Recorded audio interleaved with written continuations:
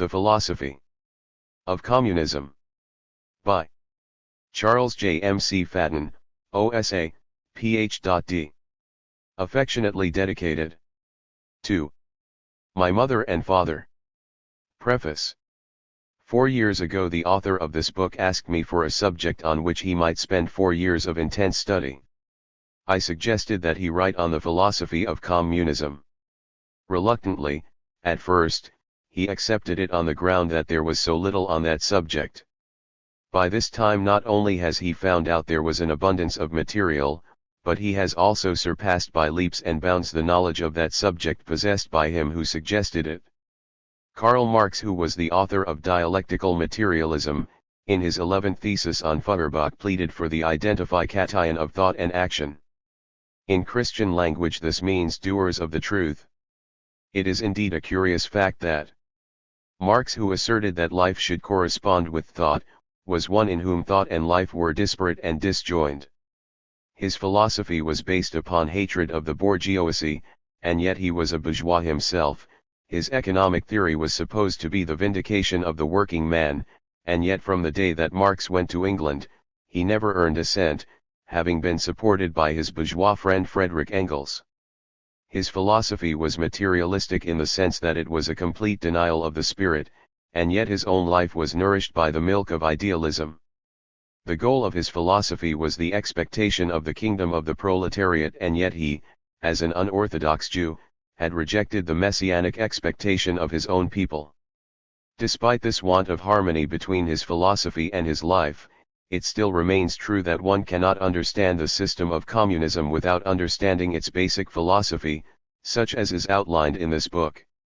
An impartial research into the writings of Marx reveals that he was an atheist before he was a communist. From his earliest writings we learn that Marx first saw man as alienated from himself because of religion which attaches him to God. The human being who pays worship to a creator is, in the eyes of Marx, separated from his own complete sovereignty and aseity. Writing in the Deutsche Französische Jahrbucher, Marx explains, as the revolution in those days began with a monk, so today it must begin in the brain of a philosopher. If Protestantism is not the true solution, it was at any rate an indication of the task.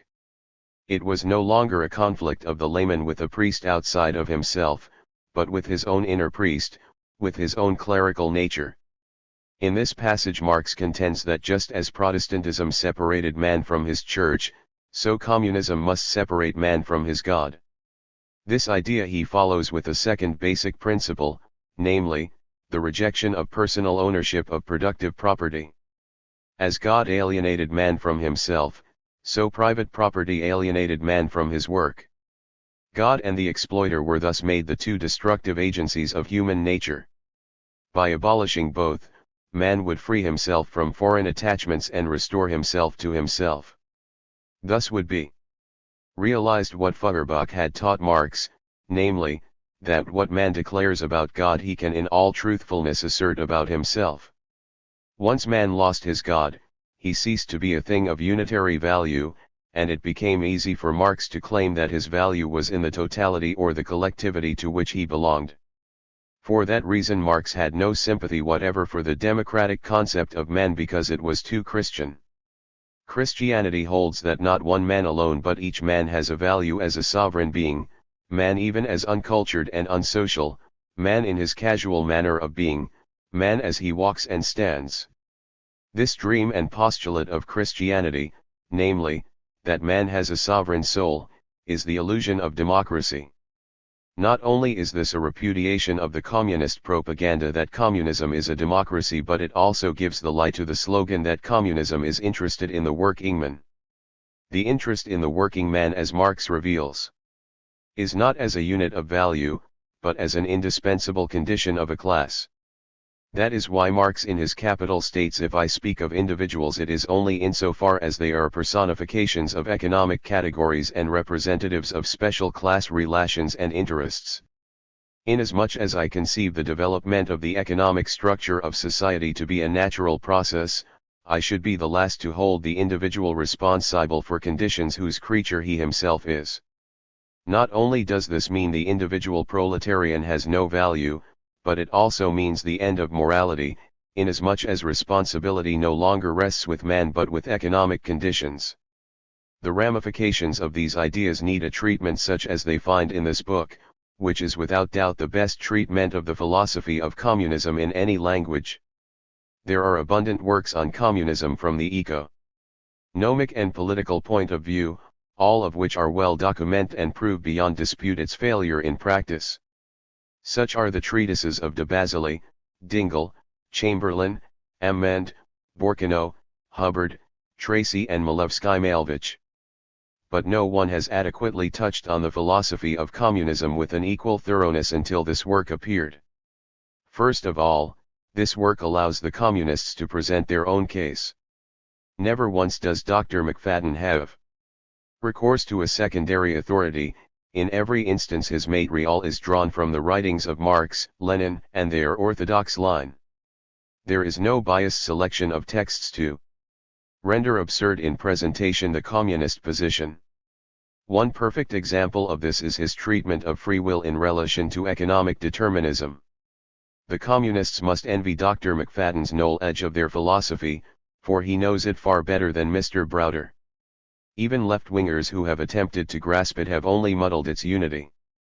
Here we have reference to such writers as Hooke, Cole, Murray, McMurray, Strachey, Selsom, and others. They have tried to save Marxism from its absurdities and in the end saved neither Marxism nor their own position.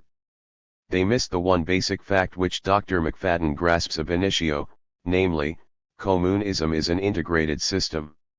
If you accept its basically false first assumption, there is no stopping its conclusions, just as if you grant 2 + 2 = 5, then you must grant all erroneous multiples based on that initial mistake. It is not only the honest mind which allows the opposition to present its case without interruption, it is also the powerful mind which knows that however vehemently error argues, truth will conquer in the end since it has reason, facts, and history on its side. In no single work is there marshaled such an array of devastating arguments against the communist position as in this. In doing so, Dr. McFadden has once more proven that Catholics know more about their enemies' position than the enemies know about the Catholic position. From now on there will be no excuse for anyone, not even for communists, for not knowing communism, as there will be no excuse for a reasonable being for being a communist. 18 governments in the world have outlawed the Communist Party as being anti-national. Dr. McFadden has made it synonymous with the anti-rational. Fulton J. Sheen. Contents. Page. Preface by Fulton J. Sheen, Ph.D., D.D. 7. Introduction. 15. The Philosophy of Communism. *I its historical background. 3. Degree Ts Philosophy of Nature. 24 II for its Philosophy of Mind. 56 4 / its Philosophy of History. 83 V Degree Sts Philosophy of the State. 107 6 Vis Philosophy of Religion. 118. 7 and FTS Philosophy of Morality. 132. 8 Degree FTS Philosophy of Revolution. 144. 9 Its Philosophy of Society. 164. A Criticism of the Philosophy of Communism. X Criticism of its Philosophy of Nature. 175. 11 Criticism of its Philosophy of Mind. 204. 12 Criticism of its Philosophy of History. 226. 13 Criticism of its Philosophy of the State. 256. 14 Criticism of its Philosophy of Religion. 274. 15 Criticism of its Philosophy of Morality. 291. 16 Criticism of its Philosophy of Revolution. 306. 17 Criticism of its Philosophy of Society. 319 Bibliography. 331 Index. 341. Introduction. The general interest in communism which characterizes the present-day world has resulted in a great many works on this extremely important subject. Some of these works have been purely historical. These have traced the origin of the movement and recorded its growth and spread throughout the world. Many other works have offered presentations of various aspects of the theory and portrayed the attempts which have been made to apply it. Still others have passed judgment upon the validity of this or that phase of the theory and evaluated its practical consequences. The publication of works of the above types is both justified and commendable. But something more is needed. There is lacking an orderly textual presentation of the fundamental philosophical principles of the Marxian theory and a critical evaluation of these principles in the light of Catholic philosophy. It is the aim of our work to contribute towards the fulfillment of this need by presenting an impartial exposition of the philosophy of communism and then to offer a criticism of these principles from the viewpoint of scholastic philosophy. Unfortunately, the comprehensive and integral character of the philosophy of communism is not generally known. Slight as is his real appreciation of the Church, the educated Bolshevik has perhaps a greater superficial knowledge of Catholicism than has the average Catholic of applied communism or of communist theory, which is buried in tomes of an abstruseness beyond his patience. Asterisk. This situation arises to a great extent because of the fact that communism itself has failed to produce philosophical works in the English language which show the vast scope, depth, and strength of its position. The more common attitude of the adversaries of communism has therefore been to regard it simply as a revolutionary movement born of an intense hatred of capitalism. The truth is that communism offers a complete philosophical system which must be refuted before its revolutionary objectives can rightfully be challenged. The failure to appreciate this fact has, in many instances, rendered our defense against the onslaught of communism extremely ineffective. For, there is nothing that renders a defense so inadequate as misunderstanding the position and underestimating the strength of an opponent. Such a failure not only renders an intended refutation objectively invalid, but it serves also to strengthen the communist in the conviction that his opponents either do not grasp his philosophy or are afraid to face it. The first part of our work is therefore devoted to the exposition of the philosophy of communism, while the second part contains a chapter-for-chapter refutation of this philosophy. A few words are pertinent in reference to the sources from which we have drawn the doctrines of Marxism. All of our quotations from the German texts of Marx and Engels are drawn from the 9-volume critical edition of their works, edited by Rjazanov and published in Berlin from 1927 to 1932. In reference to those works of Marx, Engels, and Lenin which have been translated into English, we have used only those translations which have been authorized by the Communist Party.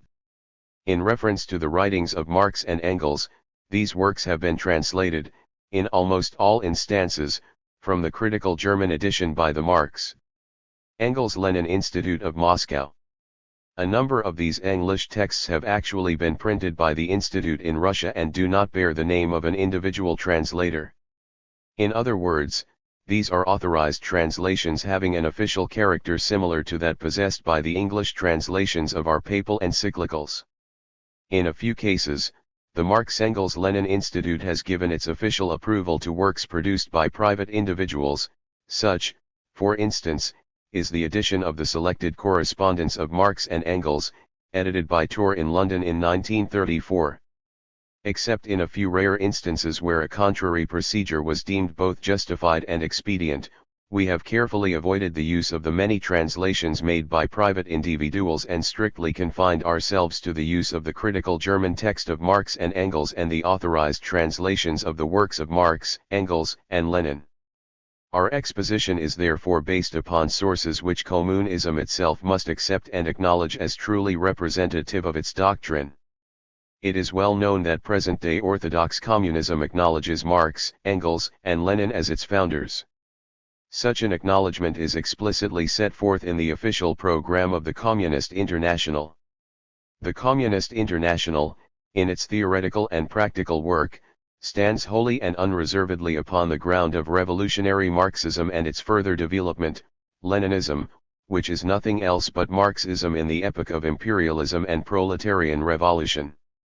advocating and propagating the dialectical materialism of Marx and Engels and employing it as the revolutionary method of the cognition of reality, with the view to the revolutionary transformation of this reality, the Communist International wages an active struggle against all forms of bourgeois philosophy. After careful consideration, we feel that the Communist International is wholly justified in the claim that its doctrines are strictly those of its founders, Marx, Engels, and Lenin. In this matter we fully agree with the analysis presented by Sherman Chang in his doctoral dissertation on the Marxian theory of the state. In the present work we have included the theory of Lenin and other modern communist leaders, we have linked it up with that of Marx and Engels. In other words, modern communism, which is sometimes called Bolshevism, is identified with Marxism. This identification is based not merely upon the claims of the communists themselves, but upon our own findings. We have tried in vain to discover the differences between original Marxism and modern communism. Doubtless there are, as will be shown later on, a few seeming deviations of the latter from the former. Yet under a closer scrutiny, such deviations are extensions or refinements of, rather than differences from, original Marxism. Extensions or refinements of a system differ from differences from it, in that the former are still based on the original system but are developed to cover situations which have not been considered before, while the latter are dissimilarities from, or contrasts to, the fundamental principles of the original system. For instance, the idea of proletarian dictatorship is a fundamental tenet of original Marxism, and a denial of it would be a point of difference from Marxism. But the dominant role of the Communist Party in such a dictatorship is simply an extension or refinement of original Marxism, because it is not a denial of the principle of proletarian dictatorship and because that dictatorship without a strong party would be impossible in practice. This question of practicability was not carefully considered by the founders of the system, perhaps, because there was no occasion to do so. So with other extensions and refinements of Marxism made by modern communists. In short, when modern communism is linked up with original Marxism, we find no essential discrepancies but simply a coherent system. Again, we have spared no effort in considering the so-called differences between Marxism and Bolshevism, which have been pointed out by various writers. After careful consideration, we have discovered that these differences are either superficial ones, or indications that these writers themselves differ from Marx.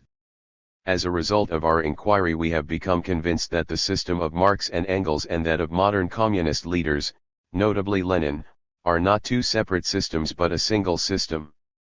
An appreciation of the strength and integral character of the philosophical system of communism can be derived, of course, only from a reading of the exposition of the theory in its entirety.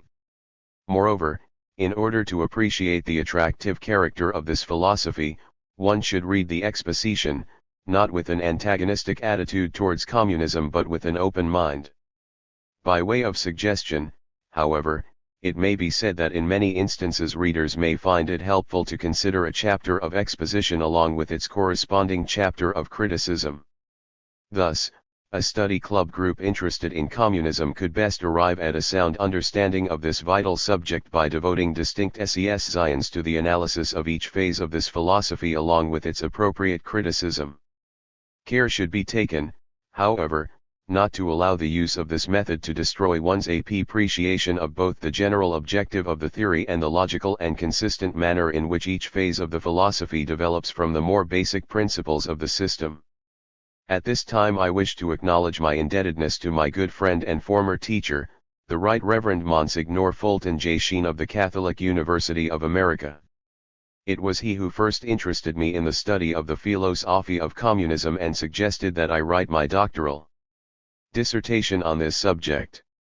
During the writing of the dissertation and throughout the composition of the present work, his advice, interest, and encouragement have been a constant source of help and inspiration.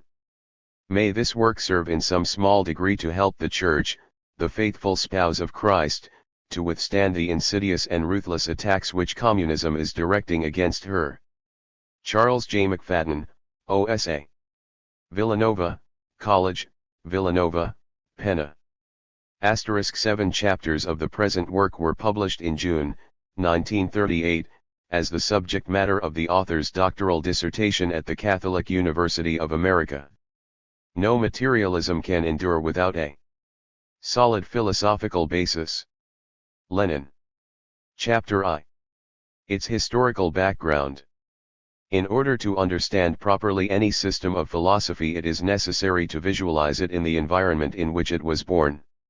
For philosophies are rarely, if ever, mere abstract theories formulated independently of time and place. Rather, a system of philosophy represents the painstaking effort of a great mind to discover the basic solutions to the problems of a particular age. Such is the origin of most systems of philosophy, and such is the origin of Marxism. The proper approach, therefore, to an analysis of the philosophy of Marxism is, we believe, to place it in its historical setting. In this first chapter, then, we shall endeavor to portray the spirit of the age and the purposes of the men who brought Marxism into the world. We do not intend to give a complete history of Marxism or of the life of Marx. Rather, we shall first show the character of the environment in which Marxism rose and how this environment was fruitful soil for the birth and development of such a philosophy. Secondly, we shall trace the development of the theory in Marx's mind up to that point in his life where it can be safely stated that he possessed all the essentials of dialectical materialism and saw them, more or less clearly, as the basic principles of an integral philosophy. The historical setting. The early 19th century was witness to a profound transformation in social life. In all quarters, factors were operating which were unquestionably producing a dangerous liberalism of thought and action. The remote origin of this liberalism is to be placed in the Renaissance. In that period, there is evident the release of the appetites from the healthy constraint which had formerly made man their master. The trend is first evident in the Dialectician. 6s, this period to the pagan classics, and in the growth. 9f. A new literature modeled on the style and imbued with the **e spirit of the Eritrean pagan authors. As one might expect, the growth of such a literature carried with it, implicitly but necessarily, a development of the philosophical or intellectual concept of liberalism or personal freedom. This intellectual liberalism found its application in man's assertion that he was free to devote himself without constraint or caution to the study of the pagan classics. Liberalism, however, did not remain for long, a mere intellectual concept or even the spirit of a new literature. Soon the newfound ideas of individual freedom were being applied by men to the moral actions of their own lives. As a result of this moral liberalism or refusal to recognize a law which regulates the actions of men, a period of moral decadence set in. Within a comparatively short time, the spirit of liberalism found its religious expression in the Protestant revolt of the 16th century. In this movement, religious liberalism is especially evident in the refusal to recognize authority in religion and in the assertion that each man has the right to interpret Scripture as he sees fit. The spirit of liberalism continued to spread. After it had brought men to the point where they refused to recognize that there was any authority which should regulate their personal lives, it proceeded to induce a similar disregard for the authority which governed their countries. This political liberalism, as is well known, was molded and developed especially in the writings of Locke and Hobbes in England, and in the works of Rousseau and the encyclopedists in France.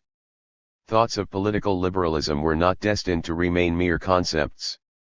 The masses of the people were, in large part, living in a state of wretched subservience to the higher classes, and it was not long before one question became dominant in their minds: if moral and religious authority could be cast off, why cannot the people also overthrow political authority which is crushing them?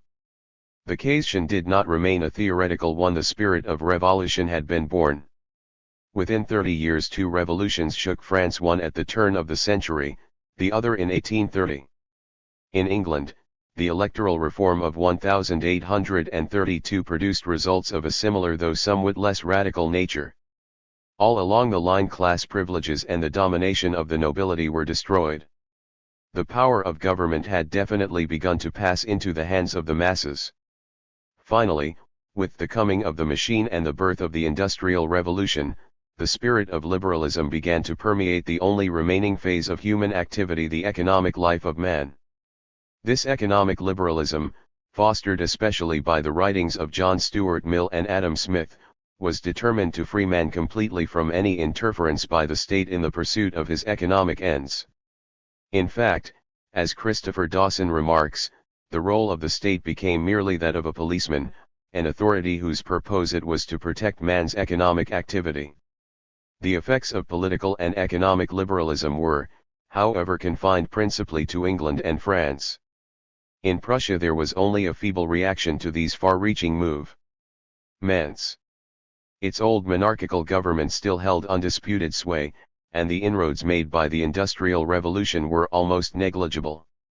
It is true that as the years went on Prussia followed in the wake of France and England. But she did so most slowly.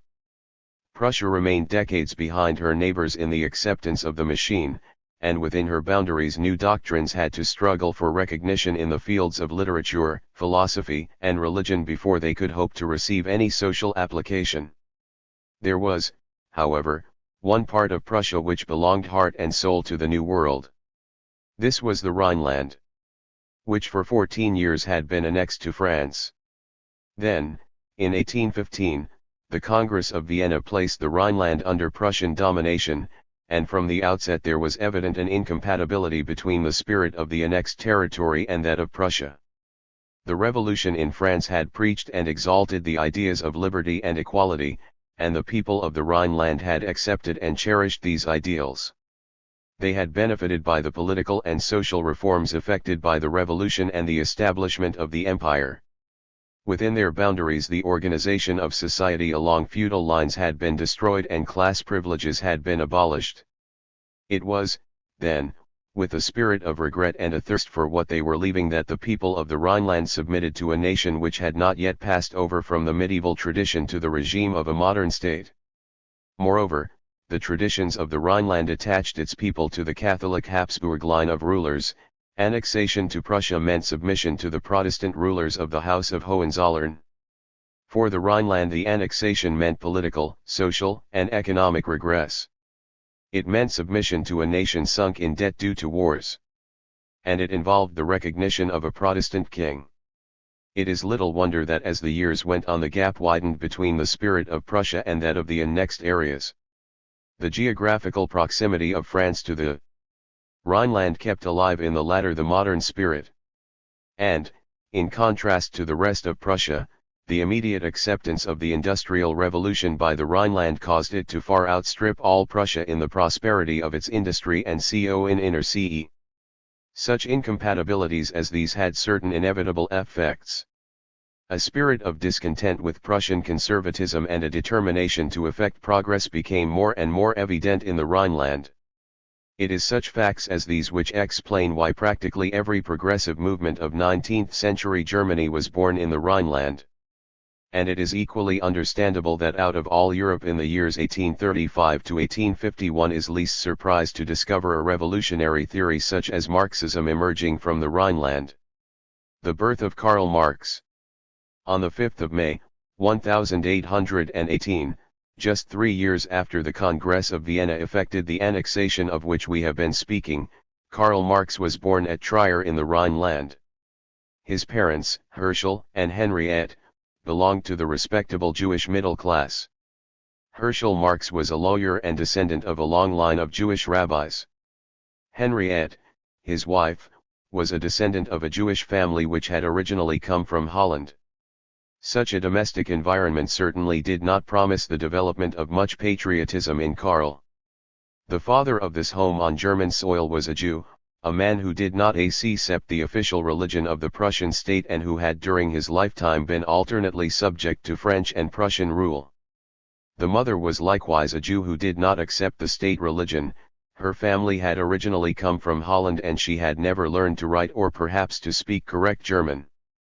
Added to these factors was the characteristic detachment of the Jewish race from affiliation with any particular nation.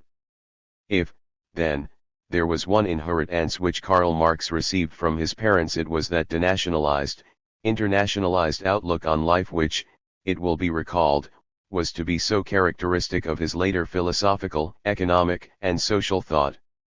The early years of Karl's life were witness to perhaps only one notable event. When he was 6 years of age, the family embraced a form of Protestantism. Strictly speaking, however, it must be said that in this instance the Marx family probably neither abjured Judaism nor accepted Protestantism. For they had never practiced Judaism, and it is usually conceded that this outward acceptance of Christianity was prompted by purely political, social, and economic reasons.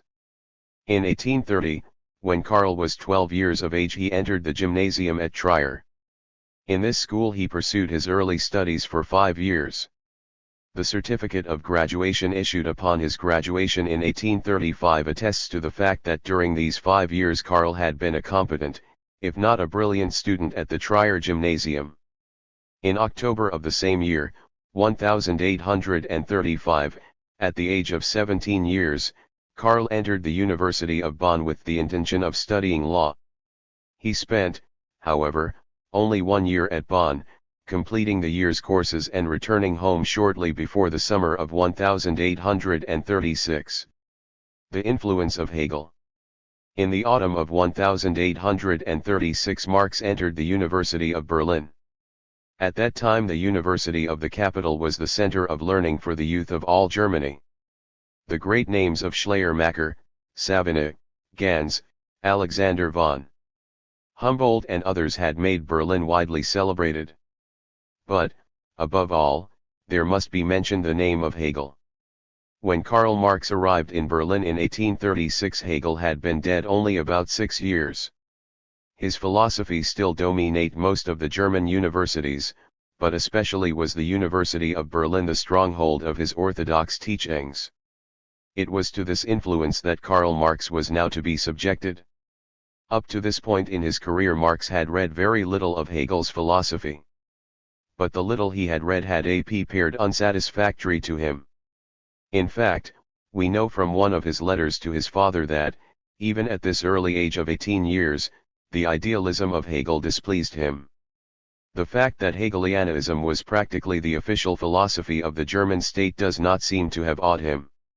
Rather, there is noticeable the desire to revolt against Hegelianism and to formulate some sort of materialistic philosophy.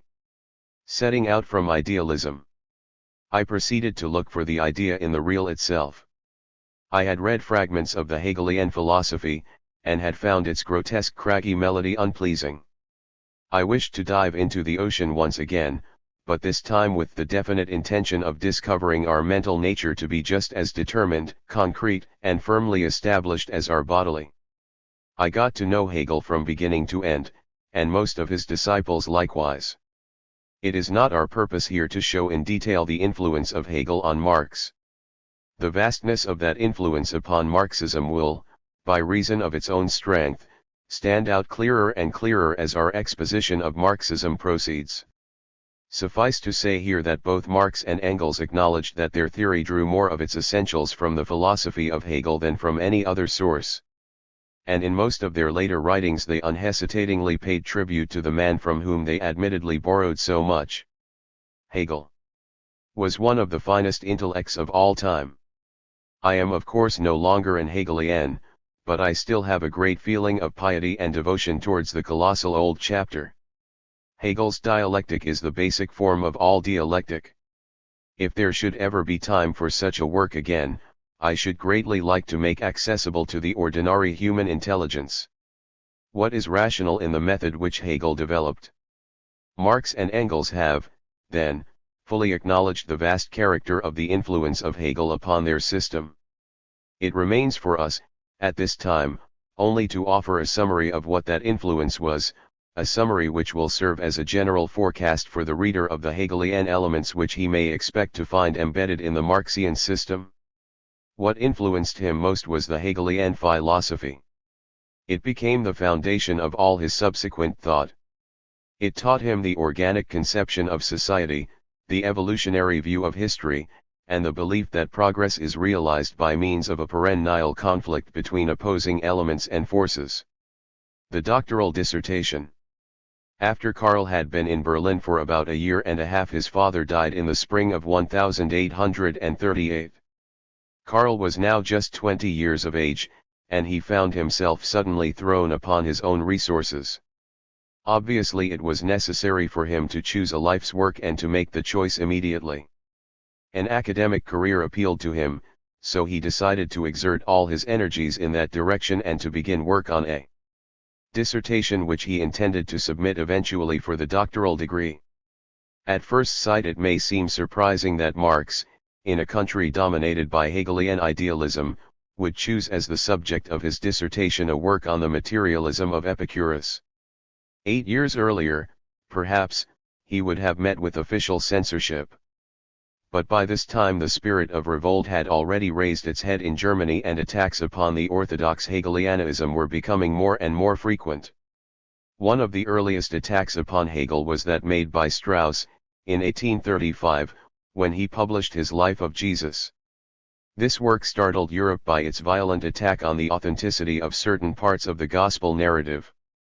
It is true that this was not a direct attack upon basic Hegelian principles, but Protestant Christianity was one of the foundation stones of the absolute German state, which, in turn, was fostered by Hegel's philosophy. Any attack, therefore, upon the established order in Germany was an indirect attack upon Hegel. Another evidence of the ever-increasing revolt against orthodox Hegelianism is to be found in the philosophical treatises published after the death of Hegel in 1830. In the years immediately following the death of the master, philosophers had been content to present faithful expositions of his teachings. Gradually, however, the philosophical treatises assumed a more independent, and finally a critical character. And by the time that Marx had chosen the topic of his dissertation, the reactionary philosophers were so numerous that they constituted a distinct school of philosophical thought. The members of this reactionary philosophical movement were generally known as the Young Hegel Ians or the left-wing Hegelians. In Berlin, Marx joined the left-wing Hegelians.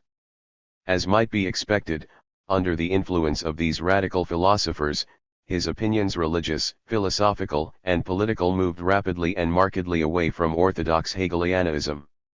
Marx began work on his dissertation late in 1838, and he completed it in a little more than 2 years. During the time of its composition, the scope of the dissertation was somewhat broadened.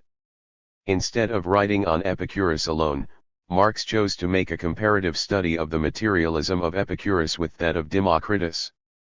The completed dissertation then bore the title, On the Differences between the Natural Philosophy of Democritus and of Epicurus.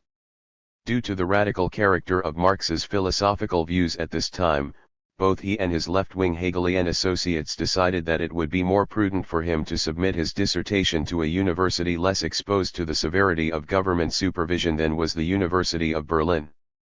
In April of 1841 Marx, accordingly, presented his dissertation to the University of Jena and was granted the degree of Doctor of Philosophy. In the light of our interest in the development of Marx's thought, there are several features of his doctoral dissertation worthy of our notice. First, it is clear from the dissertation that as yet he had not formulated any definite philosophy of his own. He had not yet fully broken away from idealism. In fact, the dissertation is, in general, written on the idealist basis. Secondly, the strong appeal which materialism had for Marx from his youth is evident in the topic he chose for his dissertation. The Prussian academic world was dominated by idealism and supported in its stand by the government. And yet, at 20 years of age, Marx dared to choose as the subject of his dissertation a comparative study of two materialistic philosophies. Thirdly, in the dissertation Marx shows a definite preference for the materialism of Epicurus over that of Democritus for a reason which should be, for us, very significant. He believed that the materialism of Epicurus contained, at least to some extent, an energizing principle, and this strongly appealed to him. Herein we find the first trace of his desire for a materialism characterized by some sort of principle of inherent activity. A few years later he was to utilize the Hegelian dialectic for this purpose in his own philosophy. Lastly, the dissertation forecasts the hatred of religion which eventually was to characterize the philosophy of Marx. In the foreword of the work he used as his own motto the words of Aeschylus Prometheus, "In one word I hate all the gods." Moreover, he preferred the materialism of Epicurus to that of Democritus because he felt that a vitalized materialism would better enable man to revolt against and to throw off the crushing weight of religion. After receiving his doctoral degree from the University of Jena in the spring of 1841, Marx was encouraged by Bruno Bauer, one of his left-wing Hegelian friends, to come to the University of Bonn. Bauer was a professor at the Lateർ University and felt certain that he could secure a teacher's position for Marx. Such an opportunity was not to be neglect, so Marx hastened to accept the invitation. During the previous year, Bauer had published his extremely radical historical criticism of the Synoptic Gospels. Among conservative groups and, more important still, in official government circles the work had immediately rendered Bauer suspect. But in popular circles, especially among the liberals, the work had brought him fame and many hailed him as an original thinker. It was in this light of glory that Marx found Bauer when he arrived in Bonn in the late spring of 1841. Bauer was delighted over the welcome his own work had received. Marx was enthusiastic and anxious to do something to bring recognition to himself in the academic world which he was about to enter. At this point Bauer and Marx conceived the bold idea of publishing a journal of atheism, but the proposal never materialized. Then they collaborated on a fatal piece of work. Anonymously, they published an attack on Hegel in a small pamphlet entitled The Trump of the Last Judgment on Hegel. Without any undue loss of time, the Prussian offizials discovered the identity of the authors, confiscated the pamphlet, and removed Bauer from his professorship at the university. For the second time in his life Marx faced the task of choosing a life's work and of making the choice immediately. He knew that the unfortunate incident at Bonn had destroyed all hopes of an academic career at that university. And now that government officials were aware of his radical tendencies it was equally certain that it would be almost impossible for him to obtain a position at any of the GER2 ALU 111 VCTS1 TLES. Marx was now a young man of 23 years of age, possessing a doctor's degree, but without hope of an academic career. As yet he had not formulated any definite philosophy of his own, but in his heart he was a materialist. He disliked idealism vehemently, but his philosophical conscience forbade the rejection of it.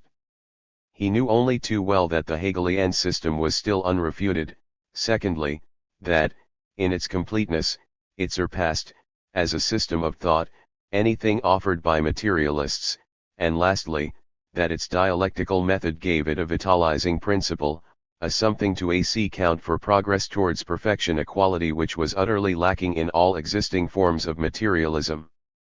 The influence of Feuerbach.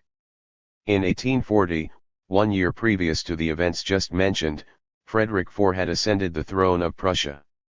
The ever-increasing tendency to revolt against the established order had deeply concerned the new king. He lost no time, therefore, in passing state laws which endeavored to impose the strictest form of orthodox Hegelianism on all schools and universities. As very often happens in such cases, the prohibiting laws served only to achieve the opposite effect. The German world of philosophy quickly lined up in two solid camps, the orthodox Hegelians and the left-wing radicals. One of the members of the radical group now came forward with a work which was destined to play a major role in the formation of Marxism. In 1841, before Marx had yet recovered from his misfortune at Bonn, Ludwig Feuerbach published his Essence of Christianity. The influence of this work can hardly be overestimated. Led by the revolutionary writings of Strauss and Bauer, the battleground up to this point had been in the field of religion. With a single blow, Feuerbach's Essence of Christianity shifted the battle to the arena of philosophy. Feuerbach's book was received by Marx with unconcealed joy. Here, at last, was a refutation of Hegel and an invincible case for materialism. The effect of the work on both Marx and Engels is well stated by the latter in his small volume on the philosophy of Feuerbach. Then came Feuerbach's Essence of Christianity. With one blow it placed materialism on the throne again. The spell was broken. The system was exploded and cast aside. One must have experienced the liberating effect of this book to get an idea of it. Enthusiasm was general, we all became at once Feuerbachians. How enthusiastically Marx greeted the new conception and how much in spite of critical reservations he was influenced by it one may read in the Holy Family. Feuerbach, in many respects, forms an intermediate link between Hegelian philosophy and our conception. For the next 3 years, 1841 to 1844, Marx was to remain an ardent believer in the philosophy of Feuerbach. It is true that he never accepted this philosophy in its entirety, but it is equally true that he utilized many of the basic principles of Feuerbach's thought as foundation stones of his later philosophy. Marx, in the decisive years between 1841 and 1844, was a Feuerbachian to be sure, with critical reservations. Die Heilige Family was written in behalf of the philosophy of real humanism, a phrase directly taken out of Feuerbach. In the unpublished papers of 1844, which appear under the title of Philosophische Ökonomische Fragmenten in the Gesamtausgabe, the Feuerbachian influence is even more perceptible. And in the very manuscript in which he definitely breaks with Feuerbach, Die Deutsche Ideologie, we find a warm defense of Feuerbach against the attacks made upon him by Bruno Bauer and Max Stirner. Feuerbachian elements, not to mention characteristic modes of expression, abound even in the maturest works of Marx. Like Feuerbach, Marx calls for a reconstruction of philosophy as a method of approaching the practical problems of man. Like Feuerbach, he regards human beings in their empirical social contexts as the carriers of the cultural process. Like Feuerbach, he explains the false traditional conceptions of the world in terms of fetishistic expressions of activities unconsciously engaged in at different times and periods. The influence of journalism. In the autumn of this same year 1841, not long after Marx had left Bonn, a group of the left-wing Hegelians decided to establish a radical paper in Cologne. The paper was to be known as the Reinigungszeitung, and the first issue was scheduled to appear on the 1st of January, 1842. Marx was very much interested in this new project. In fact, he had been asked to write for the paper. His name, however, does not appear among its original contributors, but we do know that by May 1842, he had established his residence in Cologne. Very soon afterwards he became one of the most regular and prolific contributors to the paper. Article after article flowed from his pen, each more revolutionary than the preceding, each a ruthless attack upon the Prussian government and its laws. Before long, the Reinigungszeitung was the most important radical paper in the German states. The success of the paper was due in no small part to the tireless energy of Marx. As a reward for his labors, Marx was made editor of the Reinigungszeitung in October 1842. In his role of editor, Marx became acquainted with the everyday life of the German lower classes. His daily work brought him into intimate contact with the living conditions and social problems of the masses. This phase of human life had never before concerned him. At this point in his career it may be said that Marx, for the first time in his life, realized the need of a social philosophy. Within a few months Marx abandoned the editorship of the Reinigungszeitung. 2 reasons prompted his action. In the first place, there was the ever-increasing rigidity of the Prussian censorship. In fact, the government had ordered the paper to cease publication on March 31, 1843. Secondly, a rival paper, the Allgemeine Zeitung, had challenged a number of editorials which Marx had written on current social conditions, and Marx had been unable to defend successfully the statements he had made. For a time he endeavored to parry the attack but was finally forced to admit that he was unfamiliar with the most recent advances in social philosophy. Hegel's idealistic system still formed the bulk of Marx's philosophic knowledge, and it naturally made no provision for such material things as social problems. Marx was truly embarrassed and begged leave to abandon his post in order that he might study contemporary social philosophy, especially as found in the works of the French socialists of his day. Plans for the revival of the Reinigungszeitung on foreign soil were, however, soon underfoot. Switzerland, Strasbourg, and Brussels were successively considered and rejected as possible locations for the publishing of the periodical. In the autumn of 1843, it was finally agreed that Paris would be the best place to publish the revised Reinigungszeitung. The periodical was to bear a new name. It was to be known as the Deutsch-Französische Jahrbucher, and the first number of the new journal was to appear as early as possible in the year 1844. Naturally, Marx had been invited to cooperate in this new project, and the prospect of writing for an uncensored paper in Paris, the center of French socialism, strongly appealed to him. There was no time to be lost. So before the end of November 1843, Marx and his wife had already arrived in Paris. After some delay, the first and only issue of the journal appeared in March of 1844. The journal met with innumerable difficulties. Since its writers were predominantly men and unknown to the French reading public, the one issue failed and few contributions for the project were received. The financial obstacles were insuperable, so it was decided that no further issues would appear. The Deutsch-Französische Jahrbucher is worthy of mention in the development of Marx for two reasons. In the first place, it furnished the occasion of his coming to Paris.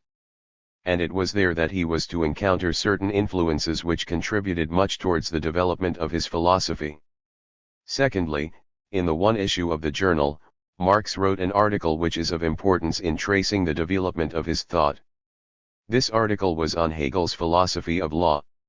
In this article Marx contended that legal and constitutional forms are the necessary product of the material conditions of life, that what material conditions have created they can overthrow, that political revolution must inevitably follow the progress so evident in modern science and industry.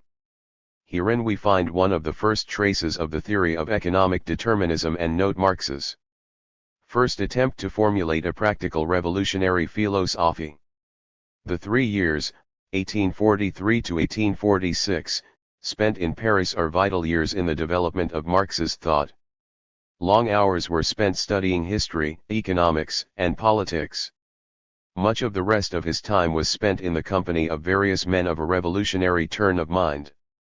It was in this way that he met Michael Bakunin and a number of other Russian revolutionaries. Contact with men of this type naturally had its effect, and the revolutionary spirit deepened in Marx's mind. The influence of Proudhon. One of the most important acquaintances which Marx made in Paris was that with Pierre-Joseph Proudhon. For some time past Proudhon had been an enthusiastic socialist. Despite his lack of a knowledge of the German language, he had picked up a smattering of Hegelian philosophy from French translations and through intercourse with various German scholars resident in Paris. Strangely enough, Proudhon had conceived the idea of applying the dialectics of Hegel to social and economic problems. In fact, long before Marx had arrived in Paris, Proudhon had published works in which he endeavored to make such an application. Due to his superficial knowledge of Hegelian philosophy, his attempts were, it is true, wholly unsatisfactory. But the idea of making such an application was original and was to have far-reaching effects. In Paris, Marx and Proudhon met often, and their discussions frequently lasted throughout the evening and into the early hours of the morning. Proudhon was willing to learn, and he listened eagerly as Marx endeavored to give him a true understanding of Hegelian philosophy. The discussions, however, were not one-sided, and Marx received from Proudhon an idea of incalculable importance. In the course of their conversations, Proudhon rebuked Marx for the remnants of idealism which still remained in his mind. The Hegelian dialectics of the idea, Proudhon asserted, were valueless as long as they could not be applied to real life. Proudhon then told Marx that if he wanted to see real dialectics, the real conflict of opposites, to look about him in society. In class conflict, in the constant and bitter opposition of the lower and higher classes was to be found the real dialectics. At this point Marx, for the first time, saw his own philosophy as an integral system. He had always wished to retain the Hegelian dialectic, but he had found no way in which he could separate it from its idealistic setting. He had always wished to hold a materialistic philosophy, but he had found no system of materialism which presented a satisfactory explanation of progress.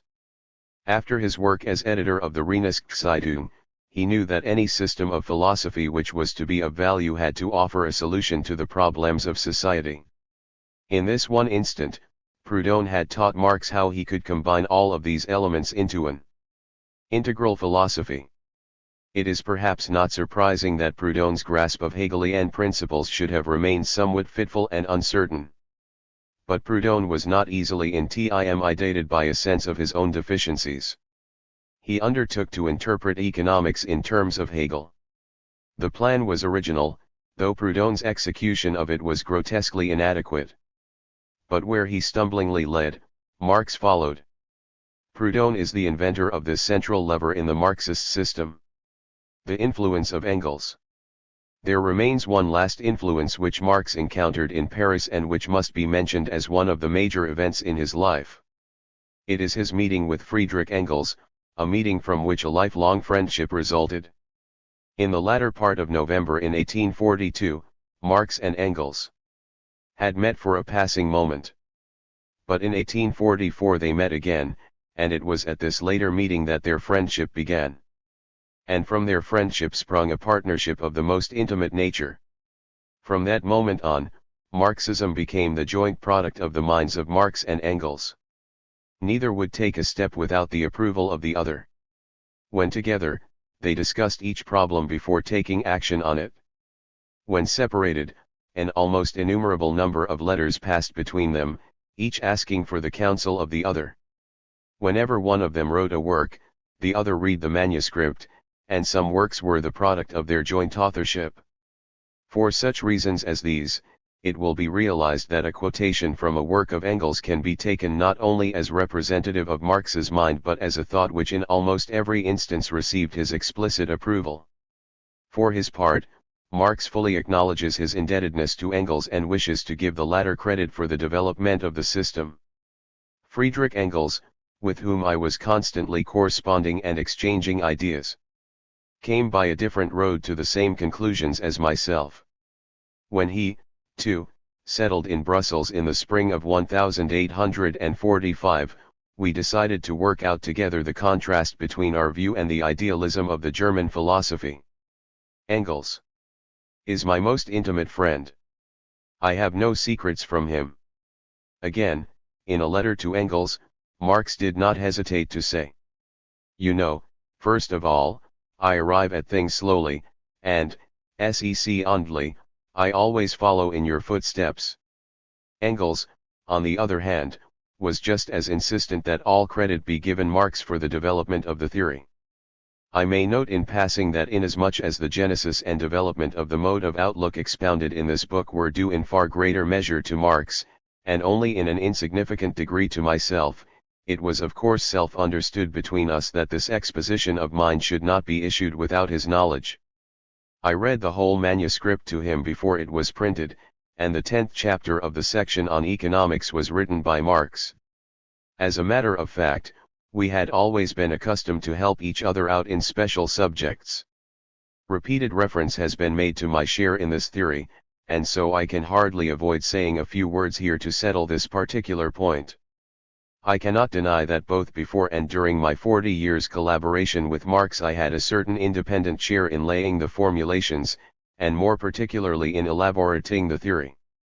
But the greater part of its leading basic principles, particularly in the realm of economics and history, and, above all, its final, clear formulation, belong to Marx. What I contributed at any rate, with the exception of a few special studies, Marx could very well have done without me. What Marx accomplished I would not have achieved. Marx stood higher, saw farther, and took a wider and quicker view than all the rest of us. Marx was a genius, we others were at best talented. Without him the theory would not be what it is today. According to the analysis which we have given in this chapter, the Marxian theory was basically complete by the year 1846. It is therefore interesting to note that Engels, in his preface to Marx's Poverty of Philosophy, gives us an assurance that our analysis has been quite correct in this regard. The present work was produced in the winter of 1846 to 1847, at a time when Marx had cleared up for himself the basic features of his new historical and economic outlook. It is believed that the present chapter has now accomplished its purpose. We have shown, first of all, the character of the environment in which Marxism was born, and indicate how this environment was fruitful soil for the birth and development of such a philosophy. Secondly, we have traced the development of the theory in Marx's mind up to that point in his life where it can be safely stated that he possessed in an integral manner all the essentials of his philosophical theory. The historical background to Marxism has now been presented. In the following chapters we turn our attention to an analysis of the theory itself. Chapter 2. Its philosophy of nature. In this chapter it is our intention to offer an objective presentation of the Marxian philosophy of nature. Marxism is admittedly a materialistic philosophy and, as such, it regards matter as primary to all other forms of existence. It is, therefore, most logical and fitting to open an exposition of Marxism with a presentation of its philosophy of nature. Indeed, as we shall presently show, Marx and Engels themselves have insisted that their philosophy begins with an analysis of nature. Before entering upon our exposition of the natural philosophy of Marxism, it will be necessary to treat three introductory problems: why Marx and Engels regarded the philosophy of nature as essential to their system, why they rejected 18th-century materialism, the nature of the dialectical method of Hegel. These three subjects are, for the most part, unrelated to each other, but a proper understanding of the Marxian philosophy of nature involves a knowledge of all three. Marx and Engels did not regard nature merely as supporting their philosophy, rather, they maintained that dialectical materialism is derived from nature. Some readers may wonder why it should be necessary to support with evidence the statement that orthodox Marxism is based upon and logically derived from a dialectical analysis of nature. Such, one would think, would be the most logical basis for a materialistic philosophy. The necessity arises principally from the fact that Marxism, like most schools of thought, has its heretics, men who call themselves Fall 24 lowers of Marx, but who adulterate his teachings to their own liking. One such group of Marxian heretics has contended that a philosophy of nature is not an essential part of the Marxian system. For them, Marxism is only a social philosophy. Among modern Marxians who hold the above opinion is Sidney Hook, who admits that nature may be dialectical, but insists that there is no necessary connection between a dialectical analysis of nature and the social philosophy of Marxism. In other words, he would restrict Marxism to the field of social philosophy. Marx's conception of dialectic is historical and restrict only to a consideration of the causes, nature, and effects of human activity. Whatever the natural dialectic may be, it is not the basis of the class struggle. A consideration of the writings of Marx and Engels, however, reveals that they regarded the philosophy of nature as vital to their system, and that they did insist that the dialectic of nature is the basis of the class struggle. In the first place, at least three letters of Marx indicate the importance which he attached to the dialectical, materialistic analysis of nature. These letters leave no doubt that he regarded his philosophy of nature as the basis of his social philosophy. During the past 4 weeks I have read all sorts of things. Among others Darwin's work on natural selection. And though it is written in the crude English style, this is the book which contains the basis in natural science for our view.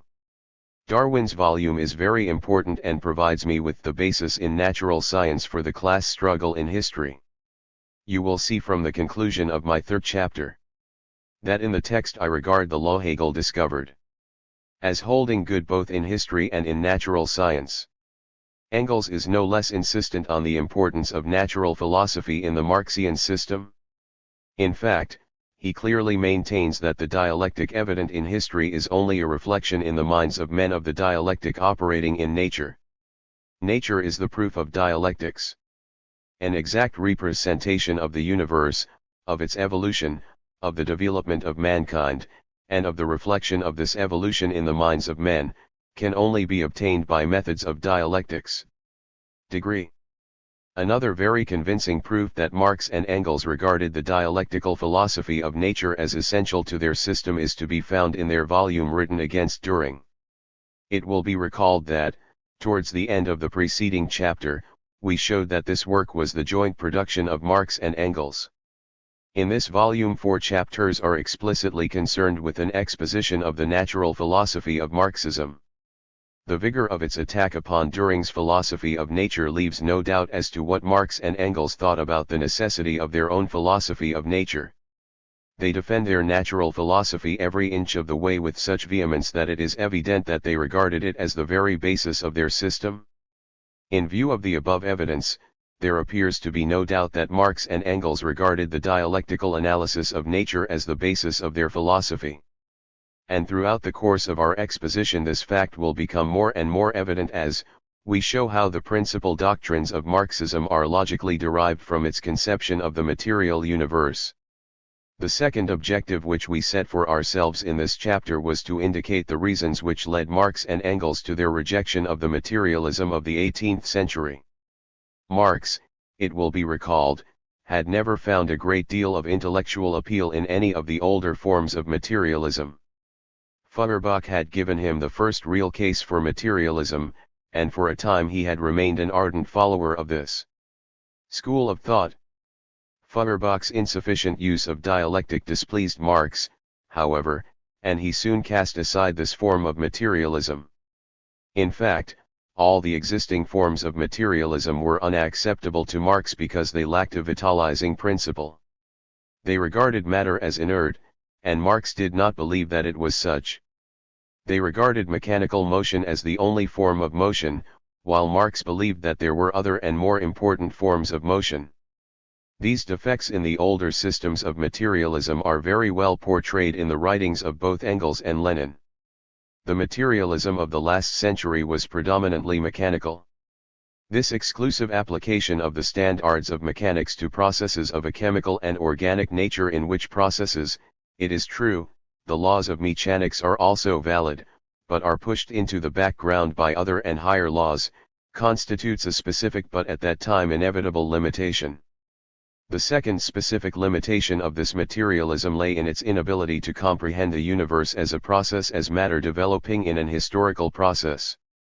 This was in accordance with the level of the natural science of that time, and with the metaphysical, that is, the anti-dialectical manner of philosophizing connected with it. Nature, it was known, was in constant motion. But according to the ideas of that time, this motion turned eternally in a circle and therefore never moved from the spot, it produced the same results over and over again. This conception was at that time inevitable. This defect in the old materialism is undeniable, its failure to appreciate the relativity of all scientific theories, its ignorance of dialectics, its exaggeration of the mechanical viewpoint. Marx and Engels studied all the older philosophies of materialism and found them unsatisfactory. But their analysis of these philosophies, especially Feuerbach's, was not in vain. Rather did it serve a twofold purpose: it enabled them to discover the defects of the various materialistic philosophies and, knowing what these defects were, it made them better able to undertake the task of formulating a materialistic philosophy which would be free of such deficiencies. Feuerbach, though unsatisfactory in his crude materialism, gave to Marx and Engels an invaluable clue to the solution of their problem. In his attempted presentation of a new materialism, he had utilized, to some extent, the dialectic of Hegel. Marx and Engels were not slow to see the possibilities of this procedure. They suddenly saw that in one dualism was to be found the very elements upon which there could be erected a living, vitalized philosophy of materialism. The dialectic had been the heart and soul of Hegel's idealism. They would make it the heart and soul of their materialism. The nature of dialectics. The third preliminary consideration which we promised to offer before entering upon our exposition of Marxism's philosophy of nature was an analysis of the dialectical method of Hegel. It is our intention to present this analysis by showing the general meaning of dialectic, the manner in which Hegel applied dialectic to the development of the idea, and lastly, the manner in which Hegel applied dialectic to the development of the world of nature. The meaning of dialectic. The word dialectic had its origin among the ancient Greeks. It was used by them to characterize the art of discourse and rebuttal, the art of disputation. In later centuries, especially after the birth of scholastic philosophy, the word dialectics was used synonymously with logic or the science of right thinking. Basically, the Grecian and scholastic uses of the word are almost identical. Each used the word in reference to the art of disputation. The Greeks used it to characterize the art itself, while the scholastics used it as synonymous with the laws of thought which were to be observed in the practice of the art. In both instances the word dialectic referred to the practice of statement and counterstatement by two adversaries, each endeavoring to destroy the proof upon which his opponent had based an assertion. At first sight, dialectic, or mutual intellectual opposition, might seem to be purely destructive in character. Upon closer analysis, however, it becomes evident that this dialectic, this clash of contradictory opinions, possesses a twofold value. It places in bold relief two contradictory views relative to a particular topic, and, as a result, gives both disputants a fuller grasp of the truth. The dialectic and the idea. In modern times, Hegel noticed the twofold value of dialectics and was fascinated by it. Further analysis of the practice of dialectics soon led him to a very important observation, namely, that dialectics is always productive of a more developed idea, richer in its content of truth. This final idea, he contended, is always arrived at through a series of three stages. The first stage of the dialectical movement is the enunciation of the positive truth contained in the original idea. This first stage in the development of the idea Hegel called the thesis. The thesis, or the original concept, contains within itself its opposite, its contradictory. This second stage in the dialectical development of the idea Hegel called the antithesis, that is, it was a negation of the thesis or first stage. It is not to be thought that the second stage, the antithesis, or negation, is an annihilation or resolution into nothingness of the first stage, the thesis. Rather, it is a negation such as Spinoza spoke of when he said that all determination is negation, that is, the second phase of the dialectical movement limits or qualifies the original concept by a negation of a portion of its content. Thus, since the second stage, the antithesis, is an attack upon error inherent in the first stage or thesis, it may be said that indirectly the negation does contain a positive content of truth. But neither in the thesis nor in the antithesis, the first and second stages, is there to be found the full truth. The continued operation of the negation against the thesis brings into existence the third stage. This third stage, which represents the developed idea, Hegel called the synthesis, that is, it is a uniting of the content of truth which was contained in both the thesis and the antithesis. It was in this manner that Hegel believed the idea developed, that is, through the three stages of thesis, antithesis, and synthesis. And it is to be noted that this dialectical development of the idea resulted wholly from the nature of the idea itself. For, since it is the nature of a concept to contain its opposite, the mere positing of an idea brings into existence the antithesis and, finally, the synthesis. It is equally evident that, for Hegel, this dialectical development of the idea is capable of continuing indefinitely. In other words, the developed idea, the synthesis, of one dialectical process may readily become the thesis of a new dialectical movement. The three stages of thesis, antithesis, and synthesis will then once more produce a still more developed idea, an idea still richer in its content of truth.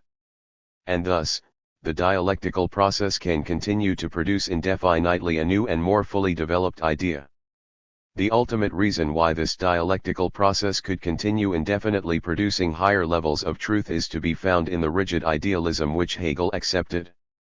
For him the universe was only an externalization of the absolute idea, man is only a portion of that universe, and hence, regardless of the extent to which the idea developed in the human mind, it could never be fully true, it would always be at most a partial truth because it was contained within man, who was but a part of the universe, part of the externalization of the absolute idea. Since the idea in the human mind would always be only partially true, it would always be open to a negation of some of its content, there would always be that aptitude for an antithesis and a synthesis, and the dialectical process could thus go on indefinitely producing a more developed idea. Hegel holds that the universe is a whole or unity, in which complete truth and complete reality are merged. Just as anything which is less than the whole is regarded as possessing only partial reality, so any doctrine are faulty, they direct the attention of the mind which analyzes them to their contrary or refuting doctrines. The dialectic and reality.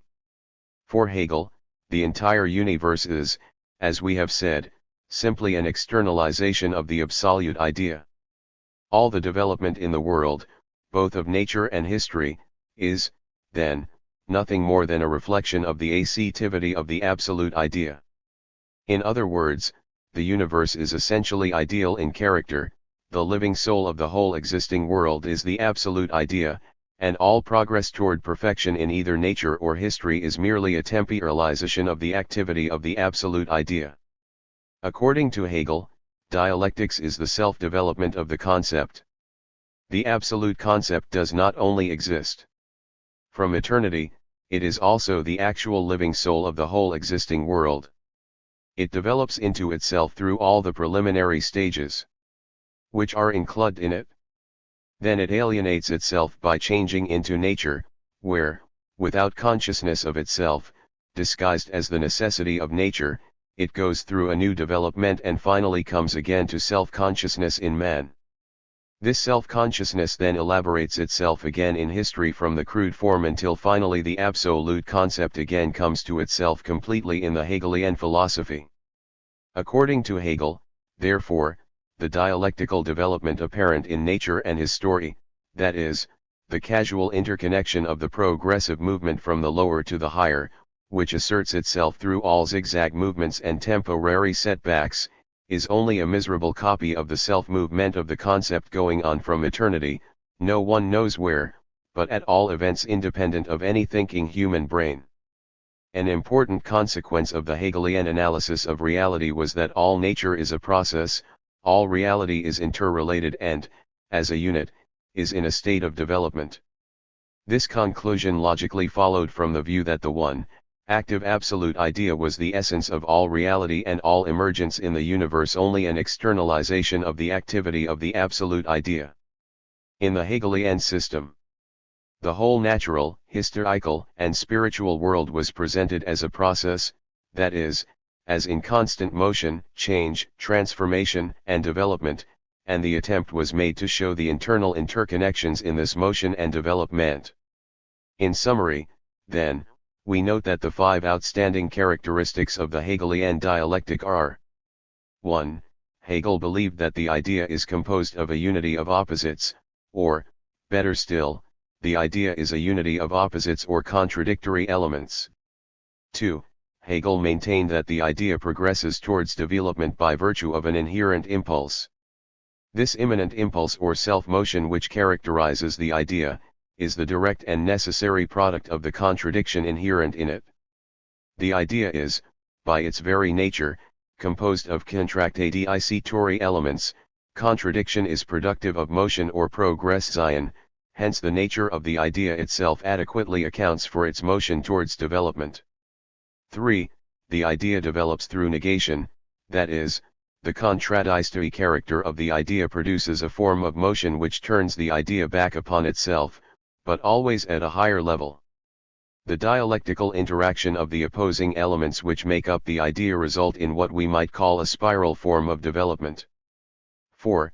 The universe is a constantly developing process, that is, all reality is interrelated and all things are in a state of continual interaction one upon another. 5. The development of the idea is capable of continuing on indefinitely, that is, the idea will always necessarily contain its opposite, and thus it will always be capable of further development through the dialectical process. The natural philosophy of Marxism. The Hegelian dialectic was the portion of idealism upon which Marx based his materialism. It afforded a sound basis for a materialistic philosophy because it provided materialism with an energizing principle it so badly needed. It was certainly a revolutionary step for anyone to consider using the dialectic of Hegel's idealism as the basis of a philosophy of materialism. But Marx did not hesitate for a moment. Rather, he acknowledged that the Hegelian dialectic was the basis of all dialectic and stated that he was going to turn it upside down and make it the weapon of a philosophy of materialism. Although in Hegel's hands dialectic underwent a mystification, this does not obviate the fact that he was the first to expound the general forms of its movement in a comprehensive and fully conscious way. In Hegel's writings, dialectic stands on its head. You must turn it right way up again if you want to discover the rational kernel that is hidden away within the wrappings of mystification. Marx now proceeded to lift the Hegelian dialectic out of the philosophy of idealism. Hegel used the dialectic as the basis of dialectical idealism. Marx turned Hegel's dialectic upside down and made it the basis of a complete philosophical system of dialectical materialism. For Hegel, the idea was composed of contradictory elements. For Marx, matter is composed of contradictory elements. The contradictory character of the idea accounted for Hegelian development. The contradictory elements in matter account for Marxian development. For Hegel, the idea was self-sufficient, its contradictory nature provided it with motion towards development. For Marx, matter is self-sufficient, its contradictory nature provides it with a motive force of development, an immanent principle which dispenses with the need of any cause external to itself. The separation from the Hegelian school was the result of a return to the materialist standpoint. Hegel was not simply put aside. On the contrary, one started out from his revolutionary side, from the dialectical method. But in its Hegelian form this method was unusable. According to Hegel, dialectics is the self-development of the concept.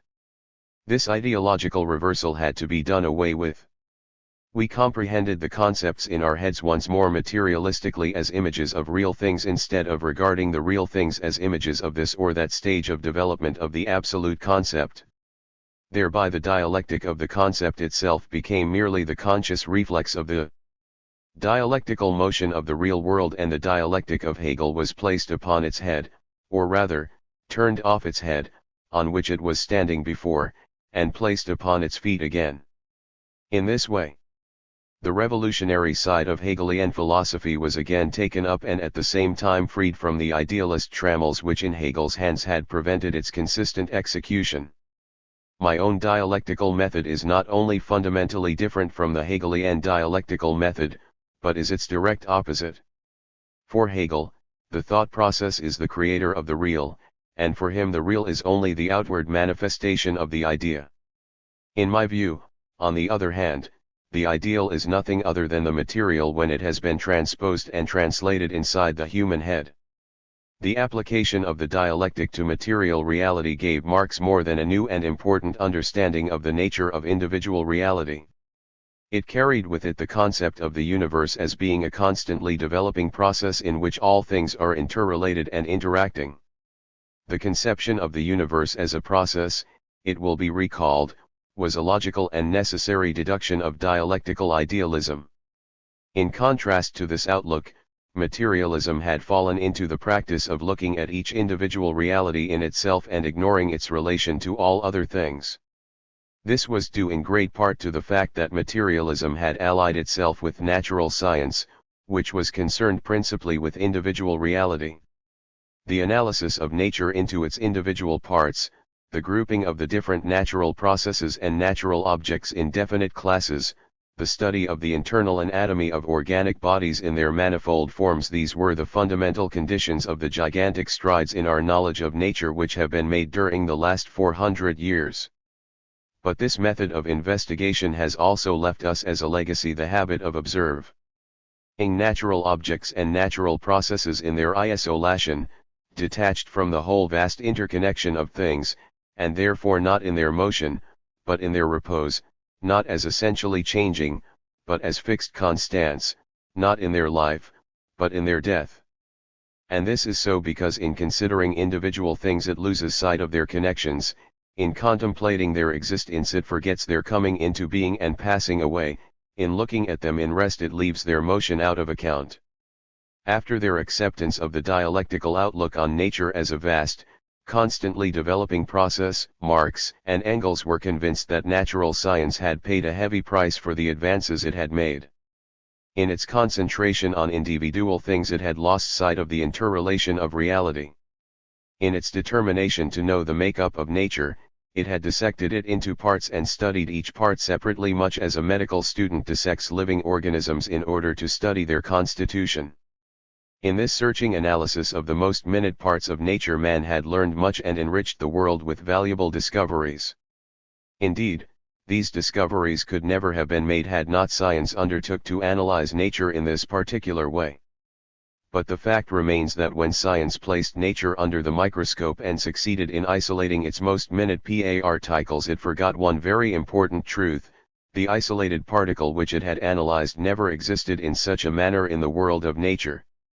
In the real world that individual entity was part of a whole, it was acting upon other realities and other realities were acting upon it. In short, it had been part of a great process of interacting realities, and a true and adequate knowledge of its nature would have to take that fact into consideration. Science had not done this, and thus it came about that science, in its zeal to analyze individual things, forgot that which had been for centuries an observation of ordinary human experience, namely, that all things in the world of nature are intimately related in an organic fashion. Marx and Engels believed that idealism, in contrast to natural science and the materialistic philosophies, had preserved this proper outlook on the universe. They therefore readily accepted this concept of the world of nature both as a necessary conclusion of dialectics and as the only understanding of nature consonant with the facts of ordinary human observation. When we reflect on nature, or the history of mankind, or our own intellectual activity, the first picture presented to us is an endless maze of relations and interactions. The world is not to be comprehended as a complex of ready-made things, but as a complex of processes. The inversion of the Hegelian dialectic and its application to materialism thus gave Marx a new outlook on the universe. Instead of matter being regarded as an inert entity characterized only by mechanical motion caused by an external agent, Marx conceived it as essentially active. Things were no longer regarded as so many distinct and independent realities in the world of nature. Marx envisaged them as parts of one great process wherein all things are related and interacting. This new concept of reality formed the basis of Marx's dialectical materialism. Without appealing to any cause external to matter itself, this analysis of nature offered an explanation of all natural phenomena. An adequate understanding of this dialectical analysis of nature can best be attained if we regard matter as being characterized by three laws: the law of opposites, the law of negation, and the law of transformation. The law of opposites a. In the final analysis, every system of philosophy erects its structure upon some basis which it regards as beyond the possibility of challenge. It was the quest of such a basis that led Descartes to the formulation of his famous cogito, ergo sum. Dialectical materialism also erects its framework upon a foundation, the truth of which it believes to be beyond challenge. Dialectical materialism does not begin by maintaining that some truth is self-evident.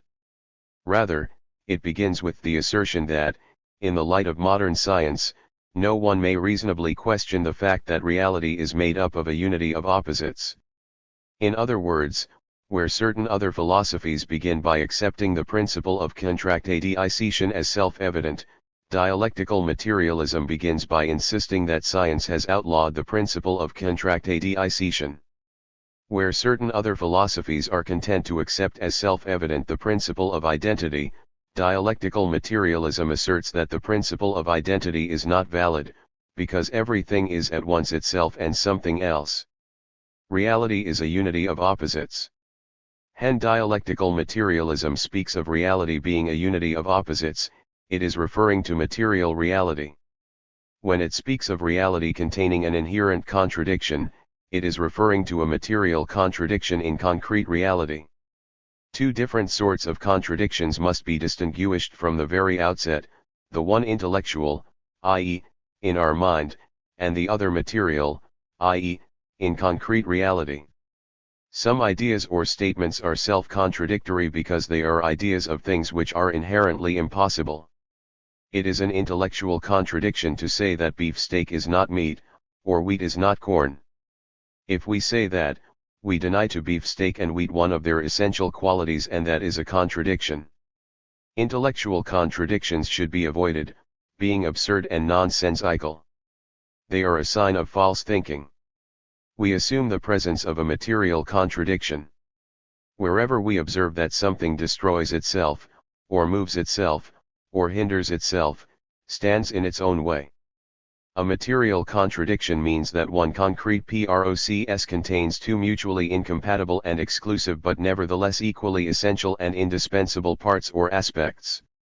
Science, it is contended, provides the basic proof of the unity of opposites. The fundamental characteristic of materialism lies in that it arises from the objectivity of science, from the recognition of objective reality, reflected by science. Nature is the proof of dialectics, and it must be said for modern science that it has furnished this proof with very rich materials increasing daily, and thus has shown that, in the last resort, nature works dialectically. Natural science has now advanced so far that it can no longer escape the dialectical synthesis. The dialectical materialist freely admits that he knows of no general reason why all reality should be a unity of opposites. He knows only the fact that this is the most plausible theory one could have of nature, because, once accept, all phenomena can be adequately explained by it, and, secondly, it is, as far as he can see, not only fully supported by science but is the only analysis of nature agreeable in the light of the facts of modern science. I know of no general reason why opposites always must be united. The study of scientific method is not yet advanced enough to give us a proof of this kind. We can, however, say that opposites have always been found to be united in all those cases which have so far been studied. It will be helpful at this point to recall some of the testimony of science advanced by dialectical materialism in support of its basic claim that all reality is a unity of opposites. In the organic world, for example, science has proved that attraction and repulsion are properties of every body, and attraction and repulsion are certainly contradictories. Again, science has shown that a positive and negative charge is essential to the nature of electricity. These are also quite clearly contradictory in character. Likewise, we find that magnetism, which is not to be identified with static electricity, is made up of positive and negative poles. These are also constituents which are oppositional in nature. Turning to man, we notice that his personality is invariably a mixture of contradictory elements, both selfish and altruistic, social and antisocial traits go to make up the one personality. And if, for a moment, we look at man as part of the great process of nature, we see that, as an entity, he is the result of a union of two contradictories, male and female parents. While, if we consider man once more in himself, we invariably find certain characteristics, both organic and mental, which are regarded as proper to the opposite sex. These characteristics may be in a very undeveloped form, but they are none the less present. It is such facts as these which prompt us to speak so often of an effeminate man or a masculine woman. One of the strongest proofs that reality is a unity of opposites has, however, been presented to dialectical materialism within the past decade or so. It is furnished by the scientific research work on the nature of the atom. As is well known, science has discovered that the atom is composed of protons and electrons. In other words, the atom, the basic unit of which all reality is composed, is shown to be a unity of opposites. Moreover, energy and matter have always been regarded as opposites. And yet, when science reduces the atom to positive and negative charges of electricity, it seems to force us to hold that the atom is energy and that energy constitutes matter. It seems to indicate that the atom is mere energy, while at the same time we know that it is matter. This is another indication, Marxists argue, that reality is a unity of opposites. Engels, too, has given us several fine examples of the unity of opposites which dialectical materialism sees in nature. Every organized being is every moment the same and not the same. Every moment it assimilates matter supplied from without, and gets rid of other matter. Every moment some cells of its body die and others build themselves anew. In a longer or shorter time the matter of its body is completely renewed, and is replaced by other molecules of matter, so that every organized being is always itself and yet something other than itself. Further, we find upon closer investigation that the two poles of an antithesis, positive and negative, for example, are as inseparable as they are opposed, and that despite all their opposition they mutually interpenetrate. And we find, in like manner, that cause and effect are conceptions which only hold good in their application to individual cases, but as soon as we consider the individual cases in their general connection with the universe as a whole, they run into each other, and they become confounded when we contemplate that universal action and reaction in which causes and effects are eternally changing places, so that what is effect here and now will be the cause there and then, and vice versa. In our analysis of Hegel's dialectical idealism, it was noted that the contradiction immanent in the idea provided the idea with an inherent motive force towards development. So, too, in the Marxian system, does the contradiction inherent in material reality provide matter with an immanent motive force driving it on to development. Throughout the universe, development proceeds not as the result of any external cause, not because of any purpose inherent in events, but because of the inherent contradictions that are contained in all things and in all phenomena. Contradiction is the root of all motion and of all life, Hegel wrote. It is only because a thing contains a contradiction within itself, that it moves and acquires impulse and activity. That is the process of all motion and development. In the light of the above, it is evident that no external agent whatsoever is needed to account for the motion in the world. For if reality, by its very nature, is a unity of opposites, if all things contain an immanent contradiction within themselves, and if contradiction is necessarily productive of motion, then obviously no agent outside material reality itself is needed to account for the motion present in the world. Rather, motion is merely the mode of existence of matter, something fully accounted for by the nature of matter itself. The real connection between matter and motion is simple enough. Motion is the mode of existence of matter. Never anywhere has there been matter without motion, nor can there be. Motion in cosmic space, mechanical motion of smaller masses on the various celestial bodies, the motion of molecules as heat or as electrical or magnetic currents, chemical combination or disintegration, organic life at each given moment. Each individual atom of matter in the world is in one or other of these forms of motion, or in several forms of them at once. All rest, all equilibrium, is only relative, and only has meaning in relation to one or other definite form of motion. Matter without motion is just as unthinkable as motion without matter.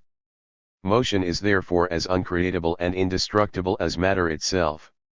In concluding our exposition of the first law of matter, it must be noted that dialectical materialism acknowledges that if a thing is considered individually, that is, if we look at a thing in an abstract, metaphysical sort of way, we shall see no contradiction in it. But it must be remembered that things do not exist in such a manner in nature. In the world of reality, a thing exists concretely, related to other things, acting upon other things, and other things acting upon it. If we look at reality as it exists in nature, we shall find contradiction in it, we shall see that it is a unity of opposites. On the other hand, dialectical materialism contends that to reduce a real entity to an essence, to conceive of real nature in terms of metaphysical concepts, is to distort reality. It is not to conceive of the thing as it really exists, and hence it is not surprising that the contradictory nature of the real entity is not perceived. So long as we consider things as static and lifeless, each one by itself, alongside and after each other, it is true that we do not run up against any contradictions in them. We find certain qualities which are partly common to, partly diverse from, and even contradictory to each other, but which in this case are distributed among different objects and therefore contain no contradiction. Within the limits of this sphere of thought we can get along on the basis of the usual metaphysical mode of thought. But the position is quite different as soon as we consider things in their motion, their change, their life, their reciprocal influence on each other. Then we immediately become involved in contradictions. We are now prepared to pass on to the second law of matter. Once more Marx will stand Hegel on his head by inverting the idealist dialectic of Hegel and turning it into a weapon of his philosophy of materialism. As a preface to our presentation of this second law, it should be recalled that, in our analysis of Hegel's dialectical idealism, it was noted that the contradictory character of the idea produced a motion which was not aimless. Rather, the contradiction inherent in the idea produced a motion towards development, towards a more perfect idea. So, too, in the Marxian dialectical materialism will the contradictory character of material reality produce, not aimless motion, but motion towards development. This is the subject of the second law of matter, which is known as the law of negation. The law of negation. Marxism presents this law as its explanation of the progressive character of material reality. In order to substantiate the law, it appeals again to the combined testimony of science and ordinary human observation. As one would expect, this second law, the law of negation, is a direct inversion of the Hegelian law of negation of the negation. In the Hegelian system, the idea developed in virtue of a threefold dialectical process, a thesis, an antithesis, and a synthesis, or, in other words, position or assertion, negation, and negation of the negation. In applying the Hegelian law of negation to material reality, Marx once more lived up to his promise to stand Hegel on his head. Instead of the negation and the negation of the negation being phases of the development of the idea, Marx made them phases of the development of matter. In proof of its fundamental principles, dialectical materialism contends that the nature of motion is such that a being in motion necessarily progresses towards its own negative one oil. Motion is itself a contradiction. Even simple mechanical change of place can only come about through a body at one and the same moment of time being both in one place and in another place, being in one and the same place and also not in it. And the continuous assertion and simultaneous solution of this contradiction is precisely what motion is. Here, therefore, we have a contradiction which is objectively present in things and processes themselves. A contradiction which is moreover an actual force. Engels immediately points out that if mere mechanical motion from place to place is, in any sense, a contradiction, it follows that the motion proper to organic life is, for a far greater reason, a contradiction. This should be evident if one recalls that it is contradiction which characterizes all organic life. There is that constant acquisition of new cells attended by the simultaneous death of other cells, and this perpetual negation by new cells of cells already in the body accounts for the growth and development of the organism. As soon as this contradiction, this interplay of life and death within the body, ceases, life ceases. It is clear, then, that motion, especially in organic life, is a contradiction. And since motion is a contradiction, it necessarily tends towards the negation of the reality in which it is found. This motion, however, no sooner negates than it is itself, in turn, negated. Thus the motion continues on, but always to a higher plane, always towards development. If simple mechanical change of place contains a contradiction, this is even more true of the higher forms of motion of matter, and especially of organic life and its development. Every organized being is every moment the same and not the same. Every moment it assimilates matter supplied from without, and gets rid of other matter. Every moment some cells of its body die and others build themselves anew. In a longer or shorter time the matter of its body is completely renewed. We saw above that life consists just precisely in this, that a living thing is at each moment itself and yet something else.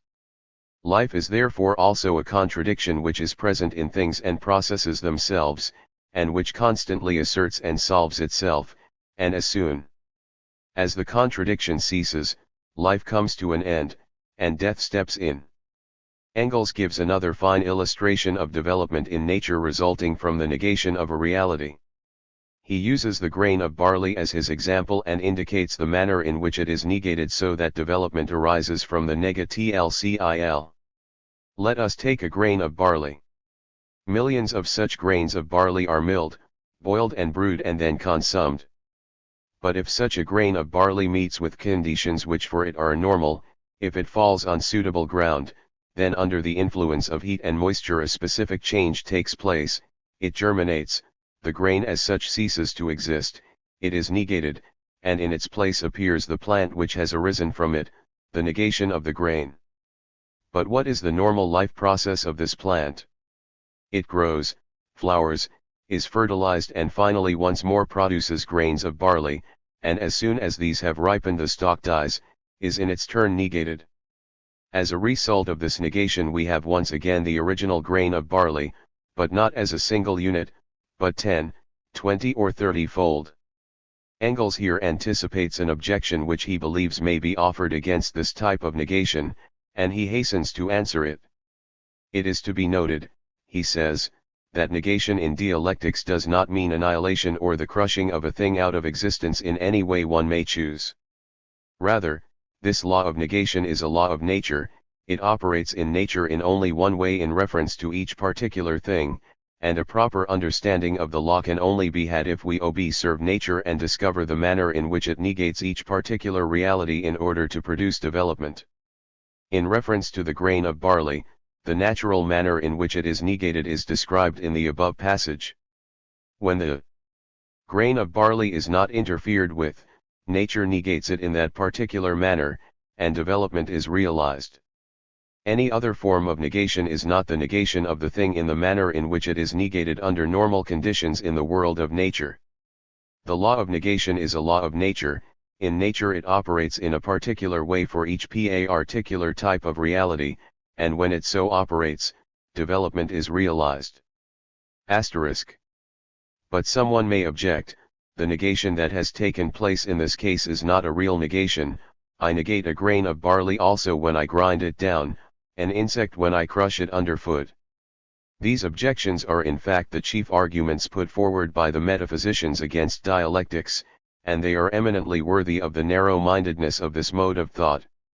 Negation in dialectics does not mean simply saying no, or declaring that something does not exist, or in destroying it in any way one likes. The kind of negation is determined in the first place by the general, and secondly by the particular, nature of the process. Each class of things therefore has its appropriate form of being negated in such a way that it gives rise to a development. In order to avoid misunderstanding it should be stated here, that the application of the dialectical method does not mean arbitrarily combining all and every contradictory assertion. The unity of opposites is the combination and conflict of opposites as they exist in reality. Before passing on to a presentation of the third law of matter, it is well to recall just what has been accomplished thus far in our analysis of dialectical materialism. The first law of matter made it clear that all reality is a unity of opposites. From this contradiction inherent in the nature of matter there necessarily flows all the motion evident in the world. Thus, matter is autodynamic and self-explanatory of the motion which characterizes it. The second law of matter, the law of negation, made it clear that the motion present in things is necessarily motion towards development. This law offered an adequate explanation of the quantitative increase of reality without appealing to any cause extrinsic to the nature of matter itself. The only point yet remaining to be explained is the emergence or production of new forms in nature. The third law of matter, the law of transformation, offers the answer of dialectical materialism to this problem. The law of transformation. As in the case of the two previous laws, Marxism establishes its third law of matter upon a scientific basis. This law, briefly expressed, asserts that a continuous quantitative development in a reality very often results in the production of an entirely new form. In other words, new qualities are the result of quantitative development in things, or again, the quantitative development of a thing eventually results in the emergence of a new and qualitatively different reality. The principle that quantitative increase or development can result in the emergence of new qualities was also a portion of Marx's heritage from idealism. For Hegel had taught that quantitative increase is often productive of a sudden leap which results in an entirely different reality. It has been said that there are no sudden leaps in nature, and it is a common notion that things have their origin through gradual increase or decrease. But there is also such a thing as sudden transformation from quantity into quality. Marx freely acknowledges that this third law of matter is drawn from Hegel's philosophy, and he insists that it holds good in the world of nature. In the natural sciences we find confirmation of the law discovered by Hegel in his logic that, at a certain point, what have been purely quantitative changes become qualitative. You will see that in the text I regard the law Hegel discovered, of purely quantitative changes turning into qualitative changes, as holding good both in history and in natural science. The importance of this law and the purpose for which it is used in the Marxian system is quite evident. The previous laws have shown that the nature of material reality is such that, of itself, it adequately accounts for the quantitative development and increase of everything in the universe. This law of transformation will show that, given the quantitative development of reality, the production of new qualities in things, as well as qualitatively new things, will necessarily follow. When this is achieved, dialectical materialism will have given what it believes to be a complete and adequate explanation of all natural phenomena. A few examples drawn from ordinary observation and the testimony of science will make evident the fact that quantitative development or increase can, and very often does, produce either new qualities in things or qualitatively different things. As an example of the production of a new quality in a thing through mere quantitative increase, let us take a fact of common knowledge. If the temperature of water, a liquid, is gradually increased, 1 degree at a time, we finally come to a point where, due to the quantitative increase of a single degree of heat, the water, with a sudden leap, loses its liquid form and becomes steam. Again, on the other side of the scale, if the temperature of the water is gradually lowered, we come to a point where, as the result of a quantitative decrease of a single degree in temperature, the water, with a sudden leap, becomes ice, the liquid has become a solid. Qualitative changes, the emergence of new qualities, do therefore obviously occur in things as the result of mere quantitative development or increase. One of the finest examples of the emergence of a new reality from a previous one as the result of mere quantitative increase is to be found in the paraffin hydrocarbons. Chemistry testifies to the fact that methane is composed of 1 atom of carbon and 4 atoms of hydrogen. Now, if we add to methane another atom of carbon and 2 more atoms of hydrogen, we get an entirely new chemical substance called ethane. If we add another atom of carbon and 2 more atoms of hydrogen to the ethane, we get propane, an entirely different chemical substance. Another quantitative addition of an atom of carbon and 2 atoms of hydrogen results in a 4th chemical substance, butane. And still another quantitative addition of an atom of carbon and 2 more atoms of hydrogen results in a 5th chemical substance, pentane. Methane, the first substance mentioned above, is composed of a certain proportion of carbon and hydrogen, and successive quantitative increases of carbon and hydrogen form other completely new and different substances, namely, ethane, propane, butane, and pentane. Engels does not leave any doubt about the universality of this law of transformation. It is clear in his writings that he believes it to be operative in both organic and inorganic nature.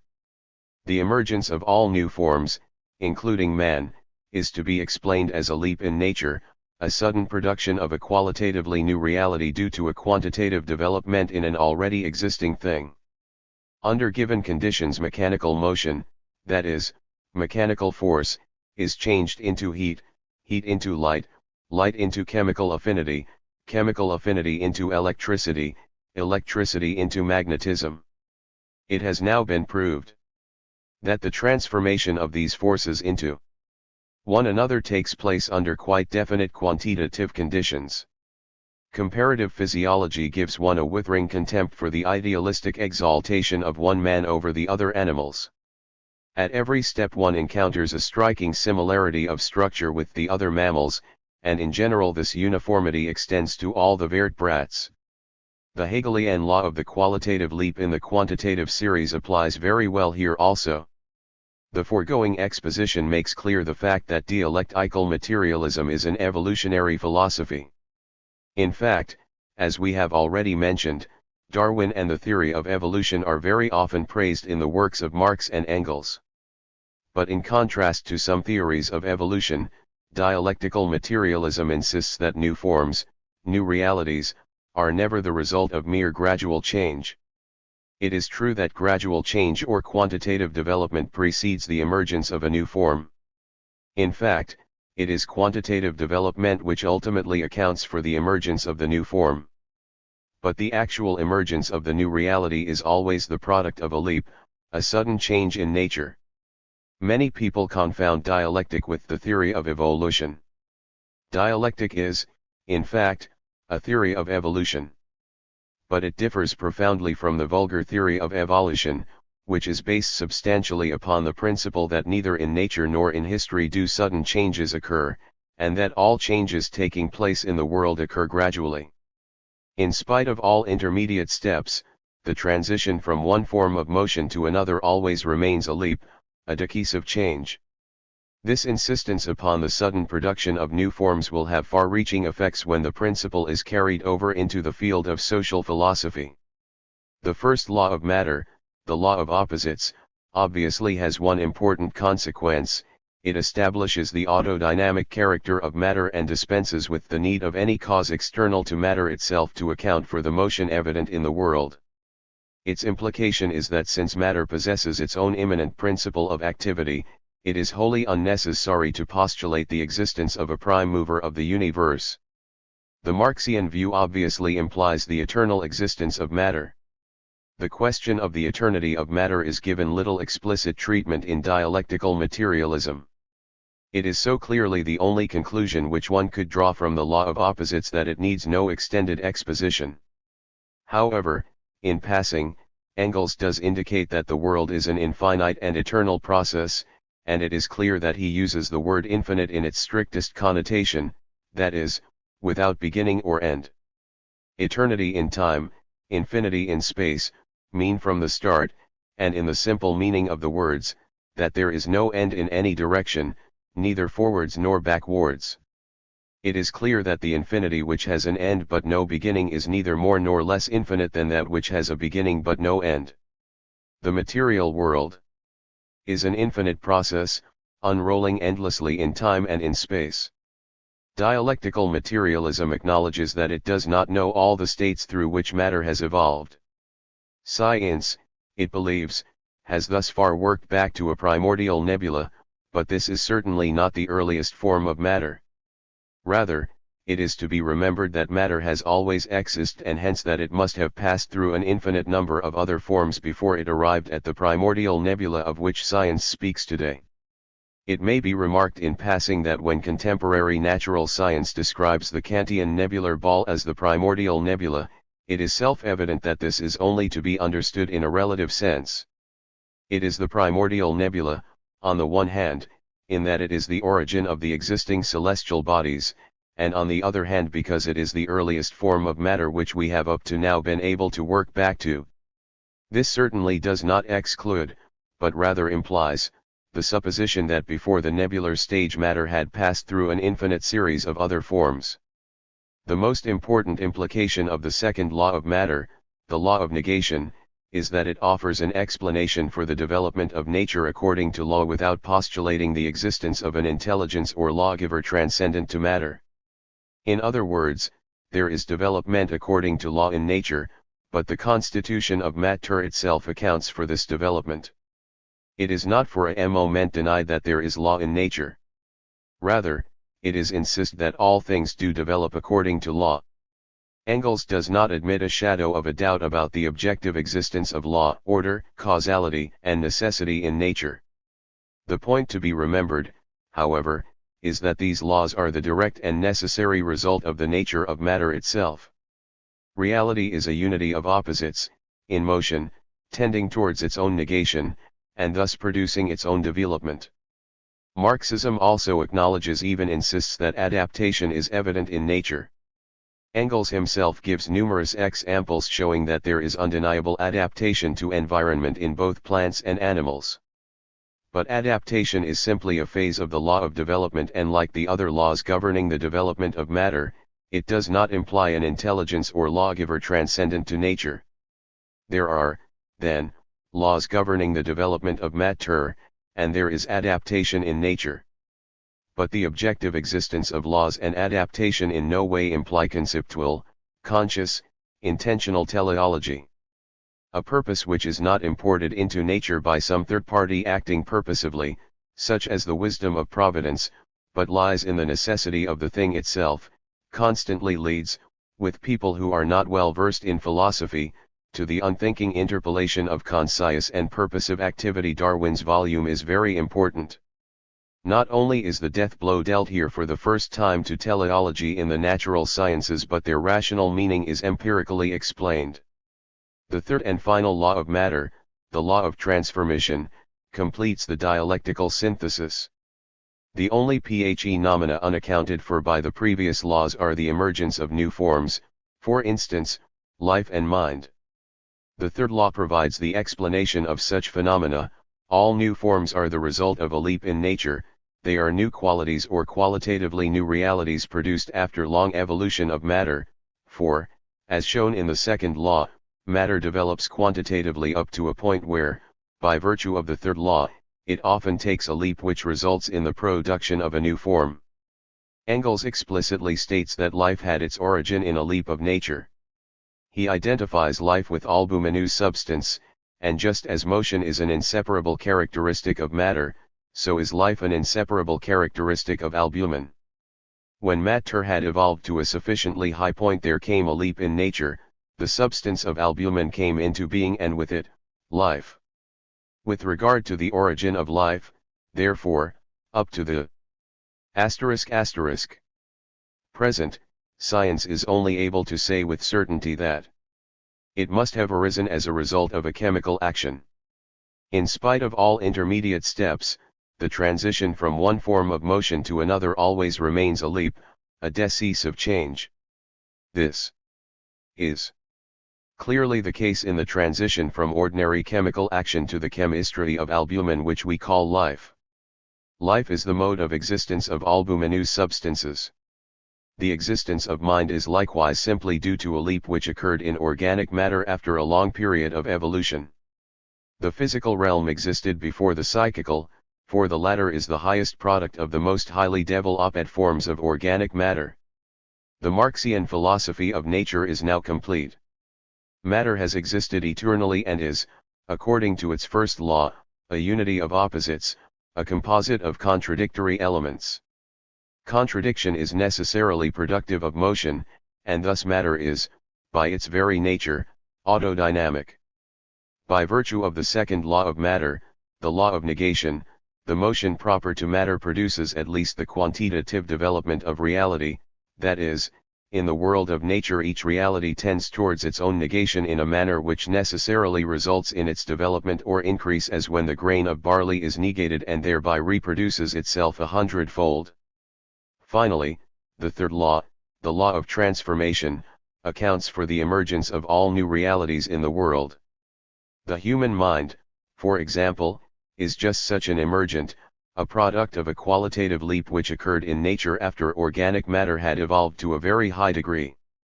In such a philosophy, as Engels himself has said, the last vestige of a creator external to the world is obliterated. Chapter 3. Its philosophy of mind. In the present chapter it is our intention to offer an analysis from the Marxian point of view of the role played by the human mind in the everyday world of man. Every theory of knowledge has many facets which an adequate exposition must take into consideration. Some particular phases are more important than others, some are distinctive characteristics of the theory and, for that reason, deserve more detailed consideration. In our exposition we shall endeavor to take up the various phases of the Marxian theory of knowledge in what we believe to be their logical order, with emphasis on the distinctive characteristics. Marxism realizes the importance of the theory of knowledge in any system of philosophy. In fact, Engels clearly states that the problem of knowledge is the basic question of all philosophy. The great basic question of all philosophy, especially of modern philosophy, is that concerning the relation of thinking and being. Throughout the centuries philosophers have offered many solutions to this problem of the relation of thought to external reality. It is the position of Engels that such a discussion has always resolved itself into the question, which is primary, spirit or nature? The answers which the philosophers gave to this question split them into two great camps. Those who asserted the primacy of spirit to nature, and, therefore, in the last instance, assumed world creation in some form or other, comprised the camp of idealism. The others, who regarded nature as primary, belonged to the various schools of materialism. These two expressions, idealism and materialism, primarily signify nothing more than this. In Hegel's philosophy of idealism, spirit was, of course, primary. But we know that Marx and Engels stood the philosophy of Hegel on its head and, for this reason, we are not at all surprised to find, that, in the Marxian system, nature is regarded as primary and spirit as secondary. The philosophy of dialectical materialism obviously, then, falls among what Engels has called the schools of materialism. We comprehended the concepts in our heads once more materialistically as images of real things instead of regarding the real things as images of this or that stage of development of the absolute concept. Matter is primary nature. Sensation, thought, consciousness, are the highest products of matter organized in a certain way. This is the doctrine of materialism, in general, and Marx and Engels, in particular. Mind and object. Theory of knowledge is that of the distinction between mind, one of the fundamental questions in the discussion of any and its object. In the first place, dialectical materialism makes it very clear that external reality possesses an existence wholly independent of mind, that is, external reality is in no way dependent upon mind either for its coming into being or its Kant 1 nuance 1 nx1 stel c6. The fundamental principle of materialism is the recognition of the external world, and the existence of things outside our mind and independent of it. On the other hand, according to Marxism, all reality is material. In such a philosophy it is not only impossible for mind to possess an existence independent of matter but mind is actually to be identified with matter. For this reason, at first sight, it might seem surprising to find dialectical materialism insisting on a distinction between thought and matter. That thought and matter are real, that they exist, is true. But to call thought material is to make an erroneous step. That the conception of matter must also include thoughts is a confusion, for once such an inclusion is made, the epistemological distinction between mind and matter, materialism and idealism, has no meaning. It is soon discovered, however, that this distinction between mind and matter possesses no absolute value. It is not a distinction such as would make of matter and mind two different kinds of reality. Rather, the distinction merely indicates which is primary, matter or mind. The contradistinction between matter and mind has an absolute significance only between the boundaries of a very limited region, in this case exclusively within the limits of the fundamental epistemological problem of what was to be considered primary and what secondary. Beyond these limits the relativity of the Kant-Ra distinction is unquestionable. That this distinction must not be stretched, or exaggerated, or regarded as metaphysically absolute, is beyond dispute. The limits of the absolute necessity and the absolute truth of such relative distinctions are precisely the limits which define the direction of our knowledge-getting processes. It would be a great mistake to operate beyond these limits with the contrast of matter and mind, physical and psychical, or with any other absolute contradistinction. The knowability of reality. The relation of thought to reality evokes still another preliminary problem which should be disposed of before entering upon our exposition of the dialectical theory of knowledge. This problem is perhaps best expressed in that one question which for so many centuries has interested philosophers: can the human mind arrive at a true knowledge of reality? Marxism has not only realized the importance of this question but has also understood that mind and reality, in some way or other, become unified in the act of knowing. This unity of mind and reality is called by Marxism the identity of thinking and being. The question of the relation of thinking and being has yet another side: in what relation do our thoughts about the world surrounding us stand to the world itself?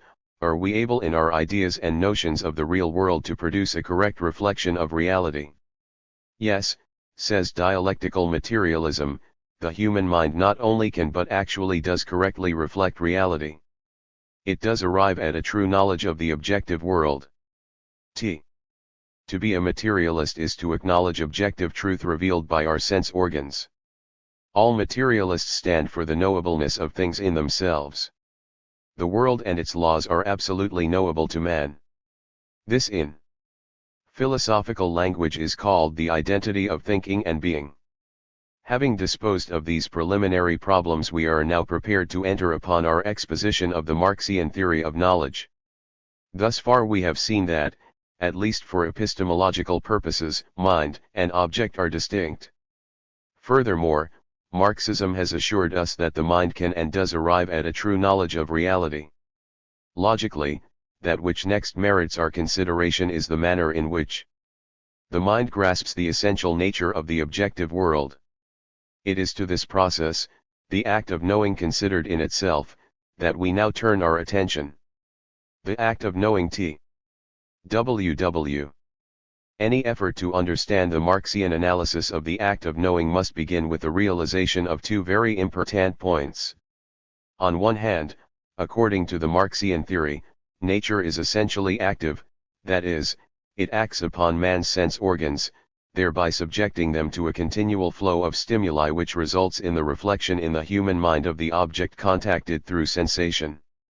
On the other hand, dialectical materialism insists upon the active character of the mind, that is, mind partakes of the active character of nature, of which it is a part. Dialectical materialism distinguishes itself and its point of view by its affirmation of the reality and knowability of the world of material reality, and of the inseparable connection between the subjective activity of man and the objective material activity, the reality, which it reflects. It should be noted here that, although Engels and Lenin have written profusely on the theory of knowledge, they have restricted their treatment almost exclusively to the action of matter on the senses. It is almost impossible to find in the writings of Engels or Lenin any trace of the other equally essential phase of the dialectical theory of knowledge, namely, the active role played by the mind in its attempt to guess the true nature of reality. This state of affairs has led several writers, such as Bertrand Russell, Sidney Hook, and C.E.M. Joad to believe that Engels and Lenin never fully grasped Marx's dialectical theory of knowledge. Without a great deal of success, T.A. Jackson, a fiery Marxist, endeavors to show that Engels and Lenin did understand Marx and that they did not hold the crude materialistic doctrine of thoughts being a purely passive reflection in the human mind. This question, however, is of little importance to us in our present work, principally because Marx himself has written sufficiently on the active character of the mind. We might say, however, in passing, that it seems very strange that Engels, in his Anti-Düring and Ludwig Feuerbach, and Lenin, in his Materialism and Empirio-Criticism, should write so extensively on the theory of knowledge and rarely, if ever, bring out the active role played by the mind in the understanding of reality. The mind's activity in the knowledge process is precisely that phase of Marx's view which distinguishes his theory from the old materialism and, united with the activity of the object, constitutes it a dialectical theory of knowledge.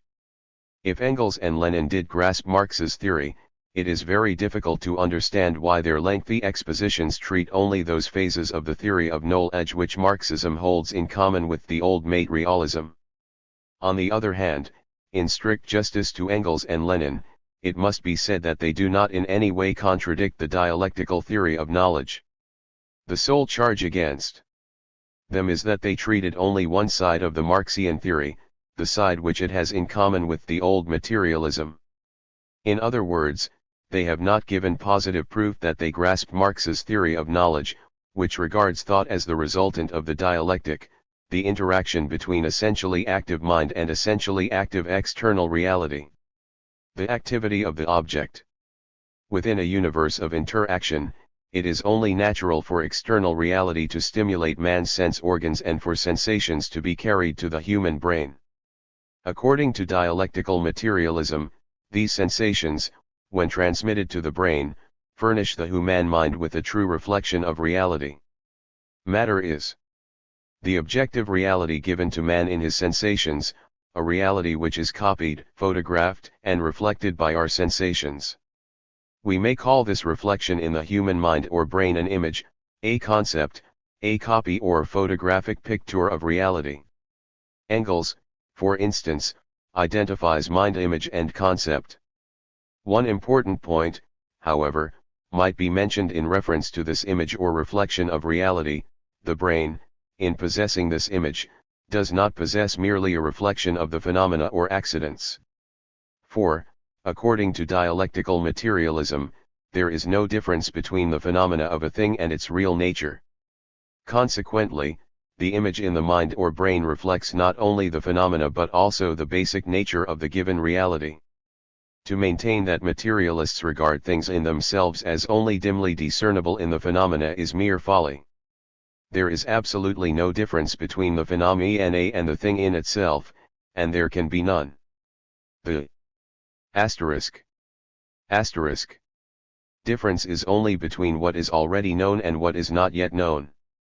Every mysterious, subtle, and insidious difference between the appearance and the thing in itself is an absolute philosophic fallacy. In fact, each one of us has observed innumerable times the simple and palpable transformation of the thing in itself into the thing for us. This transformation is cognition. Perceptions give us correct impressions of things we directly know, objects themselves. When Marxism speaks of a true knowledge of reality, it does not mean merely an understanding of things considered as individual entities. To understand a thing adequately, Marxism insists that we must know the relations which exist between that thing and the rest of reality. The world is not to be comprehended as a complex of ready-made things, but as a complex of processes. Knowledge is, then, not only the understanding of a thing considered in itself. It is also a consciousness of relations, objective and subjective relations between ourselves and the object of knowledge, relations between external realities, and relations of concepts one to another. The activity of the mind. By its insistence on the active role played by the mind in the knowledge process, Marxism definitely establishes itself once more as a reaction against the 18th century materialism. According to the older materialism, nature, or external reality, was the only active power involved in the knowledge process. For 18th century materialism, the mind was merely the passive recipient of what was transmitted to it by the senses. Its activity was restricted to considering the data furnished by the senses, and thought remained nothing more than an effect. Produced in a merely passive recipient by the activity of external reality. Without hesitation, Marx acknowledged that the true concept of the mind as an active power had been wholly lacking in the old materialism. Only in the various types of idealism had this important phase of philosophy been preserved and developed. Idealism had, of course, falsely denied to matter the reality and activity proper to it, and the activity which it attributed to the mind was of an unreal and abstract nature. But the fact remains that it was idealism which upheld the mind as an active force against the onslaughts of the old materialism. Tuntat unhesitatingly acknowledged this fact and declared his intention of utilizing this portion of idealism in the formulation of his own philosophy. Thus it happened that the active side, in opposition to materialism, was developed by idealism but only abstractly, since, of course, idealism does not know real sensuous activity as such. In Marx's first thesis on Feuerbach there is clearly evident his revolt against 18th-century materialism. He definitely refuses to accept the old idea that sensation or sense activity is to be identified solely with the action of external reality on man's senses. Such as theory, he insists, falsely reduces the mind to utter passivity. It portrays the mind, as it were, as a piece of wax upon which sensation imprints its impressions of the outer world. Marx rejects these views of the older materialism and, in opposition to them, contends that sensation or sense activity is a twofold process. In sensation, external reality acts on the senses, but in this same act the mind also plays an active role. The nature of this mental activity we shall presently explain. For the moment, it is sufficient to note that Marxism upholds the mind as an essentially active power in the knowledge process. The chief defect of all hitherto existing materialism is that the object, reality, sensuousness, is conceived only in the form of the object, but not as human sensuous activity, practice, not subjectively. The same reaction against the old materialism is also noticeable in Marx's third thesis on Feuerbach. According to 18th-century materialism, the material circumstances of life completely molded human nature.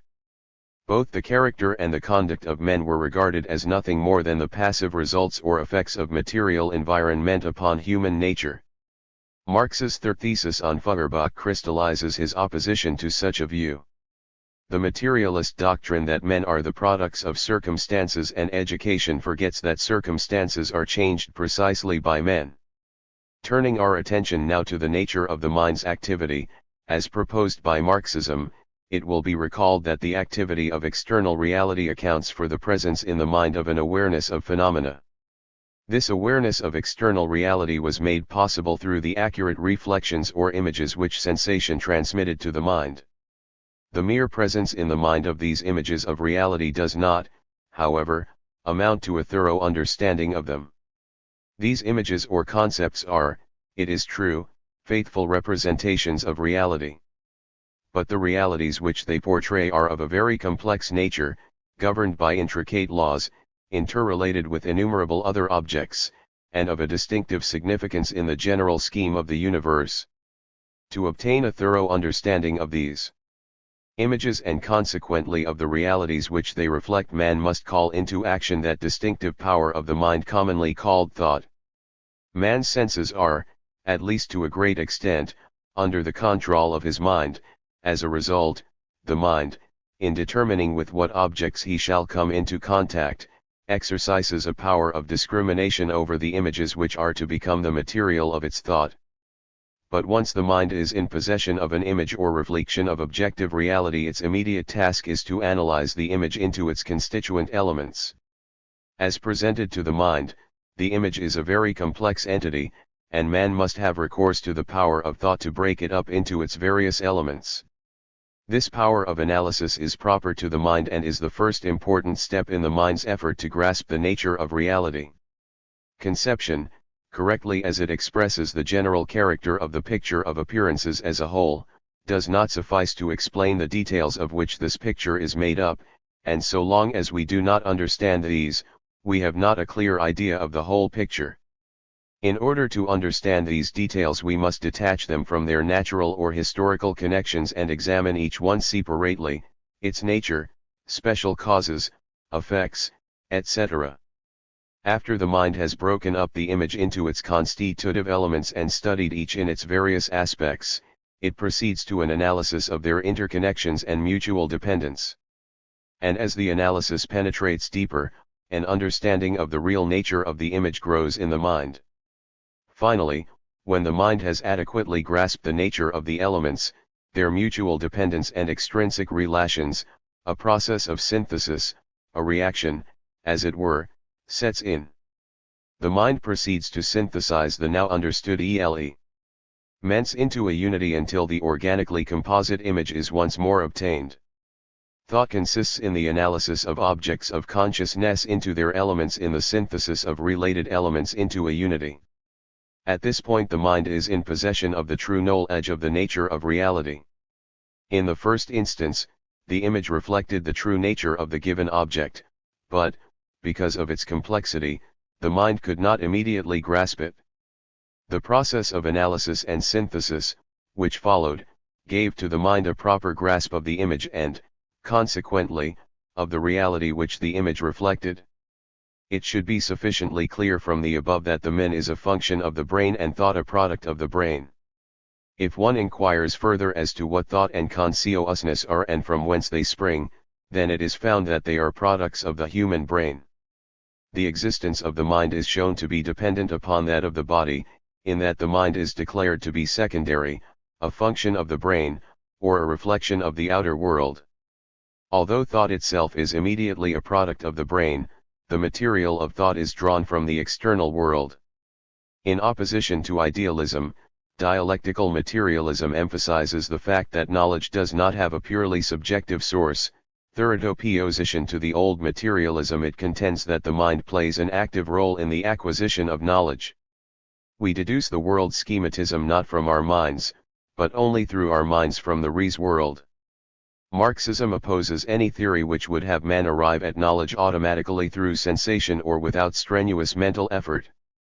The acquisition of knowledge is a difficult task, it requires painstaking efforts of analysis and synthesis. Science is the product, not of an immediate apprehension, but of strenuous mental labor. The art of working with concepts is not inborn and is also not given with ordinary everyday consciousness, but requires real thought. For this reason, Engels issues the warning that men must not be too ready to base their knowledge on what they believe to be common sense.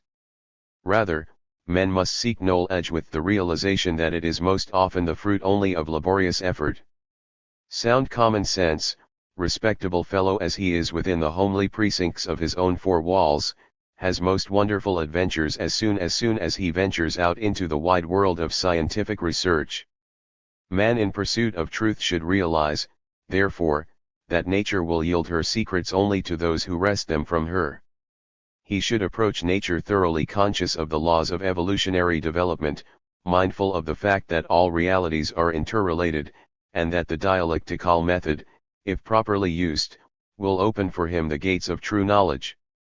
An exact representation of the universe, of its evolution and that of mankind, as well as of the reflection of this evolution in the human mind, can therefore only be built up in a dialectical way.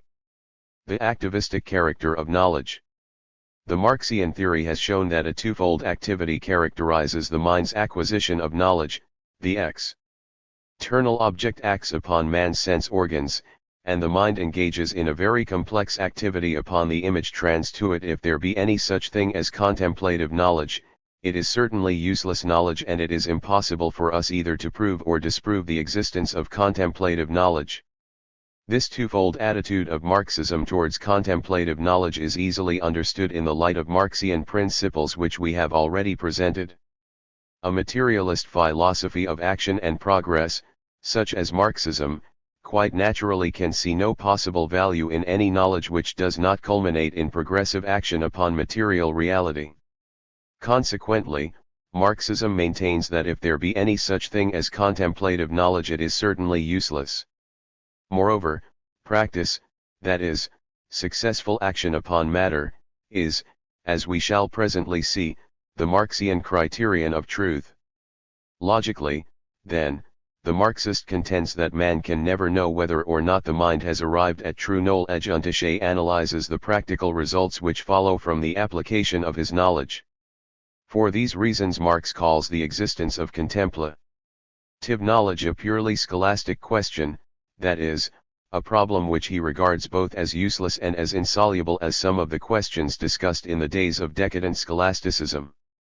The question whether objective truth can be attributed to human thinking is not a question of theory but is a practical question. In practice man must prove the truth, that is, the reality and power, the this-sidedness of his thinking. The dispute over the reality or non-reality of thinking which is isolated from practice is a purely scholastic question. In the final analysis, therefore, Marxism regards all knowledge as inseparably united to action, but all of the knowledge which men acquire and endeavor to apply is, of course, not true knowledge. Hence the need of some criterion of truth. Marxism offers such a standard or norm, and it is to it that we now turn our consideration. Practice, the criterion of truth. It is now evident that, according to Marxism, we can know matter only in order that we may act upon it. This leads directly to the criterion of truth proposed by dialectical materialism, namely, practice. For, if all knowledge must lead to action, and if the purpose of all action is to change matter, then, obviously, that knowledge is true which enables us to change matter successfully. For a materialist, the success of human practice proves the correspondence of our representations to the objective nature of the things we perceive. This same insistence on practice as the ultimate criterion of truth is likewise to be found clearly stated by Marx in his second thesis on Feuerbach. In this thesis he maintains that the mind is to be regarded as having attained truth only when the mental conception can be proved true by practice. The question whether objective truth can be attributed to human thinking is not a question of theory but is a practical question. The certainty and reliability of our knowledge is, therefore, to be based upon a correct, objectively verified correspondence between knowledge and practice. Knowledge and its application are to be regarded as forming an indissoluble unity of interaction, a unity which is based upon the primacy of practice. And objective practice is to be regarded as the source, the object, and the final acid test of the certainty and reliability of all knowledge. From the moment we turn to our own use these objects, according to the qualities we perceive in them, we put to an infallible test the correctness or otherwise of our sense perceptions. If these perceptions have been wrong, then our estimate of the use to which an object can be turned must also be wrong, and our attempt must fail. But if we succeed in accomplishing our aim, if we find that the object does agree with our idea of it, and does answer the purpose we intended it for, then that is positive proof that our perceptions of it and of its qualities, so far, agree with reality outside ourselves. According to Marxism, there could be no greater proof that the mind has achieved a correct concept of reality than is afforded by practice. For if we can understand nature to such an extent that we can turn its operations to our own advantage by reproducing natural objects out of their constituent elements and by utilizing its powers for the betterment of the material conditions of life, it is undeniable that we have grasped the true nature of reality. The most telling refutation of this, as of all philosophical fancies, is practice, viz., experiment and industry. If we are able to prove the correctness of our conception of a natural process by making it for ourselves, bringing it into being out of its conditions, and using it for our purposes into the bargain, then there is an end of the Kantian incomprehensible thing in itself. 2. Of practice does, then, furnish us with positive proof of the truth or falsity of our knowledge. When we attempt to apply knowledge in the world of objective reality, we immediately discover whether or not our analysis of nature and its properties has been correct. If it has been correct, we are able to produce desired and expected results. If it has been erroneous, our practice fails in its attempt to achieve the results which we believed would follow from the application of our knowledge. A rather exaggerated example given by Engels serves to illustrate this point. He states that if we mistook a shoe brush for a cow, we should immediately discover our error when we subjected our concept to the test of practice, namely, when we endeavored to procure milk from the object. Unfortunately, men do often acquire erroneous knowledge as the result of certain factors common in everyday life. Some such factors are defective senses, uncritical and unscientific observation of reality, and, above all, the fact that the data of the senses must pass through the often distorted prism of class consciousness and class prejudice. Practice serves not only as the criterion of the truth or falsity of our knowledge, but also as a corrective of false knowledge by offering valuable indications as to the cause of the failure which resulted from application of our knowledge. The erroneous elements in our concepts are thereby made evident to us as the result of the corrective influence of practice. And whenever we find ourselves face to face with a failure, then we are generally not long in making out the cause that made us fail. We find that the perception upon which we acted was either incomplete and superficial, or combined with the result of other perceptions in a way not warranted by them, what we call defective reasoning.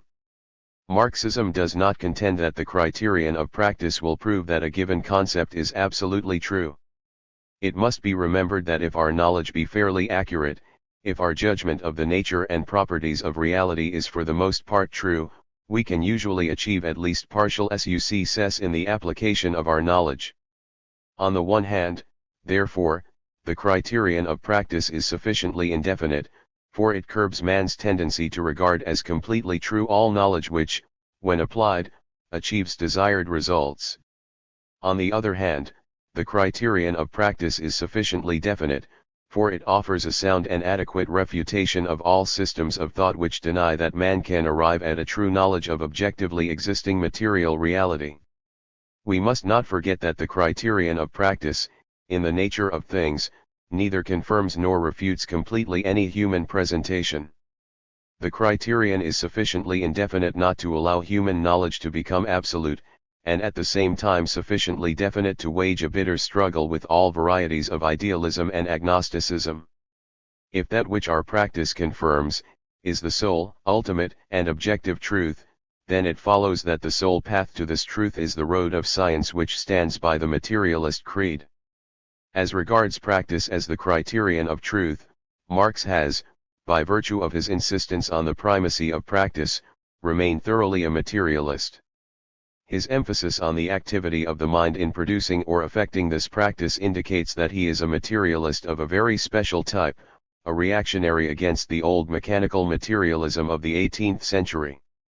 On the other hand, his insistence that our knowledge is wholly derived from the objective world and that the human mind can grasp the true nature of reality labels him as a staunch opponent of all forms of idealism and agnosticism.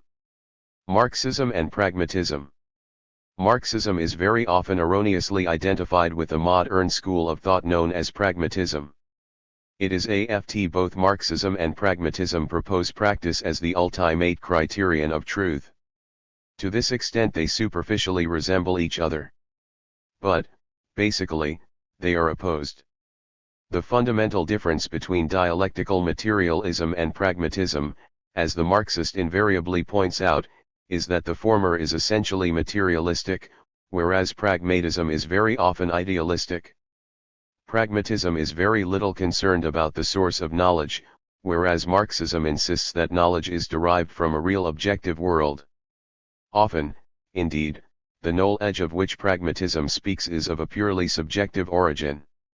For the pragmatist, that knowledge is true which appears attractive to man or which is productive of salutary effects in the life of the individual. And pragmatism readily admits that one statement or belief may appear attractive to one man or be productive of what appear to be salutary results in his life, while the same statement or belief may appear unattractive to another man and be productive of what appear to be harmful effects in his life. In such an instance, pragmatism would unhesitatingly assert that the given statement or belief is true for the first individual and false for the second. Obviously, in pragmatism there is no insistence on the objective origin of knowledge. It is on this score that Marxism is solidly opposed to pragmatism.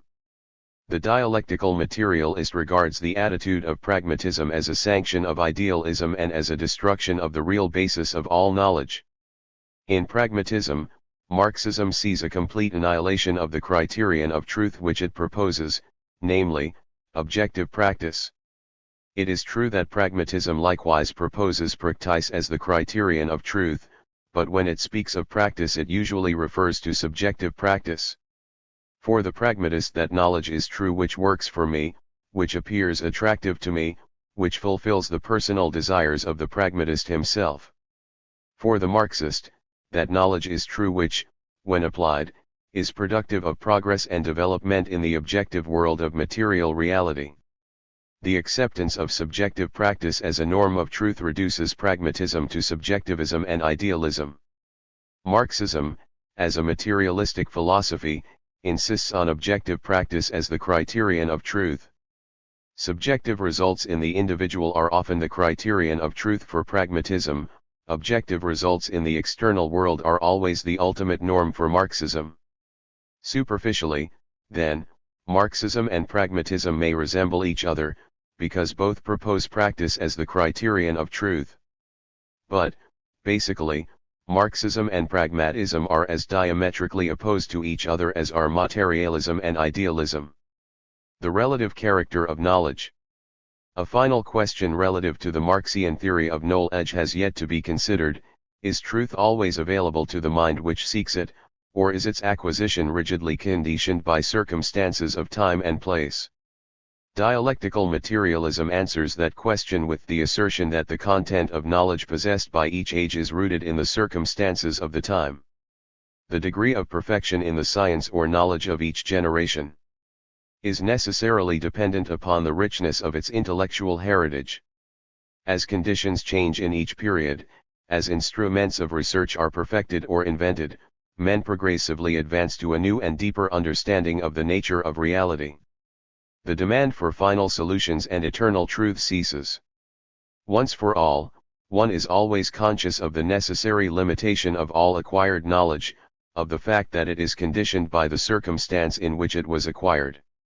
That which is recognized now as true has also its latent false side which will later manifest itself, just as that which is now regarded as false has also its true side by virtue of which it could previously have been regarded as true. 2. The relative character of man's ever-increasing knowledge of the constitution of matter is a fine illustration of this. Marxian thesis. In the days of Aristotle, man possessed only a very general idea of the nature of matter. Gradual #degree.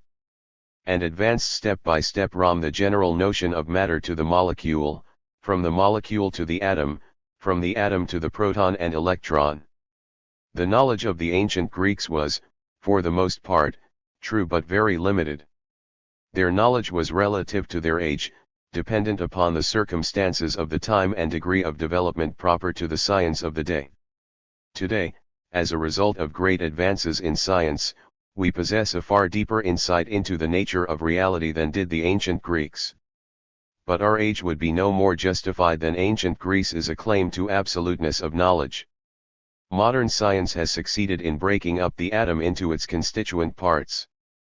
But later ages, employing methods and instruments of research now unknown, will probably advance to a knowledge of matter far beyond that possessed by man at the present time.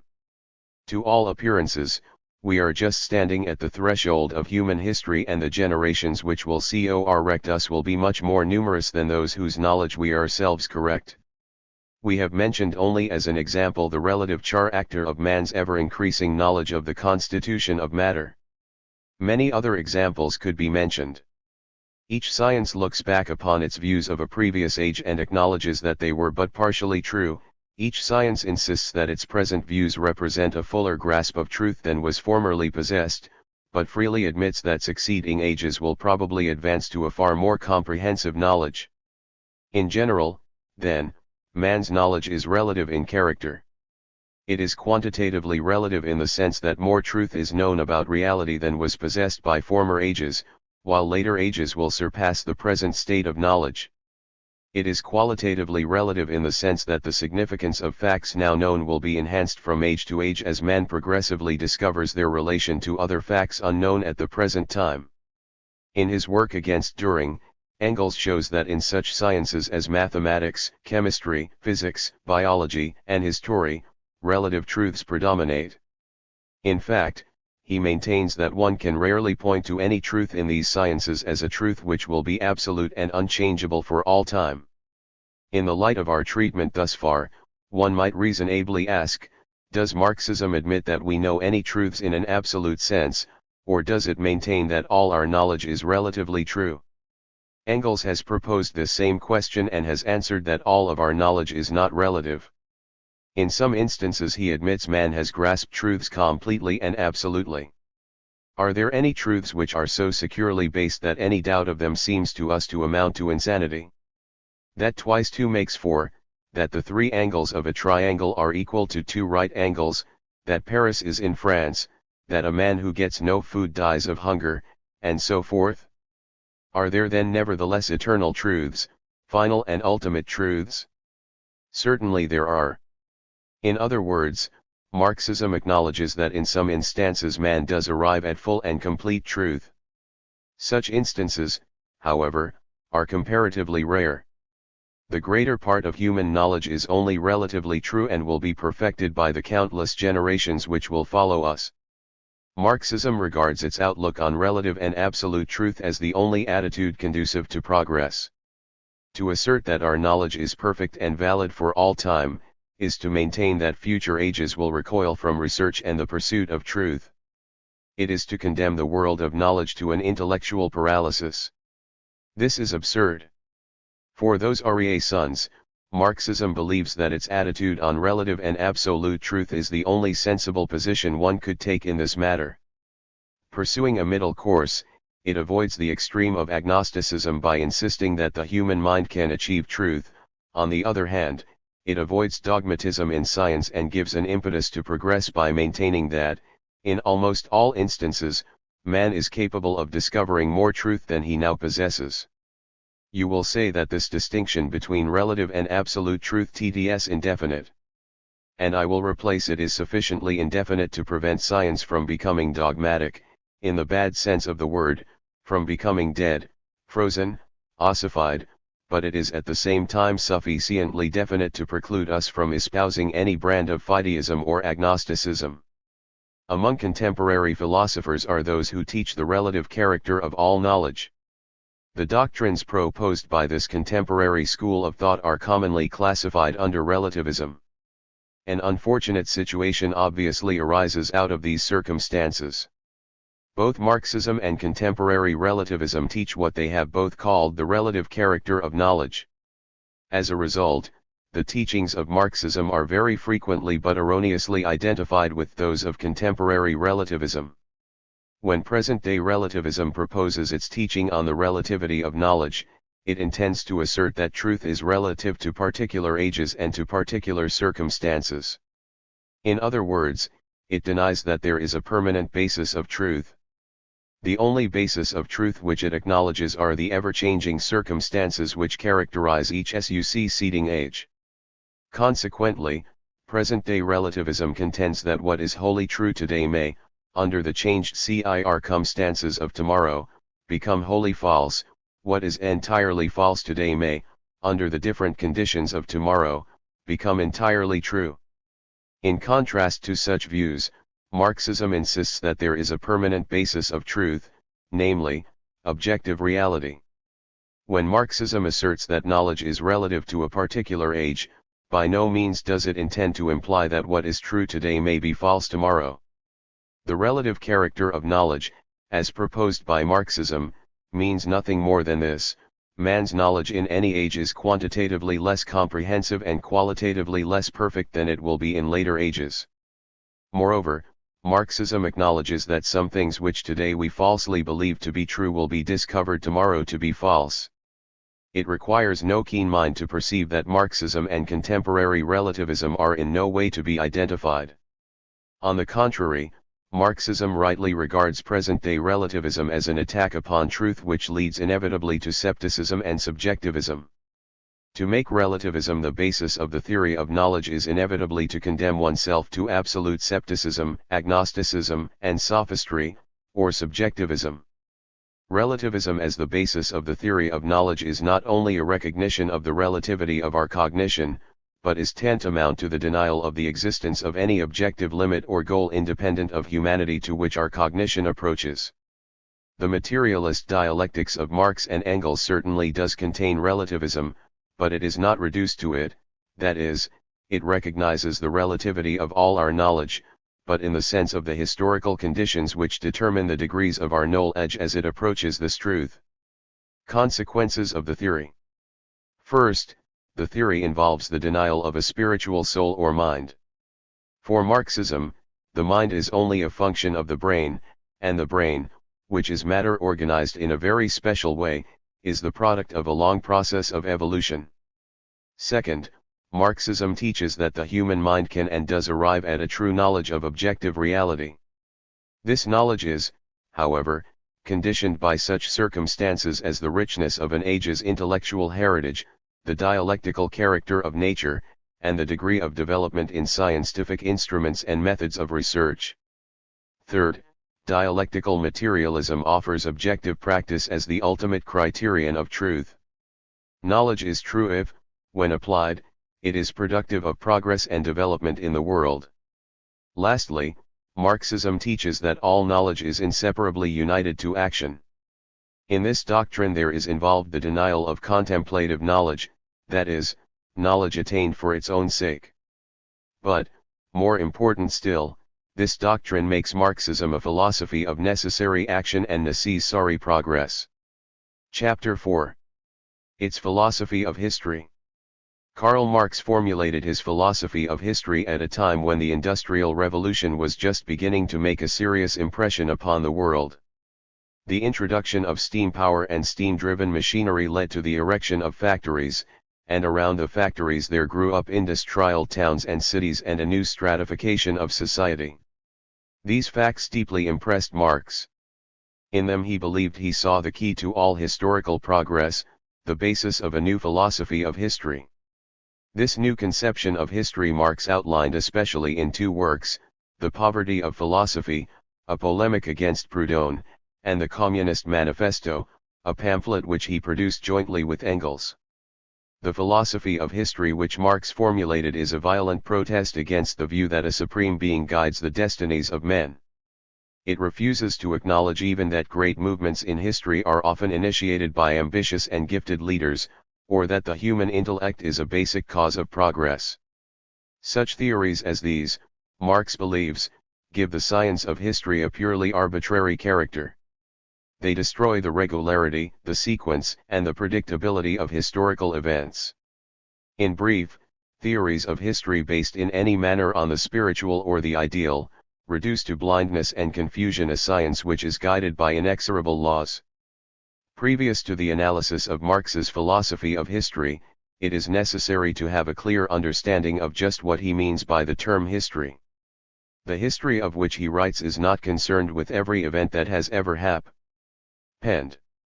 History might be regarded as including all such events, but this is not the history which interests Marx. The coming into being of planets, the eruption of volcanoes, the occurrence of earthquakes, are very important events in natural history, but if they occur at times and places wherein they do not affect human affairs they do not fall under Marx's conception of history. For him, history is the active ity of man in pursuit of his ends. The important question, then, for any philosophy of history is to determine the basic causes of the phenomena evident in human society. In other words, do men freely make their own history or are there inner laws proper to the social organism which determine the course of its development? Free will and history. Renowned philosophers have generally recognized that there is no determined causation in history and that everything which has happened could have happened otherwise, that the will of each individual is free and that historical events are the product of a free individual will or of the interaction of many free individual wills. Marxism does not regard as adequate such an explanation of history.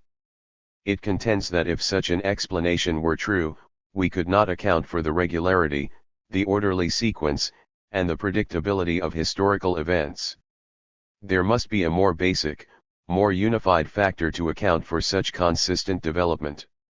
Thus, Marxism believes that any philosophy of history which admits the existence of free will can never explain the development evident in history.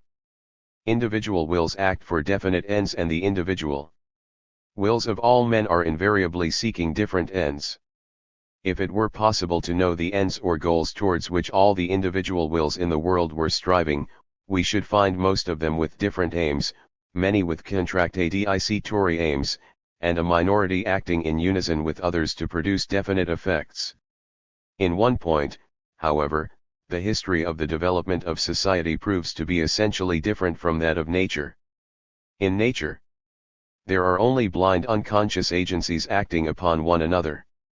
Nothing of all that happens is attained as a consciously desired aim.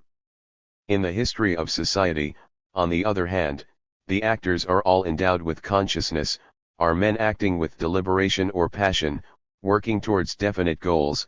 Nothing happens without a conscious purpose, without an intended aim, and yet, despite this great diversified interaction and conflict of wills, there is an orderly sequence of development evident in history. Moreover, the events which occur are of such a nature that, after their occurrence, we can look back and note a definite plan of development and causal sequence. This constant orderly progress, Marxism insists, demands the existence of a unified basic factor underlying the course of history. The distinction between man and nature, the former acting consciously and the latter blindly, cannot suffice to explain history. This distinction, important as it is for historical investigation, particularly of singular epochs and events, cannot alter the fact that the course of history is governed by inner general laws. For here, also, on the whole, in spite of the consciously desired aims of all individuals, accident apparently reigns on the surface. That which is willed happens but rarely. In the majority of instances the numerous desired ends cross and conflict with one another, or these ends themselves are from the outset incapable of realization, or the means of attaining them are insufficient. Thus the conflict of innumerable wills and individual actions in the domain of history produces a state of affairs entirely analogous to that in the realm of unconscious nature. The ends of the actions are intended, but the results which actually follow from these actions are not intended, or when they do seem to correspond to the end intended, they ultimately have consequences quite other than those intended. Historical events thus appear on the whole to be likewise governed by chance. But where on the surface accident holds sway, there actually it is always governed by inner, hidden laws. The human intellect and history.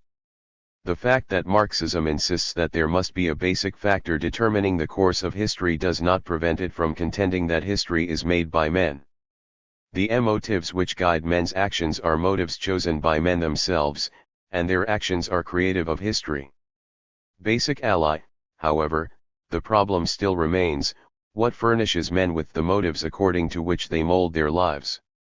Men make their own history, whatever its outcome may be, in that each person follows his own consciously desired end, and it is precisely the result of these many wills operating in different directions and of their manifold effects upon the outer world that constitutes his story. Thus it is also a question of what the many individuals desire. The will is determined by passion or deliberation. But the levers which immediately determine passion or deliberation are of very different kinds. Partly they may be external objects, partly ideal motives, ambition, enthusiasm for truth and justice, personal hatred, or even purely individual whims of all kinds. But, on one hand, we have seen that the many individual wills active in history for the most part produce results quite other than those they intended. Often quite the opposite. Their motives therefore in relation to the total result are likewise of only secondary significance. On the other hand, the further question arises: what driving forces in turn stand behind these motives? What are the historical causes which transform themselves into these motives in the brains of the actors? Asterisk. Individuals do, then, seek to attain certain objectives, and historical events are the resultants of the interaction of their wills. But it does not follow that the orderly sequence evident in history is able to be ultimately reduced to this personal activity.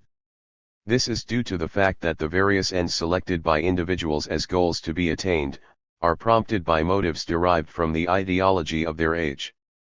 Thus, an individual will act on the strength of a motive suggested by religion, patriotism, or social conventions. And here is the point: all of the social institutions or conventions proper to society are historical phenomena. They, too, have exhibited that orderliness of development which, we have said, characterizes history. Consequently, there must be something more basic than these social institutions and conventions, that is, some fundamental factor which accounts both for their development and the particular forms which they have taken. In other words, Marxism does admit that religion and innumerable other social institutions are factors in the making of history. It admits that there are these ideal driving forces motivating men.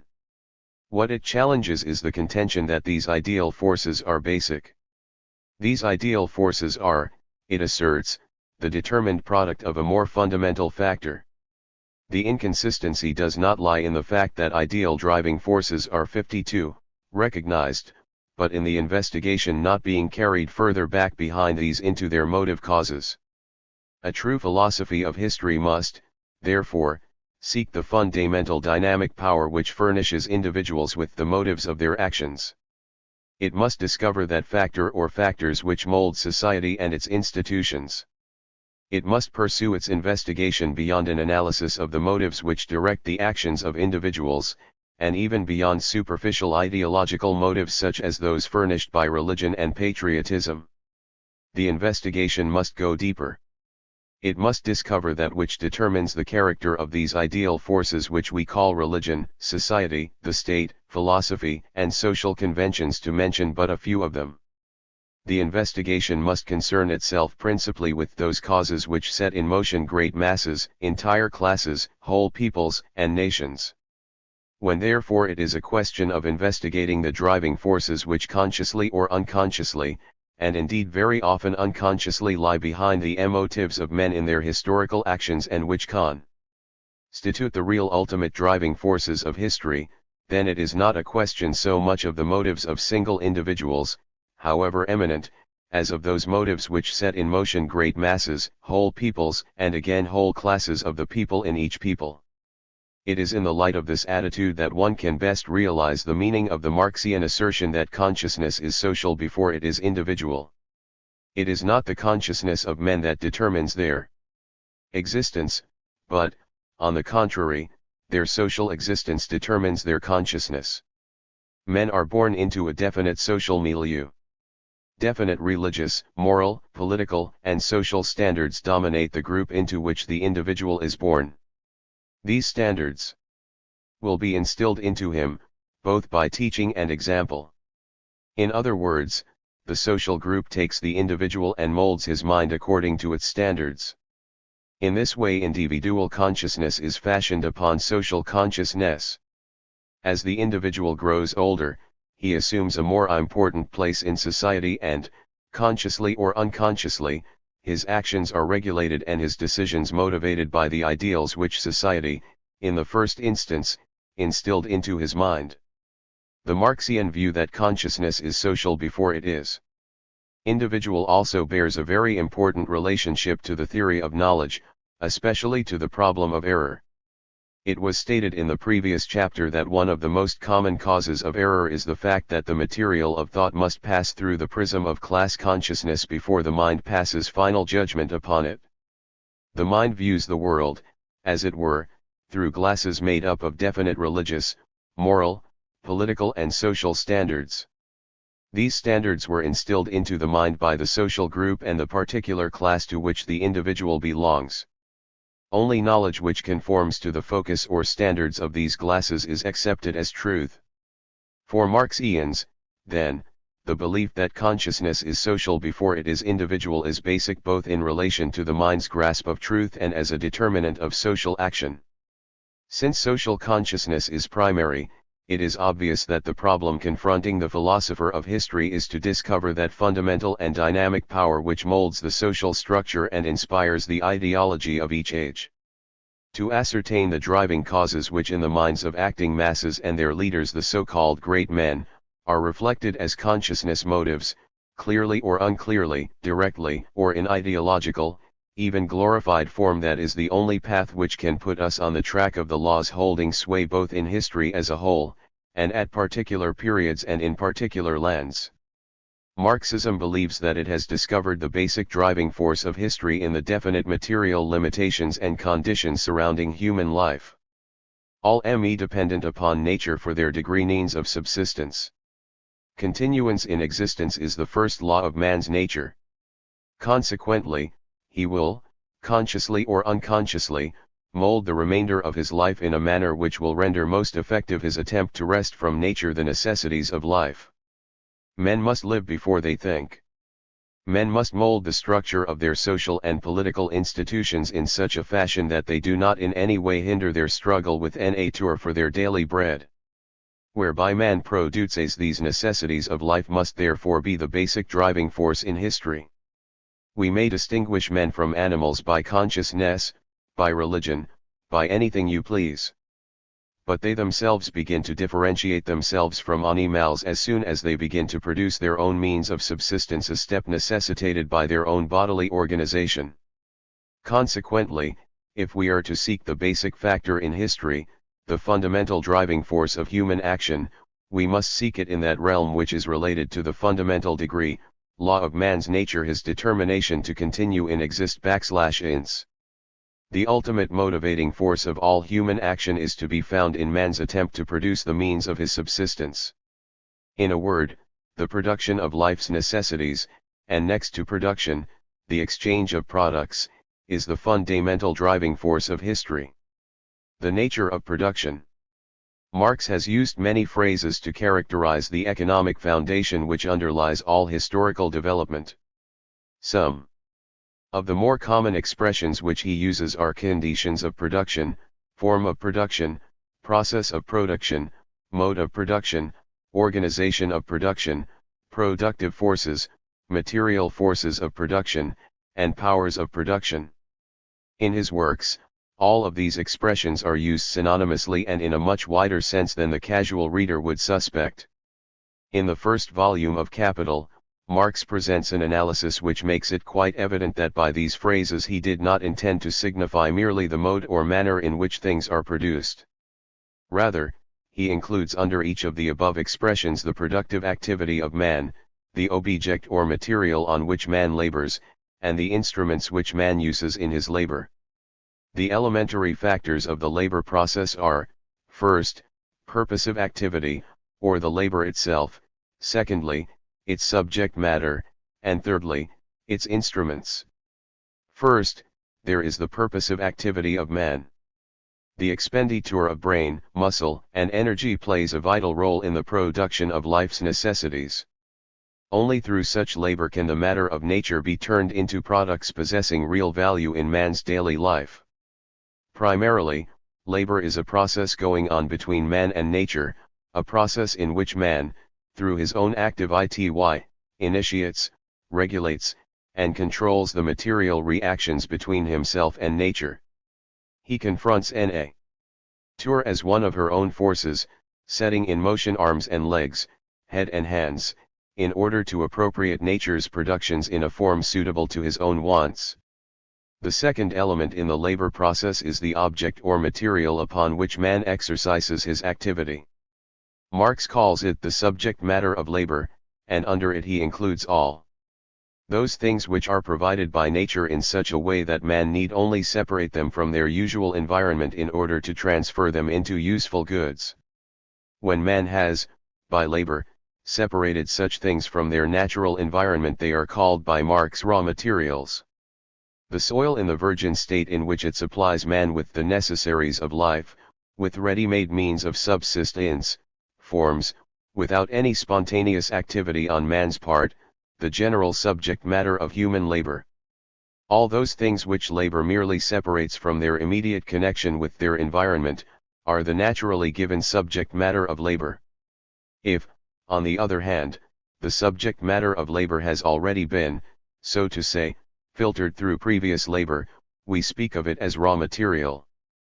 The third element is the instrument which man uses in his attempt to transform matter. Marx classes as instruments all those things which man uses directly or indirectly in his labors.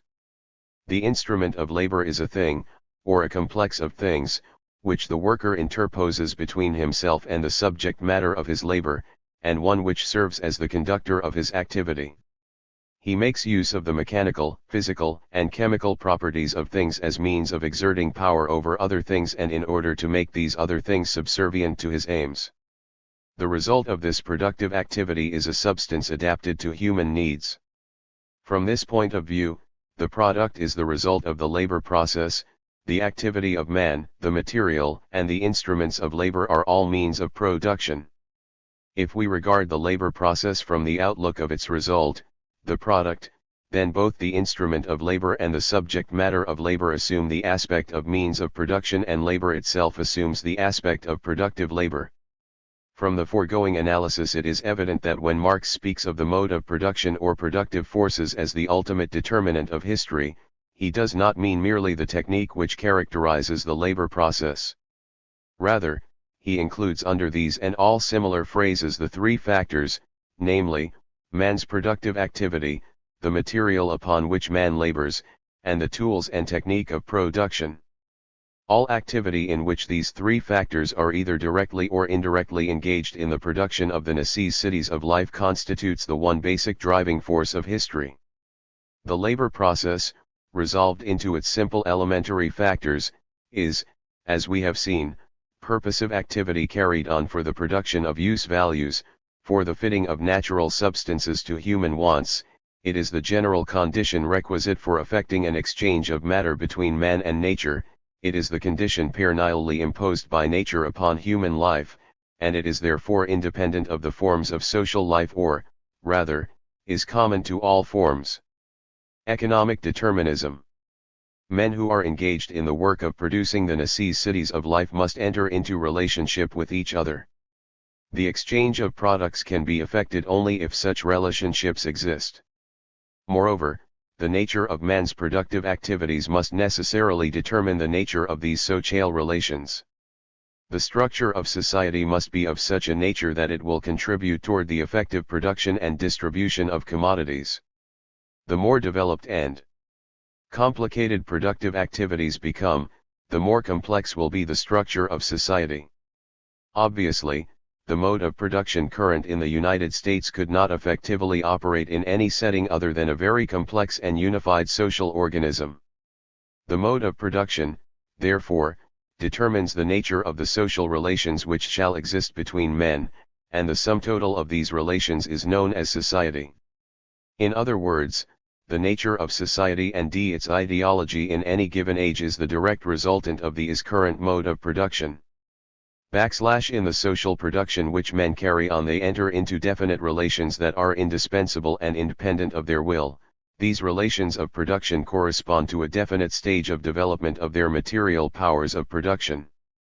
The sum total of these relations of production constitutes the economic structure of society, the real foundation, on which rise legal and political superstructures and to which correspond definite forms of social consciousness. The mode of production in material life determines the general character of the social, political, and spiritual processes of life. The production of the means to support human life and, next to production, the exchange of things produced, is the basis of all social structure. The social relations which unite men in each age are, however, no sooner constituted than they begin to develop a superstructure. This superstructure will be composed of various social institutions, each of which will, in itself, be an ideological force which by its very nature is preservative and protective of the existing social relations. The first and most basic of these ideologies created by society is the state. And the state is not an independent domain with an independent development, but one whose stock as well as development is to be explained in the last resort by the economic conditions of life of the society. The state presents itself to us as the first ideological power over mankind. Society creates for itself an organ for the safeguarding of its general interests against internal and external attacks. This organ is the state power. Innumerable other ideologies are further created by society in order to preserve itself in existence. Many of these social institutions clearly bear an intimate relationship to the forces of production, in others, the relationship is less evident, but nonetheless real. For example, the relation of the state to the economic basis of society is immediately evident, but it is somewhat difficult to see the connection between the forces of production and the religion, morality, literature, art, music, and education of an age. Close study will, however, bring out the fact that the religious and moral standards of an age tend to preserve the state. Society has, consciously or unconsciously, called them into being for that purpose. The morality and religion which society has created will, in turn, determine the character of other ideologies. It is because of this fact that one will invariably find the music, art, literature, and education of an age based upon the religious and moral standards which dominate the period. Thus, each ideological force in the entire social superstructure is ultimately a conscious or unconscious creation of society, a force which it has directly or indirectly called into being for the purpose of preserving those relations among men required for the proper production and distribution of the necessities of human life. In every historical epoch, the prevailing mode of economic production and exchange, and the social organization necessarily following from it, form the basis upon which it is built up, and from which alone can be explained the political and intellectual history of that epoch. The economic structure of society always furnishes the real basis, starting from which we can alone work out the ultimate explanation of the whole superstructure of juridical and political institutions as well as of religious, philosophical, and other ideas of a given historical period. Marxism emphasizes the point that its conception of history does not maintain that productive forces are the only determining factor in human society. It acknowledges that religion, art, philosophy, and many other ideological forces do play an important part in directing the course of history.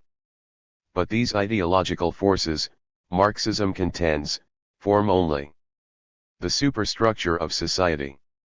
Each of these is, in turn, directly or indirectly, the resultant of the productive forces of its age. Consequently, although each of these factors does partially determine the course of history, it does so only as a proximate cause.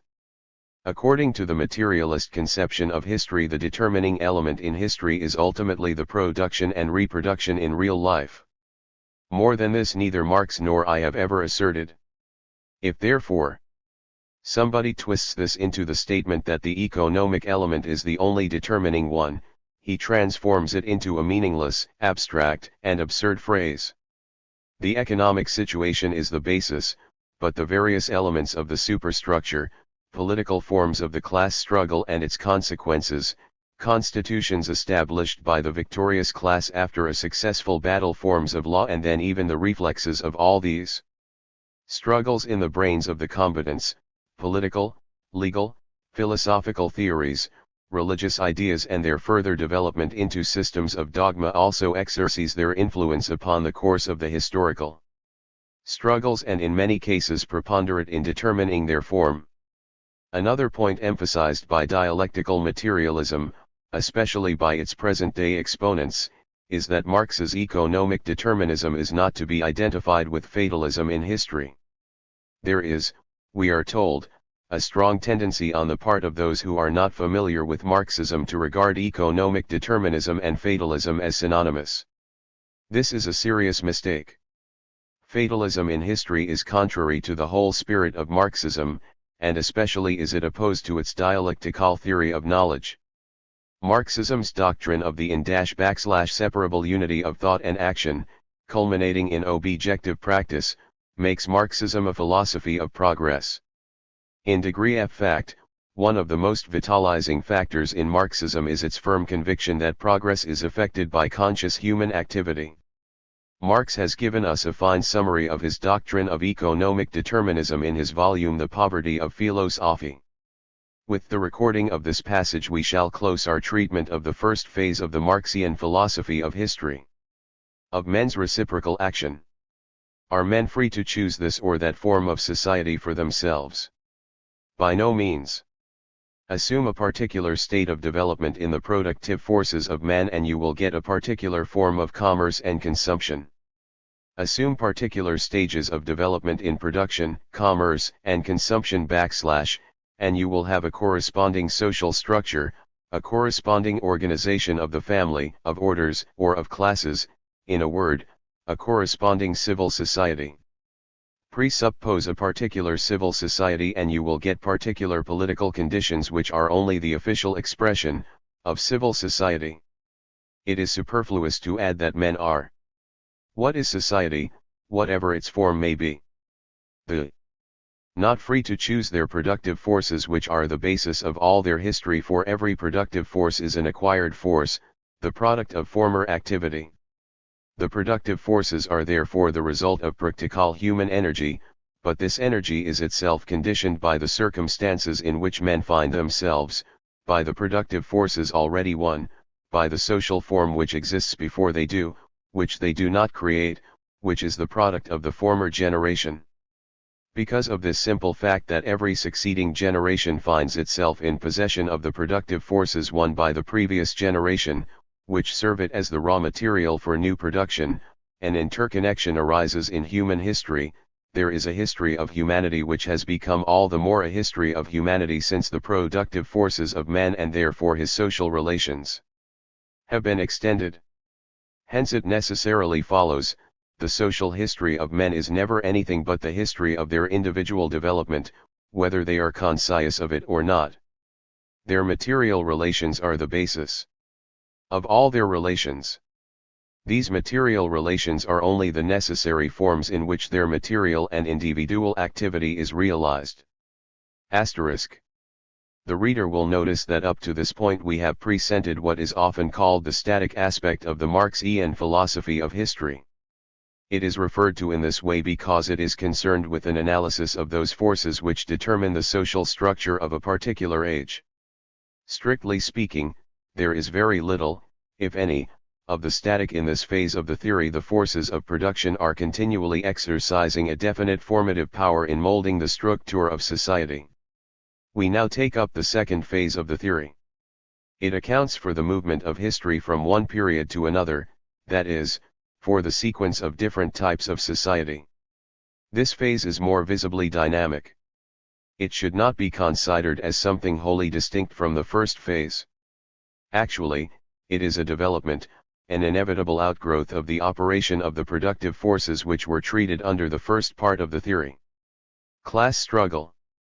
Definite connections and objective relations necessarily arise among men as the result of the prevailing mode of production. Some men own means of production, others do not. Some supervise the work of production, others obey. The authority, liberty, and social status enjoyed by men are directly connected with the ownership or non-ownership of means of production, and the opposition between ownership and non-ownership of the means of production is the source of economic classes. The group of men who own the means of production are in a position of power. They do not labor, yet they live a life of ease. They do not own the laborers as slaves, yet they dictate the hours which the laborer shall work and the wages he shall receive. They enjoy luxury of life and give to the workers barely enough to enable them to procure necessities. This group which owns the means of production, which rules and dominates the remaining members of society, is called by Marx the exploiting class. The remaining members of society, and these, by far, constitute its major portion, are in a position of servitude. Their labor produces wealth for the exploiting class and, at best, the necessities of life for themselves. This vast group, which is dominated by the few who own the forces of production, is called by Marx the exploited class. In every society that has appeared in history, the mantina in which wealth is distributed and society divided into classes or orders is dependent upon what is produced, how it is produced, and how the products are exchanged. These warring classes of society are always the products of the modes of production and of exchange, in a word, of the economic conditions of their time. According to Marx, there are, then, two classes, the exploiting class and the exploited class. The former class owns the means of production and, consequently, possesses an unlimited amount of freedom. The latter class does not own any of the means of production and, as a result, finds itself in a position of servitude with respect to the ruling group. One may define, then, a class as a group of people who, in a given society, with a given regime of production, are finding themselves in the same position with reference to two things: the ownership or non-ownership of the property essential in the labor process, and second, the personal freedom enjoyed or deprived of. It is at this point that we should note how Marx has so closely allied his metaphysics of nature to his concept of society. We saw that, for him, material reality is a unity of VL degree. The conflict of these contradictory elements produces an imminent motion towards development and, ulti degree, mately, to the production of new types or species of reality. Marx has carried over into his philosophy of history this degree same analysis. The production and exchange of commodities demand that men live related to each other in such a way that they form a social organism. Within this organism, however, it is found that two classes arise as a result of the ownership or non-ownership of the means of production. These two groups, the exploiting class and the exploited class, are obviously opposed one to the other. They are the two contradictory elements which make up the social organism, just as two opposing material elements make up matter. It is in the perennial clash of these two opposing forces, the degree oppressors and the oppressed, that Karl Marx discovers the dynamic force which accounts for the progress and development evident in history. Just as the contradictory elements which compose material reality bestow upon it an imminent motion towards development and the production of new species, so do the opposing classes which make up the social organism generate a conflicting motion which perpetually results in the production of new types of society. These conflicts between class and class are known to us as revolutions, periods of violence which invariably characterize the transition of society from one system of organization to another. They are the ruthless unique means by which the oppressed are able to free themselves from the yoke of the oppressor. The whole history of mankind has been a history of class struggles, conflicts between exploiting and exploited, ruling and oppressed classes. The history of all hitherto existing society is the history of class struggles. Freeman and slave, patrician and plebeian, lord and serf, guildmaster and journeyman, in a word, oppressor and oppressed, stood in constant opposition to one another, carried on an uninterrupted, now hidden, now open fight, a fight that each time ended, either in a revolutionary reconstitution of society at large, or in the common ruin of the contending classes. Productive forces of the age have outgrown the existing social order. It is suddenly realized that the new methods of production can no longer function in the current social SYS. The revolt of the exploited class takes place when the _tem. The working class is dependent upon the normal operation of these productive forces for the money necessary to procure the means of their subsistence. Consequently, the failure of these forces brings about the revolt of the suffering class against the existing social order. At a certain stage of their development, the material forces of production in society come in conflict with the existing relations of production, or what is but a legal expression for the same thing with the property relations within which they had been at work before. From forms of development of the forces of production these relations turn into their fetters. Then comes the period of social revolution. It is inevitable that the revolt of the exploited class against the exploiting class will appear superficially to be merely a political struggle. Invariably, the oppressing class is found to be entrenched behind the current political regime and to be utilizing it both as a weapon of exploitation and as a power to keep down the impending revolt of the masses. The overthrow of the existing political regime is therefore a necessary step which the oppressed class must take in order to achieve economic emancipation. All class struggles for emancipation in the last resort, despite their necessarily political form, for every class struggle is a political struggle, turn ultimately on the question of economic emancipation. One can readily see the sheer logic of the Marxian view that a change in the forces of production necessarily results in social revolution. The entire ideological structure of an epoch, its form of government, religion, law, morality, art, and literature is the direct resultant of a particular mode of production and exchange. Necessarily, then, an essential alteration in the forces of production will alter the source and basis of all social institutions. The establishment of a new economic foundation will necessarily result both in a new social superstructure and in the collapse of the old. With the change of the economic foundation, the entire immense superstructure is more or less rapidly transformed. Obviously, then, one should seek the cause of a social upheaval, not in the ideology of an age, but in the changes which have taken place in the method of production. Dissatisfaction with existing social conditions and institutions is nothing more than a sign that the productive forces of an age have developed to such an extent that they are now in contradiction with the social superstructure of the time. The final causes of all social changes and political revolutions are to be sought, not in men's brains, not in man's better insight into eternal truth and justice, but in changes in the modes of production and exchange. They are to be sought, not in the philosophy, but in the economics of each particular epoch. The growing perception that existing social institutions are unreasonable and unjust, that reason has become unreason, and right wrong, is only proof that in the modes of production and exchange changes have silently taken place, with which the social order, adapted to earlier economic conditions, is no longer in keeping. Marx expresses this same thought in the preface to his critique of political economy. He tells us that any attempt to understand the basic causes of a social upheaval by an analysis of the ideology of the time is valueless. It is similar to forming an opinion of a person on what the person thinks of himself. In considering such transformations, the distinction should always be made between the material transformations of the economic conditions of production, which can be determined with the precision of natural science, and the legal, political, religious, aesthetic, or philosophic, in short, ideological forms in which men become conscious of this conflict and fight it out.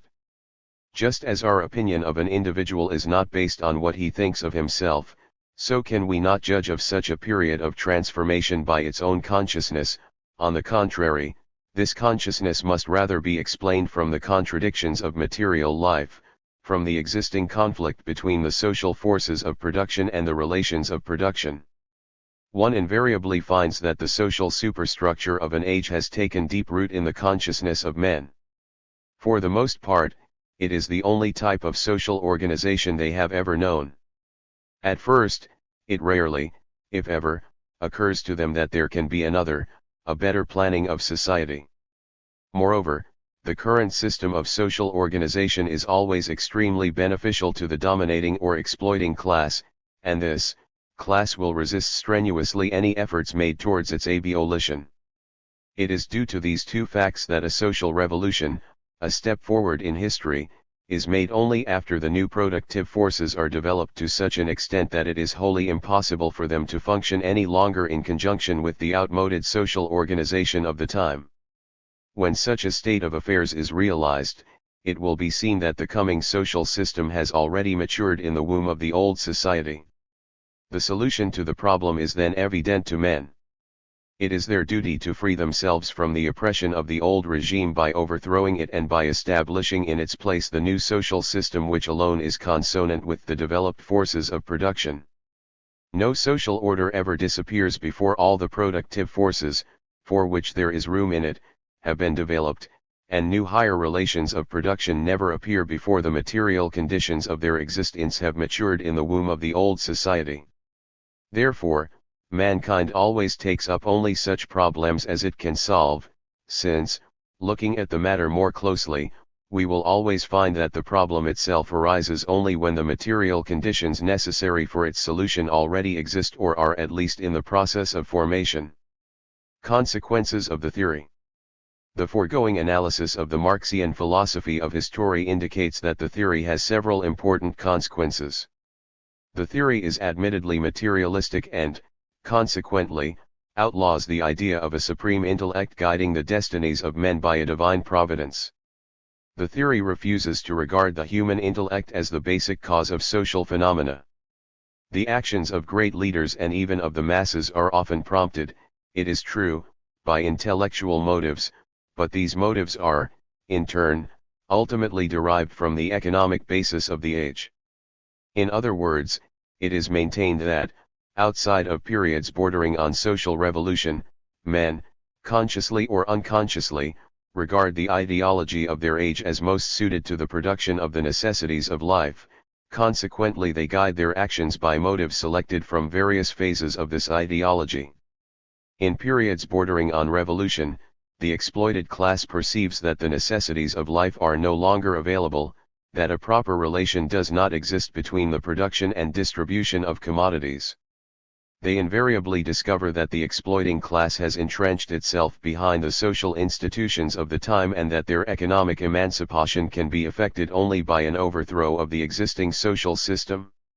In such crucial periods, the exploiting class endeavors to preserve the prevailing social structure, because its continuance is beneficial to it.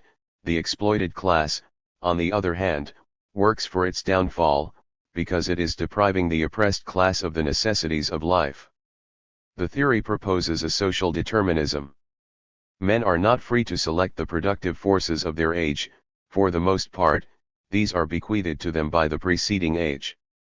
This fact implies a twofold determinism. First, the entire social structure or ideology of a period is the direct resultant of these forces of production, that is, the state, law, philosophy, religion, politics, art, literature, music and all other social phenomena are resultants of the economic foundation of the period, and secondly, when the productive forces outgrow the social system they have created, they will come into conflict with it and act as the basic cause of the consequent social upheaval and social reorganization. Chapter V. Its philosophy of the state. In the preceding chapter, the Marxian theory of economic determinism pointed out that the mode of production current in society determines the character of the entire social superstructure. It was also noted that the first and most basic ideological element created by the mode of production in the social superstructure is the state. In other words, each type of economic production infallibly creates a distinctive type of state, and the first effect of any change in a mode of production is always the creation of a new type of state. The state presents itself to us as the first ideological power over mankind. Society creates for itself an organ for the safeguarding of its general interests against internal and external attacks. This organ is the state power. In the preceding chapter we saw that the mode of production determines the type of state. In the present chapter we press our investigation still further. We now ask, what is the basic factor in society which, according to communism, accounts for the origin of the state? In a word, why is there an institution at all such as the state? It is our intention, then, to present first the origin of the state. After having considered that extremely important question, we shall turn our attention to two other equally important phases of any philosophy of the state, the nature of the state and the purpose of the state. The origin of the state. In approaching an issue so fundamental as the origin of the state, Marxism insists, as always, that if we are to arrive at truth we must study historical facts. It is an easy matter, says Marxism, for the classical theorists to say that the state exists, broadly speaking, for the general welfare of society. It is a simple matter to erect a philosophy of the state on what we think its origin, nature, and purpose should be. But a solution arrived at in such a way is obviously idealistic, even utopian in its simplicity. The state, like all other institutions, has a definite history. A philosophy of the state which is to be realistic, based on fact, must study the history of this institution and base its conclusions on its findings. In this way, and only in this way, will one arrive at a true knowledge of the origin and nature of the state and the role which it plays in society. The origin of private property. In order to analyze properly the origin of the state, communism maintains that one must first discover the origin of private property. Marx and Engels have not treated this subject in great detail. The most complete treatment found in their writings is that presented by Engels in his work on the origin of the family, private property, and the state. The treatment in this work is, however, along the lines of particular tribes and peoples. For that reason it usually lacks the general conclusions which we should like Marxism to present. So the best general summary of the Marxian view is perhaps that which is to be found in two passages of Engels' Anti-Düring. All civilized peoples begin with the common ownership of the land. Historically, private property by no means makes its appearance as the result of robbery or violence. On the contrary, it already existed, even though it was limited to certain objects, in the ancient primitive communes of all civilized peoples. It developed even within these communes, at first through barter with strangers till it reached the form of commodities. The more the products of the commune assumed the commodity form, that is, the less they were produced for their producer's own use, and the more for the purpose of exchange, the more the primitive natural division of labor was replaced by exchange also within the commune, the more inequality developed in the property of the individual members of the commune, the more deeply was the ancient common ownership of the land undermined. In brief, Marxism maintains that private property as we know it today is the product of a long process of evolution. In the earliest primitive times almost everything was held in common by men. Above all, the land belonged in common to all men. It is true perhaps that even in the most primitive times men had a few personal objects for their private use. But these were of little social consequence. In general, then, it may be safely stated that common ownership was characteristic of man in primitive times and that private ownership came into being only after society had passed through a primary period of communism. The origin of classes. After the inception of private ownership, men naturally began to produce the necessities of life on this new basis. A mode of production based upon private ownership came into being for the first time in history. This new mode of production, however, necessarily created definite property relations, and property relations immediately create classes, owners and non-owners of the means of production. These groups are respectively the exploiting and the exploited classes. Definite connections and objective relations necessarily arise among men as the result of the ownership or non-ownership of the means of production. Those who own the means of production supervise production, they derive the major profit from the economic resources of a nation, they hold a position of power over the men they employ, they dictate the wages and hours of their employees. They lead a life of ease, supported in luxury by the masses. In short, they are an exploiting class. On the other hand, those who do not own any means of production are subject to the exploiting class. Their position is truly one of economic servitude. They form the major portion of society. They are the exploited class. Briefly, the authority, liberty, and social status enjoyed by men is directly dependent on their ownership or non-ownership of means of production. Hence, the coming into being of the institution of private property, especially private ownership of means of production, is the cause directly responsible for the creation of the two antagonistic classes which make up society. One may define, then, a class as a group of people who, in a given society, with a given regime of production, are finding themselves in the same position with reference to two things, the ownership or non-ownership of the property essential in the labor process, and second, the personal freedom enjoyed or deprived of. The origin of the state. The next step in the Marxian analysis is to point out that property relations have developed not merely two classes but also those class antagonisms and class struggles that make up the contents of all written history up to the present time. In a word, classes are the immediate result of the ownership of property, and class struggles are nothing more than the conflict of owners and non-owners. Thus, the interests of each class are exclusive of the interests of the other class, and just as inevitably as private property creates the two classes, so do the classes by their very nature create class antagonisms, class hatreds, and constant class struggle in the womb of society.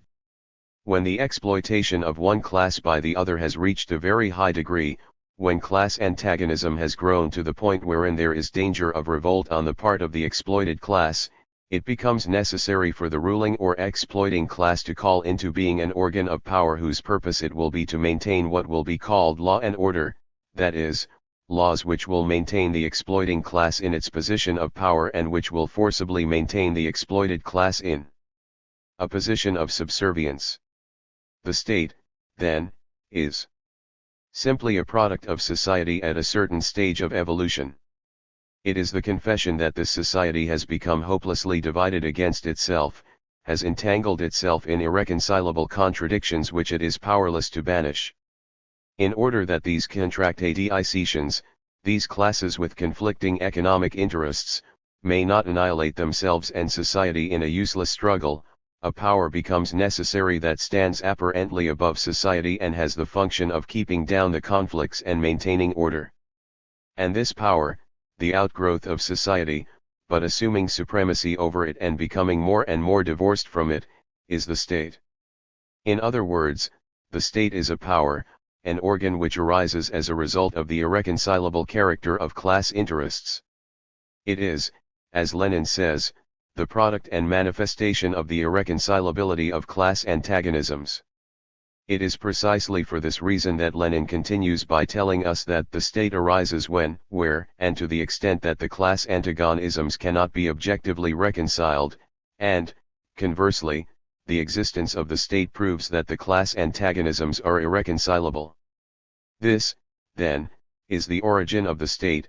It is an organ of power and suppression which the exploiting class necessarily calls into being at that moment in the economic evolution of society when it could no longer maintain the exploited class in a position of subservience without the use of force. This force or power we call the state. According to Marx, the state could neither arise nor maintain itself if a reconciliation of classes were possible. The state is an organ of class domination, an organ of oppression of one class by another. Its aim is the creation of order which legalizes and perpetuates this oppression by moderating the collisions between the classes. The organ of the state is, then, a product of the economic evolution of society. Like the other elements in our social superstructure, the state rests upon man's mode of economic production. It is, as Engels says, rooted in the material conditions of life. The state did not exist from all eternity. There have been societies without it, that had no idea of any state or public power. At a certain stage of economic development, which was of necessity accompanied by a division of society into classes, the state became the inevitable result of this division. The nature of the state. In analyzing the nature of the state, the first characteristic which stands out is that it is a class organization. The state came into being with the beginning of classes and has always remained a class organization, a tool in the hands of the ruling or exploiting class. Society, based upon class antagonisms, has need of the state, that is, of an organization which is pro tempore. The exploiting class, an organization for the purpose of preventing any interference from without with the existing conditions of production. Lenin briefly sums up this first characteristic of the state in a single sentence. According to Marx, the state is an organ of class domination. The second notable characteristic of the state is that it is an organized force, a unified public power of coercion. Thus, an essential part of every state is its army and navy, its police force, its courts and its prisons. In the words of Engels, the state is an instrument of oppression which is divorced from the mass of the people, a public power of coercion separated from the aggregate body of its members. A third feature which characterizes every state is its assertion that it has the right to levy oppressive taxes upon an already exploited people. In order to maintain this public power, contributions of the citizens become necessary, the taxes. As civilization makes further progress, these taxes are no longer sufficient to cover public expenses. The state makes drafts on the future, contracts loans, public debts. A fourth and final outstanding characteristic of the state is that its ranking officials invariably hold a privileged place in society. This is true to such an extent that they form a privileged group even among the members of the ruling class. In possession of the public power and of the right of taxation, the officials in their capacity as state organs are now exalted above society. Representatives of a power that is divorced from society, they must enforce respect by exceptional laws that render them specially sacred and inviolable. By nature, then, the state is a class organization, a necessary adjunct of the ruling group. It is essentially an organized instrument of force destined to serve the purposes of the class in power. It maintains itself by taxes levied upon the already exploited masses, and its officials utilize their position of power to force the remaining members of society to look upon them as superior and privileged beings. The purpose and function of the state.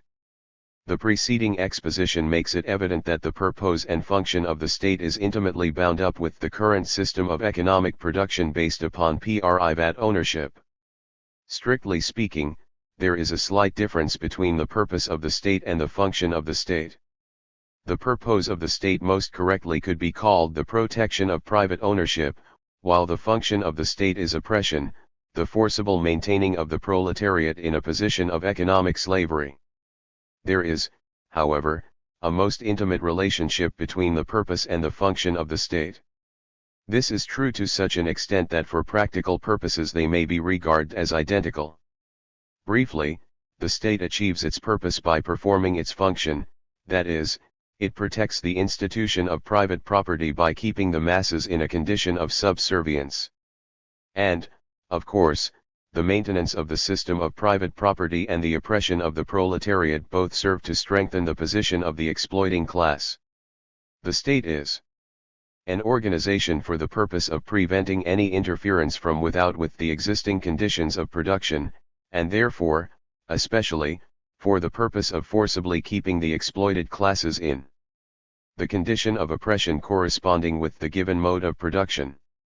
Throughout all typical periods is the state of the ruling class, and in all cases mainly a machine for controlling the oppressed and exploited class. The state is organized for the protection of the possessing against the non-possessing classes. Thus, the state has as its highest purpose the protection of private property. It is an institution which perpetuates class divisions in society and forcibly maintains the right of the possessing classes to exploit and rule the non-possessing classes. In reality, however, the state is nothing more than a machine for the oppression of one class by another, and indeed in the democratic republic no less than in the monarchy. The state is a special organization of force. It is the organization of violence for the suppression of some class. In a word, Communism regards the state as an organ of oppression in a twofold way. First, as an economy it regards the state as an organization of the capitalists who are united for the purpose of extracting all surplus value from the workers. Secondly, as a political power communism sees the current eco-rebellion on the part of those who are exploited by the system, quite logically calls attention to the fact that the repressive functions of the state will increase in intensity in proportion to the development of industry on a capitalist basis. The simple reason for this phenomenon is that the more highly developed industry becomes, on a capitalist basis, the more the working man is exploited, and increased exploitation necessarily demands the intensification of repressive activities on the part of the state. In a word, the more the masses are being exploited, the greater the repressive measures which will be needed to hold them in a position of subservience. At the same pace at which the progress of modern industry developed, widened, intensified the class antagonism between capital and labor, the state power assumed more and more the character of a public force organized for social enslavement, of an engine of class depotism. After every revolution marking a progressive phase in the class struggle, the purely repressive character of the state power stands out in bolder and bolder relief. Both Engels and Lenin further remarked that, in its advanced stages, capitalism will assume the form of state ownership and control of the means of production. When this stage in the economic evolutionary process is reached, the state will exploit the masses more than ever before in history. The modern state, no matter what its form, is essentially a capitalist machine. The more it proceeds to the taking over of productive forces, the more does it actually become the national capitalist, the more citizens does it exploit. In summary, the state came into existence when the division of society into classes was brought about by the inception of private ownership. The ruling class found it necessary to create such an institution as the state for the purpose of maintaining its position of power. The state is, then, the direct product of the irreconcilability of the interests of the two classes which make up society and is therefore definitely a class organization.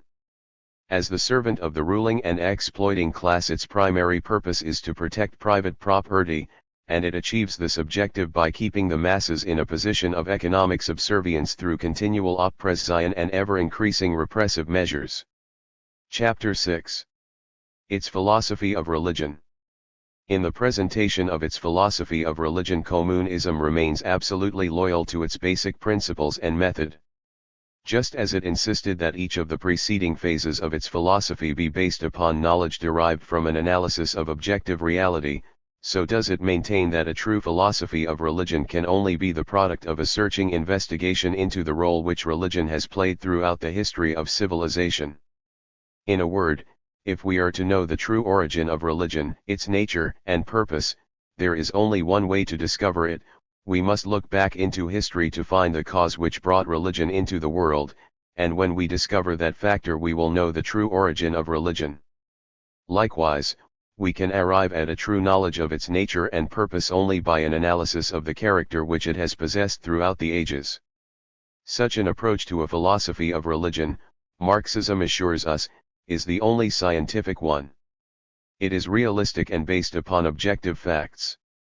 In contrast, an approach which would draw primarily upon the mind would be fundamentally idealistic. One discovers the origin, nature, and purpose of an institution such as religion, says the Marxist, not by sheer reasoning processes but by a study of the history of the institution. This method is scientific and objective, and any other approach is basically idealistic. The origin of religion. At the outset, communism finds that religion differs in one notable respect from most elements in our current social superstructure. Unlike other social phenomena, the earliest forms of religion were not derived from an economic basis. This discovery does not conflict in any way with the basic principles of economic determinism. On the contrary, it simply so happens that religion was present in the world previous to the system of private ownership and, consequently, previous to that mode of economic production which from its beginning has found it necessary to create institutions to defend and facilitate its exploitation of the ses. Religion, as Engels tells us, had a very remote origin among primitive peoples, and it has passed through many stages of evolution. From the very early times when men, still completely ignorant of the structure of their own bodies, under the stimulus of dream apparitions came to believe that their thinking and sensation were not activities of their bodies, but of a distinct soul which inhabits the body and leaves it at death. From this time, men have been driven to reflect about the relation between the soul and the outside world. If in death it took leave of the body and lived on, there was no occasion to invent yet another distinct death for it. Thus arose the idea of its immortality, which at that stage of development appeared not at all as a consolation but as a fate against which it was no use fighting, and often enough, as among the Greeks, as a positive misfortune. Not religious desire for consolation, but the quandary arising from the common universal ignorance of what to do with the soul after the death of the body led in a general way to the tedious notion of personal immortality. In an exactly similar manner the first gods arose through the personification of natural forces. And these gods in the further development of religions assumed more and more an extra-mundane form, until finally by a process of abstraction, I might say of distillation, occurring naturally in the course of man's intellectual development, out of the many more or less limited and mutually limiting gods there arose in the minds of men the idea of the one exclusive God of monotheistic religions. This theory of the origin of religion is, according to Marxism, clearly the most acceptable. The powerful forces of nature were the most important elements in the lives of the early primitives. Upon the favorable operation of these natural forces the primitive peoples depended for their daily sustenance and even for the preservation of their lives. These facts are especially understandable in view of the extremely meager control which the primitive had over such violent natural forces as the wind, fire, rain, and lightning. Under these circumstances it was most natural for the primitive to stand in wonder and fear at the operation of the forces of nature. And wonder and fear are the parents of the desire to propitiate and influence. Once man's mind starts thinking in this direction, what is more natural for him than to believe that these mighty forces are but the actions of gods, beings comparable to man but infinitely superior to him? What could be more natural than to think of devastating fire and lightning as the action of an angry deity? What could be more natural than to think that the kind deity who ordinarily furnishes the priceless rain for the crops is that same deity become offended when the lives and possessions of men are swept away by raging floods? The next obvious step in the mental process of the primitive is to come to the realization or at least to the hope that if these forces of nature are but actions of the gods it may be possible to some extent to control them. In a word, man may be able to propitiate the gods. If this be true, then man has arrived at a way of controlling natural forces. Herein we find the origin of prayer and sacrifice to heavenly beings. Here also we discover the basic cause for the polytheism of primitive peoples, namely, the personalization of varied natural forces. This personification of natural forces represents merely the first stage in the historical evolution of religion. In this period, which was previous to the inception of private ownership, men were, as we have said, the occasional victims of disasters caused periodically by the forces of nature. In this primary stage, religion therefore had a purely natural basis. Its origin is directly traceable to man's desire and attempt to control the forces of nature. The second stage in the evolutionary development of religion came into being at that moment when the economic evolution of society had developed to that point which is identified with the birth of private property.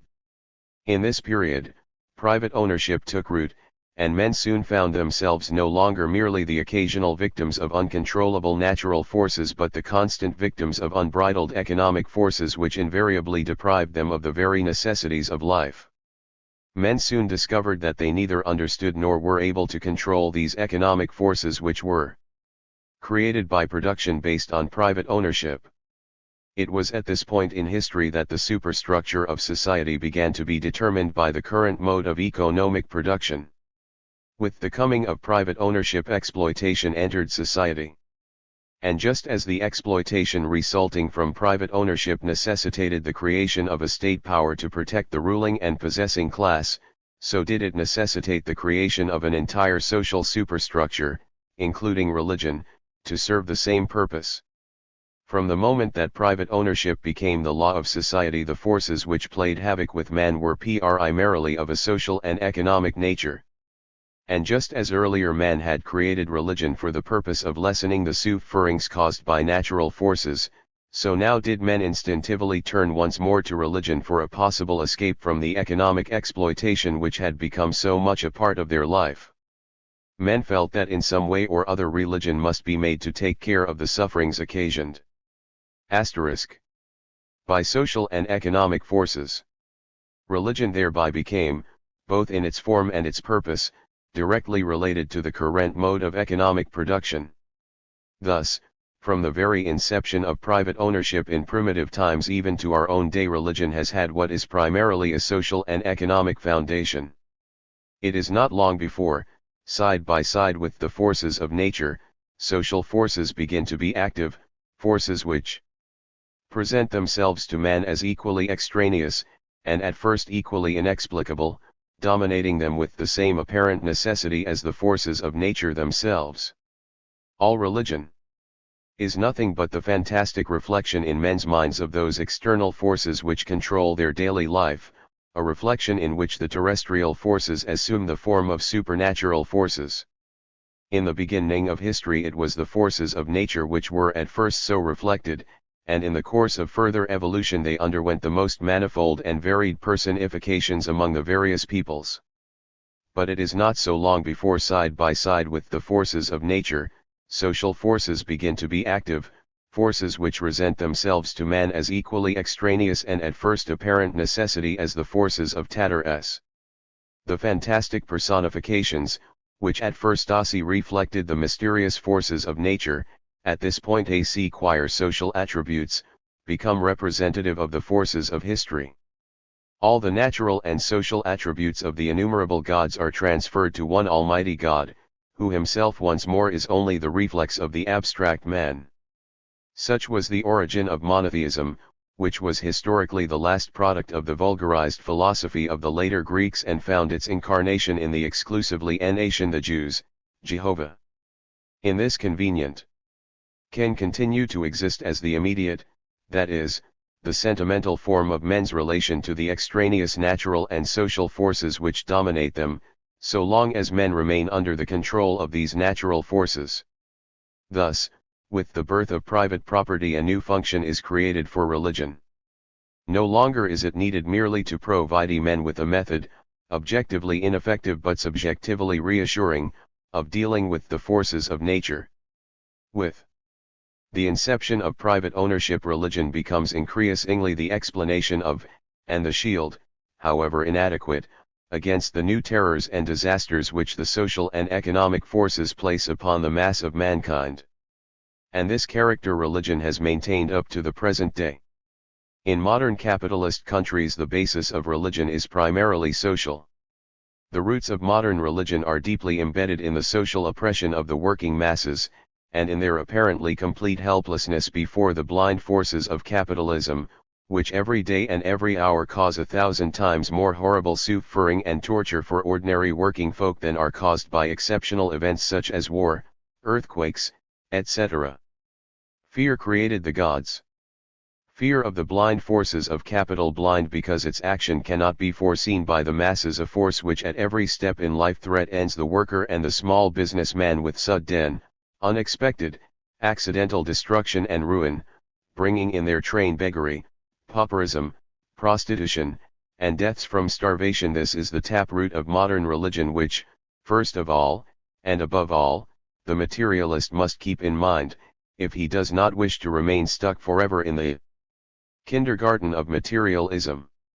In the light of the above, one can readily understand the meaning of Engels' insistence that, although religion first arose as a superstitious means of allaying the terrific effects of natural forces, it still exists because a similar fear of the action of economic forces renders religion attractive to man. In a word, men today do not worry a great deal about the action of natural forces. Science has long since created for man sufficient protection against the ordinary ravages of nature. But now the mysterious forces of the economic order confront man, and as long as the action of these forces remains hidden and unpredictable, religion will offer man an explanation which will help him to bear up under the trial of economic exploitation. The actual basis of religious action therefore continues to exist, and with it the religious reflex itself. And although bourgeois political economy has given a certain insight into the causal basis of this domination by extraneous forces, this makes no essential difference. Bourgeois economics can neither prevent crises in general, nor protect the individual capitalist from losses, bad debts, and bankruptcy, nor secure the individual worker against unemployment and destitution. It is still true that man proposes and God disposes. Just as man instinctively created the concept of immortality in order to provide himself with an escape from the fear of inevitable death, so does he instinctively create other religious ideas which offer him an escape from the hopelessness of a life of economic slavery. The precise manner in which religion serves this end becomes clear when one considers the nature and purpose of religion. The nature and purpose of religion. The nature and purpose of religion are so closely related in the communist theory that for practical purposes they may be treated together. The communist analysis of the nature and purpose of religion may be perfectly summed up in one phrase of Karl Marx: religion is the opium of the people. Just what did Marx mean by this phrase? Opium, as we know, has a sedative effect upon man. It assuages pain, allays irritation, and intoxicates the mind. Thus, when Marx called religion the opium of the people, he wished to emphasize the idea that the nature and purpose of religion is to ease the physical and mental sufferings of this life by promising greater happiness in a future state of existence. Marx claims that religion helps to soothe the irritation which naturally exists between the opposing classes of society. It teaches the poor the divine blessings of poverty. And it teaches the rich the necessity of giving alms. Actually, however, religion is thereby justifying and rendering permanent the present economic setup which necessarily brings with it the exploitation of the masses.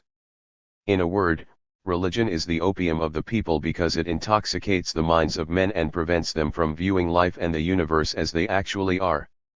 Religion is the sigh of the oppressed creature, the sentiment of a heartless world, as it is the spirit of spiritless conditions. It is the opium of the people. With this general characterization of religion as the opium of the people in mind, let us proceed to a more detailed analysis of just what communism means by this phrase. An analysis of communistic sources reveals that three principal reasons are offered in support of the contention that religion is the opium of the people. Briefly, religion is the opium of the people because it teaches the rich their rights, thereby strengthening the rich in their determination to exploit the poor. It teaches the poor their duties to the ruling class, thereby aiding in their being exploited by the rich. Religion is, by its very nature, passive and destructive of any activity on man's part which would tend towards his economic betterment. First, religion teaches the rich their rights and thus strengthens them in the belief that they are justified in exploiting the masses. Communistic literature abounds in emphasis on this point. The following are typical expressions of the idea.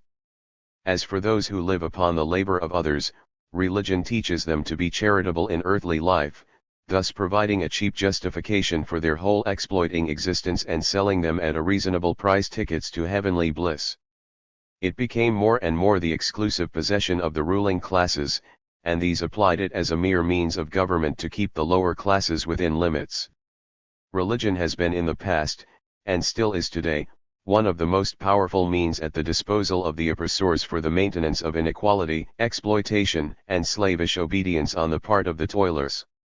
Second, religion is the opium of the people because it teaches the masses their duties towards the ruling classes. It encourages the poor to bear up bravely under the misfortunes of their present life and to look for better things in a life to come. It teaches them that their rulers hold their power from God and to revolt against this authority is a most serious sin. Rebellion is made identical with blasphemy. Religion is a kind of spiritual intoxicant, in which the slaves of capitalism drown their humanity and their desires for a decent human existence. The helplessness of the exploited classes in their struggle against the exploiters inevitably generates a belief in a better life after death, even as the helplessness of the savage in his struggle with nature gives rise to a belief in gods, devils, miracles. Ministers of religion, priests, and parsons were paid to teach that the world of the exploiters, of the oppressors of the landlords and the capitalists is a just world, a world in accordance with the laws of God. In any society that is divided into classes, where on one side of the line you have the oppressed and the exploited, and on the other side the oppressors and exploiters, religion and its ministers were and still are one of the bulwarks of the oppression of the masses. Third, religion is the opium of the people because it deludes man into thinking that he should meekly accept his present state of existence. In a word, religion makes man passive. It constantly preaches resignation to one's lot in life, however unfortunate it may be. It identifies such resignation with conformity to the will of a providential God. The virtues which the people are taught to acquire are meekness, mildness, patience, charity, humility, and forgiveness. The religious ideal which is held up before them is best expressed in the words of the Scripture, "Whosoever shall smite thee on the right cheek, turn to him also the other." Religion teaches those who toil in poverty all their lives to be resigned and patient in this world, and consoles them with the hope of reward in heaven. The future of religion. In the light of the preceding analysis of the nature and purpose of religion, one may well ask, what future does communism forecast for religion? What is the official communistic attitude towards religion? These questions are of importance, and the answer of communism is logically drawn from the basic principles of its system. In answer to the question what is the future of religion, the communist theory logically asserts that since religion is a sort of necessary reflex arising from the exploitation of the masses, it will naturally continue to exist in society as long as such exploitation exists. The victim of oppression, he must need the opium of religion to hide from reality, if happiness and comfort cannot be had in this. Led to believe that it will be at least attainable in a future one. Hence, since exploitation necessarily results from the present system of private ownership, it logically follows that the opium of religion will continue to appeal to man until the system of private property has been abolished and a communistic system erected in its place. One can readily perceive from the above that religion does not rank as a basic problem for communism. Lenin actually says that it is a problem of third-rate importance. The precise reason for this is that communism admits that religion will continue to exist in society, regardless of any attempts it might make to eradicate it, until the cause of religion is destroyed, namely, economic exploitation. Consequently, religion is of secondary importance to the communist, it is only a reflex, an effect of private property. The religious question must not be pushed into the foreground where it does not belong. We must not allow the forces waging a genuinely revolutionary economic and political struggle to be broken up for the sake of opinions and dreams that are of third-rate importance, which are rapidly losing all political significance, and which are being steadily relegated to the rubbish heap by the normal course of economic development. Not only will religion continue to exist as long as the system of private property exists, but it will actually become more widespread in proportion to the development of the capitalistic system. This is also an extremely logical deduction of Marxism, because the more capitalism develops, the more exploitation will there be in society, and the more exploitation there is in society, the greater need will there be for the masses to have recourse to the opium of religion. Consequently, the growth and spread of religion, far from indicating the defeat of communism, actually indicates its impending triumph. This is true for the simple reason that ever-increasing religion implies ever-increasing exploitation, and ever-increasing exploitation on the part of the capitalistic system must eventually and necessarily lead to its downfall and to the erection of communism in its place. The growth of ideological, mystical, and religious superstition are all phenomena signalizing the approach of the historical end of the capitalist system. One can see from this statement that any criticism of communism which is directed primarily against its atheistic character is not, of itself, a sufficient criticism of the theory. The criticism of its philosophy of history is much more fundamental and necessary. Religion will vanish, says communism, as soon as economic exploitation vanishes, for it is the cause of religion. And economic exploitation will vanish when society is organized upon a communistic basis. The truly orthodox and scientific way to abolish religion is therefore to abolish its cause, namely, the system of private property and the resulting economic exploitation. The proletariat will wage a great open struggle for the abolition of economic slavery, the real source of the religious deception of humanity. When society, by taking possession of all means of production and using them on a planned basis, has freed itself and all its members from the bondage in which they are now held by these means of production which they themselves have produced but which now confront them as an irresistible extraneous force, when therefore man no longer merely proposes, but also disposes, only then will the last extraneous force which is still reflected in religion vanish, and with it will also vanish the religious reflection itself, for the simple reason that then there will be nothing left to reflect. One might be tempted to ask, if communism states that the truly scientific way to abolish religion is to abolish its cause, namely, economic exploitation, is communism consistent when it devotes so much of its time and energy to the direct opposition of religion? If it were consistent, should it not leave religion alone and concentrate its attack on the capitalistic system, realizing that when it succeeded in this battle, religion would, according to its theory, disappear? The answer, of course, is that communism is not inconsistent when it directly opposes religion. And it is not inconsistent, because it believes the task of overthrowing capitalism is inseparable from the task of destroying religion. In fact, if the capitalistic or exploiting class is to be overthrown, one of the best means of doing it will be to deprive this class of the weapon of organized religion which it so cleverly uses to strengthen its position of power. It is for this reason that Lenin so often repeats that the struggle against religion is inseparable from the general class struggle. The attack upon religion is simply one phase of the great general attack upon the whole present capitalistic regime. We must under no circumstances allow ourselves to be sidetracked into a treatment of the religious question in the abstract, idealistically, as a matter of pure reason, detached from the class struggle. It would be Bourgeois narrow-mindedness to lose sight of the fact that the oppression exercised by religion on humanity is only a product and reflection of the economic oppression in society. The fight against religion must not be limited nor reduced to abstract, ideological preaching. This struggle must be linked up with the concrete practical class movement. Its aim must be to eliminate the social roots of religion. Organized religion must therefore be abolished if the ruling class is to be overthrown. Private worship and beliefs, of course, will not help the exploiting class to maintain its position to the same extent that organized religion actually does. For this reason, present-day Russia attempts to destroy all organized religion but tolerates what it calls freedom of conscience.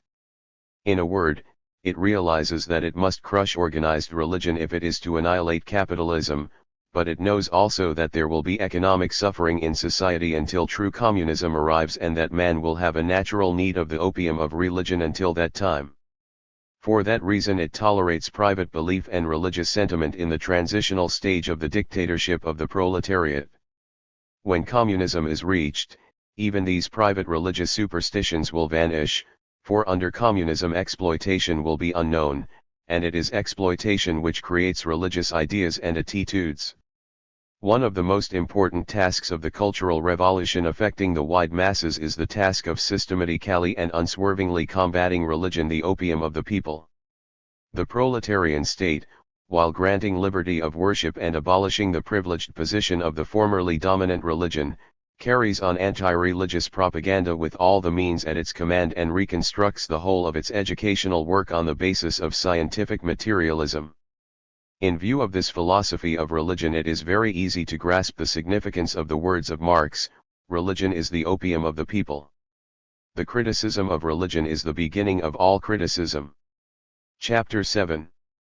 Its philosophy of morality. It is a tribute to the completeness of the Marxian synthesis that, even though it be an atheistic philosophy, it offers a moral philosophy along with a philosophy of religion. This completeness is to be accounted for by the fact that communism is willing to acknowledge that religion and morality are two very vital factors in the makeup of modern society. Consequently, communism realizes that if its analysis of society is to be complete, it must offer a truly Marxian explanation for the presence of these phenomena, religion and morality, in society. In the previous chapter, Marxism's explanation of the origin, nature, and purpose of religion was presented.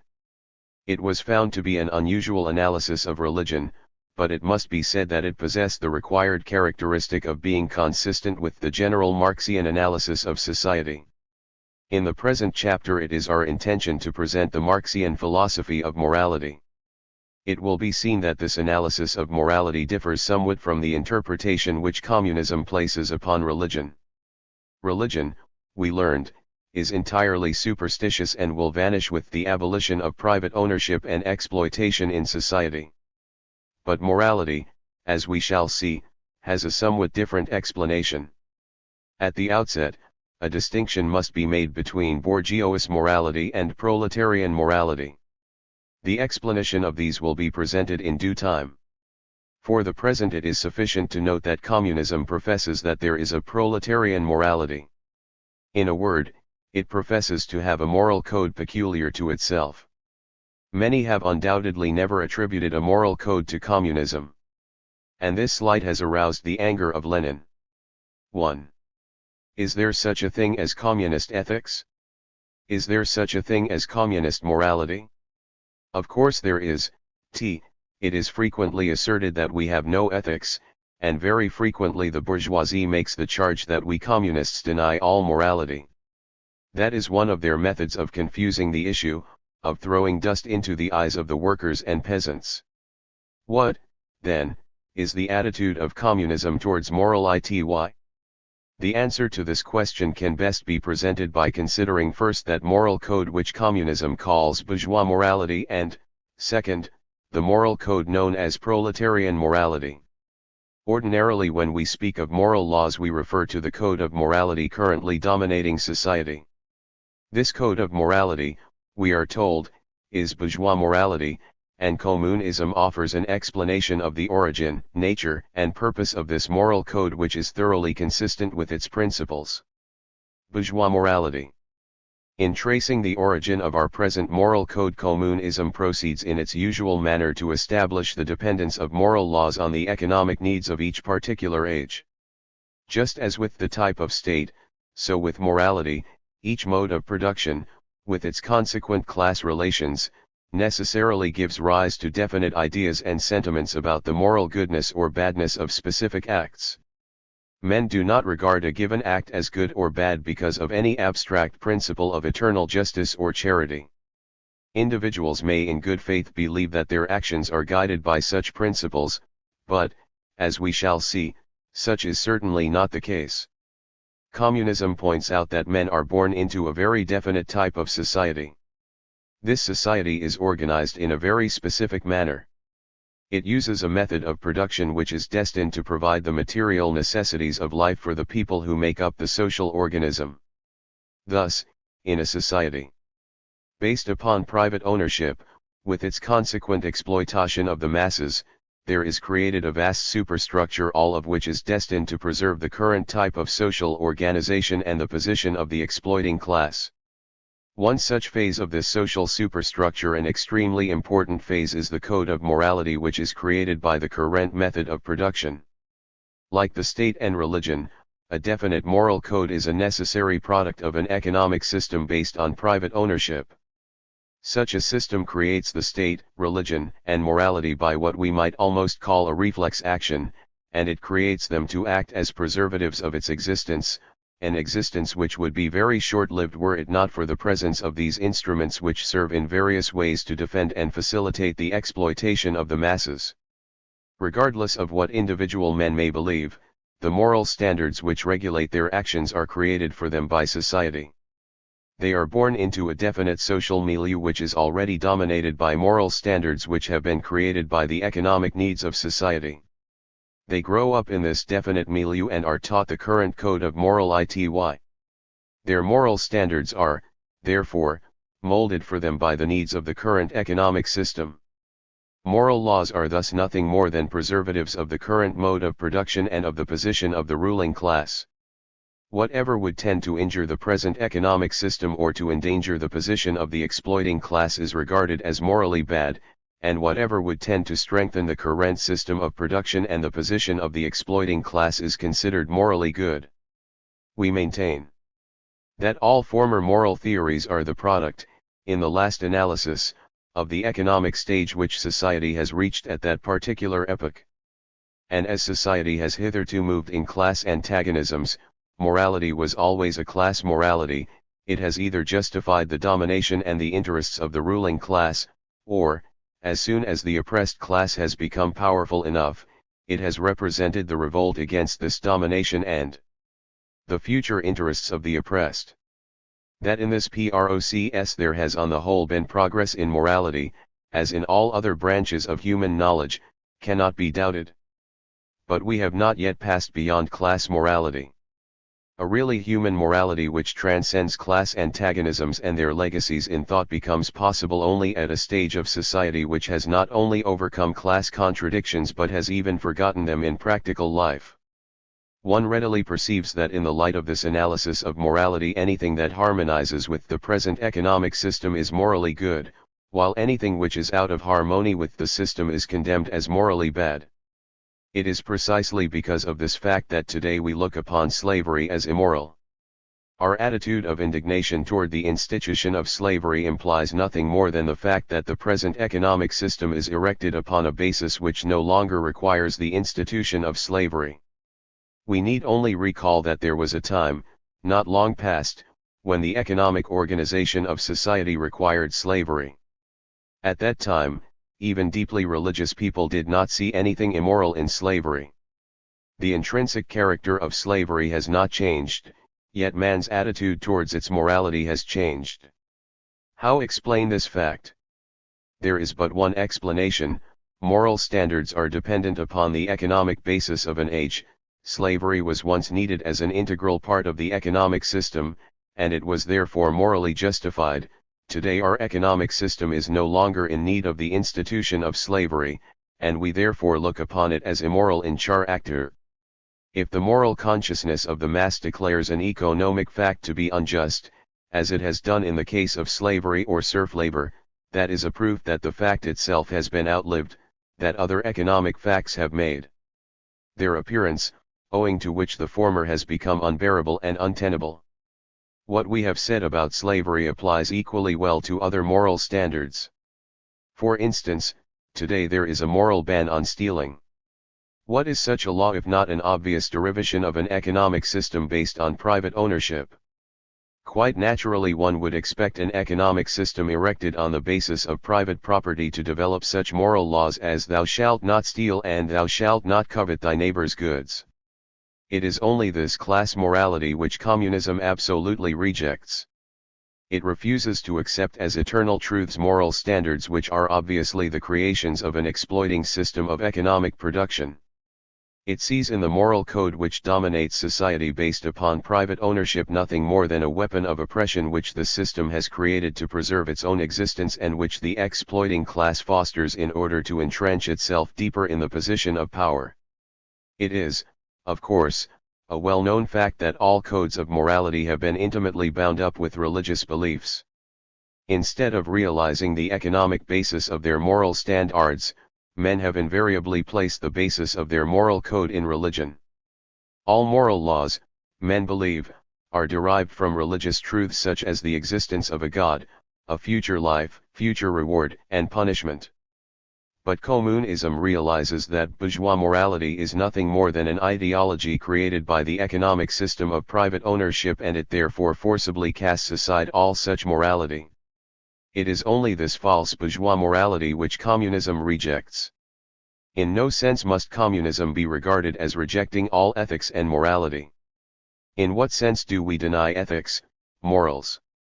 In the sense in which they are preached by the bourgeoisie, which deduces these morals from God's commandments. Of course, we say that we do not believe in God. We know perfectly well that the clergy, the landlords, and the bourgeoisie all claim to speak in the name of God. In order to protect their own interests as exploiters, we deny all morality taken from superhuman or non-class conceptions. We say that this is a deception, a swindle, a befogging of the minds of the workers and peasants in the interests of the landlords and capitalists. In view of communism's insistence that it is only bourgeois morality which it rejects, one rightfully wonders just what are the moral laws which communism regards as acceptable. In answer, communism first calls attention to the fact that it does not regard all current moral laws as products of superstition and the current mode of economic production. To this extent, its analysis of morality differs from its analysis of religion. Communism acknowledges that there is what we may call a science of morality which proposes numerous moral laws, some few of which are objectively valid for all time. It freely acknowledges that it would be extremely difficult, perhaps impossible, to single out any particular moral standard which men will always accept as true. It believes that there are a few such standards mingled in the mass of moral laws which we now revere, but at present it is next to impossible for us to discover which these might be. Certainly, however, the moral concepts which at the present time represent the overthrow of the present social system are the most likely to be those which possess the most durable elements. For these are at least destined to endure beyond the present capitalistic system. Hence, whatever eternal moral truths there are, we may expect to find in the proletarian moral code of the present time. This attitude of communism towards moral truth can best be understood if one recalls the Marxian doctrine of the relative character of truth which was explained in our third chapter. That doctrine teaches that in each of the sciences there are but few things known with such accuracy and completeness that all future ages will continue to accept them as eternal truths, that is, truths which will always be accepted as unchangeably and absolutely valid. And of all the sciences there is none which possess so few eternal truths as the science of morality. It is precisely because the science of ethics or morality possesses so few eternal truths that it is an extremely difficult task to point out a single moral standard which will certainly remain valid for all time. Undoubtedly there are a few such standards, but communism acknowledges that we are unable at the present time to decide which moral laws these might be. We therefore reject every attempt to impose on us any moral dogma whatsoever as an eternal, ultimate, and forever immutable moral law on the pretext that the moral world too has its permanent principles which transcend history and the differences between nations. If we have not made much progress with truth and error, we can make even less with good and bad. This antithesis belongs exclusively to the domain of morals, that is, a domain drawn from the history of mankind, and it is precisely in this field that final and ultimate truths are most sparsely sown. The conceptions of good and bad have varied so much from nation to nation and from age to age that they have often been in direct contradiction to each other. But all the same, someone may object, good is not bad and bad is not good. If good is confused with bad there is an end to all morality, and every one can do and leave undone whatever he cares. But the matter cannot be so simply disposed of. If it was such an easy business there would certainly be no dispute at all over good and bad, everyone would know what was good and what was bad. But how do things stand today? There is, first, Christian feudal morality, inherited from past centuries of faith, and this again has two main subdivisions, Catholic and Protestant moral ideas, each of which in turn has no lack of further subdivisions. Alongside of these we find the modern bourgeois morality and with it too the proletarian moral ity of the future, so that in the most advanced European countries alone the past, present and future provide three great groups of moral theories which are in force simultaneously and alongside of each other. Which is then the true one? Not one of them, in the sense of having absolute validity, but certainly that morality which contains the maximum of durable elements is the one which, in the present, represents the overthrow of the present, represents the future, that is, the proletarian. Engels anticipates an objection which he feels may be leveled against this theory. One might ask, if moral standards are created by definite modes of production, should we not be able to distinguish essentially different moral codes in the period of slavery, in the period of feudal aristocracy, in present-day bourgeois or capitalistic society, and still another proper to the proletariat? And if any moral standards remained unchanged under all past and present modes of production, would that not be an indication, according to Marxian principles, that there was something of the eternal about such standards, that they possess a validity which transcends the economic basis of any age? Engels answers this question in the negative. He refutes this objection with the statement that all of these varying types of economic production had one very important factor in common, that is, they were different modes of production but all were based on the system of private ownership. This basic factor common to all is more than sufficient, Engels says, to account for certain moral standards being common to each of these modes of production. But nevertheless there is much that is common to the three moral theories mentioned above. Is this not at least a portion of a morality which is eternally fixed? These moral theories represent three different stages of the same historical development, and have therefore a common historical background, and for that reason alone they necessarily have much in common. Even more, in similar or approximately similar stages of economic development, moral theories must of necessity be more or less in agreement. From the moment that private property in movable objects developed, in all societies in which this private property existed, there must be this moral law in common, thou shalt not steal. Does this law thereby become an eternal moral law? By no means. In a society in which the motive for stealing has been done away with, in which therefore at the very most only lunatics would ever steal, how the teacher of morals would be laughed at who tried solemnly to proclaim the eternal truth, "Thou shalt not steal."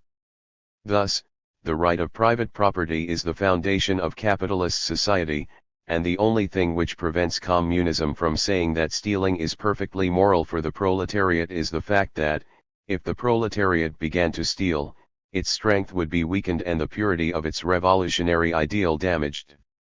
Workers who satisfied themselves by stealing would be losing sight of their ideal to foster an emancipating revolution which will bring them these goods abundantly and permanently.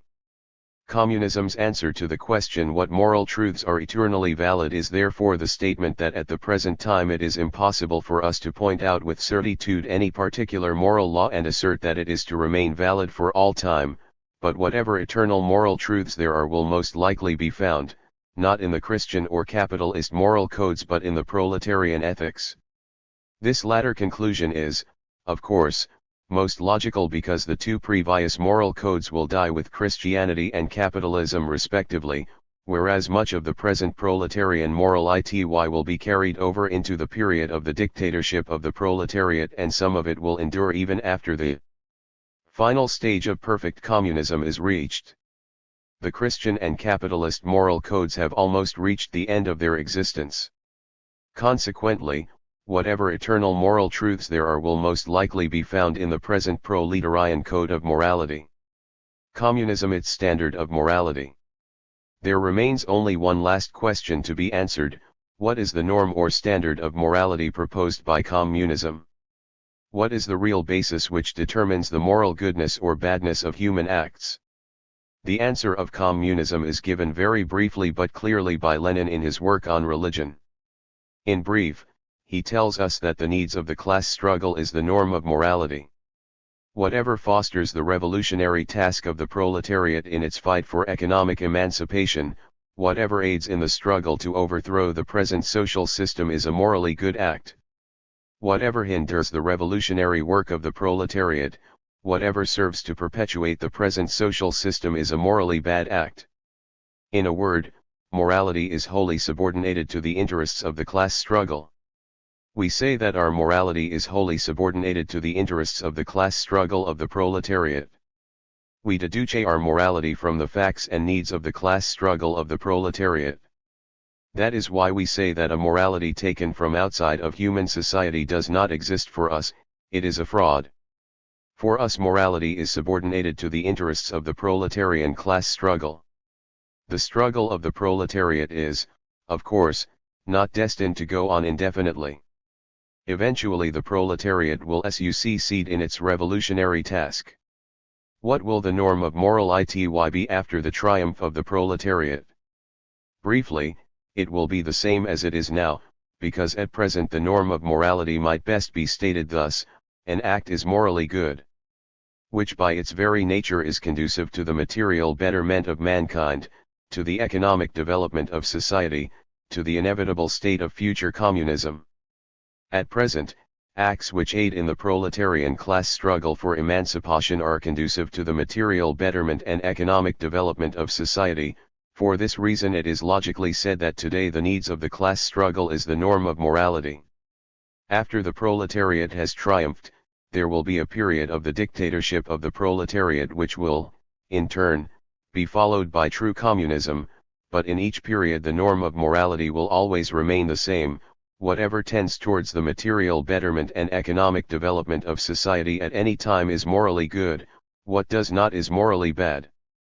In view of this criterion of morality one can readily understand why communism feels that even proletarian moral standards have, in general, only a transitory validity.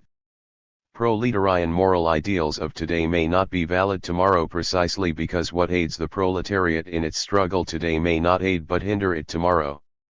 Hence, although whatever eternally valid moral truths there are probably form part of the present proletarian moral code, yet it is clearly impossible at the present time to determine which of these will always remain an aid to the proletariat in its struggle for economic freedom. A moral ideal which helps the proletariat today may hinder it under the vastly changed conditions of tomorrow. In summary, all hitherto existing moral codes are derived from the mode of production proper to the particular age and place in which they originated. their purpose has always been to protect the current mode of economic production and the position of power held by the exploiting class. All of these moral codes have been ostensibly erected upon the basis of religion. This is, of course, just what one would expect when it is recalled that religion itself is one of the strongest weapons of oppression which the exploiting class has at its disposal. In contrast, communism offers a morality which is stripped of all superhuman elements, a morality which is a truly human morality, destined at all times to eradicate exploitation from man's life and to aid continually in the material betterment of his life in society. Chapter 8. Its philosophy of revolution. The exposition thus far presented has given us a fairly accurate and detailed knowledge of communism's analysis of contemporary society. Briefly, it is a society based upon private ownership of the means of production, a society in which two classes are perennially waging war against each other, the ruling class invariably using its position of power to carry on the merciless oppression and exploitation of the lower class. This is the communist analysis of our present social organization, a type of social organization which communism frankly admits that it is determined to destroy. Even a cursory reading of communist sources will convince anyone that utter destruction of our present society is the aim of communism. This aim of communism is clearly and boldly stated in the official sources of the movement. A typical expression of this revolutionary objective is to be found in the program of the Communist International, which was adopted at the 6th World Congress of the Communist International on the 1st of September, 1928.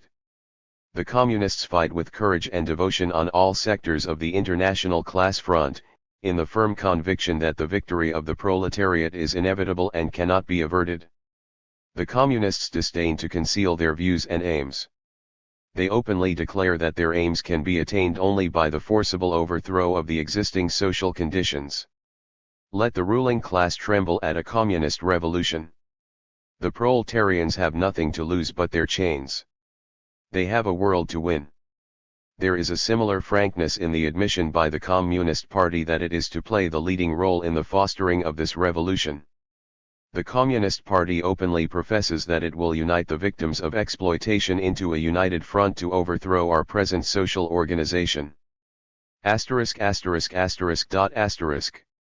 The proletariat secures unity of will and action and exercises this unity through the medium of the Communist Party. It must not, however, be thought that the overthrow of bourgeois society is to be accomplished simply because communism has assumed the task of carrying out a revolution. On the contrary, the coming revolution is inevitable. It cannot be stopped. In a word, our present social organization is of such a nature that it must collapse. Its downfall is necessary with a necessity inherent in its own nature. One must grasp this point of the internal necessity of revolution before one can understand how communism's philosophy of revolution forms an integral part of the general Marxian system. The coming revolution cannot be prevented by any action of men, nor is it in any respect merely the result of planning on the part of men. The coming change to a new social order is part of a great evolutionary process, a natural outgrowth of the present system, an objective process of sheer cause and effect. For in the very nature of the present social system are embedded the seeds of its own destruction. Herein we notice the Marxian dialectic carried relentlessly to its logical conclusion. The inevitability of revolution. In its philosophy of nature, Marxism explained that all reality is a unity of contradictory or opposing elements, that this contradiction inherent in reality is productive of motion, that this motion is motion towards development, and that this motion towards development ultimately reaches a point wherein there is a sudden change which is productive of an entirely new quality or new substance. At this point one can appreciate most deeply the rigid consistency which characterizes the Marxian system. We are now in a position to see that the laws which govern the evolution of the social organism are the very same as those which govern the evolution of the world of nature. The social organism is made up of two contradictory or opposing elements, an exploiting and an exploited class. The conflict of these opposing classes has constituted, as Marx says, the history of all hitherto existing society. In brief, both the material realities of the world of nature and the social organism are made up of opposing elements, and it is this opposition inherent in their nature which accounts for their motion and evolution. And just as the continuous motion in material reality eventually reaches a point where a sudden leap in nature brings into existence a new substance, so does the motion or evolution of society develop to a point wherein there is a sudden production of a new type of social organization. But, one asks, what is there about the internal nature of our present social organization which renders its sudden collapse inevitable? Why must the development of our society result in a sudden and violent change into a new form of society? The communist answer is that there is inherent in our society a contradiction which is becoming more and more intensified. Due to this fact, our social organism must eventually and necessarily burst into a new form of society, just as inevitably as water heated more and more must suddenly change into steam. What, then, is this contradiction in society which is constantly becoming more and more intensified and which is to culminate inevitably in the sudden and violent production of a new form of society? The answer of communism is that the present mode of production is in violent opposition to the present manner in which the fruits of production are appropriated by men. In brief, the inevitability of revolution is due to the fact that the existing mode of production has developed to a point wherein it is in opposition to our present type of social organization. The mode of production has completely outgrown the manner in which we are trying to use it. Such a state of affairs renders the collapse of the present social and economic structure absolutely necessary. It is interesting and important to understand how communism arrives at this conclusion. In the most primitive times, Engels tells us, common ownership of the land prevailed. At a later age, when agriculture had developed to a higher degree, this common ownership became a fetter on production. The more agriculture developed, the more common ownership hindered progress. As a result, there came a time when common ownership had to be cast aside. In terms of the dialectical process, one would say that it was negated. All civilized peoples begin with the common ownership of the land. With all peoples who have passed a certain primitive stage, in the course of the development of agriculture, this common ownership becomes a fetter on production. It is abolished, negated, and after a longer or shorter series of intermediate stages is transformed into private property. For a long period, society proceeded to operate on this basis of private ownership. Thus, in the Middle Ages, both the materials and the instruments or tools of labor were, for the most part, not only operated by individuals but actually owned by the individual farmer or craftsman. And, quite naturally, men either appropriated personally the fruits of their labor or received something of an equivalent value in barter with other men. In a word, society was based upon individual ownership of the means of production and individual appropriation of the fruits of personal labor. Society proceeded to develop upon this basis until several centuries ago, when another reaction necessarily set in. Development had proceeded as far as it could go in a society in which the means of production were in the hands of individuals. Further progress necessitated the concentration of these scattered, individualized means of production. And these individualized means of production could not be turned into mighty productive forces unless they were transformed simultaneously from means of production of the individual into social means of production workable only by a collectivity of men. Thus, the workshop of the individual was supplanted by the factory. Products no longer came from the hands of individuals but from the united labor of hundreds or thousands. It is at this point that the contradiction in our social and economic system stands out in bold relief. Formerly, the individual produced his product and appropriated it himself. But upon the socialization of production, a contractation was naturally created in society. Men now produced socially, but the products continued to be appropriated by individuals, namely, the owners of the factories. Here, then, is the violent contradiction existing in contemporary society. Formerly, men produced individually and received the fruits of labor individually. Now men are producing socially, and yet a few individuals, so-called owners, are appropriating the fruits of the labor of all. In this contradiction, The whole conflict of today is already present in germ.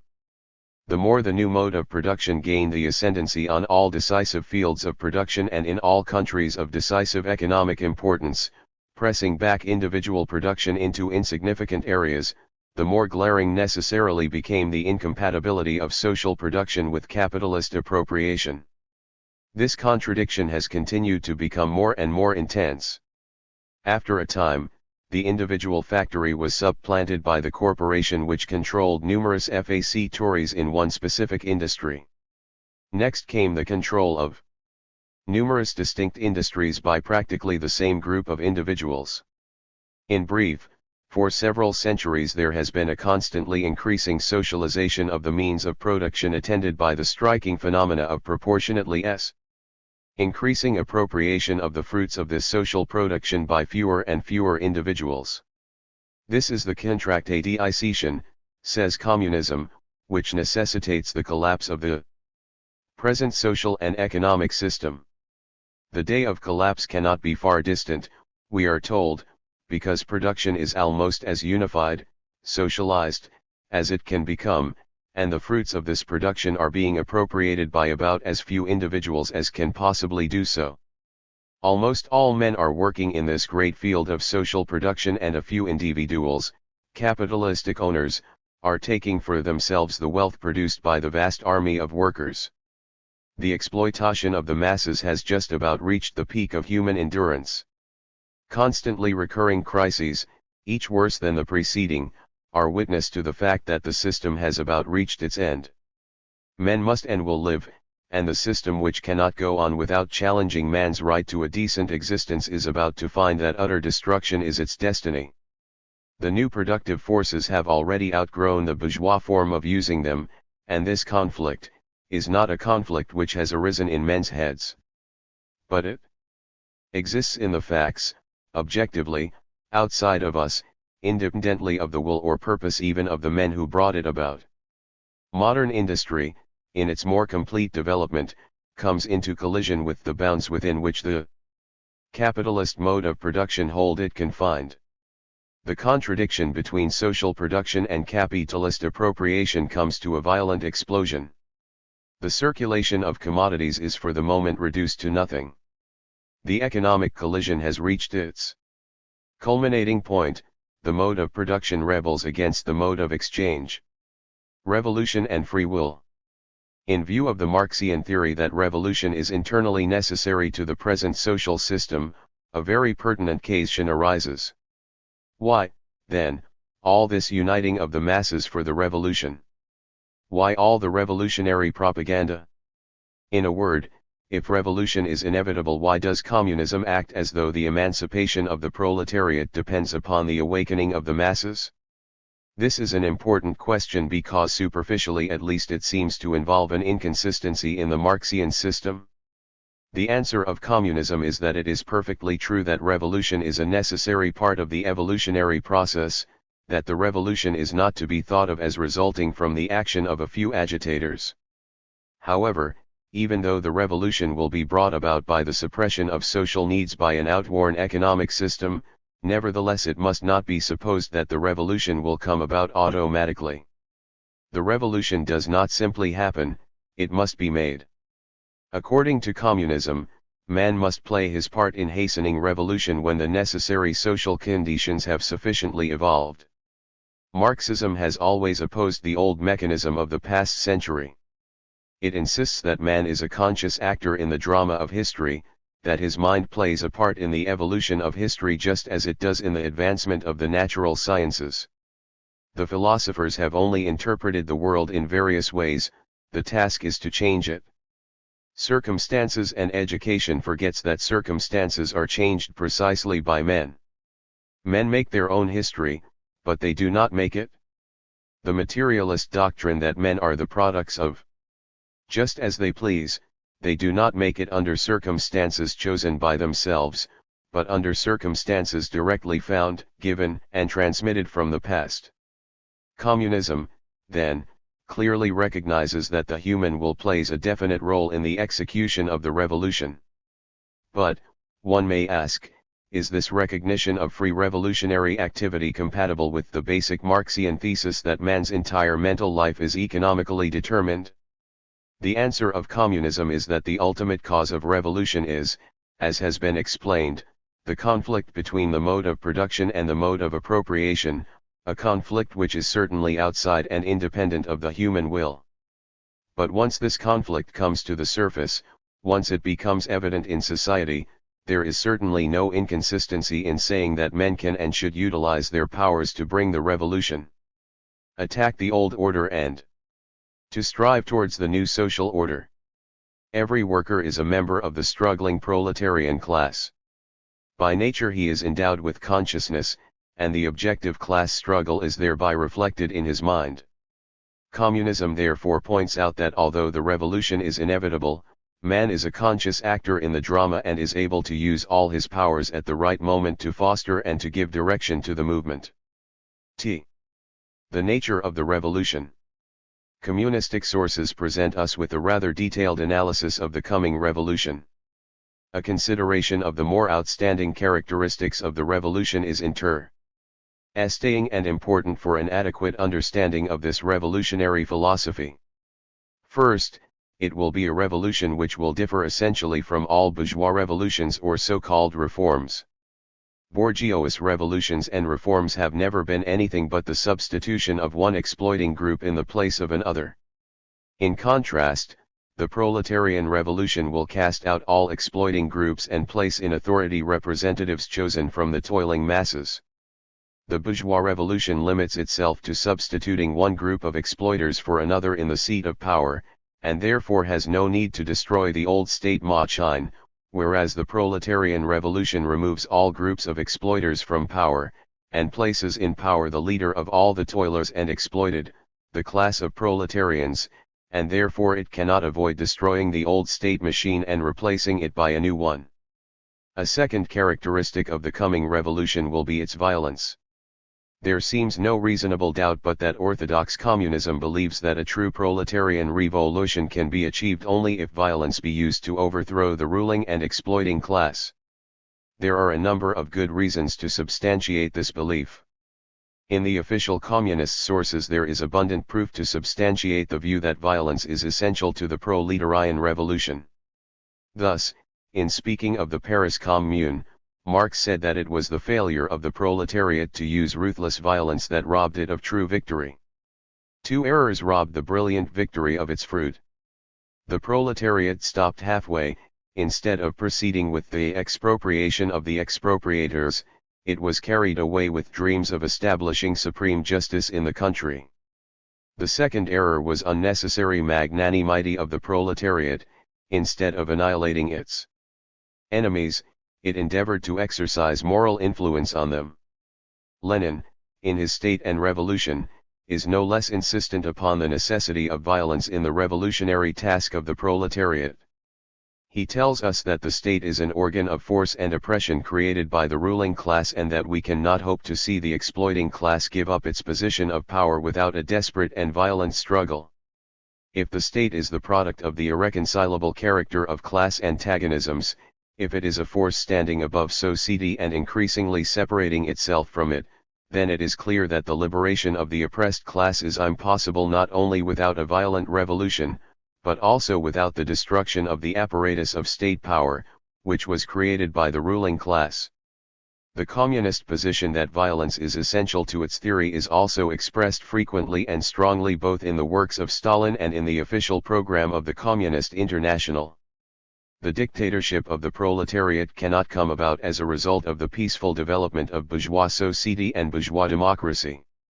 The conquest of power by the proletariat does not mean peacefully capturing the ready-made bourgeois state machinery by means of a parliamentary majority. The bourgeoisie resorts to every means of violence and terror to safeguard and strengthen its predatory property and its political domination. Hence, the violence of the bourgeoisie can be suppressed only by the stern violence of the proletariat. The conquest of power by the proletariat is the violent overthrow of bourgeois power. Moreover, it seems clear that revolution of a violent nature is the logical implication of the basic Marxian law of transformation. In virtue of this law, New species in the world of nature are produced as the result of a sudden leap. When this law is carried over from Marxian natural philosophy to its social philosophy, one would naturally identify this sudden leap in the evolutionary development of society with what we call a violent revolution. A peaceful transformation of society from capitalism to communism would seem to parallel gradual evolution of new species of not accept by Marxism. Hence it would appear that even theoretically violence is essential in the Marxian system. Again, it is a well-known fact that violence has always characterized revolutions in past ages. These revolutions represented at best a transfer of power from one exploiting class to another. The proletarian revolution will have much more drastic aims, and one should therefore expect it to be characterized by even more violence than attended previous revolutions. In fairness, it should be said that communism contends that it does not idealize violence. It states that it would prefer a social transformation without violence, but that it knows that this is impossible. The exploiting class will not give up its position without a bitter and violent struggle. If the proletariat is to achieve victory, it will necessarily be a victory bathed in blood. In their earlier years, that is, up to 1850, Marx and Engels insisted upon the universal necessity of violence. In later years they occasionally speak of a complete social transformation being possible in some exceptional cases through peaceful means. The advent of suffrage among the masses had given them the thought that this might offer a peaceful road to communism in rare instances. A fair and accurate portrayal of the attitude of communism towards violence would be that it does not idealize violence, it would prefer to see the transformation of capitalistic society into communism by peaceful means, but it does not believe that this peaceful method is possible. For the simple reason that the ruling class will fight desperately to hold its position of power. A third characteristic of the proletarian revolution is that, if it is to be successful, it must be international in scope. It is true that both economically and politically capitalism does not develop evenly throughout the world, and for this reason one cannot expect all countries to be ready for the proletarian revolution at the same time. But the international establishment of communism must be the aim of the proletariat, and communism will never be entirely successful until it is universally established. What is the meaning of the impossibility of the complete and final victory of socialism in a single country without the victory of the revolution in other countries? It means the impossibility of having full guarantees against intervention, and hence against the restoration of the bourgeois order, without the victory of the revolution in at least a number of countries. To deny this indisputable fact is to abandon internationalism, to abandon Leninism. The purpose of revolution. The immediate purpose of the proletarian revolution may be expressed in a single phrase: the establishment of the dictatorship of the proletariat. After the bourgeois state has been destroyed, the proletariat will become the ruling class. In place of the bourgeois state, the proletariat will erect its own state, which is nothing more or less than the dictatorship of the proletariat. This dictatorship of the masses is a temporary necessity, for only in this way can the road be paved for the advent of true communism. The doctrine of the class struggle, as applied by Marx to the question of the state and of the socialist revolution, leads inevitably to the recognition of the political rule of the proletariat, of its dictatorship, that is, of a power shared with none and relying directly upon the armed force of the masses. The overthrow of the bourgeoisie is realizable only by the transformation of the proletariat into the ruling class, able to crush the inevitable and desperate resistance of the bourgeoisie, and to organize, for the new economic order, all the toiling and exploited masses. The proletariat needs state power, the centralized organization of force, the organization of violence, both for the purpose of crushing the resistance of the exploiters and for the purpose of guiding the great mass of the population in the work of organizing socialist economy. In a word, victory may be achieved over the exploiting class by mere revolution, that is, the ruling and exploiting class may be stripped of all power through a proletarian revolt. But a revolution which does not immediately set up a dictatorship of the masses can have no permanent effects. The strong rule of the masses is absolutely necessary for a successful revolt. Only through such dictatorship can the resistance of the bourgeoisie be permanently crushed. Only by means of a dictatorship of the masses can the proletariat consolidate the positions it has won and carry on the revolution to its successful completion.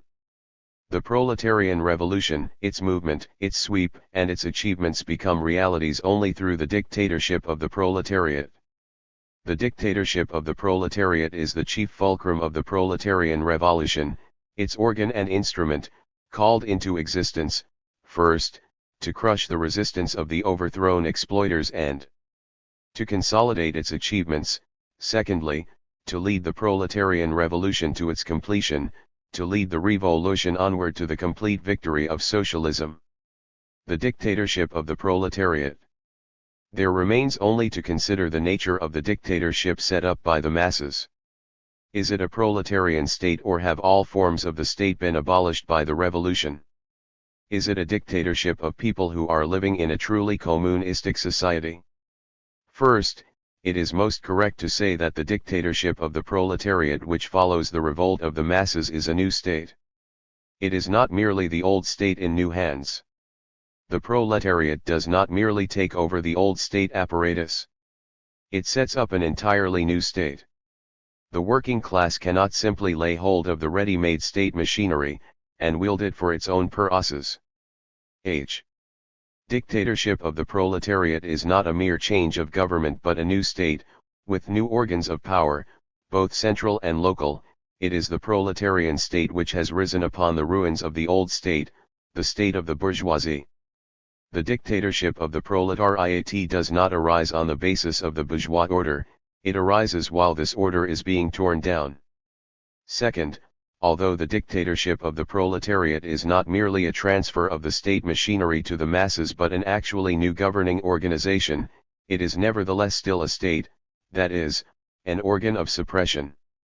There is, however, one great difference between this state and all hitherto existing forms of the state, namely, it is an organ for the suppression of an exploiting minority, whereas all previous states have had as their purpose the suppression of the exploited majority. The state is an instrument in the hands of the ruling class to break the resistance of its class enemies. In this respect the dictatorship of the proletariat in no way differs, in essence, from the dictatorship of any other class, for the proletarian state is an instrument for the suppression of the bourgeoisie. Yet there is an essential difference between the two, which is that all class states that have existed hitherto have been dictatorships of an exploiting minority over the exploited majority, whereas the dictatorship of the proletariat is the dictatorship of the exploited majority over an exploiting minority. The fact that the dictatorship of the proletariat is an entirely new state does not, however, prevent it from being permeated with many defects of the old state. For, as long as it is a state, an organ of suppression, it will be characterized by these defects. The proletarian state therefore openly acknowledges its class character. It is admittedly an organ destined for the suppression of the bourgeois class. It is still a state, an instrument which the class in power uses to suppress its rival class. The only difference is that the proletarian state is the rule of the majority of the people and it uses its power to annihilate the former exploiting class. In view of its class character, the period of the dictatorship of the proletariat can be called communism only in a very broad sense. Actually, it is a period of transition from capitalism to communism. For the time being, the proletariat must utilize a state for the purpose of crushing the former ruling class, for preventing members of the old order from hindering the progress of communism, and for consolidating positions already won. The period of the dictatorship of the proletariat is therefore only the first or early stage in the evolutionary transition from capitalism to communism. Actually, only one major step towards communism is taken in the period of the dictatorship of the proletariat, namely, the socialization of production, that is, the transfer of the ownership of the means of production from individuals to the group. Logically, then, one should only expect to find the blessings of communism present during this period to an extent in proportion to the economic transformation thus far attained. Strictly speaking, the period of the dictatorship of the proletariat is really an era of socialism.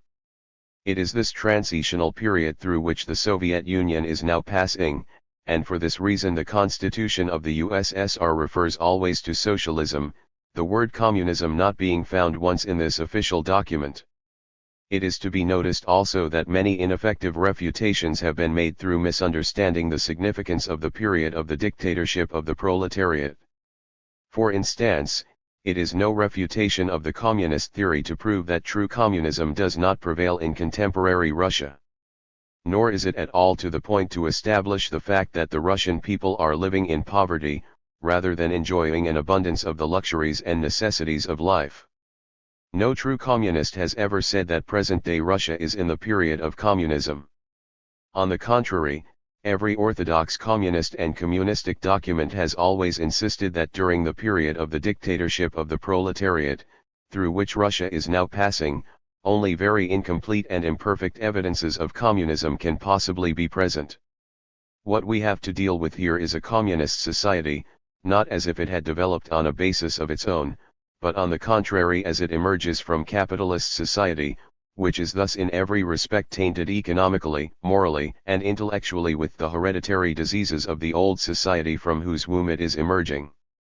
The scientific difference between socialism and communism is clear. What is generally called socialism was termed by Marx the first or lower phase of communist society. In so far as the means of production become public property, the word communism is also applicable here, providing we do not forget that it is not full communism. Actually, the dictatorship of the proletariat achieves only the one major triumph of ridding society of all exploitation of man by man. This ideal is attained by capturing the means of production from exploiting individual capitalists and turning them over to the people. But injustices still characterize the period of proletarian rule. Men are still subject to the old bourgeois law of equality, which is not equal at all, that is, they are recompensed for their labor in proportion to its amount and its quality. This is what Marx calls apparent equality and justice. To be truthful, this is rank injustice to men, because it fails to recognize the fact that individuals are born with different degrees of mental and physical ability, have different opportunities in life and have vastly different needs. When complete communism arrives, men will no longer be the victims of such bourgeois equality. They will no longer find themselves with different degrees of wealth, possessions, and privileges simply because they never received the natural gifts or opportunities which others received. Under true communism, as we shall see in the following chapter, a different standard will be used in determining what man earns by his labor. But during the transitional period of the dictatorship of the proletariat there will be glaring inequalities and injustices because the distribution of life's necessities and luxuries will unfortunately still have to be based on the bourgeois standard, to each in proportion to the quality and quantity of his labor. Stalin has given us a rather complete and concise summary of the characteristics of the period of the dictatorship of the proletariat in his volume on the problems of Leninism. In this passage the particular objectives of the dictatorship are clearly and frankly stated. There are three fundamental aspects of the dictatorship of the proletariat: the utilization of the power of the proletariat for the suppression of the exploiters, for the defense of the country, for the consolidation of the ties with the proletarians of other lands, and for the development and the victory of the revolution in all countries. The utilization of the power of the proletariat in order to detach the toiling and exploited masses once and for all from the bourgeoisie, to consolidate the alliance of the proletariat with these masses, to enlist these masses in the work of socialist construction, and to assure the state leadership of these masses by the proletariat. The utilization of the power of the proletariat for the organization of socialism, for the abolition of classes, and for the transition to a society without classes, to a society without a state. The dictatorship of the proletariat is a combination of all three aspects. None of these three aspects can be advanced as the sole characteristic feature of the dictatorship of the proletariat. Duration of the dictatorship. There remains only one last question to be answered in reference to this transitional period between capitalism and communism: how long will this period last? How many years of proletarian dictatorship will be necessary? Unfortunately, that question cannot be answered. Certainly, it must last for many years. Transitional epochs in the evolution of society must necessarily take a long time. The communist is frequently rebuked with the reminder that it is taking Russia a long time to arrive at true communism. But in fairness to the system, it must be stated that Marx, Engels, Lenin, and Stalin always asserted that the dictatorship of the proletariat would be a very long period. 20-odd years may seem a long time to some people, but it is a very short span of years if one is thinking in terms of transitional epochs in history. Years and years of firm rule of the proletariat are necessary, because only the proletariat is capable of defeating the bourgeoisie. The transition from capitalism to communism represents an entire historical epoch. Until this epoch has terminated, the exploiters will inevitably cherish the hope of restoration, and this hope will be converted into attempts at restoration. And after their first serious defeat, the overthrown exploiters will throw themselves with tenfold energy, with furious passion and hatred grown 100-fold, into the battle for the recovery of their lost paradise, for their families who had been leading such a sweet and easy life and whom now the common herd is condemning to ruin and destitution. The tasks which the dictatorship of the proletariat must accomplish cannot be completed in a few years. The transitional period from capitalism to communism will not be a few fleeting years, but an entire historical epoch.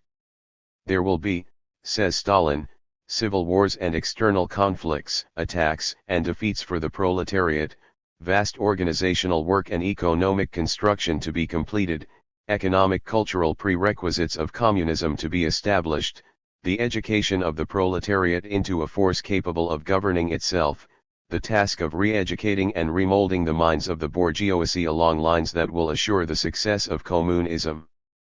These tasks are difficult and will be accomplished most gradually. But as each task is accomplished, the dictatorship becomes proportionately less necessary.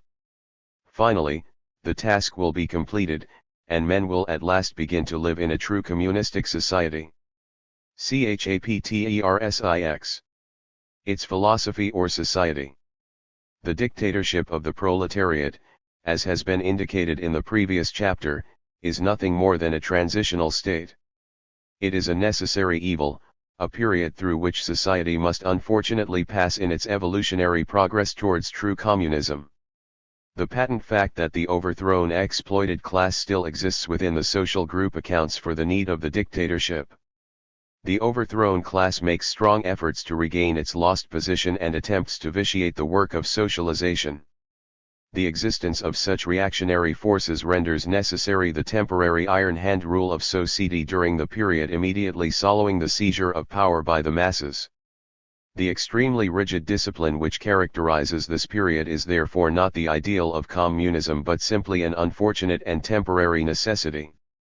This factory discipline, which the proletariat will extend to the whole of society after the defeat of the capitalists and the overthrow of the exploiters, is by no means our ideal, or our final aim. It is but a foothold necessary for the radical cleansing of society of all the hideousness and foulness of capitalist exploitation, in order to advance further. In the previous chapter it was pointed out that communism itself does not pretend to know how long it will be before the apparatus of state power will be rendered unnecessary. It can only be said that once the exploiting class has been removed from power and society begins to operate with socialized means of production, men will very gradually learn to live according to communistic ideals. The state will therefore become unnecessary in direct proportion to man's assimilation of the ideals of communism. A very expressive phrase is used to portray this reality of the state becoming more and more unnecessary according as men learn to guide their lives more and more by the ideals of communism. It is said that the state will wither away. The expression "the state withers away" is very well chosen, for it indicates both the gradual and the elemental nature of the process. In a word, the proletarian state, just as its predecessor, the capitalistic state, remains essentially an organ of class suppression. So long as there remains a class which is seeking to regain a position wherein it may exploit the rest of society, the state will be necessary. Only true communism, wherein all men are social-minded, will render needless the suppressing powers of the state. Under capitalism we have a state in the proper sense of the word, that is, special machinery for the suppression of one class by another, and of the majority by the minority. During the transition from capitalism to communism, suppression is still necessary, but it is the suppression of the minority of exploiters by the majority of exploited. Only communism renders the state absolutely unnecessary, for there is no one to be suppressed, no one in the sense of a class, in the sense of a systematic struggle with a definite section of the population. Only in communist society, when the resistance of the capitalists has been completely broken, when the capitalists have disappeared, when there are no classes, only then the state ceases to exist. Communism is not so naive as to believe that men will turn into veritable angels under its benign influence. It admits frankly that there will be abuses on the part of individuals, but for two reasons these abuses will not constitute a major problem. First, the basic cause of most social abuses on the part of individuals, namely, economic exploitation, will have been eradicated. Second, what abuses there are will not arise from a definite class organized for the exploitation of the rest of society but only from individuals. For these reasons, the organized instrument of suppression known as the state will not need to exist. The correction of exceptional abuses on the part of individuals will not require a state. The socially minded masses will themselves be able to handle such situations without any great difficulty. We are not utopians, and we do not in the least deny the possibility and the inevitability of excesses on the part of individual persons, nor the need to suppress such excesses. But, in the first place, no special machinery, no special apparatus of repression is needed for this. This will be done by the armed people itself, as simply and as readily as any crowd of civilized people. Even in modern society, parts a pair of combatants or does not allow a woman to be outraged. And, secondly, we know that the fundamental social cause of excesses which consist in violating the rules of social life is the exploitation of the masses, their want and their poverty. With the removal of this chief cause, excesses will inevitably begin to wither away. We do not know how quickly and in what succession, but we know that they will wither away. With their withering away, the state will also wither away. The cessation of the state. One naturally asks, what is the real, objective basis for the withering away of the state?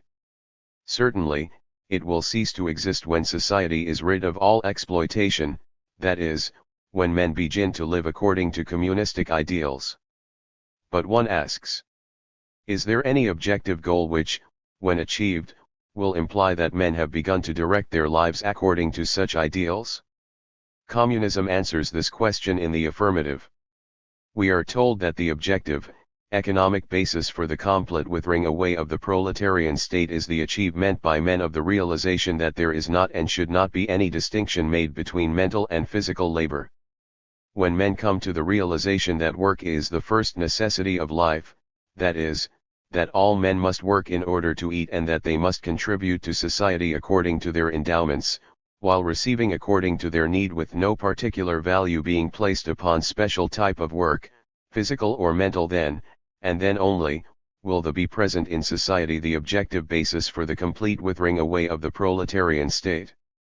The economic basis for the complete withering away of the state is that high stage of development of communism when the contrast between mental and physical labor has disappeared, that is to say, when one of the principal sources of modern social inequality has disappeared, a source, moreover, which is impossible to remove immediately by the mere conversion of the means of production into public property, by the mere expropriation of the capitalists.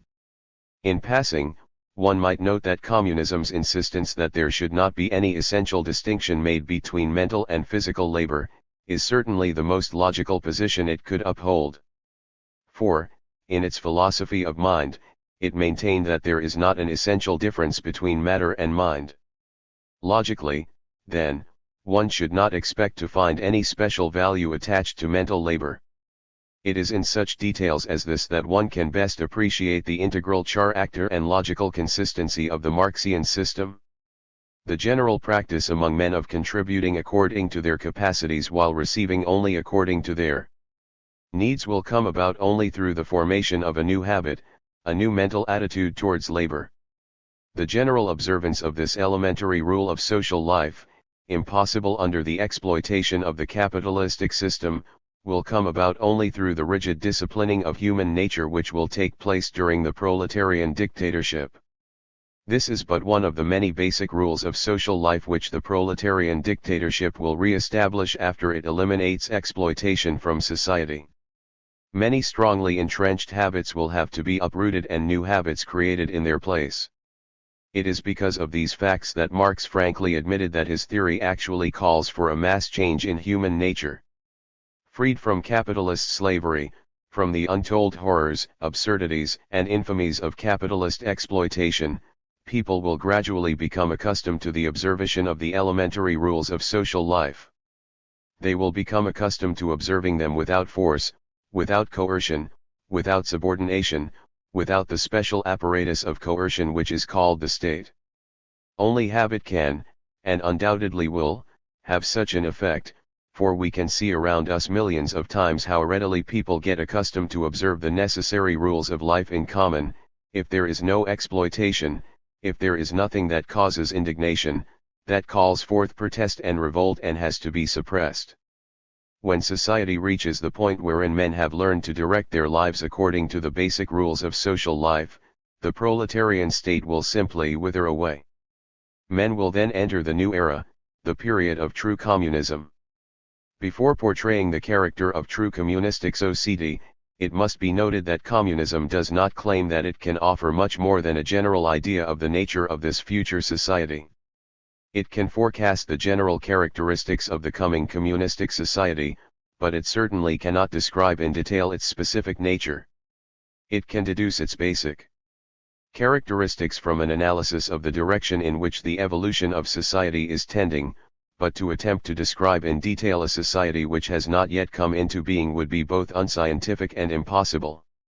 There is no shadow of an attempt on Marx's part to conjure up a utopia, to make idle guesses about that which cannot be known.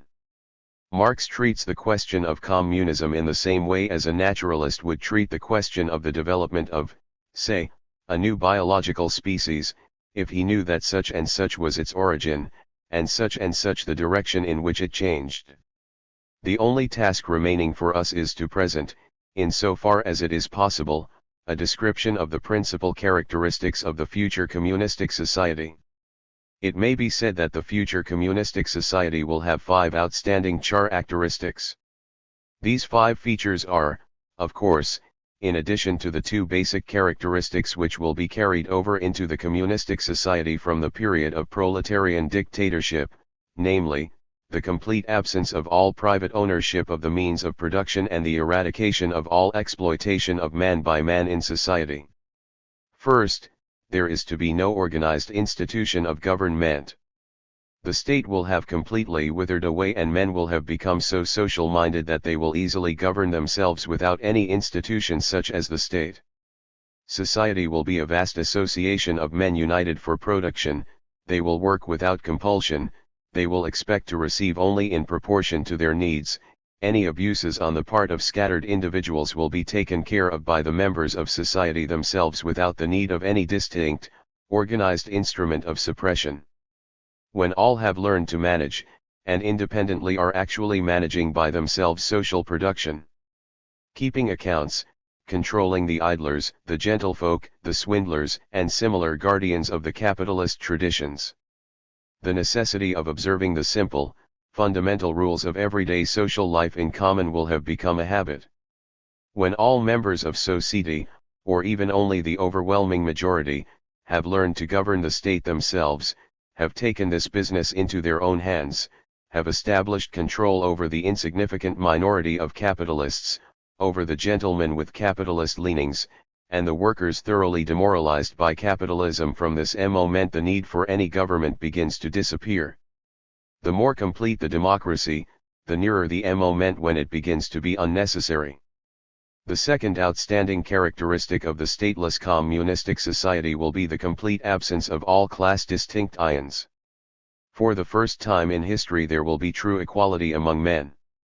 Equality, which in capitalist society is an empty phrase, will have at last become a reality. Communist society will abolish the class division of society, that is, simultaneously with the abolition of anarchy of production, it will abolish all forms of exploitation and oppression of man by man. Society will no longer consist of antagonistic classes in conflict with each other, but will represent a united commonwealth of labor. For the first time in its history mankind will take its fate into its own hands. Instead of destroying innumerable human lives and incalculable wealth in struggles between classes and nations, mankind will devote all its energy to the struggle against the forces of nature, to the development and strengthening of its own collective might. The third feature of the future communistic society has already been treated in the present chapter, namely, the complete absence of any distinction between mental and physical labor. Men will realize their obligation to work and to produce according to their capacities, while asking no more than that they receive compensation according to their needs. The fourth characteristic of communistic society will be the great abundance of material wealth which will be available for the members of society. Unhampered by class distinctions, exploitation, and domination, men will develop their capacities to a far greater extent than they do under capitalism. This general development of men's powers will naturally result in increased productivity. Moreover, a great amount of human energy, wealth, and ability, which today is consumed in the class struggles, wars and crises, will be turned towards the increased production of materials for the use of society. Lastly, the excellent organization of communistic society and the socially conscious attitudes of its members will eliminate the great waste of materials which occurs in our present-day society because of the hatreds existing between the owners of the productive forces and their workers. So great will be the development of economic forces and the increase of material wealth due to the above factors that Lenin does not hesitate to assure us that there will then be no need for any exact calculation by society of the quantity of products to be distributed to each of its members, each will take freely according to his needs. The fifth feature of communistic society will be a general harmony of interests among the members of society, as well as the general acquisition of culture and education. Man will, for the first time, be the master of social organization and will be in possession of true freedom. With the disappearance of classes, the monopoly of education in every form will be abolished. Culture will become the acquirement of all, and the class ideologies of the past will give place to scientific materialist philosophy. Under such circumstances, the domination of man over man, in any form, becomes impossible, and a great field will be opened for the social selection and the harmonious development of all the talents inherent in humanity. The development of the productive forces of the world communist society will make it possible to raise the well-being of the whole of humanity and to reduce to a minimum the time devoted to real production and, consequently, will enable culture to flourish as never before in history. In a word, a world society characterized by the above features is the ideal and the goal of communism. When it is achieved, the evolutionary process of history and society will come to an end. Perfection will have been reached. Men will then be able to live together harmoniously, free from all wars and deprivations, enjoying the abundant material wealth of communist society and the highest culture in the history of civilization. In the words of Engels, man, at last the master of his own form of social organization, becomes at the same time the lord over nature, his own master free. A criticism of the philosophy of communism. Dialectic materialism, whatever else it may be, is the smuggest and most convenient philosophy ever adapted by a ruling caste to its political needs. It finds a bogus consistency in the most startling inconsistencies.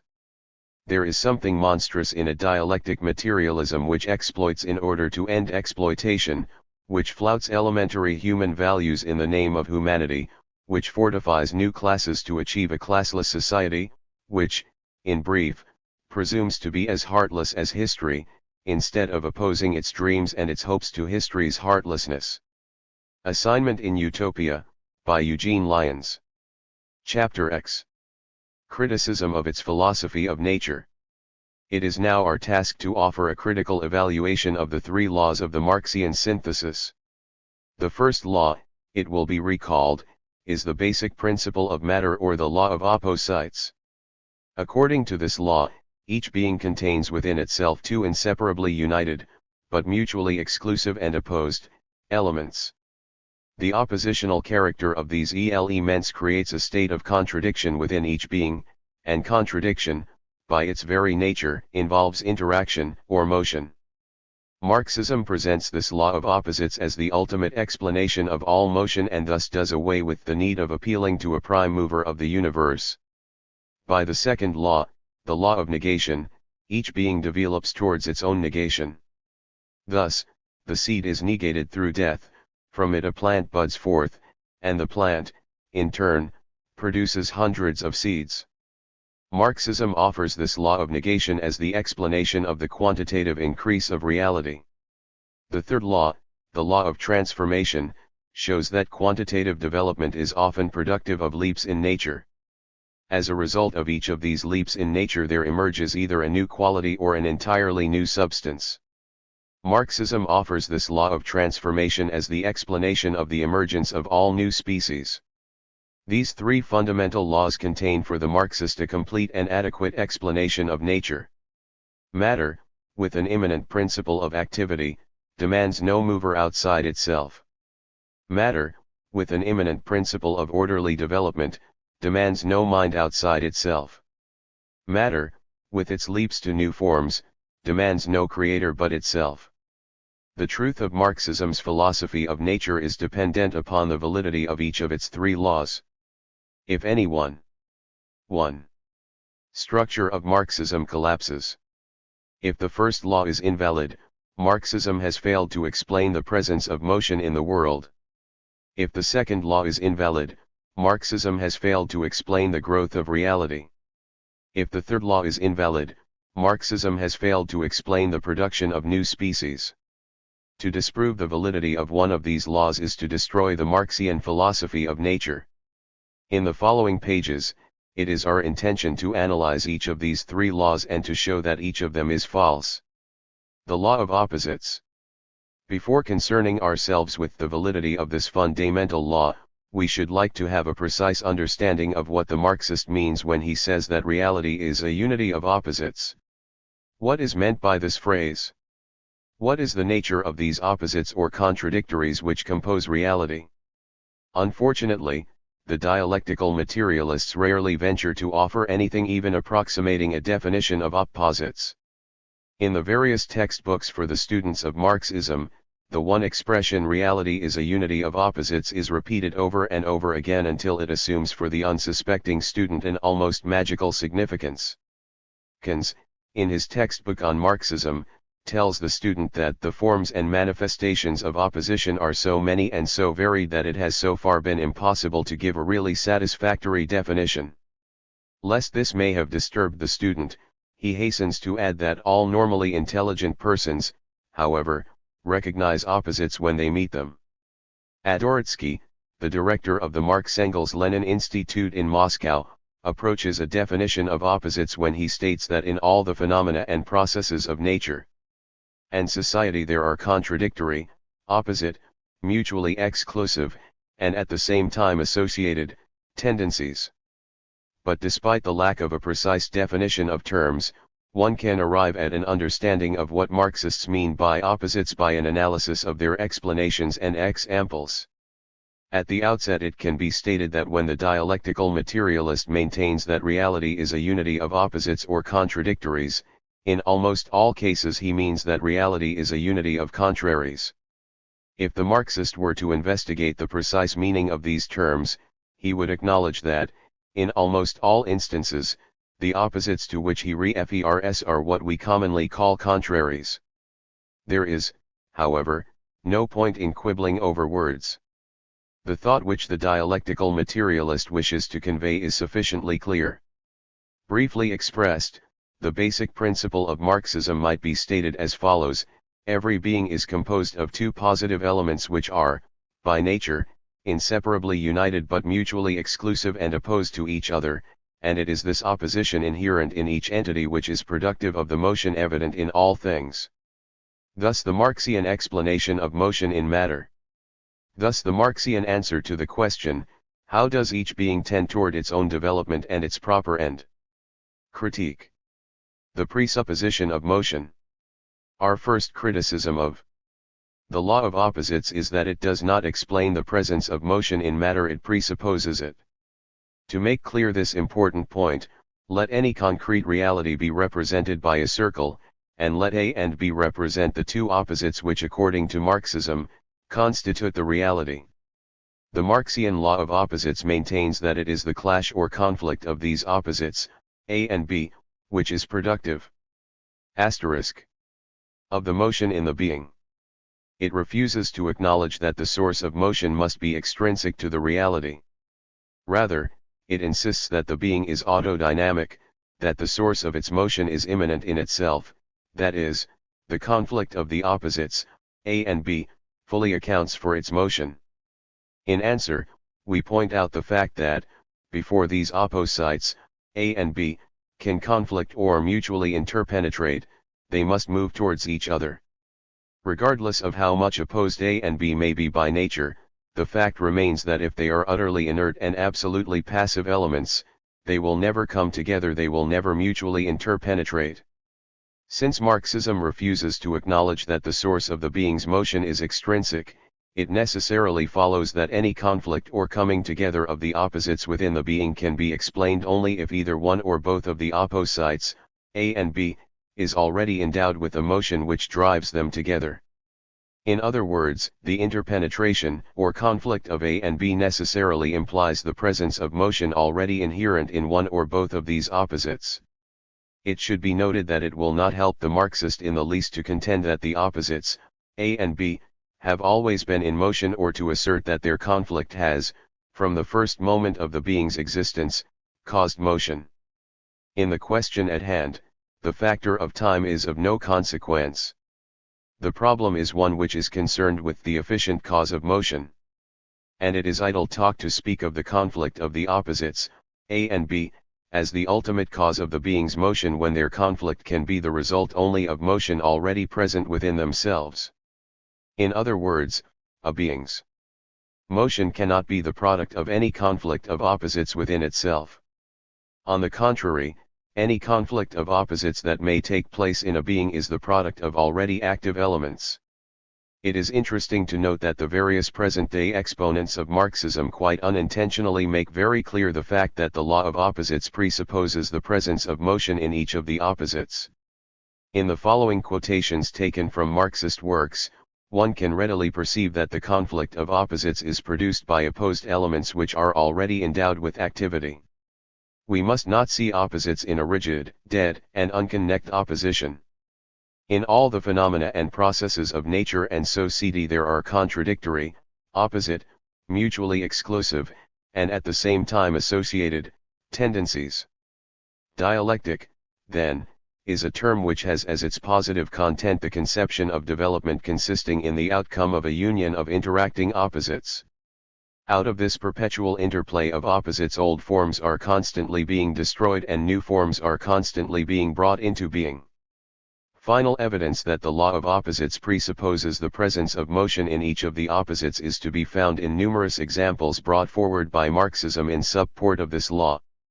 For instance, the entire philosophy of history proposed by Marx and Engels is based upon the assumption that the conflict of opposite classes results from a distinctive activity on the part of the opposing classes.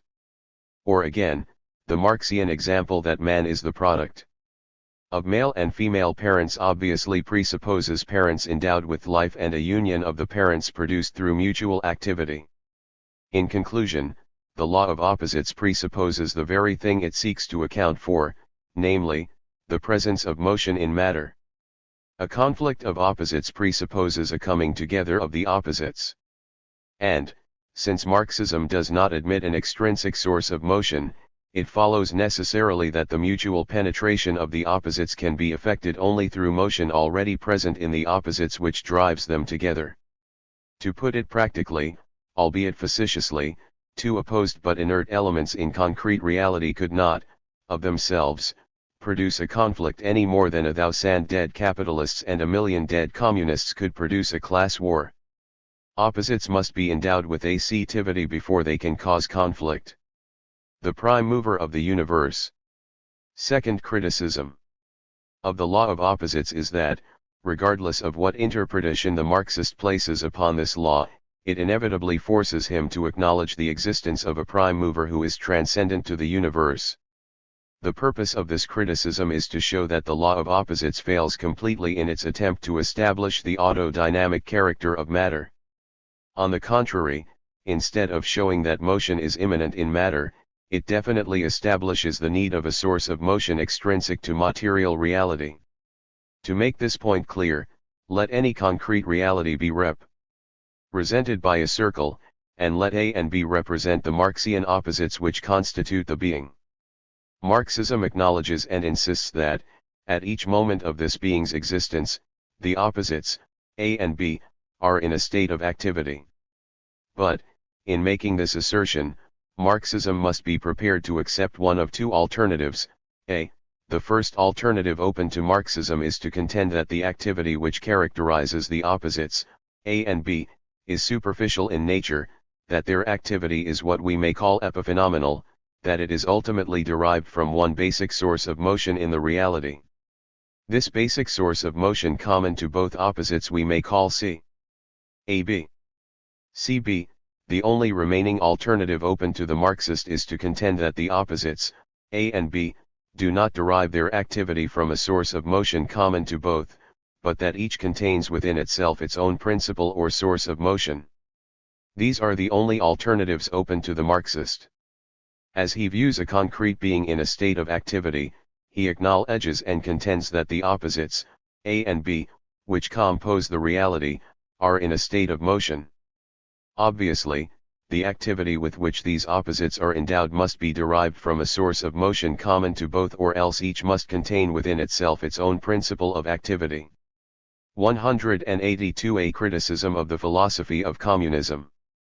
But, regardless of which of these alternatives the Marxist chooses, he is forced to acknowledge a source of motion extrinsic to the reality itself.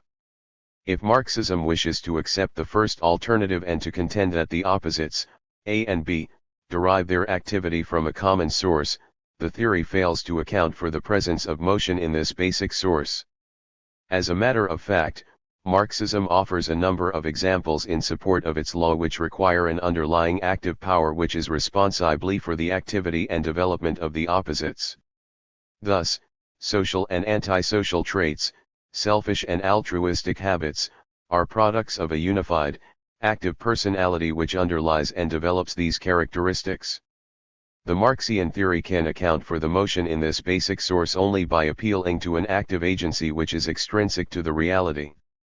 This extrinsic agency we may call D.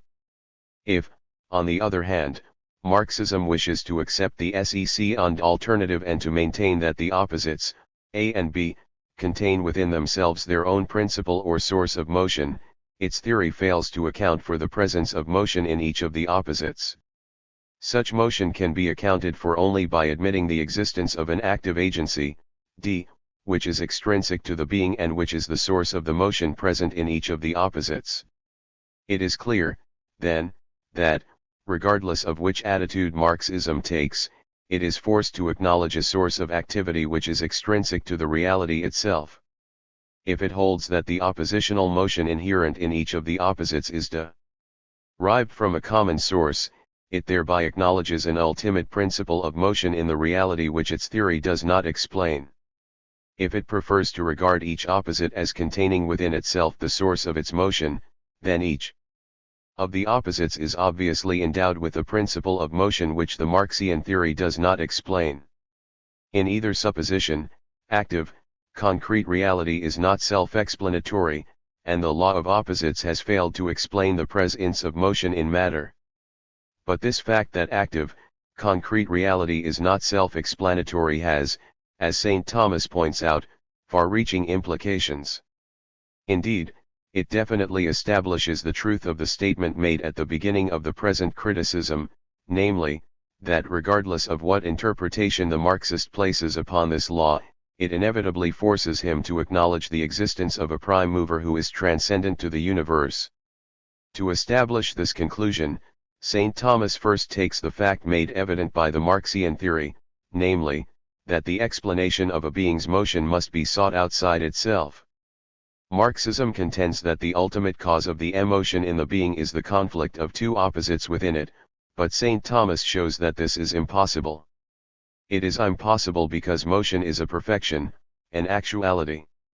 A being has the potentiality, the capacity, to receive the perfection of motion, but it cannot bestow it upon itself any more than a non-existent being can give itself existence.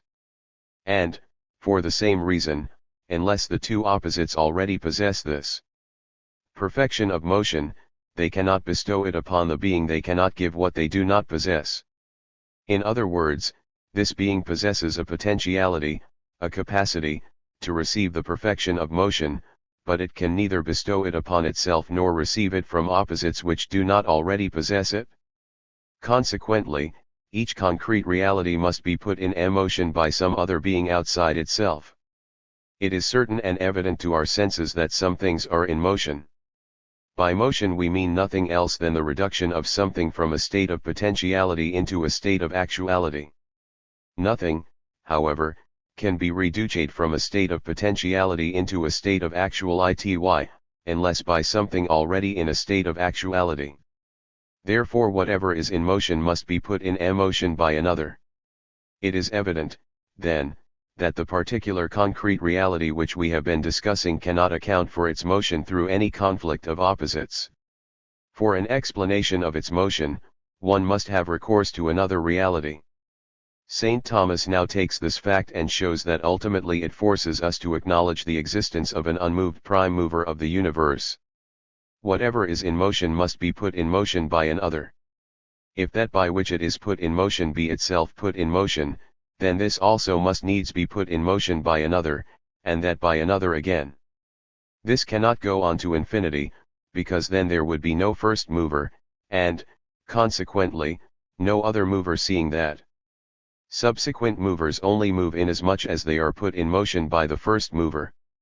Therefore it is necessary to arrive at a first mover, put in motion by no other, and this everyone understands to be God.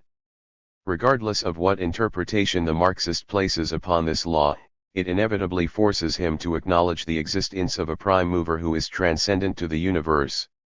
The LOCIVER of nature. We now take up our third criticism of the law of opposites. The basic law of Marxism not only fails to account for the fact that each reality progresses towards its proper end and perfection, but that it actually implies the existence of an intelligence, a lawgiver, who is infinite and transcendent to matter. On the basic fact that the motion in beings causes them to progress towards their development and perfection, Marxism and Thomism are in full agreement. Both acknowledge and insist that every being moves or develops in accordance with law. The agreement, however, ceases almost immediately, for the Marxist asserts that the presence of law in nature in no way implies the existence of a mind transcendent to matter. Engels does not admit a shadow of a doubt about the s-degree objective existence of law, order, causality, and necessity in nature. A purpose which is not imported into nature by some third party acting purposively, such as the wisdom of a providence, but lies in the necessity of the thing itself.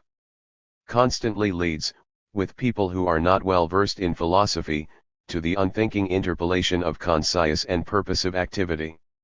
In opposition to this view, St. Thomas asserts that the presence of law in nature demands the existence of an intelligence or lawgiver who is transcendent to the universe.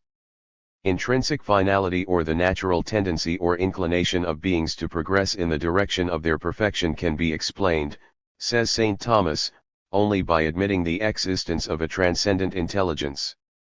In other words, St. Thomas would point out that Marxism is right when it observes that the motion in each being causes it to progress towards its development and perfection, but that it is wrong when it asserts that this fact does not necessitate the existence of an infinite intelligence. The mere presence of motion in matter cannot, of itself, account for the fact that the motion tends towards the development of the being.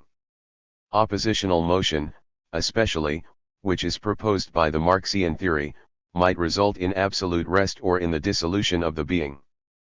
But, on the contrary, we know that each of the countless beings in the world moves and develops along that one line which leads to its perfection. And this fact, as St. Thomas points out, necessitates the existence of a transcendent intelligence which directs the progress and development of all in nature. In order to establish this point, St. Thomas first calls attention to the fact of finality in the world of nature. We see things that lack intelligence, such as natural bodies, acting for some purpose, which fact is evident from their acting always or nearly always, in the same way, so as to obtain the best result. On this point, the existence of finality in the universe, Marxism and Thomism are, as has been stated, in full agreement. There is, then, no need to delay on this phase of the argument. But after calling attention to the fact of finality in the universe, St. Thomas shows that such finality can be accounted for only by admitting the existence of an infinite and transcendent intelligence. Hence it is plain that not fortuitously but designedly, do they achieve their purpose. Whatever lacks intelligence cannot fulfill some purpose unless it is directed by some being endowed with intelligence and knowledge, as the arrow is shot to the mark by the archer. Therefore, some intelligent being exists by which all natural things are ordained towards a definite purpose, and this being we call God. It is this latter point which is challenged by the Marxist, namely, that operation according to law implies the existence of an ordering intelligence. The basis of this Marxian challenge is concisely stated by Engels in his Anti-Düring. A purpose which is not imported into nature by some third party acting purposively, such as the wisdom of a providence, but lies in the necessity of the thing itself, constantly leads, with people who are not well versed in philosophy, to the unthinking interpolation of conscious and purposive activity. In this passage, Engels definitely states that things operate in an orderly manner and tend towards specific ends because their nature demands it. The necessity of developing in one manner rather than in another is not superimposed on reality, rather, it flows from the nature of the reality itself. In other words, the eye does not see because an intelligence created an organ capable of sight, it sees because it so happens that it has a nature which renders it capable of sight. If nature had produced the eye with a slightly different material organization, it would not be capable of sight. But with its present structure it cannot fail to see. All of the finality evident in nature is, then, according to the Marxian theory, the necessary result of the structure which realities happen to have. Given the material organization of a particular being, it necessarily tends toward one specific end, whereas, if nature had produced this being with a slightly different type of structure, it would probably tend toward some other end. In answer to such an objection, it is necessary only to point out that when the Marxian position is analyzed, it is evident that it is reducible to the theory that it is chance, and not law, which rules the world, and this is a theory which Marxism itself rejects. For Marxism, as we have seen, insists that law and order prevail in the world. That the Marxian theory is reducible to that of chance is not difficult to establish. The Marxist contends that the development of a being towards a specific end is to be accounted for by the material organization of the being itself. But the Marxist forgets to ask himself a very important question: what accounts for the material organization of the being? That is the basic question, and it is a question which the Marxian theory does not answer. There are only two theories which may be proposed to account for the complex material organization which is to be found in even the most simple forms of inanimate and animate nature. One may say, with St. Thomas, that such organization necessitates the existence of a transcendent intelligence, or one may say, with the Marxist, that it simply happens that nature has produced these beings in these particular forms. But the latter view, as we shall presently discover, is readily reducible to the theory which Marxism itself rejects, namely, that chance prevails in the world.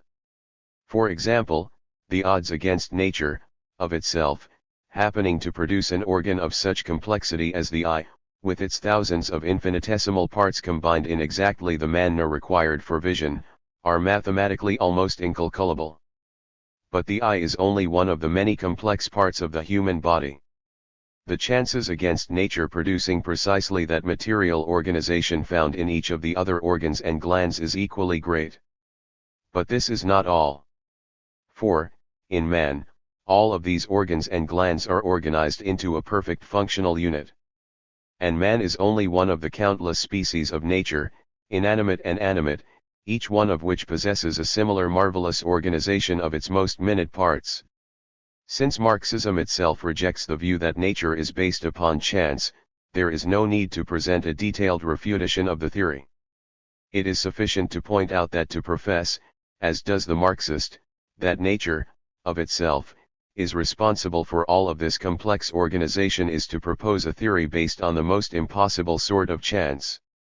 Thus, it is clear that, in the final analysis, the Marxian theory contradicts itself. When the Marxist says that the material organization of a being determines its end, he speaks a half-truth. The problem which the Marxist has not answered is, what determines the material organization of the being? There are only two answers which can be given to this question, and one of these, the theory of chance, is quite rightly rejected by the Marxist. St. Thomas points out that the only remaining solution must be accepted.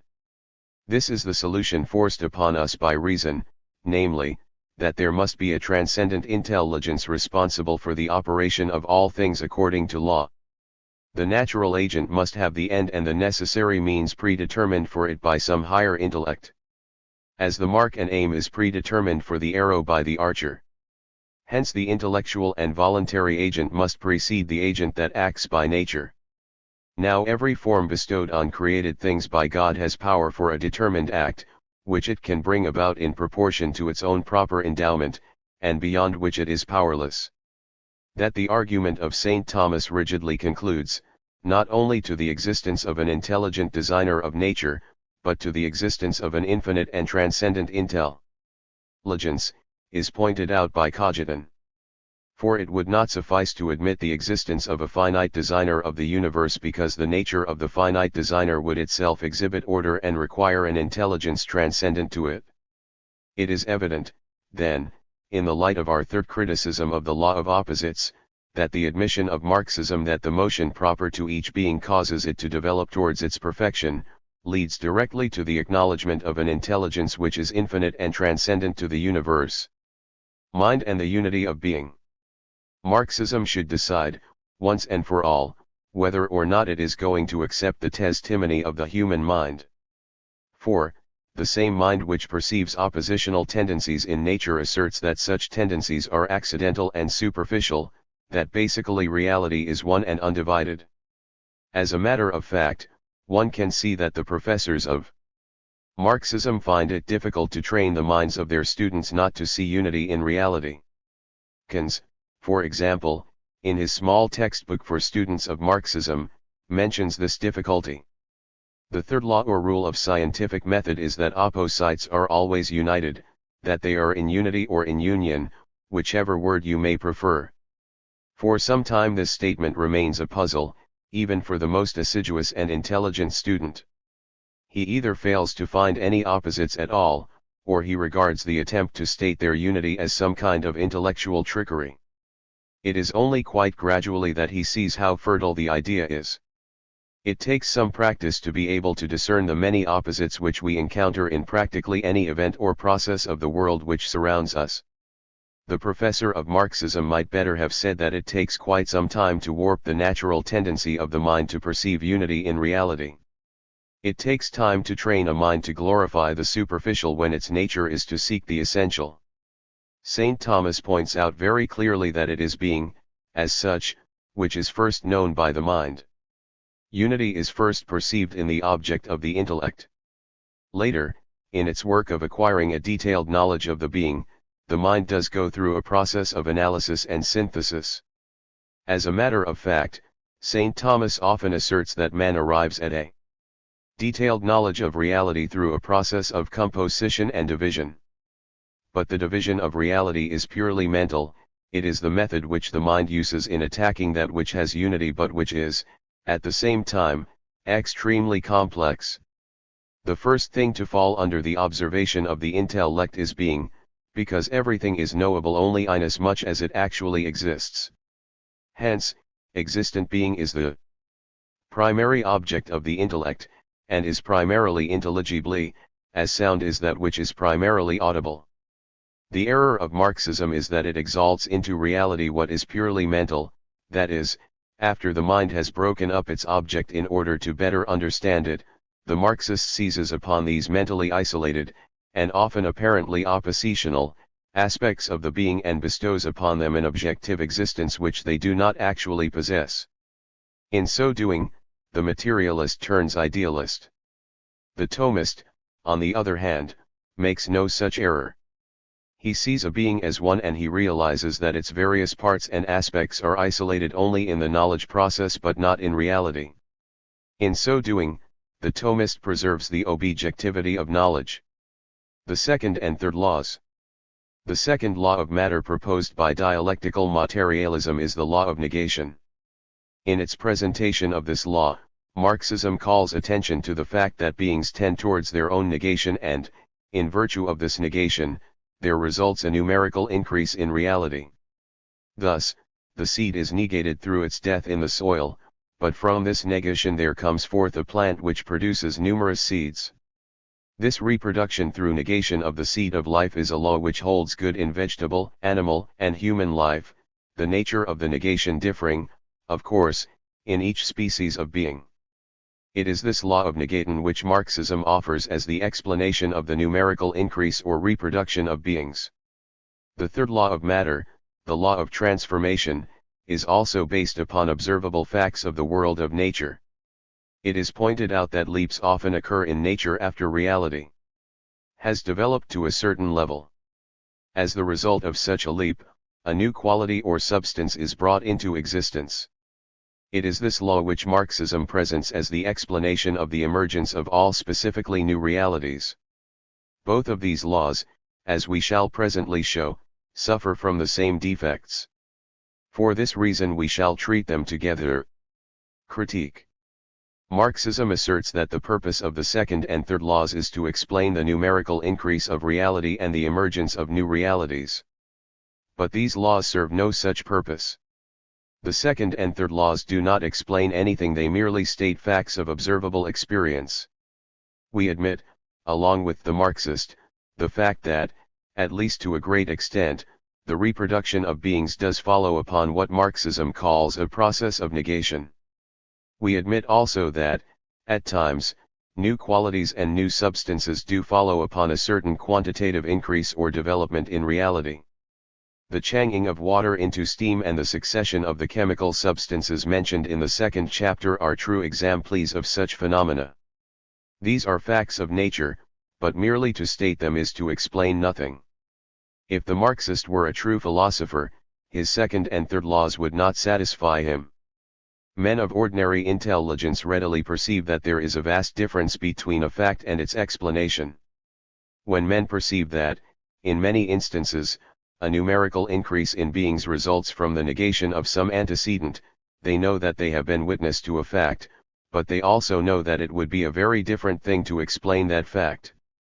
There is a great difference between knowing what has occurred and knowing why it has occurred. In the present criticism, we shall show that a thorough analysis of the natural phenomena which fall under the second and third laws forces the Marxist back to precisely the same conclusions as are necessitated by the law of opposites, namely, that there must be a prime mover and an intelligent designer of the universe. The prime mover of the universe. The example of the acorn developing into the oak has been mentioned as characteristic of the phenomena which fall under the second law. But an analysis of this fact and all similar phenomena, as we shall see, carries us back rapidly and necessarily to the existence of a prime mover of the universe. In order that the acorn may be of value in reproducing life, through its negation or death, it is most necessary that it contain within itself that form of immanent activity which we call life.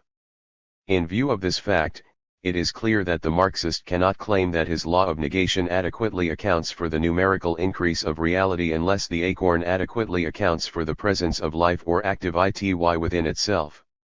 It is precisely at this point that the Marxian theory collapses, because, as was shown in our second criticism of the law of opposites, reality is not autodynamic and the ultimate cause of its motion or activity must be outside itself.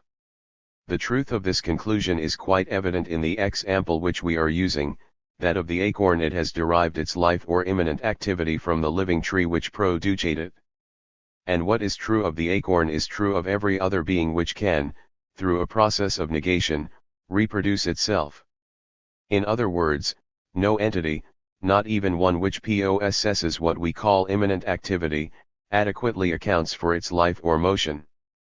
All such beings are endowed with the principle of activity which they have received from another. Consequently, no being which reproduces itself through a process of negation contains within itself an adequate explanation of the vital activity which plays such an essential role in this process. For such an explanation recourse must be had to some being outside itself. Since infinite regress cannot be admitted, as was shown in our second criticism of the law of opposites, it follows that one can arrive at an adequate explanation of the vital activity operative in the processes of negation, to which Marxism refers, only by acknowledging the existence of an unmoved prime mover of the universe. Now in corporeal things we see that for movement there is required not merely the form which is the principle of the movement or action, but there is also required the motion of the first mover. Hence no matter how perfect a corporeal or spiritual nature is supposed to be, it cannot proceed to its act unless it is moved by God. Every movement of nature proceeds from God as the first mover. It is not incompatible with nature that natural movement be from God as the first mover, inasmuch as nature is an instrument of God moving it. What we have said above in reference to the natural phenomena which belong to the second law applies equally to those which fall under the third law. According to the third law, the law of transformation, certain natural processes culminate in the production of new qualities and qualitatively new substances. But an analysis of these processes of transformation, as we shall see, leads directly to the acknowledgement of an unmoved prime mover of the universe. Processes of transformation do not occur of themselves. On the contrary, they are the direct resultants of active agencies. Consequently, the Marxist cannot claim that his third law adequately accounts for the production of new realities unless the agencies involved adequately account for the activity by means of which they effect these transformations. It is at this point that the Marxian theory again collapses. For, as we have already seen, the activity of finite agencies finds its adequate explanation only in the existence of an unmoved prime mover of the universe. It is this conclusion which an analysis of the Marxian law of transformation renders inevitable. The intelligent designer of the universe. Secondly, an analysis of the phenomena which fall under these laws necessitates the existence of an intelligence which is transcendent to matter. As an example of the law of negation, we are told that an acorn, after undergoing a specific process, develops into an oak tree.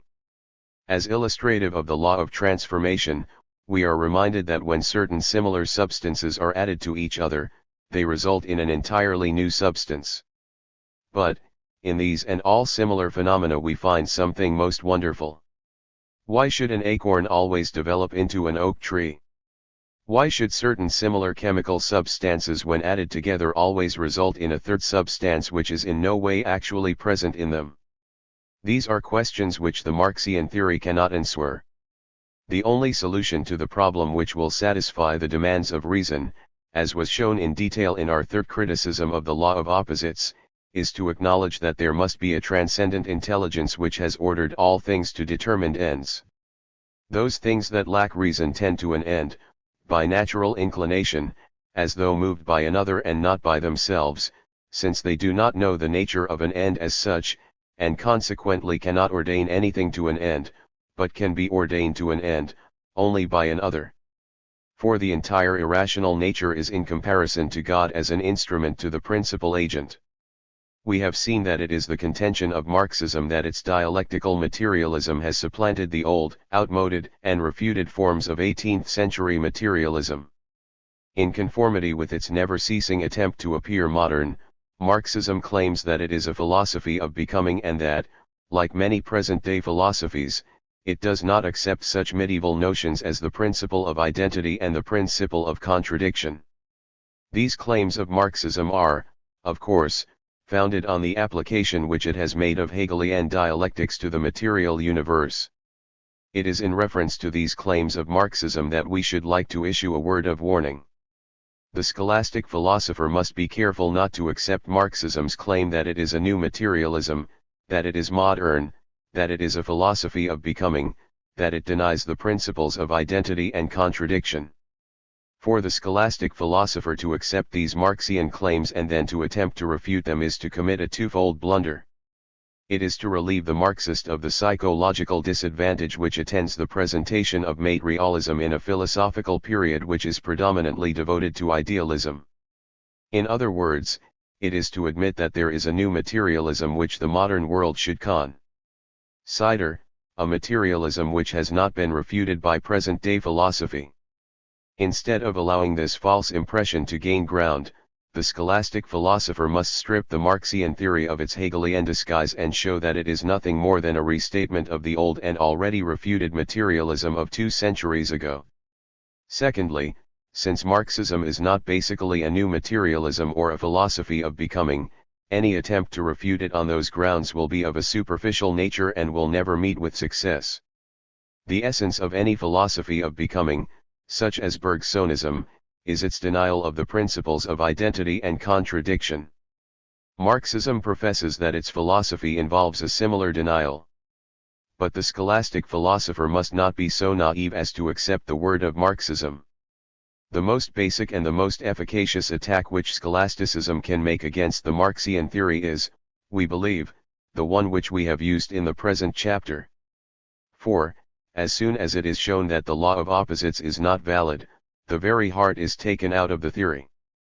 The theory can no longer be called dialectical, it can no longer profess that it denies the principles of identity and contradiction, it can no longer call itself a philosophy of becoming, and it is reduced to the rank of the old 18th century materialism. Using this method of criticism, the scholastic philosopher will be able to show Marxism to the modern world for what it is, a restatement of the old materialism disguised in Hegelian terminology. Marxism and contemporary science.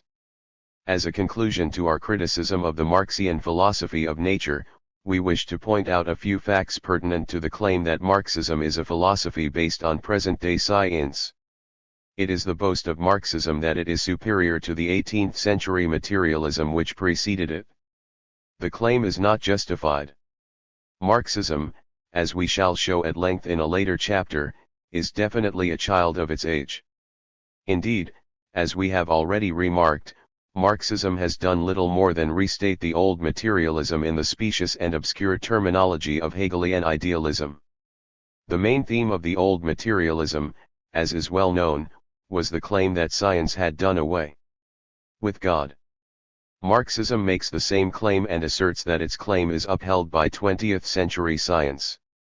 It will be recalled that Marxism, which is proudly scientific, offered several examples from the field of modern physics and chemistry in support of its law of opposites.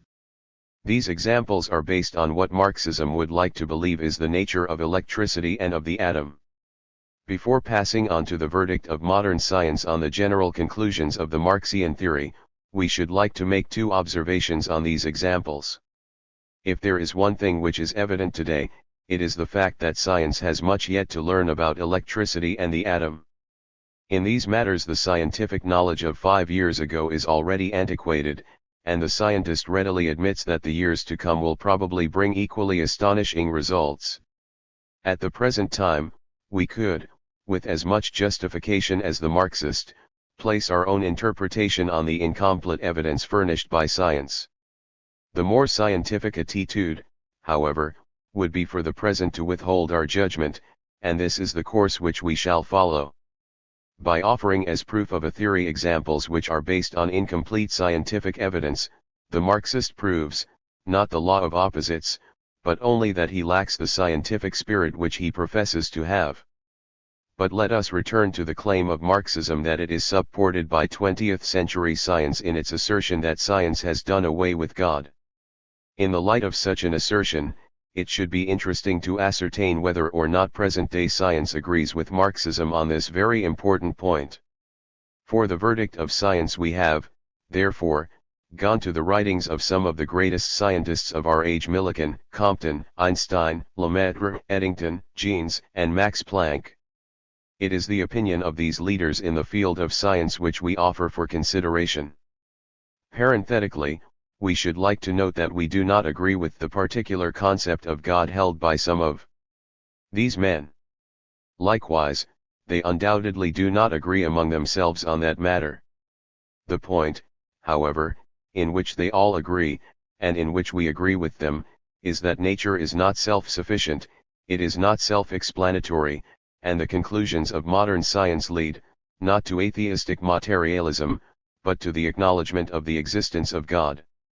Robert Millikan, the internationally known physicist of the California Institute of Technology, has two works which contain matter relative to our present inquiry. In the first of these books, entitled Science and the New Civilization, he condemns that dogmatic assertiveness about the findings of science which is as characteristic of Marxism as it was of the old materialism. If there is anything which the growth of modern physics should have taught, it is that such dogmatic assertiveness about the whole of what there is or is not in the universe as was represented by 19th century materialism is unscientific and unsound. The physicist has had the bottom knocked out of his generalizations so completely that he has learned with Job the folly of multiplying words without knowledge, as did all those who once asserted that the universe was to be interpreted in terms of hard, round, soulless atoms and their motions. In the same volume, after recalling the many discoveries of 20th century science, the author insists upon a point which we strove to emphasize earlier in this chapter, namely, that the universe demands a lawgiver as its author.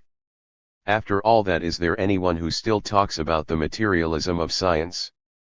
Rather does the scientist join with the psalmist of thousands of years ago in reverently proclaiming, "The heavens declare the glory of God and the firmament showeth his handiwork." The God of science is the spirit of rational order, the integrating factor in the world of atoms and of ether and of ideas and of beauties and of intelligence. Materialism is surely not a sin of modern science. In Millikan's second work, entitled Science and Religion, there are at least 3 passages which are well worth quoting as illustrative of the conclusions which the modern scientist draws from his research work. The second inference that I wish to draw from my review of the growth of modern physics is that there may be some danger that we may not even yet have learned to avoid the blunder made by the physics of the 19th century. This blunder consisted in generalizing farther than the observed facts warranted, in the assumption that our feeble, finite minds understand completely the basis of the physical universe began to show us a universe of orderliness and of the beauty that goes with order, a universe that knows no caprice, a universe that behaves in a knowable and predictable way, a universe that can be counted upon, in a word, a God who works through law. We begin to realize that our finite minds have only just begun to touch the borders of the ocean of knowledge and understanding. Can man with searching find out God? If there is anything that is calculated to impart an attitude of humility, to keep one receptive of new truth and conscious of the limitations of our understanding, it is a bit of familiarity with the growth of modern physics. The prophet Micah said, "What does the Lord require of thee but to do justice, to love mercy, and to walk humbly with thy God?" Modern science, of the real sort, is slowly learning to walk with its God. The opinion of Arthur Compton, professor of physics at the University of Chicago, is to be found in his work The Freedom of Man. Far from being in conflict, science has become an ally of religion. By increased knowledge of nature we become better acquainted with the God of nature. Few indeed are the scientific men of today who will defend an atheistic attitude. The thought of both Lemaitre and Einstein may be gathered from the following remark made by the latter after listening to a lecture by Lemaitre at the Mount Wilson Observatory in California. "This is the most beautiful and satisfactory explanation of creation to which I have ever listened." Max Planck, the renowned professor of physics of the University of Berlin, reminds his readers that science cannot solve the ultimate mystery of nature and that men err seriously when they attempt to erect a philosophy on a scientific basis. Every person who wishes to lead more than an ephemeral intellectual existence must be impelled to seek for some element of permanence, for some lasting intellectual possession to afford him a point d'appui in the confusing claims of everyday life. It is the Church whose function it would be to meet such aspirations, but in these days its demands for an unquestioning belief serve rather to repel the doubters. The latter have recourse to more or less dubious substitutes, and hasten to throw themselves into the arms of one or other of the many prophets who appear preaching new gospels. It would be easy to suggest that a philosophy of the world might be reached from a scientific basis. Such a method, however, proves that those who adopt it have no sense of real science. Science cannot solve the ultimate mystery of nature. The thought of Eddington, professor of astronomy at the University of Cambridge, is to be found in a passage in his latest work wherein he recalls with approval a statement which he had made in earlier writings. The new conception of the physical universe puts me in a position to defend religion against a particular charge, viz., the charge of being incompatible with physical science. The final witness which we wish to offer in behalf of modern science is the renowned English physicist, Sir James Jeans. His insistence on the fact that the universe demands a creator who is transcendent to it is very well stated in his work entitled The Mysterious Universe. If the universe is a universe of thought, then its creation must have been an act of thought. Indeed, the finiteness of time and space almost compel us, of themselves, to picture the creation as an act of thought. Modern scientific theory compels us to think of the Creator as working outside time and space, which are part of his creation, just as the artist is outside his canvas. Non in tempore, sed cum tempore, finxit Deus mundum. The testimonies which we have presented above are representative of the opinion of present-day science. Modern science realizes the necessity of God. Marxism's claim that science is atheistic is an antiquated and long since disproven assertion. It is a byproduct of the age of materialism in which Marxism was born, and it is a slander against science which is resented by the greatest scientists in the world. Chapter 11. Criticism of its philosophy of mind. The scholastic philosopher who analyzes the Marxian theory of knowledge cannot but be impressed by its many striking resemblances to the doctrine of Aquinas. Marxism regards the theory of knowledge as extremely important. In fact, Engels goes so far as to call it the great basic question of all philosophy. It is both surprising and encouraging to discover in Marxism this appreciation of the importance of the theory of knowledge. On this point, the follower of the angelic doctor and the Marxist are in full agreement. The theory of knowledge is of prime importance. Marxism maintains that it is the answers which have been given to the problem of knowledge which have split the world of philosophy into two great camps, materialism and idealism. The former assert the primacy of matter, the latter the primacy of me. The follower of the Thomistic tradition would, of course, object to a definition of terms which would label him an idealist, but, in general, he would be willing to acknowledge that there is a great deal of truth in the Marxian analysis. To a great extent it is the answer which a philosopher gives to the problem of knowledge which makes him a materialist or an idealist. In opposition to all forms of skepticism and agnosticism, the Marxist insists that the human mind can arrive at a true knowledge of the nature of reality. Such an attitude is in complete conformity with the spirit of scholasticism. Moreover, Marxism's characterization of this act of knowing as the identity of thinking and being is remarkably similar to the oft-repeated assertion of St. Thomas that the mind becomes that which it knows.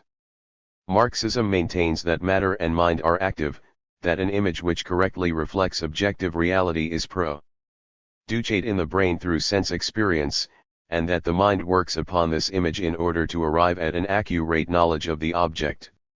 The Thomist agrees. Marxism condemns pragmatism as destructive of the objective basis of knowledge and as a most vicious form of idealism. So does the Thomist. The doctrine which Marxism proposes under the title of the relative character of knowledge is also acceptable to the scholastic philosopher.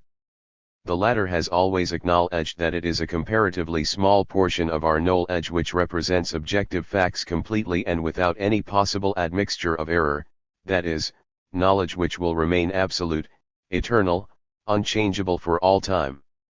Scholasticism has always upheld this teaching and usually refers to it as the incomplete character of human knowledge. The protest of Marxism against modern relativism is one which it shares in common with scholasticism. The followers of Aquinas have labored strenuously to withstand the attacks of relativism by teaching that there must be a permanent basis of truth and that anything which is once established as true will remain true for all time. It is very evident, then, that, in its theory of knowledge, Marxism agrees with scholasticism on a number of very important points.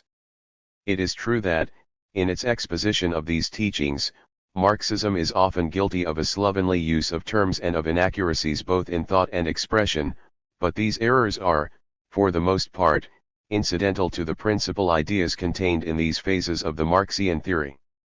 In general, it may be said that there are few present-day theories of knowledge which hold so much in common with Thomism as does Marxism. But there are many phases of the theory of knowledge on which Thomism and Marxism disagree. And it would not be sufficient to say that these are important. Rather, one must say that they are vital to each philosophy.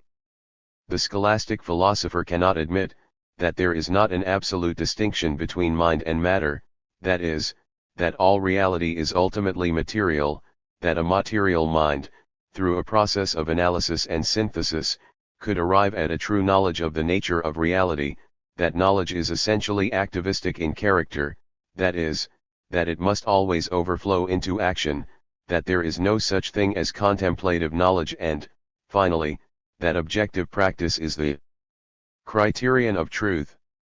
A consideration of these 5 fallacies of Marxism reveals that they are all logically derived from one fundamental error. This error is the failure, on the part of Marxism, to realize that immateriality is the basis of all knowledge. If it can be established that a knowing mind must be immaterial, the 5 cardinal points of the Marxian theory collapse.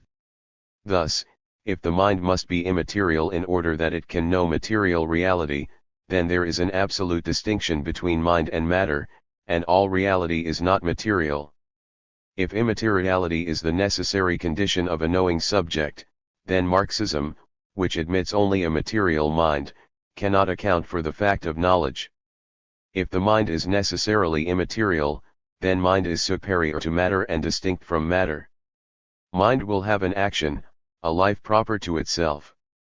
Acquired knowledge will contribute towards its perfection and dwell within it. Being superior to matter and intrinsically independent of matter, the life of the mind will consist primarily in the contemplation of the knowledge which it possesses. Consequently, contemplation will be man's highest activity and there will be no basis for the Marxian thesis that knowledge must overflow into external action, action upon matter. Lastly, if the mind is able to acquire truth and to contemplate it within itself without the knowledge being externalized, then it is obvious that the criterion of truth cannot be objective practice. The primary purpose of the present chapter is, then, to establish the fact that immateriality is the basis of all knowledge. If this truth be demonstrated, the 5 basic assumptions of Marxism are refuted and the theory collapses. Knowledge and assimilation. It is sufficiently clear that the mind, in the knowledge process, in some way or other, assimilates material reality. Both the Marxist and the Thomist insist that an identification of mind and object takes place in the act of knowing an object. Thus, the Marxist speaks of the identity of thinking and being, while the Thomist asserts that the mind becomes that which it knows. All knowledge is the result of assimilation between knower and known. The characterization of the knowledge process as an assimilation is very significant. The word assimilation is borrowed from the science of biology, where it is used in reference to those organic processes whereby a living body takes in food from without for the purpose of developing itself and perpetuating its existence. Further consideration of the processes whereby the living body assimilates food will serve as an excellent background for an understanding of the mental process whereby the mind assimilates reality. The biologist uses the term metabolism to characterize those physico-chemical processes which are responsible for growth, nutrition, and the production of new protoplasm. In these processes, two distinct types of activity are evident. On the one hand, there are those processes by which the body assimilates all those elements in its food which will contribution you towards its life, growth, and development. On the other hand, there is a distinctive activity of the organism, whereby it discards all those elements in its food which cannot be transformed into living cells. The first process, by which all elements of food value are assimilated, is known as anabolism or constructive metabolism. The second process, by which protoplasm is reduced to its more simple constituents and the elements rejected which lack food value, is called catabolism or destructive metabolism. Through the processes of anabolism and catabolism, the living body is able to utilize substances external to itself for the purpose of fostering its own life and growth. These two processes, viewed as a unified organic function, are called assimilation. Without this power of assimilation, it would be impossible for the body either to sustain life or to develop. Its continuance in existence is obviously dependent upon the reception from outside of those things which are necessary for life.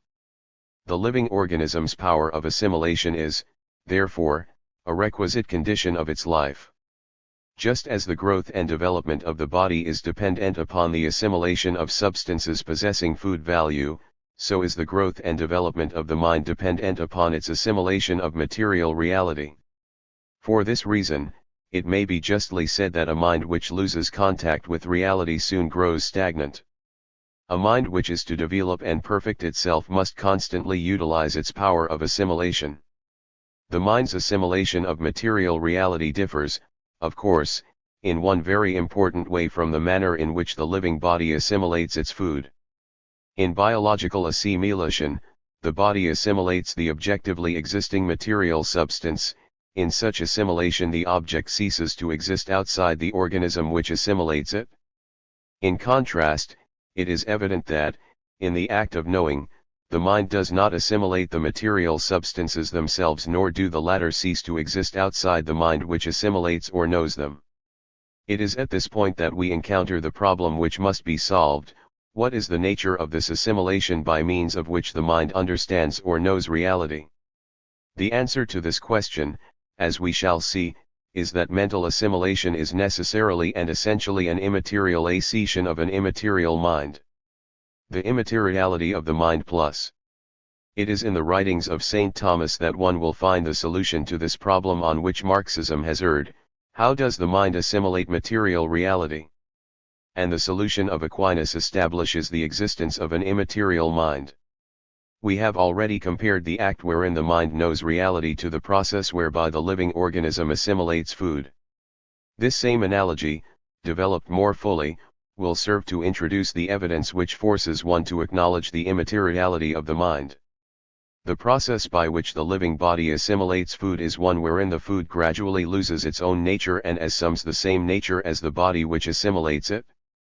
Moreover, the life and growth of the body is dependent upon this fact, namely, that the assimilated substance become the same nature as the assimilating organism. In the case of the mind's assimilation of reality, the process is quite similar. The material object must lose its own nature and assume the nature of the knowing mind. Until it does so, it remains only potentially knowable. The natures of material things which we understand do not exist outside the soul as immaterial and actually intelligible, but are only intelligible in potentiality so long as they are outside the soul. In other words, just as food substances can become identified with the body only on condition that they lose their nature, so too can reality be known only on condition that it become the same nature as the mind. The problem is now encountered: what is the nature of this mind to which reality must conform in order that it may be known? The answer is that the mind is necessarily and essentially an immaterial substance. This conclusion is based upon the following line of argumentation: the mind is the subject or source of numerous spiritual, immaterial activities, and, since everything acts in accordance with its nature, it logically follows that the mind must be immaterial. That the mind is the subject of immaterial activity is a fact which is supported by abundant evidence. Before considering this evidence, we should like to define the mind broadly as the faculty of thought. We should classify its major operations as the formation of concepts, judgments, and reasoning processes, along with the capacity for reflection and self-consciousness. Each of these functions of the mind, as we shall see, necessitates the existence of an immaterial principle of operation. Analysis, synthesis, and immateriality. We do not, of course, accept the Marxian concept of the knowledge process. But we wish to point out that, even if the Marxian theory were correct, it would necessitate the existence of an immaterial mind. Marxism, as we have seen, believes that the mind acquires an imperfect and obscure knowledge of reality by the very fact that it receives a sense image.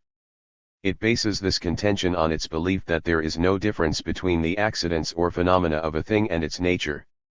Consequently, whenever sensation produces a sense image in the brain, the mind necessarily acquires at least an imperfect knowledge of the nature of the object. For the present we pass this over in silence. It is sufficient to point out here that Marxism's identification of the phenomena and the nature of a thing is an error common to many materialistic philosophies. As Coffey so well explains, this error usually results from a distorted concept of the meaning of substance and nature. But we shall concern ourselves here only with the fully developed form of the knowledge process as presented by Marxism. Marxism asserts that the mind obtains an adequate and thorough knowledge of reality by subjecting the content of the image or phantasm to a process of analysis and synthesis. The belief that phenomena and nature are identical is, of course, also assumed in this developed form of the knowledge process. The general attitude of the Marxist is that, since appearance and nature are the same, the mind acquires an imperfect knowledge merely by coming into contact with the image, and a more perfect and adequate knowledge by breaking up the image into its constituent elements and considering each of these separately. While we do not agree that the knowledge process itself is merely one of analysis and synthesis, we acknowledge, along with the Marxist, that the mind often does engage in the work of analysis and synthesis. And this power of the mind to analyze and synthesize a fact admitted by both Marxism and Thomism clearly necessitates the existence of an immaterial mind. A mental process of analysis and synthesis is at once both extremely complex and abstract. The Marxist states that the mind subjects the image to an orderly division into its various elements or aspects. Each phase of the image is considered in itself, in relation to the other aspects, and in relation to the image as a whole. Finally, the different aspects are synthesized once more into a composite image. Such a mental process as is outlined above, might well be offered as a perfect example of abstract thought and immaterial mental activity. In it there is clearly evident the ability of the mind to guide its activity by a plan, to conceive the various aspects of an image as existing separately when they do not so exist in reality, to consider abstractly the relationship of one phase to another, and to synthesize properly the mentally disunited elements into a composite image. All such operations are essentially immaterial and, consequently, demand the existence of an immaterial mind. Mental processes of analysis and synthesis clearly involve judgments on relationships which exist between a whole and its parts and between the parts themselves. And, since relationships are immaterial, it necessarily follows that only an immaterial faculty or power can grasp them. Consequently, the Marxian admission that the mind engages in the work of analysis and synthesis leads directly to the acknowledgement of an immaterial mind. A power acts according to its nature. Wherefore we seek to know the nature of a power from its act, and consequently the nature of a power is diversified, as the nature of the act is diversified. If the principle of operation proceeds from certain causes, that operation must not surpass those causes. The effect must not be more immaterial than the cause. Universal concepts and immateriality. One of the Finest proofs of the immateriality of the mind is to be found in its ability to formulate abstract and universal concepts. Man's ability to formulate such concepts is undeniable. A single glance at any of the writings of Marxism will reveal the presence of such words as law, justice, truth, unity, etc. Concepts of this nature are not associated with any particular material reality, they are superior to, and independent of spatial and temporal determinations. And any concept which is not related to some particular and determined material reality, but which is universal in character, is obviously not of a material but of an immaterial nature. Consequently, all such concepts necessarily transcend the power of the senses, of the imagination, and of every other material faculty. Immaterial concepts necessitate the existence of an immaterial mind. Every sentence that flows from the pen of the Marxist contains an abstract and universal concept. And thus, in every sentence he writes, the Marxist makes an implicit profession in the immateriality of the mind. The senses differ from the intellect and reason because the intellect and reason have universals as their object, that is, concepts which are not limited by place or time. The senses, however, have particular things for their object. From the fact that the human soul knows the universal nature of things, it follows that it must be immaterial. Otherwise it would be limited to the particular and be incapable of arriving at a knowledge of the universal. Judgments and immateriality. Judgments, in general, necessitate the existence of an immaterial mind, not only because every judgment contains a universal concept, but also because every judgment involves the apprehension in an abstract manner of the relation existing between two concepts, that is, between the subject and the predicate of the judgment. The need of an immaterial mind is, however, made especially evident by the ability of the mind to formulate universal and necessary judgments.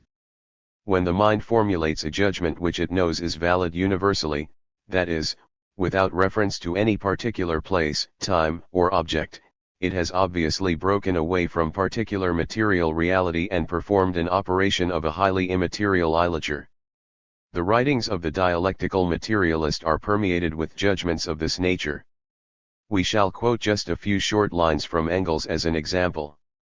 This passage literally bristles with immaterial, universal concepts and judgments. Are there any truths which are so securely based that any doubt of them seems to amount to insanity? That twice 2 makes 4, that the 3 angles of a triangle are equal to 2 right angles, that a man who gets no food dies of hunger, and so forth?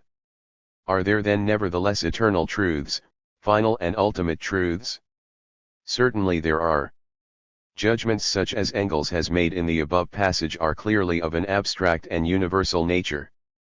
Consequently, they can be the product only of an immaterial mind, a mind which is not limited to particular material objects but which has the power to break away from the particular, to transcend matter and thereby to formulate abstract and universal laws.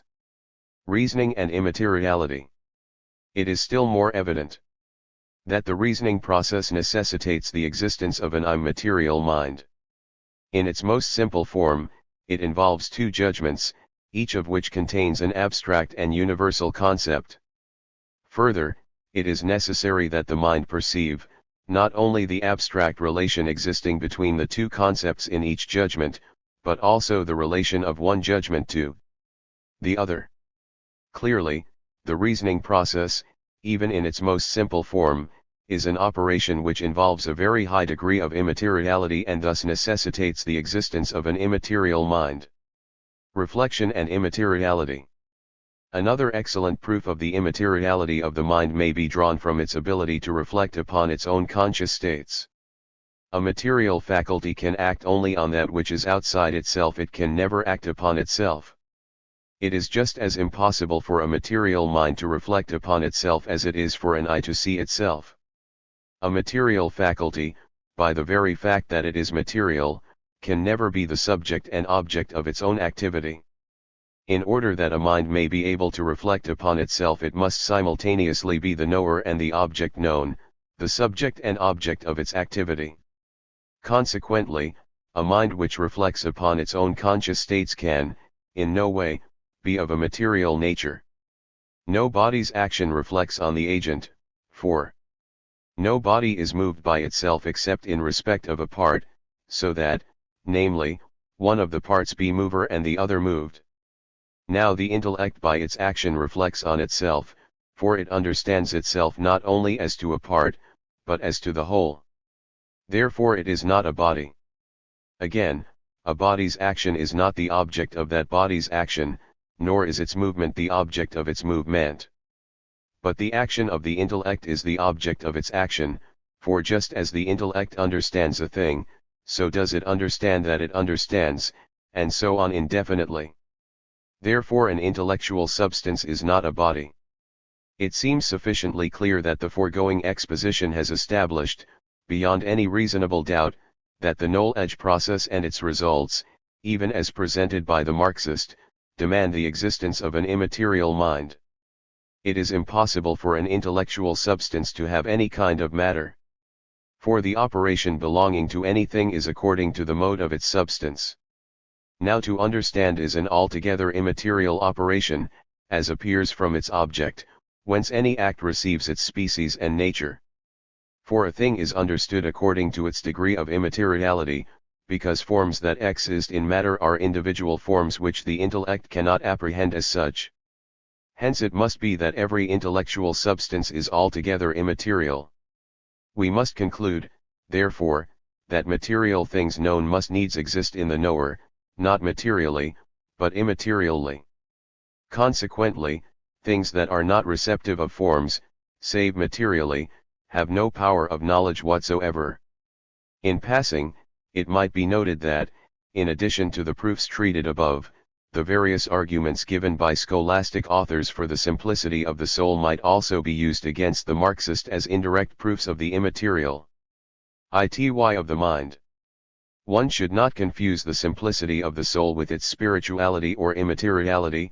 Nevertheless, when one establishes the simplicity of the soul, the immateriality of the soul necessarily follows, because matter, by its very nature, has parts outside of parts.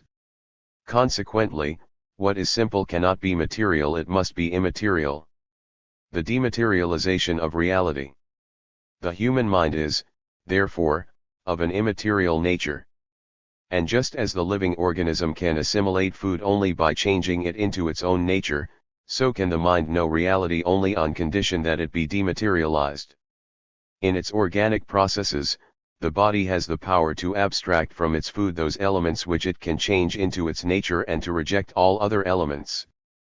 The activity of the immaterial mind in the knowledge process is very similar. It grasps that element in matter which it can assimilate, namely, the immaterial, substantial form of the material object. And just as the growth and perfection of the body is dependent upon the organism's power to assimilate certain elements in its food, so is the development and perfection of the mind dependent upon its power to dematerialize reality and to assimilate the substantial forms of concrete entities.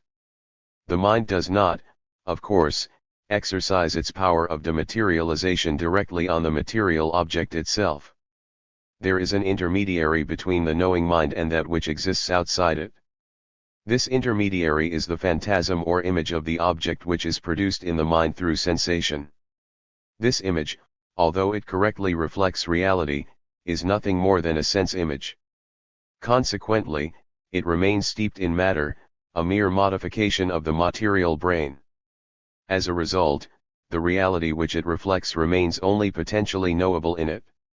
In human knowledge, assimilation is brought about by the action of sensible things on the human cognition powers. The form of a sensible object, being individualized by its materiality, is unable to transmit the likeness of its singularity to that which is altogether immaterial, and it can only reach those powers which use material organs. And so, the likeness of a sensible form cannot reach as far as the human intellect. In order that the nature of reality which is potentially knowable in the phantasm be reduced to actual knowledge, it is necessary that the image be stripped of all its individuating notes. The intelligible in potency becomes knowledge in act only after the dematerialization of the image. the species is not actually intelligible except in so far as it is expurgated of material being. But this cannot happen so long as it is in material potentiality, which namely is caused from material principles, or is the act of a material organ. Therefore it must be granted that we have in ourselves an intellective power which is immaterial. Since the mind dematerializes the phantasm or image by stripping it of all its individuating notes, it follows that it is the form or nature of the reality which is directly grasped by the mind. In other words, we do not have a direct knowledge of the singular, individual thing. The mind first obtains a universal idea, namely, the essential nature which this reality has in common with all other realities of its kind. The mind's knowledge of the singular, individual thing is the result of a reflex act in which the intellect, possessing the universal idea or general nature of the reality, reverts to the image in order to know the individual entity as such. Understanding is of universals and not of singulars. To be understood is repugnant to the singular not as such, but as material, for nothing can be understood otherwise than immaterially. It was the failure to understand this process of abstraction which led Marx so far astray in his theory of knowledge. If he had but understood the nature of this process by means of which the mind assimilates reality, he would never have been led to the other false conclusions in his theory of knowledge. Even as it is, one can see that Marx came very close to grasping the true nature of the knowledge process.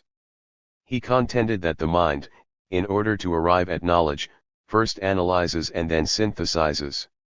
Is there not a striking similarity here to the Thomistic position that the mind first dematerializes or breaks down the image and, after it has abstracted the form, reverts to the image in order to know reality?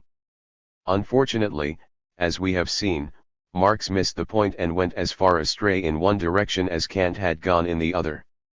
But, for a man who, as far as we know, never came into contact with Thomistic philosophy, he certainly came very close to the teachings of the angelic doctor.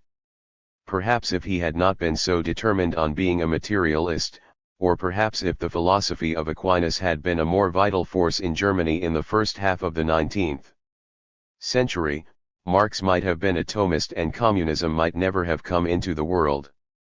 But let us conclude our consideration of the knowledge process. Immateriality is, as we have seen, the necessary condition or basis of all knowledge. On the part of the knowable object, it must be dematerialized before it can be actually known. On the part of the knowing mind, it is its power to abstract the immaterial form from the material object and to assimilate it which makes knowledge possible. The presence of an immaterial mind in man directly implies the falsity of two major points in the Marxian theory. For, since there is an immaterial mind in man, there must be an absolute distinction between mind and matter. And, since the process whereby man acquires knowledge is activity of an immaterial mature, it follows that it must be attributed, not to a material mind, but to an immaterial mind. The immaterial mind is the basis of contemplative knowledge. This truth should be quite evident. An immaterial mind is, by its very nature, superior to matter, distinct from matter, and intrinsically independent of matter. In view of these facts, it is clear that matter is the servant of mind. Consequently, the primary purpose of mind is not to serve that which is lower than itself, but to develop and perfect its own higher life. The attention of the scholastic philosopher is quickly attracted to the false contrast which the Marxist has set up between thought and action. In opposition to such a view, Thomistic philosophy reminds Marxism that thought and action are not to be regarded as opposites. On the contrary, since the mind is superior to, and independent of matter, its activity is thought. Thus, thought is the most intense, the most powerful, the most vital form of action. This most perfect form of activity, which characterizes the mind, is called by St. Thomas immanent action. Contemplative knowledge. There is a twofold class of action, one which passes out to something beyond, and another which does not pass outwards, but which remains within the agent, as to feel, to understand, to will. By such action nothing outside is changed, but the whole action takes place within the agent. In sharp contrast to so many modern views which regard the intellectual process as some sort of epiphenomenon, the angelic doctor looks upon the life of the intellect as life par excellence and the activity of the mind as the deepest and most intense of all activity.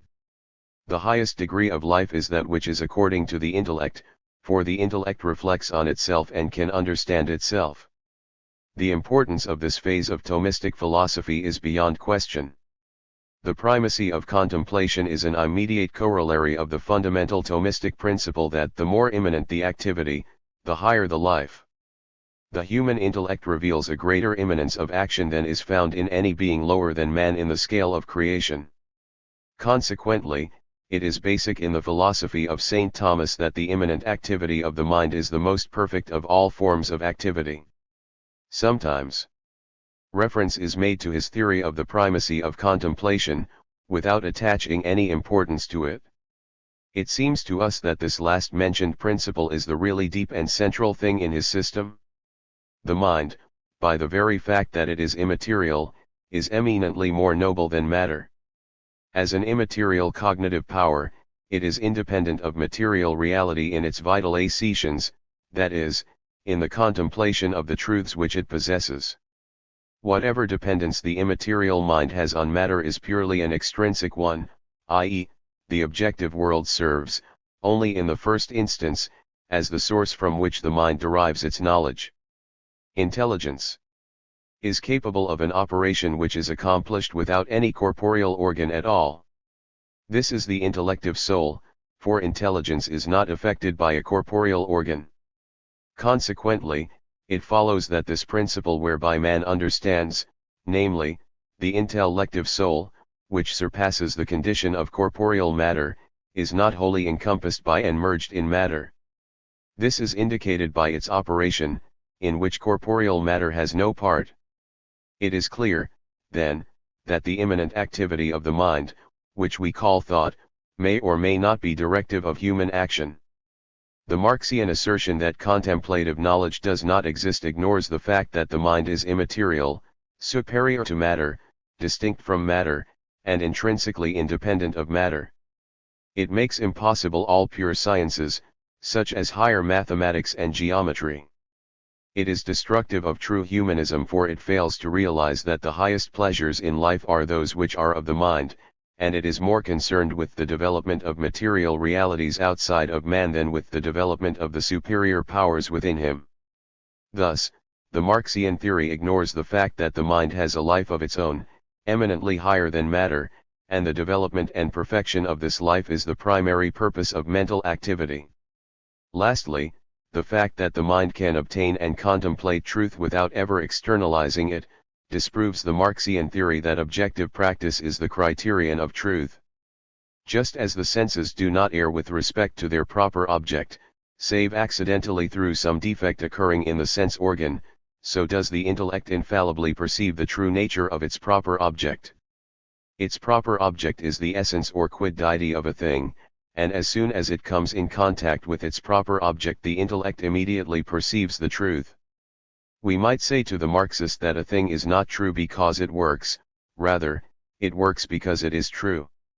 A man might succeed in entering a theater by offering counterfeit coin for the price of admission, but the fact that his plan worked would not make his coins true money. To a thing apprehended by the intellect, it is accidental whether it be ordered to operation or not. The essential value of intellectual activity consists, therefore, in the mind's aptitude to know reality and to seek this knowledge as an end in itself. It is the possession and contemplation of such knowledge which produces the development and perfection of the mind. The act of understanding is the perfection and act of the intelligent agent. To understand is not a progressive act to anything extrinsic, but remains in the operator as his own act and perfection. The perfection of understanding does not consist in the production of something external, but in the contemplation of truth already in the mind. Therefore immanent activity is not a means whereby something external is produced, rather it itself is the ultimate end intended by the agent.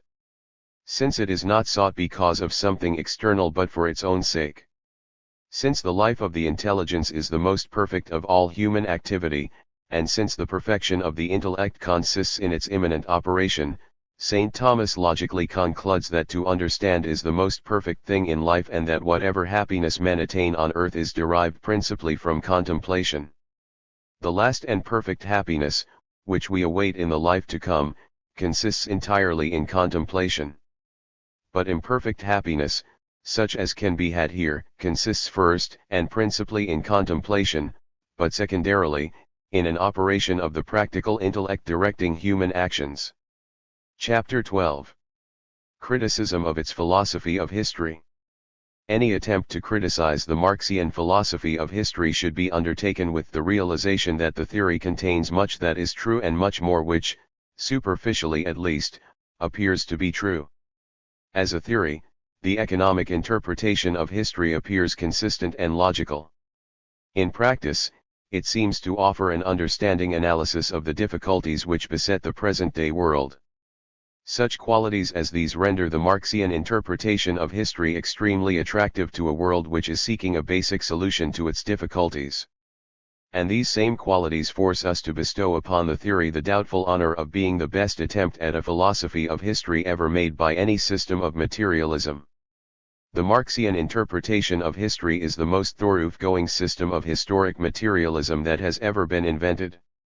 This is what Marx claimed for it. And I believe that his claim was justified. The important place which this theory holds in the Marxian system cannot be overestimated. Certain historical events, together with their interpretation in a very specific manner, are at least as vital to Marxism as certain others are to Christianity. Both Marxism and Christianity are deeply historical, both are founded on history, and both imply a definite theory of history. The materialistic interpretation of history is no less fundamental to communism than is the spiritual interpretation to Christianity. The economic doctrines of Marxism are based on history to an almost greater extent than the theological doctrines of Catholicism, and a socialism which professes communism and materialism without the Marxian theory of history has no more right to be called Marxian than a religion which accepts the ethical and theological teachings of Christianity while rejecting the historical elements of the faith has the right to the name of Catholicism. The importance of the economic interpretation of history at the present time is beyond question. By no means should it be considered merely as an instrument which a radical government is using to foster its own ends and purposes. Rather, it is a philosophical outlook on all human life past, present and future which has become a concrete, living force, not only in Russia but throughout the entire civilized world. The irrelevance of metaphysics. At the opening of our second chapter, it was pointed out that orthodox Marxism regards the economic interpretation of history as based upon the dialectical analysis of nature and mind. A number of outstanding writers, however, have challenged this view. These critics do not, of course, belong to what we may call orthodox Marxism or communism. Thus, Sidney Hook, who is a neo-Marxist, and Lasky, who is sympathetic towards Marxism, maintain that the dialectic of nature and mind has no necessary connection with class struggle in history. Bertrand Russell and Joad, neither of whom are Marxists, hold a similar opinion. These writers, we believe, have discovered a definite weakness in the Marxian system.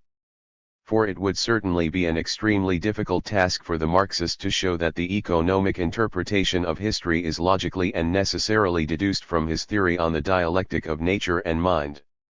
If one were to grant the validity of the Marxian analysis of nature and mind, and especially the theory on the activistic character of knowledge, it is sufficiently clear that the social philosophy of Marxism would be, in some way, a philosophy of necessary progress.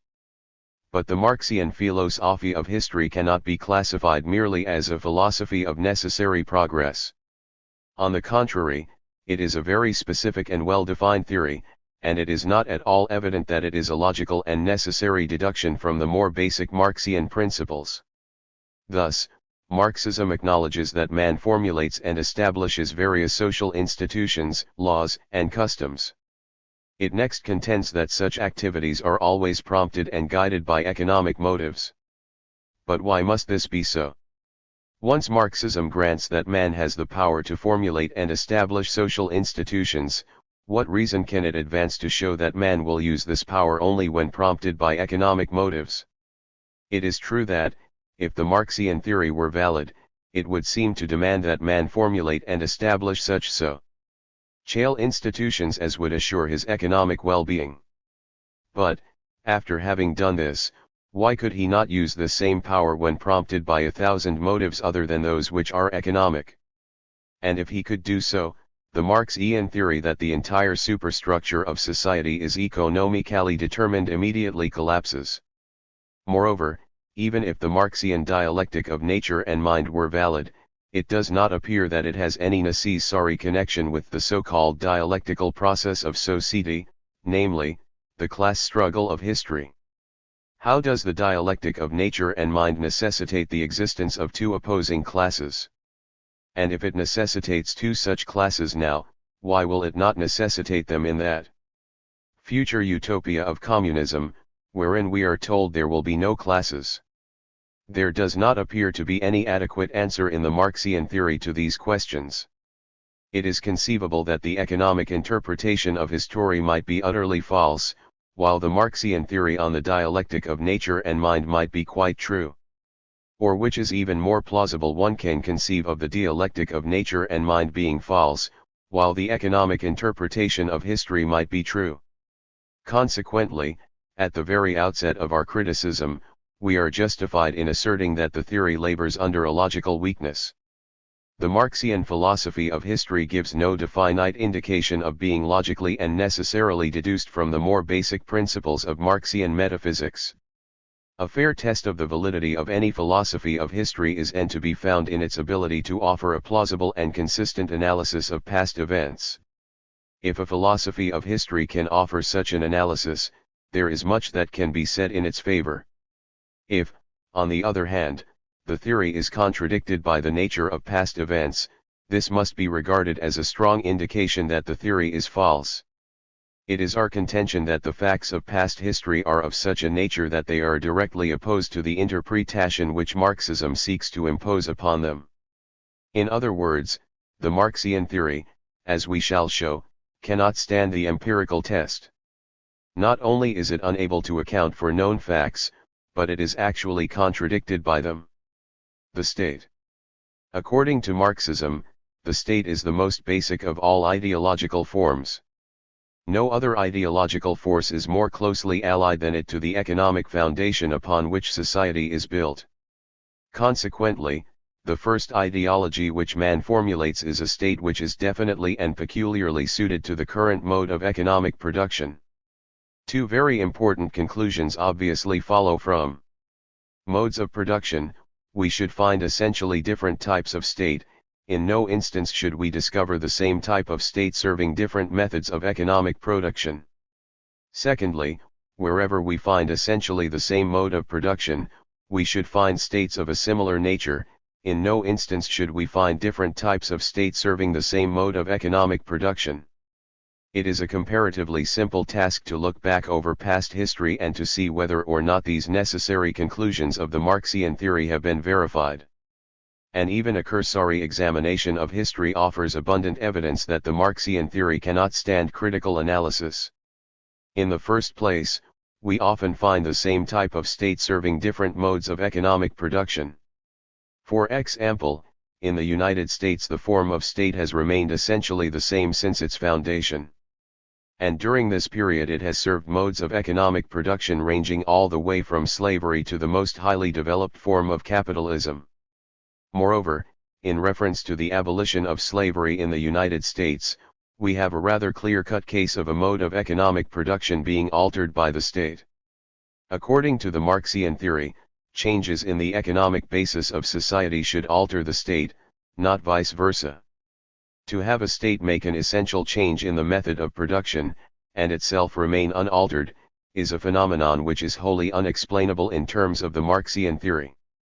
Secondly, we often find essentially different forms of state operating on the same economic basis. Thus, in both ancient Greece and Rome, there was only one productive order, a productive order based on slavery. According to the Marxian theory, ancient Greece and Rome should therefore have had the same form of state, and it should have remained constant until there occurred a change in the method of production. Actually, however, Rome and Greece had various and essentially different forms of government. In Athens, there was a succession of hereditary monarchy, the aristocratic and democratic republics, despotism, and democracy. In Rome, there was successively an elective royalty, the aristocratic and democratic republics, and the absolute monarchy of the Caesars.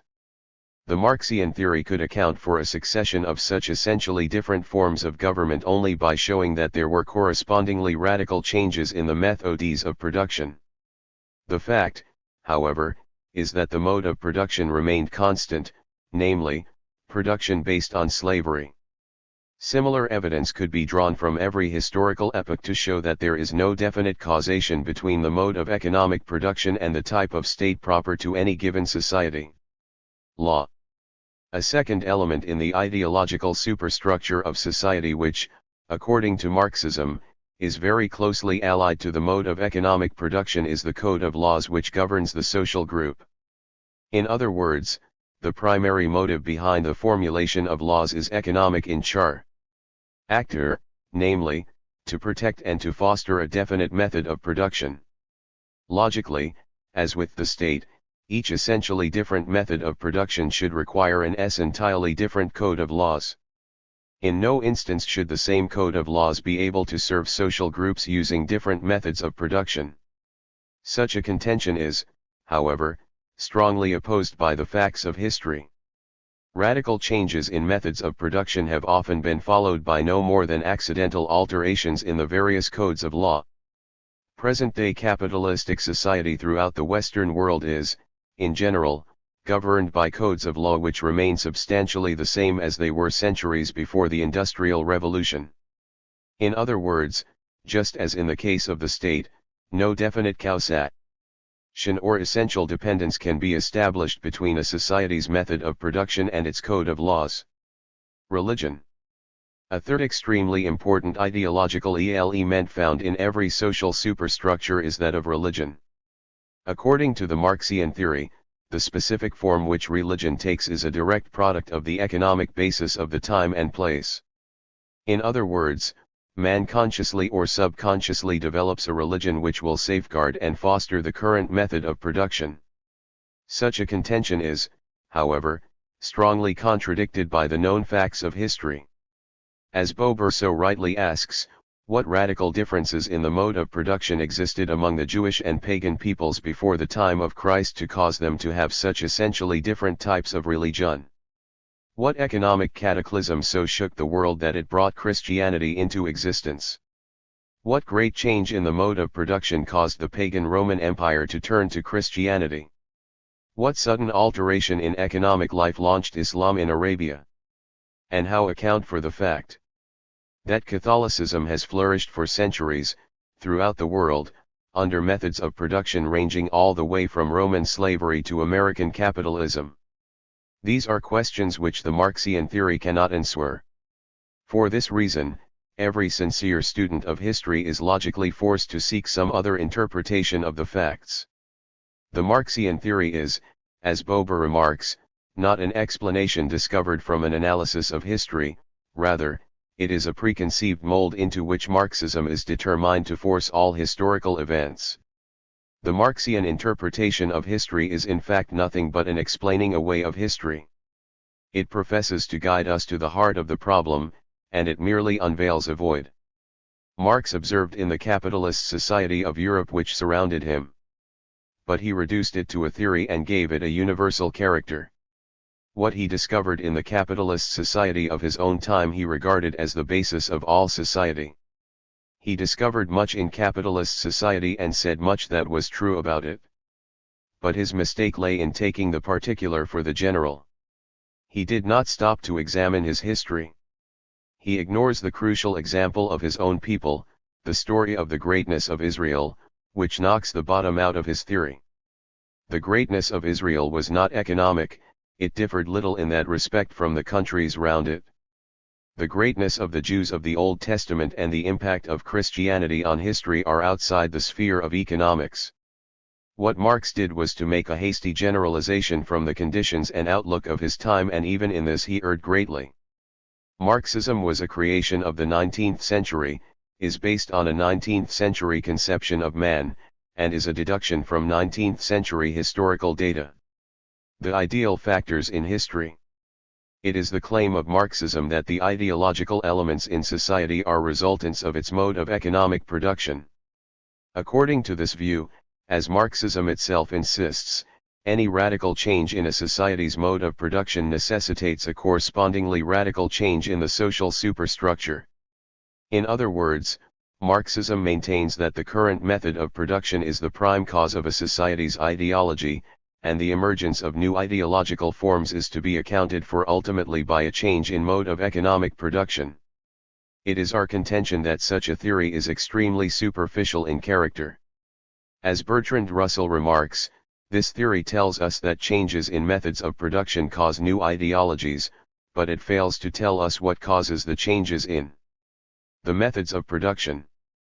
For this reason, the theory lacks the ultimate character that the Marxist would like to bestow upon it. It fails to realize that intellectual causes underlie every change in methods of production. Changes in methods of production follow upon the invention of new tools and new machinery. And the invention of such equipment cannot be regarded as a mere automatic change in the material world. Invention is primarily a spiritual activity and, for this reason, by its very nature, it represents a triumph of mind over matter. The invention of the tool is not a material event, and if it is necessarily a change in matter, it is certainly not a material change, i.e., an automatic change in part of the material world. The history of tools is entirely part of the intellectual and spiritual history of mankind. Tools do not determine the intellectual and spiritual life of human beings. Their invention and their use are determined by the mind. In a mechanistic universe, a mechanical invention would be impossible and, indeed, inconceivable. Every tool is a triumph of mind over matter. The machine is a proof not of the subordination of matter to mind. So far from necessitating the substitution of material for spiritual order, it is itself a vindication of age-long animal condition of dependence on nature and material circumstances. The fundamental reason why the invention of a machine and manufacturing in general, must be recognized as a triumph of mind over matter, is that such events imply immaterial mental activity. An immaterial mental activity, as was explained in the previous chapter, necessitates the existence of an immaterial mind which is superior and transcendent to matter, essentially different from matter, and intrinsically independent of matter. This point is well expressed by Mortimer Adler in one of his recent works. That man differs essentially and specifically from all other animals is capable of being demonstrated a posteriori from the observable operations of men and brutes. Thus, only man manufactures. Manufacturing involves the grasp of the species of a thing and its duplicate by imprinting the same form upon many units of matter. To manufacture means to make according to specifications, choosing material capable of receiving such and such determinations. Only an intellectual animal could manufacture or, as Marxians say, machinofacture. Marxian materialists, in defining man as a productive and machinofacturing animal, acknowledge his intellectuality. Unless man can comprehend universals, can separate forms from the material conditions of individuality, he cannot make things according to specifications, he cannot, in machinofacturing, impose the same artificial form on multiple, different units of matter. The Marxian theory, therefore, cannot account satisfactorily for the invention of tools or for the way in which men multiply things according to specifications. In this respect Marxism is just as inadequate as the older materialism which it professedly rejects. For Marxism must insist either that material factors are the essential causes of all progress and that everything else is epiphenomenal, or it must acknowledge that ultimately progress can be accounted for only by intellectual, non-material factors. If it accepts the first viewpoint, then Marxism is no better than the outmoded, mechanistic materialism, it is simply using the old principles disguised in Hegelian language.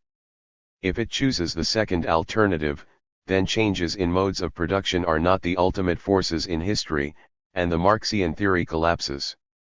As Christopher Dawson remarks, every living power in the world of men, even communism itself, owes its existence to spiritual forces. To eliminate the spiritual forces from the world or to reduce them to mere resultants of economic factors is to lower man to the level of the brute. Man surpasses all that is lower than himself in the scale of creation precisely because he can break away from the conservatism and unprogressiveness which characterize animal life. This is especially evident in the case of the modern scientist who lives, not in a world of concrete, sensible experience, but in a world of mathematical abstraction. If the Marxian theory of history were correct, the intellectualization of nature could never have been accomplished. And upon this latter depends so much of our modern progress and the machine order of our age. Science, moreover, can elevate man and bring him happiness only if it be related to spiritual ends. The material elements in the world, of themselves, can never save civilization. On the contrary, if left to themselves they easily become a force which is destructive both of spiritual values and human freedom. True civilization is essentially a spiritual order, and its criterion is not material wealth, but spiritual vision. Before passing on to the philosophical fallacies which underlie economic determinism, we should like to note that the Marxian theory contradicts itself by the very fact that it admits the existence of ideological elements in the social superstructure. The Marxist, in his zeal to show that material factors account for the ideal elements in society, forgets that even to admit the existence of ideal forces, such as religions and codes of morality, is to acknowledge that all in life is not material and, consequently, to contradict the basic principles of his own theory. Conditioning factors in history. The thought expressed above, that is, that every living power in the world of man owes its existence to spiritual forces, serves as an introduction to the first of two philosophical errors which underlie the Marxian doctrine of economic determinism. The first of these errors is quite simple in character but extremely important. It is the failure, on the part of Marxism, to realize the difference between a condition and a cause, the difference between a prerequisite for action and the cause of action.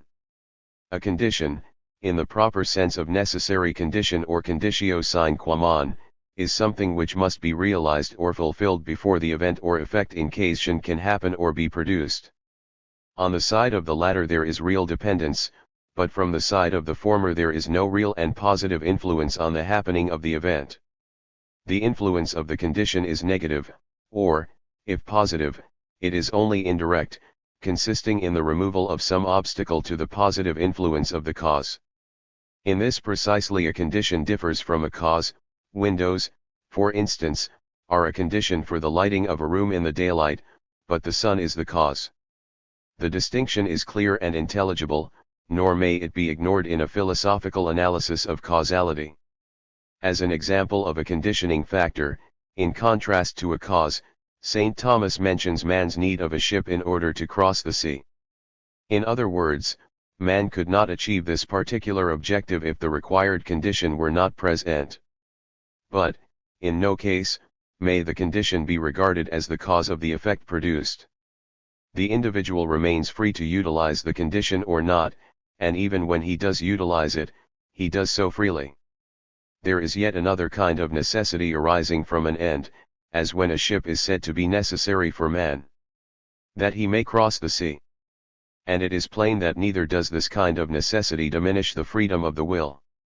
The scholastic philosopher is quite ready to acknowledge that modes of economic production condition much of man's activity. But prerequisite conditions do not, of themselves, cause or determine anything. They merely set the stage, so to speak, for the free activity of man. The fundamental, determining causes of man's activity are spiritual powers inherent in his own nature. The Marxists' continual confusion of a necessary condition with the efficient cause is the basic error in the theory of economic determinism. There is nothing deeply philosophical about this distinction, but the failure to grasp it lies at the very heart of the Marxian theory. This error of Marxism is well summarized by Wood in the following passage taken from his work Christianity and Communism.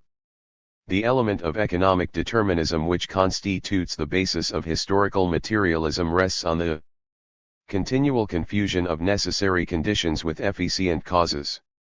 The Marxists use the verbs, to condition and to determine interchangeably. They assume that they mean the same thing. But to condition is not to determine. A condition is a limit within which or through which one must work, but one's activity is never determined by such conditions. A painter decides to work in oils or has no other medium of expression available. His work is then absolutely conditioned by his medium, and not in the least determined by it. Tools condition men's industrial activities and their social organization without in any real sense determining them. Economic determinism and free will. The second philosophical error involved in the theory of economic determinism is of a more subtle nature. It is the problem of the freedom of man's will. Previous to our treatment of the true Marxian concept of freedom, we should like to point out that there is an ever-increasing tendency on the part of present-day Marxism to insist that man is endowed with freedom of choice. Marxism attempts to make this admission and, at the same time, to safeguard its doctrine of economic determinism. Thus, it tells us that the social structure, that is, all social institutions are economically determined but that man acts with a freedom of choice within this social structure. On one hand, then, the social structure and the economic forces of an age condition but do not determine man's activity, while, on the other hand, the social structure itself, within which man lives and acts, is economically determined. For example, two Marxist writers explicitly state that men are conditioned but not determined by the economic forces of an age. This is certainly not orthodox economic determinism. It represents a final piece of strategy which Marxism is using in a vain attempt to avoid the inevitable, namely, to admit that there is no such thing as economic determinism or else to acknowledge that its doctrines are basically the same as those of the old mechanistic determinism and fatalism. The scholastic philosopher must be relentless in urging this point against Marxism. Social institutions are created by men, they are brought into being through the intermediary of men's minds. Now, men are either determined or merely conditioned in the choice of all social institutions. If they are determined, they do not possess freedom of choice. If they are merely conditioned, as any scholastic philosopher would admit, the theory of economic determinism loses all of its significance. Between these two alternatives there is no choice. Marxism must admit that ultimately its theory of economic determinism is reducible to mechanistic and fatalistic determinism or else acknowledge that there is no such thing as economic determinism. One of Marxism's peculiar characteristics is that it invariably sets forth a principle and then endeavors by subtle means to avoid whatever odious conclusions may logically follow from the principle. Thus Marxism will profess determinism but strongly protest against the theory being labeled fatalistic. In the question of free will, Marxism does precisely the same thing. It teaches that economic motives underlie and determine all mental activity and, at the same time, it insists that man's will is free. In this instance, Marxism seeks to achieve its aim through the medium of a unique definition of free will. In passing, it should be noted that some of the less orthodox exponents of Marxism, such as Bukharin, clearly and explicitly deny the freedom of the will. The more customary Marxian procedure is, however, to profess simultaneously economic determinism and freedom of will. Marxism and free will. To express Marxism's view in a single phrase, it may be said that it identifies freedom of will with knowledge of natural necessity. In other words, man is free because he is able to know that he must act according to determined laws. In contrast, animals are not free because they have no appreciation of the natural necessity which determines all of their actions. Perhaps the finest exposition of this unique concept of freedom is given by Engels in the following passage contained in his Anti-Düring. Hegel was the first to state correctly the relation between freedom and necessity. To him, Freedom is the appreciation of necessity. Necessity is blind only in so far as it is not understood. Freedom does not consist in the dream of independence of natural laws, but in the knowledge of these laws, and in the possibility this gives of systematically making them work towards definite ends. This holds good in relation both to the laws of external nature and to those which govern the bodily and mental life of men themselves, two classes of laws, which we can separate from each other at most only in thought but not in reality. Freedom of the will therefore means nothing but the capacity to make decisions with real knowledge of the subject. Therefore the freer a man's judgment is in relation to a definite question, with so much the greater necessity is the content of this judgment determined, while the uncertainty founded on ignorance, which seems to make an arbitrary choice among different and conflicting possible decisions, shows by this precisely that it is not free, that it is controlled by the very object it should itself control. Freedom therefore consists in the control over ourselves and over external nature, which is founded on knowledge of natural necessity. This presentation by Engels makes it quite clear that Marxism identifies human freedom with the knowledge of natural necessity. In a word, for Marxism, freedom is necessity absorbed into consciousness. Freedom of choice. Previous to the criticism of the Marxian concept of freedom, we should like to recall briefly the true nature of free will. It is the nature of the will to tend towards that which is good. Just as the object of the eye is color, so the object of the will is that which is good. Hence whatever the will desires is sought because of some good which the will perceives in the thing and wishes to possess. But just as the eye is not restricted to seeing this or that particular color, neither is the will determined to seek this or that particular good. It is color in general which is the adequate object of the eye, and it is only color in general which exhausts the potentialities of the eye.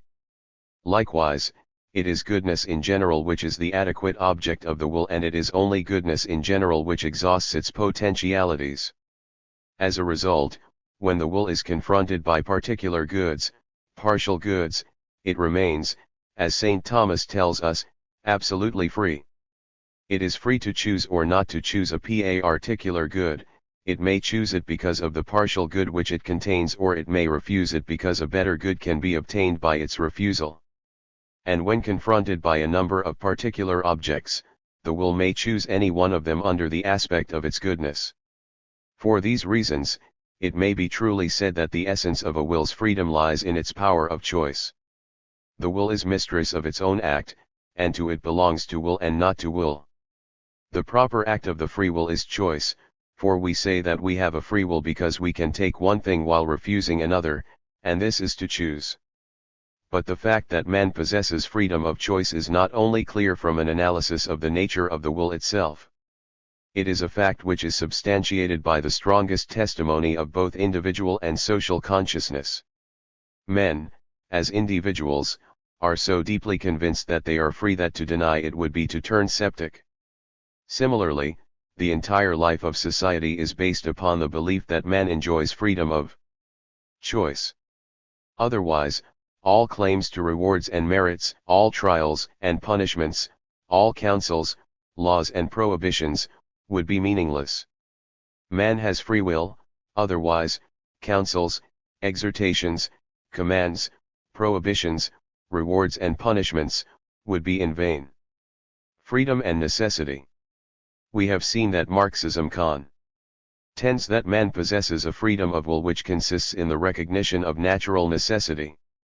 But it has also been shown that free will consists essentially in freedom of choice. Obviously, there remains one question which must be answered: is necessity destructive of freedom of choice? If it is, then the Marxism theory of economic determinism is false, because it denies freedom of choice, and the Marxist is not justified in claiming that his theory recognizes the freedom of man's will. The answer of scholastic philosophy is that freedom and necessity are not always opposed to each other. For instance, it must be admitted that men freely but necessarily desire happiness. Every rational mind desires happiness in an indeterminate and universal manner, and in reference to this the will is determined, but, in reference to individual things, The action of the human will is not determined to seek happiness in this or that particular object. Likewise, it is to be admitted that man's will may be immovably but freely fixed on God as its last end. Immobility of will is not inconsistent with free will, the act of which is to choose, since we choose things that are directed to the end, but not the ultimate end itself. Therefore, just as it is not inconsistent with free will that we desire happiness and shun unhappiness, in general, with an unchangeable will, so will it not be incompatible with free will that the will be fixed on a particular object as its last end. Similarly, it is to be admitted that the wills of the angels and saints freely but necessarily choose to love God. The necessity resulting from a will firmly fixed to good does not lessen the liberty, as instanced in God and the blessed asterisk. When virtue has attained its perfect end, it brings with it a kind of necessity for good action, for instance in the blessed, who cannot sin. And yet the will is not, for that reason, any the less free. In the light of these statements, it is evident that scholastic philosophy does not contend that all necessity is destructive of freedom. But, without any hesitation, we assert that such necessity as Marxism would impose upon the will is necessarily destructive of freedom. The solution to this problem of the will is clearly set forth by St. Thomas in his De Veritate. In this work the angelic doctor tells us that, in reference to the will, we may speak of two kinds of necessity. The first type is that which is imposed upon the will by a force extrinsic to the will itself. This is the type of necessity professed by the Marxian theory, and it is unquestionably destructive of freedom of choice. A second kind of necessity is that which arises from the natural inclination of the will itself, such is the necessity which causes man to seek happiness, and this latter necessity is, in no way, destructive of freedom of choice. Necessity is twofold, namely, necessity of force, and this can in no way be present in the will, and necessity of natural inclination, and by this latter necessity the will does not will something necessarily. Hence that which the will seeks necessarily by a natural inclination internal to itself is its ultimate end, happiness, and all those things which such an end presupposes, such as the knowledge of truth and similar things. All other things, however, are willed, not by a necessity arising from natural inclination, but by a personal determination which is free of all necessity. All necessity, then, does not do violence to the will, but only such necessity as is imposed upon the will by an external agency. It is evident therefore that the will does not will anything through compulsion. It does, however, will certain things necessarily by the necessity of its natural inclination. In the light of this explanation, it is clear that the only necessity consistent with free will is that which arises from the natural inclination of the will towards its proper object. Consequently, all necessity imposed upon the will by forces extrinsic to itself is destructive of the freedom of choice. Communism has no idea of freedom as the possibility of choice, of turning to right or left, but only as the possibility of giving full play to one's energy when once one has chosen which way to turn. Man, when he assimilates himself to the material world, is no longer free in any moral or absolute sense, and so it is that in Marx the old philosophy of fatalism, disguised under the name of determinism, the will of necessary change, the inevitable movements of time and eternity, all those dark creatures of ancient paganism, reappear. It is evident, then, that the theory of economic determinism denies the established fact of free will. Consequently, the Marxist is not justified in maintaining that his system recognizes human freedom. In conclusion, we might remind the Marxist that he is continually contradicting in practice what he professes in theory. For if men do not possess a freedom of choice, what, for instance, is the purpose of the trials and the propaganda for which Russia is so famous? Class struggle and history. Just as the Marxian theory of economic determinism is contradicted by the facts of history, so is its theory of class struggle. The existence of two classes. The first criticism which an analysis of history brings to light is the fact that the theory of class struggle is based on a false assumption. Marx was witness to the fact that certain members of society control more than a just proportion of economic wealth and power. These members of society he called, more or less justly, the exploiting class. Marx saw also that vast numbers of men were laboring strenuously, producing wealth for the owners of the means of production, and, in return for their labors, they were receiving hardly enough to procure for themselves the mere necessities of human life. These members of society Marx quite correctly called the exploited class. But, after perceiving the existence of an exploiting and an exploited class in society, Marx proceeded to make a hasty and unjustifiable generalization from these facts. He concluded that all society is made up of these two classes, that every man belongs either to the exploiting or the exploited class. This is a generalization which is neither logically deduced from his premises nor supported by actual facts. Seeking some basis for his generalization, Marx decided that those who own means of production belong to the exploiting class and that the rest of society belongs to the exploited class. No one can deny that there is an exploiting and an exploited class in society. Unfortunately, that is true. But that all who own means of production are exploiting those whom they employ is a false assumption. And that the entire working class is being exploited is an equally false assertion. The fact of the matter is that many owners of means of production are not exploiting those who are laboring for them. Exploitation, on the other hand, is not due to the fact that a man owns property. For there may be exploitation by violence and sabotage. As Bourdieu says, Marx has taken the idea exploitation and substantized it. He has bestowed upon it an objective existence which it does not actually possess. In so doing, strangely enough, the materialist has turned idealist.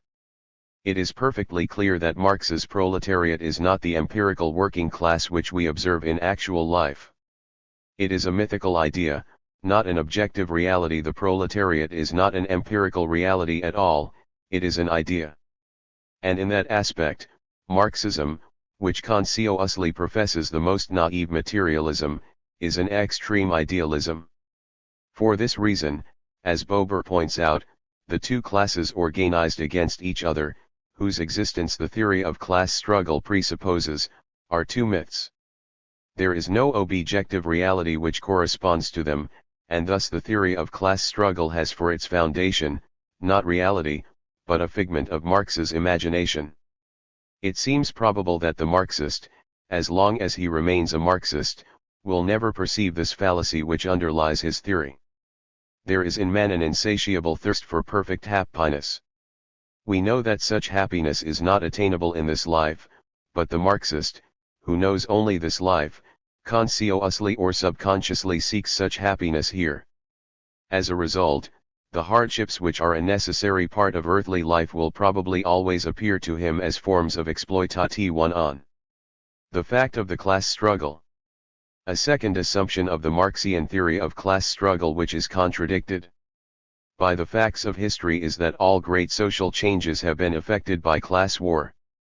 Moreover, following its theory of economic determinism, Marxism contends that the primary and basic motives which prompt all wars are economic in character. Such assertions as these do not stand even a cursory analysis. That class wars have caused some social upheavals is to be admitted. That economic motives have prompted many wars is also very true.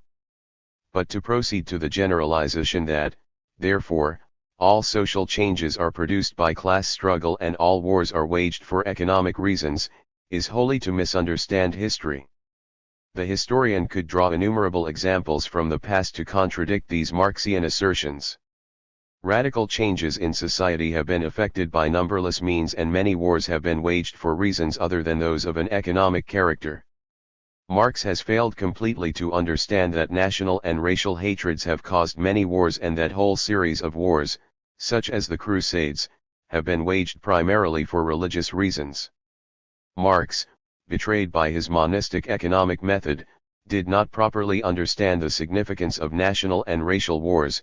For him they were entirely dependent on economic processes, although actually the national element has considerable importance, positive and negative. The oversimplicity of the theory. Another outstanding defect of Marxism's social dialectic is its exaggerated simplicity. It sees in history only one dominating motive, whereas thousands of factors, important and trivial, usually lie behind every historical event. This exaggerated simplicity of the Marxian theory is excellently portrayed by Joad in a passage which is well worth quoting. In general, it may be said that the rigorous application of logic to life is apt to result in an interpretation of events which is too final, too sharply cut, and too clearly defined. What actually happens in history is determined not only by the working out of fundamental principles and discernible underlying trends, but by 1,001 irrelevant and disturbing factors whose genesis escapes detection and whose operations evade analysis. 1,000 cross-currents deflect the stream, 1,000 side winds blow athwart the course of history: personal intrigues, sexual jealousy and desire, love of power, thwarted ambition, slighted vanities and injured prides, religious enthusiasm, reforming zeal, party strife, even the disinterested desire for the public good, all these on occasion play a part in determining events. Nor is the influence of the exceptionally gifted individual to be ignored. Great men may be the mouthpiece of movements, but the movements are such as only they have made inevitable. To seek to confine all these factors, as various as human nature is various, within the Procrustean bed of a single formula, to derive them all from the working out of a dialectical process conceived in terms of material forces brought into operation by different techniques of production, is to do violence to the complexity of fact in the interests of theory. Human affairs are not cut and dried, as logic is cut and dried. Human history hangs upon the threads of 1,000 chances, let but one of these be different, and the tale of history would have to be retold. In pointing out the oversimplicity of the Marxian theory, Bertrand Russell mentions several important historical events whose outcome depended on apparently trivial factors which were anything but economic in character. For example, the success of the Russian Revolution depended largely upon the presence of Lenin in that country. But Lenin, who had been in Germany, was able to enter Russia only because the German official from whom Lenin sought permission to enter decided to say yes instead of. Again, if the Prussians had happened to have a capable general at the Battle of Valmy, they might have wiped out the French Revolution. Or to take an even more fantastic example, it might be quite reasonably contended that if Henry VIII had not fallen in love with Anne Boleyn, there might not have been a revolutionary war, and if there were, it would have been fought against a different power. For it was due to this event that England severed relations with the papacy and thus failed to acknowledge the Pope's gift of the Americas to Spain. If England had remained Catholic, it is probable that what is now the United States would have been part of Spanish America. The birth of communism itself, as Christopher Dawson remarks, is an event which cannot be accounted for on any materialistic or economic basis. Like so many other far-reaching historical events, it depended upon an apparently trivial happening, the birth of Karl Marx. The history of communism is itself sufficient to disprove this materialistic conception of history. For communism was not the spontaneous product of impersonal economic forces. It had its origin in the mind of that arch-individualist, Karl Marx, and the forces that inspired him were neither of the economic nor the material order. It was the instinct of spiritual self-assertion, the revolutionary ideal of abstract justice, and perhaps more than all the ineradicable Jewish faith in an apocalyptic deliverance that drove him from his own country and the interests of the bourgeois career to a life of exile and privation. Such defects in the Marxian theory of class struggle as we have mentioned above should force every sincere student of history to seek a more plausible explanation of historical events. The facts of history simply refuse to wear the economic straitjacket into which Marxism is determined to force them. Class struggle and Marxian principles. It can even be shown that the social dialectic, as a theory, contradicts the more fundamental principles of Marxism. The dialectic, its character in the past. Marxism maintains that society has always been made up of warring classes and that the struggle of the classes has been the cause of all social changes. But a glance at history shows that certain countries, such as India, have gone on for endless centuries without any appreciable change. The great social dialectic which, according to Marxism, should be inevitably producing radical social changes, where has it been in the history of India? The Marxian dialectic cannot explain this unprogressiveness which has characterized many nations for centuries. In fact, the theory appears plausible only so long as it is not subjected to more than a superficial examination based on the history of Western civilization since the time of the Industrial Revolution. The dialectic, its static character in the future. Another defect in the Marxian social dialectic is that it is to become static as soon as the utopia of communism is reached. This seems quite inconsistent in a system which boasts of being a philosophy of progress. The Marxist will undoubtedly answer that when communism is reached there will be no classes, that society will then be a classless class which will be free of all exploitation. Such an assumption is, however, wholly untenable.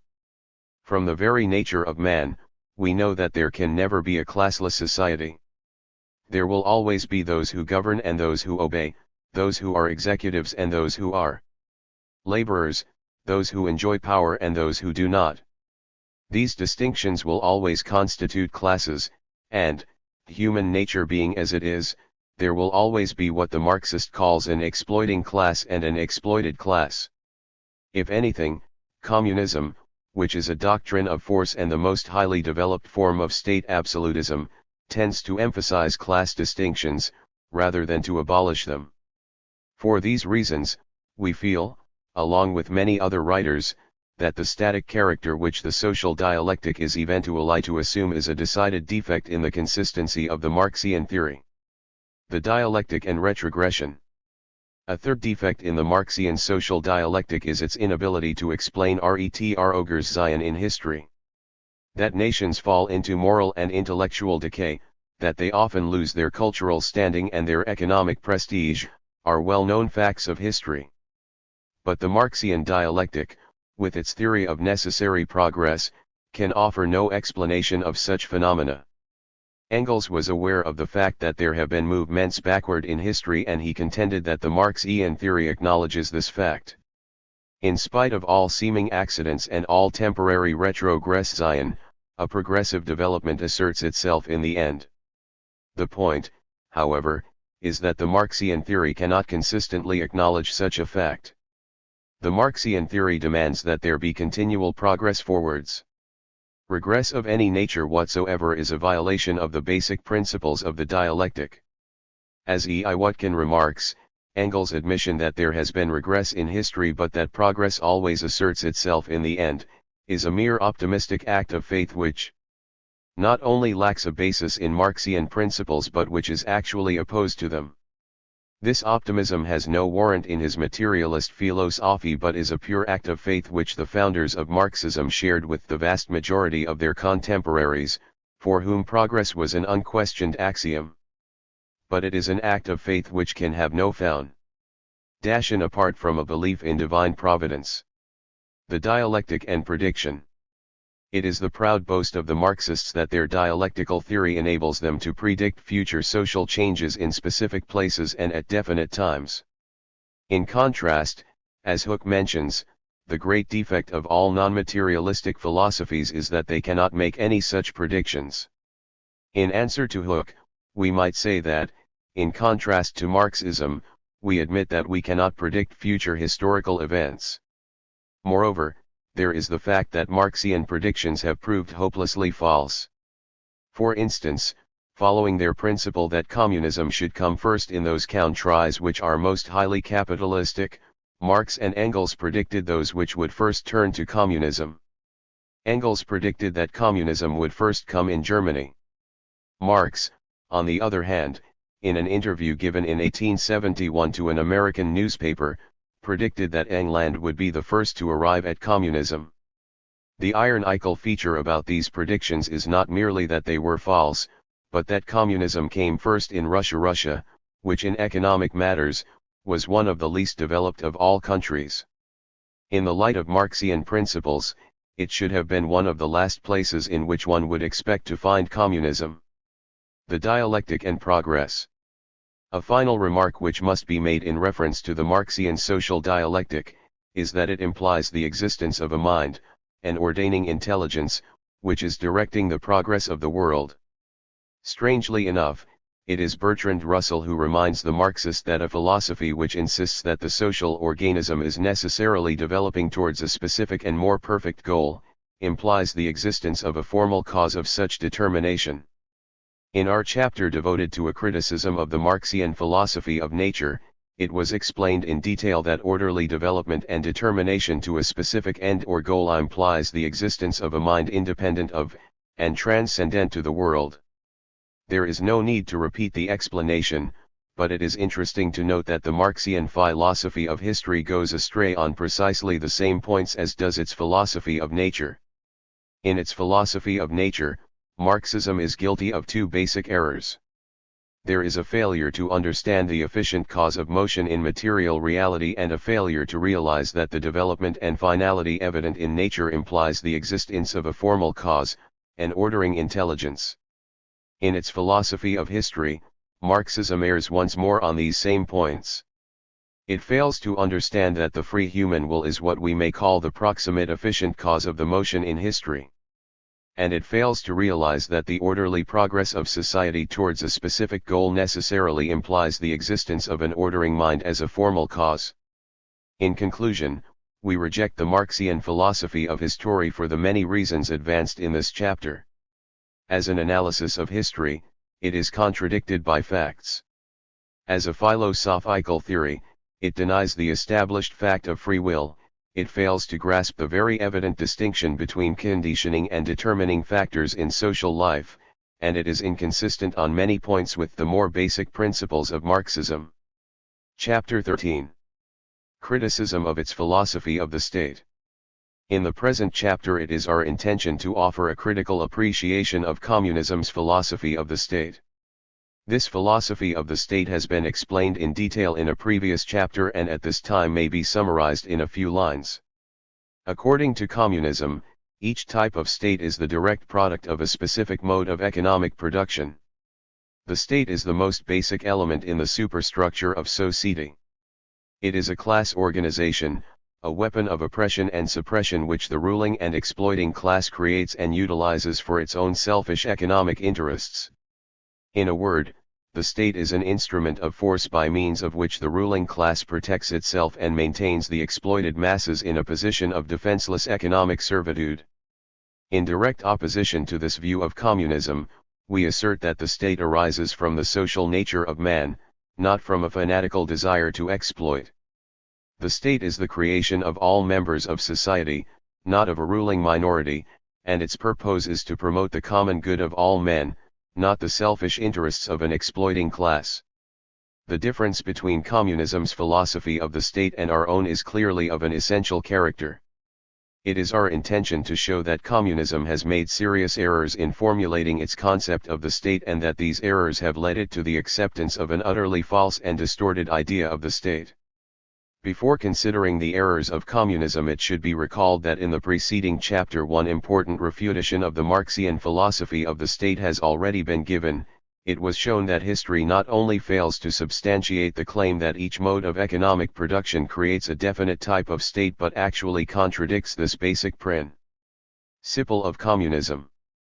Briefly, we saw that essentially different types of states have often had in common the same mode of economic production, and states of a similar type have often used essentially different modes of economic production. Clearly, then, the form or type of state is in no way causally dependent upon the current mode of economic production. The origin of the state. In this first criticism, it is our intention to show that the state arises from the social nature of man, rather than from a selfish desire on the part of a ruling class to exploit the ILSSCS.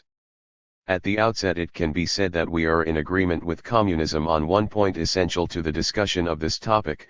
We both agree that man is by nature a social being, that he naturally desires to live in society with other men, that for the perfecting of his natural powers he actually needs to live in society. But at this point we immediately part company with communism. Communism acknowledges that society is necessarily willed by man, but it fails to realize that such an admission immediately implies the necessity of the state. The precise reason for the necessity of the state is to be found in the fact that society cannot possibly exist unless governed by definite authority.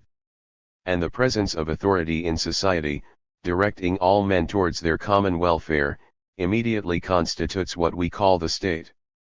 St. Thomas shows a deep appreciation of this truth when he defines man not merely as social by nature but as naturally social and political. For this reason he quite logically says that public authority is a natural necessity in society. In a word, it is inconceivable that vast numbers of men could be united into an harmonious unit operating for their general welfare unless there were present in that society men who possess recognized authority to direct and to coordinate the activities of all members. Both reason and everyday experience confirm the fact that, wherever there is a plurality of members, harmonious operation and the achievement of a common end can only be attained if there be present recognized directive authority. Briefly, there must be a gradation of position among the members, a subordination of some members to others. Only through the recognition of this necessity of subordination and authority in society can the general welfare of all men be attained. The necessity of subordination of some members to others in order to achieve a higher end is not peculiar to human society. For instance, the inorganic world of nature is subordinated to the welfare of the plant world. The plant world serves the interests of the animal world. In the animal, the most important powers, such as sight, hearing, taste, and touch, act under the control of instinct for the general well-being of the animal, and all inorganic and organic nature is subordinated to the welfare of man, while, in man, all activities are subordinated to the control of his higher faculties of intellect and will. In a word, subordination is the universal law of nature. Whatever is in accord with nature is best, for in all things nature does what is best. Now, every natural governance is governance by one. In the multitude of bodily members there is one that moves them all, namely, the heart, and among the powers of the soul one power presides as chief, namely, reason. As soon as men unite into the smallest of groups or societies, such as the family, the necessity of authority and subordination is immediately evident. Thus, the father is the head of the family. Similarly, this same necessity for authority and subordination of members to chosen rulers is evident in any one of the thousands of small organizations which men freely form. As soon as a plurality of men unite for any purpose whatsoever, even though it be only to form an athletic team of some sort, they perceive immediately that harmonious action in the pursuit of their common end can be achieved only if someone be chosen to direct and regulate their activities. It should be clear that if small groups of persons can achieve harmonious action in the pursuit of comparatively trivial objectives, society itself has an infinitely greater need of a similar subordination of members to recognized authority if it is to attain its objective, the general welfare of all men. In society there are, not a few members seeking a comparatively simple end, but millions of men seeking the general welfare of all. There will be thousands of industries, diversified commercial organizations, extensive educational systems, systems of transportation, and 1,000 other vast organizations too innumerable to mention. Each unit of each of these systems, for instance, each factory and school, will require definite authority and subordination of members within itself. The extensive systems formed by these individual units will require authority and subordination of members in a still greater degree. And, above all, there must be a supreme authority to unite and regulate the efforts of these diversified groups, to protect their mutual rights and to enforce their mutual duties, if they are to produce the general welfare of all men. Obviously, these vast differentiated systems within society could not possibly act harmoniously and for the welfare of men without the existence and acceptance of a directive and coordinating authority in society. Man is naturally a social being. Now, social life cannot exist among a number of people unless under the presidency of one to look after the common good, for many, as such, seek many things, whereas one attends only to one.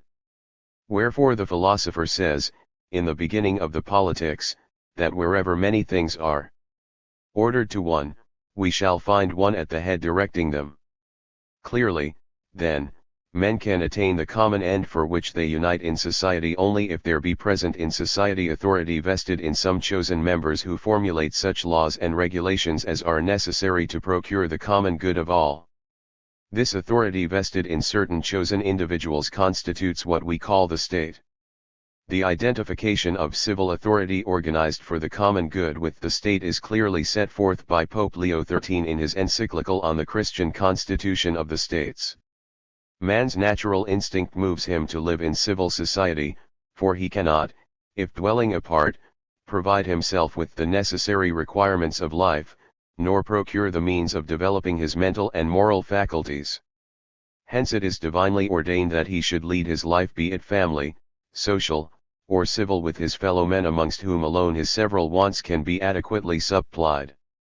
But as no society can hold together unless some one be over all, directing all to strive for the common good, every civilized community must have a ruling authority, and this authority, no less than society itself, has its source in nature, and has consequently God for its author. Hence it follows that all public power must proceed from God. For God alone is the true and supreme Lord of the world. These truths are so patent that one would rightfully wonder how communism went so far astray as to consider the state unnecessary in society and to regard it merely as an organ of a ruling class used for the suppression of the masses. But, upon analysis, it is not difficult to discover the error of communism. It has simply confused the natural and juridical origin of the state with certain historical characteristics which have certainly been present in varying degrees in most states throughout the history of the world. Briefly, communism has confused the abuse of state power with the lawful use of this power.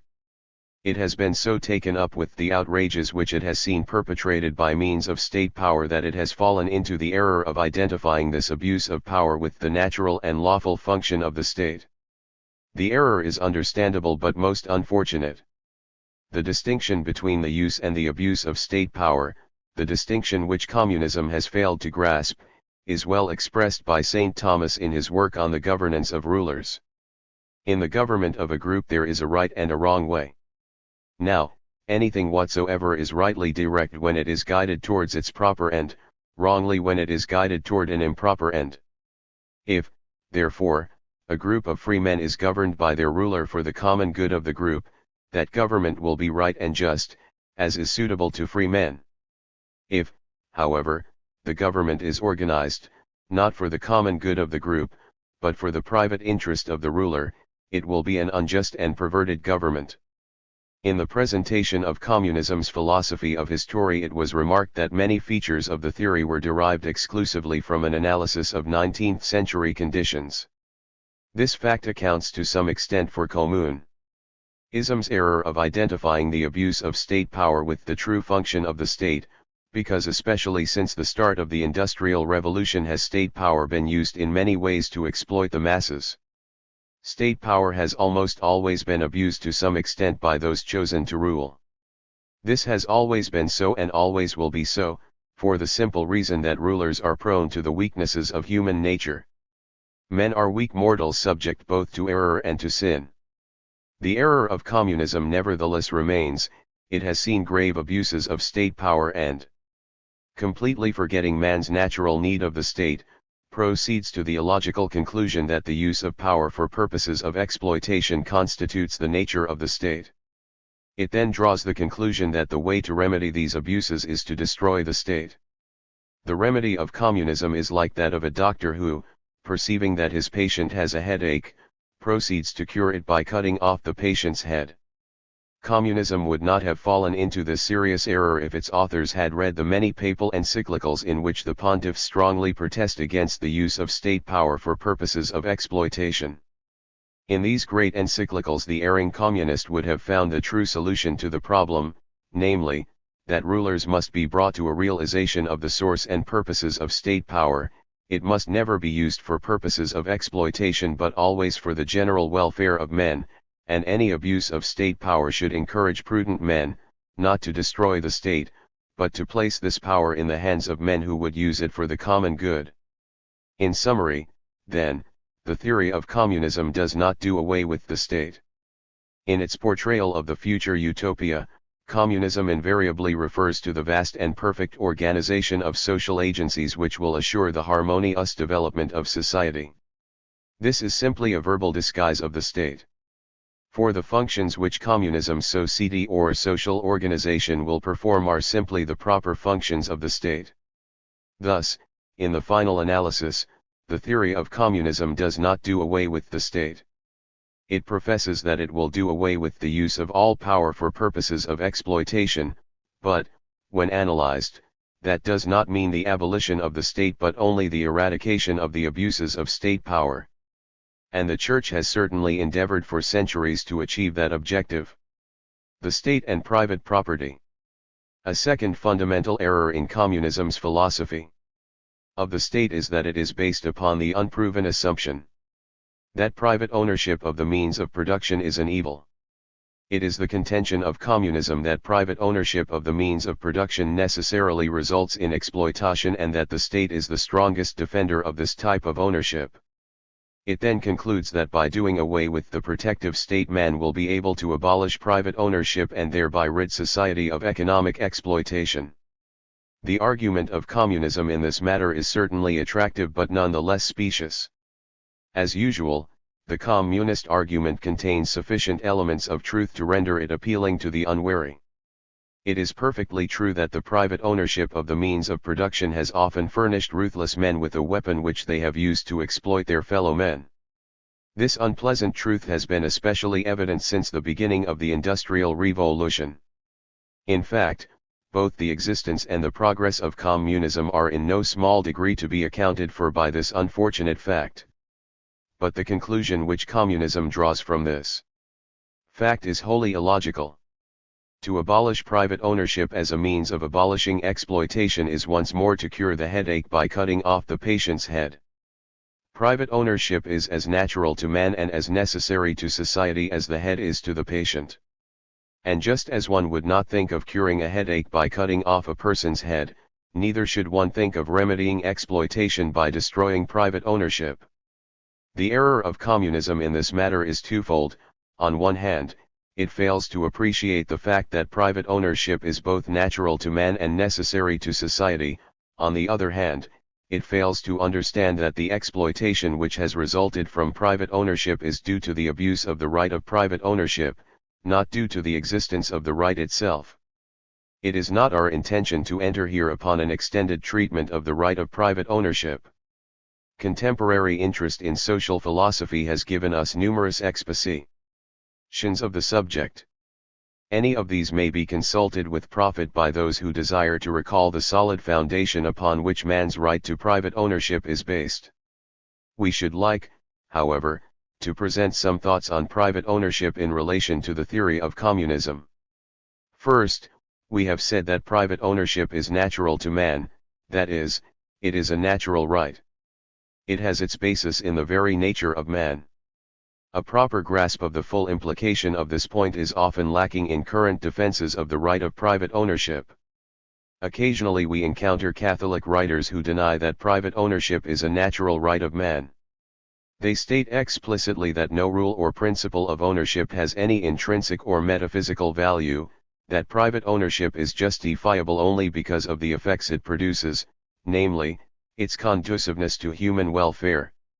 They tell us that unless we allow private ownership, men will not have an adequate incentive for labor, they will not live together peacefully in society, they will not take the same care of things belonging to the community as they would if these things belonged to themselves. In a word, they believe that expediency is the sole basis for the right of private ownership.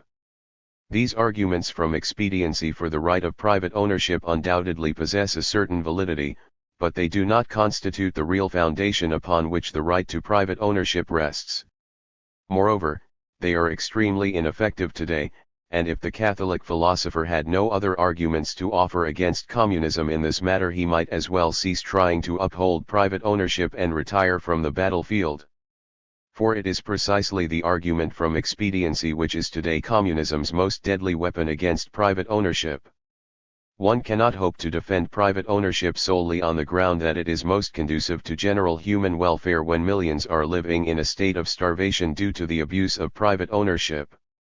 It is all well and good to remark that these unfortunate conditions are due to the abuse of private ownership, not due to private ownership itself.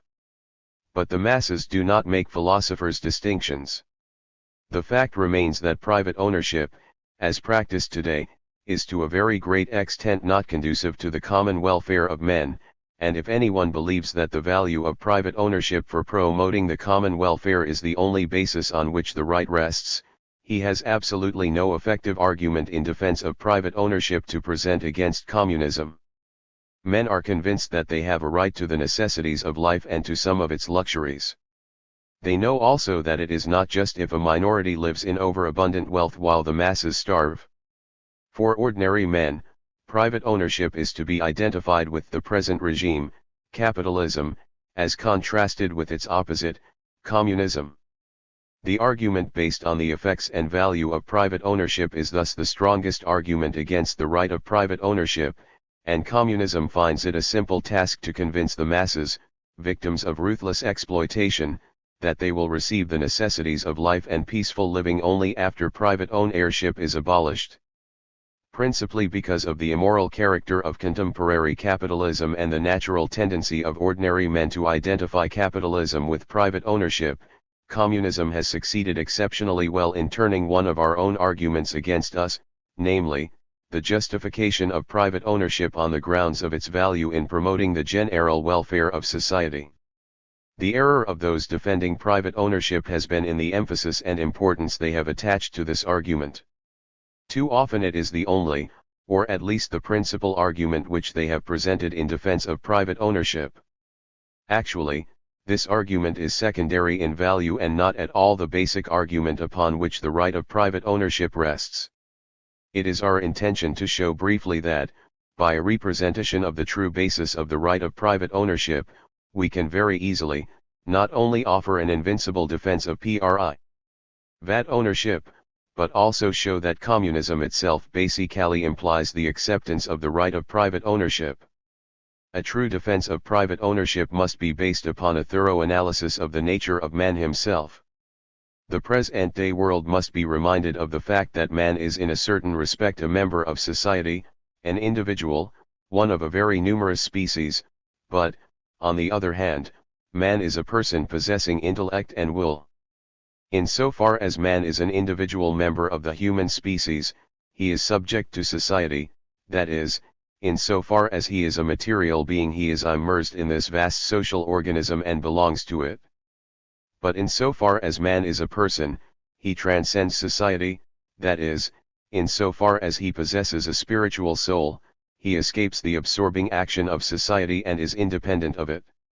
Now, since man's personality is in no way subject to the domination of society, it logically follows that the fruits or productions of the spiritual faculties and powers which go to make up his personality are not subject to appropriation by society. It is the non-social elements which make up man's personality, primarily the intellect, which are responsible for the production of wealth by man. Thus, in man's personal labor we have the undeniable foundation of the natural right of private ownership. Consequently all that results from his personality belongs to him and to him alone, and society can transgress this principle only to its own destruction, for, by violating personality and recognizing in man nothing more than an individual who is part of an association, it ceases to be a society of persons and lowers itself to the level of a herd.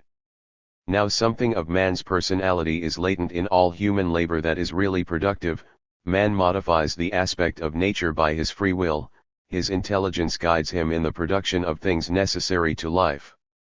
In everything man's labor produces, there is always something of the laborer's personality which is in itself incommunicable. That is the reason why there exists a relation of cause and effect between the worker and his work. The effect he produces belongs to him, by reason of his personal work, it is his private property. Here we have the unshaken foundation of the right to private ownership. In a word, the basis of private ownership is human personality, and the personality of any individual does not belong to society. Society is not justified in absorbing the human personality itself, and, for an equal reason, the fruits of human personality are free from the domination of society.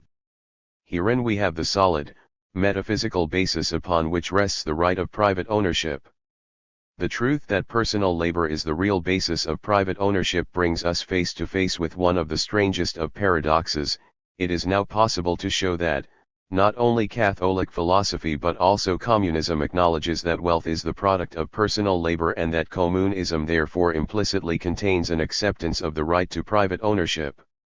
Here is a vital point in the theory of communism which, if properly seized upon, will enable us to destroy completely the force of the communist argument against private ownership. I theory of surplus value IIC. In Marxism, the theory contends that wealth is created by the personal labor of the worker.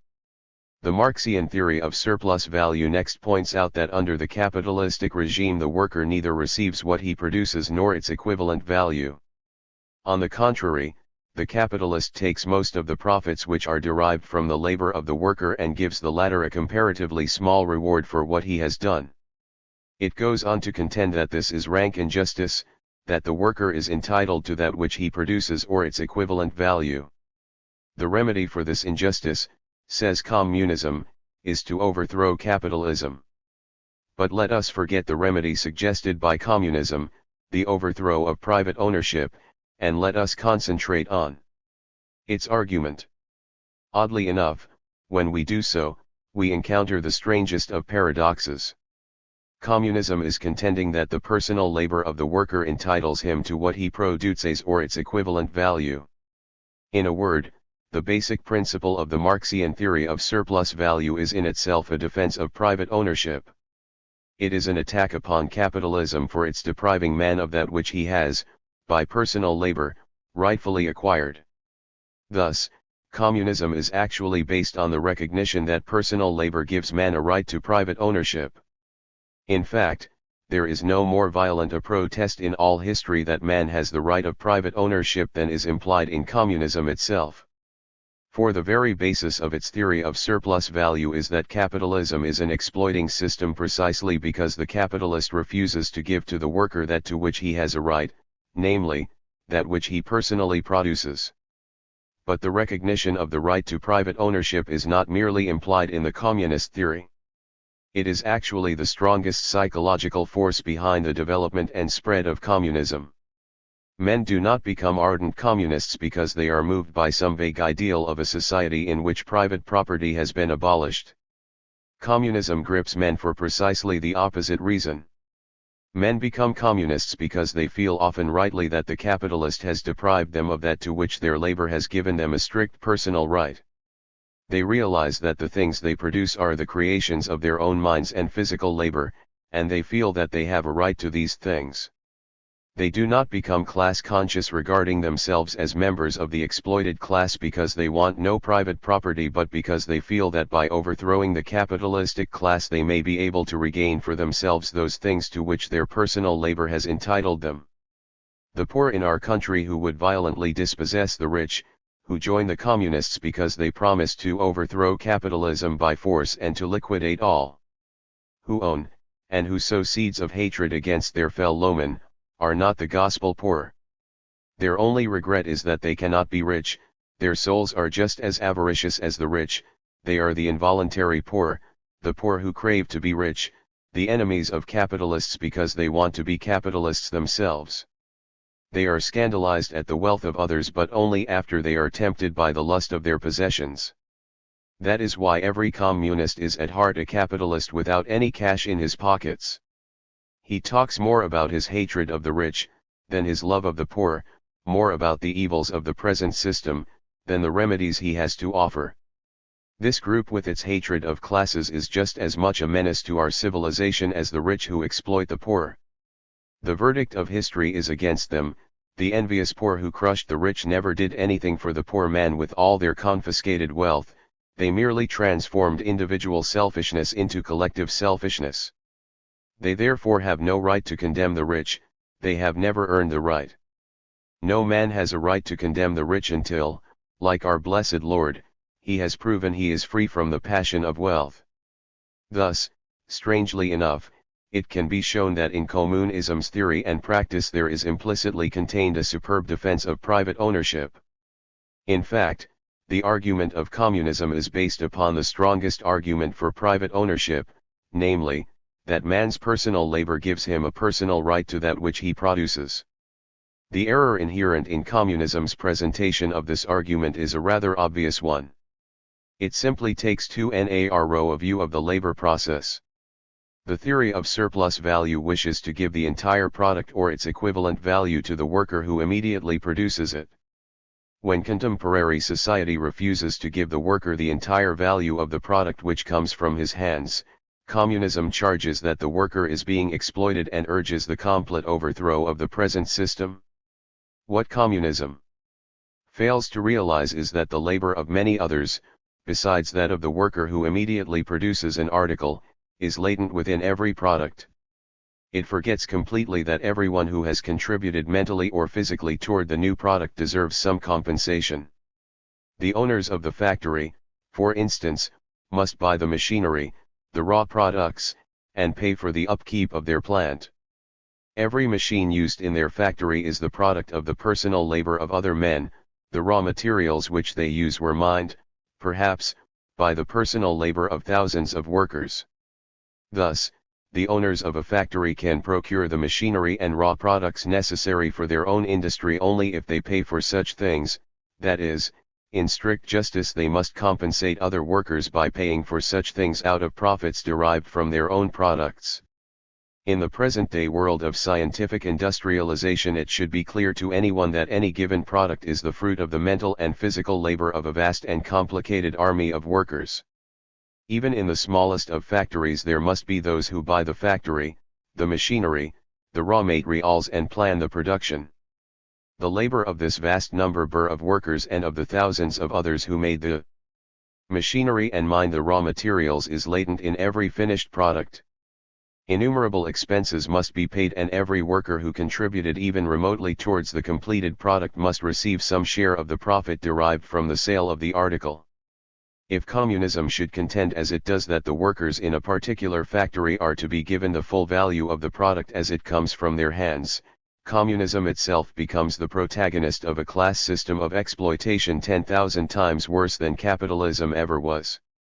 And if communism is willing to abandon the rather absurd idea that the workman from whose hands the product immediately comes should get the entire value, if it is willing to acknowledge that all who contribute to the production of a thing deserve compensation for their mental and physical labor, the theory of communism no longer possesses any special significance. If it makes this latter acknowledgement, the only possible point to its criticism is that it calls attention to the fact that there is not a just distribution of profits, and papal encyclicals were asserting this truth when communism was still in its swaddling clothes. Parenthetically, we should like to state that in no sense must our defense of the right of private ownership be taken as a defense of capitalism. There is a vast difference between the right of private ownership and the use of the right. We acknowledge that capitalism has exploited the worker, but we point out that this condition results from an immoral use of the right of private ownership, not from the existence of the right itself. Social justice will be attained, not by destroying this natural right of man but by bringing about a proper exercise of the right among men. Our discussion of private property has carried us far from our original remark that communism's philosophy of the state is based upon the unproven assumption that private ownership of the means of production is an evil. The foregoing discussion should, however, have made that point clear. Instead of private ownership being an evil, we have seen that not only is it based upon human nature but that it is also strongly implied in the basic principles of communism itself. Logically, then, instead of condemning the state for protecting the right of private ownership, even communism should praise it for its defense of this natural right of 771,071.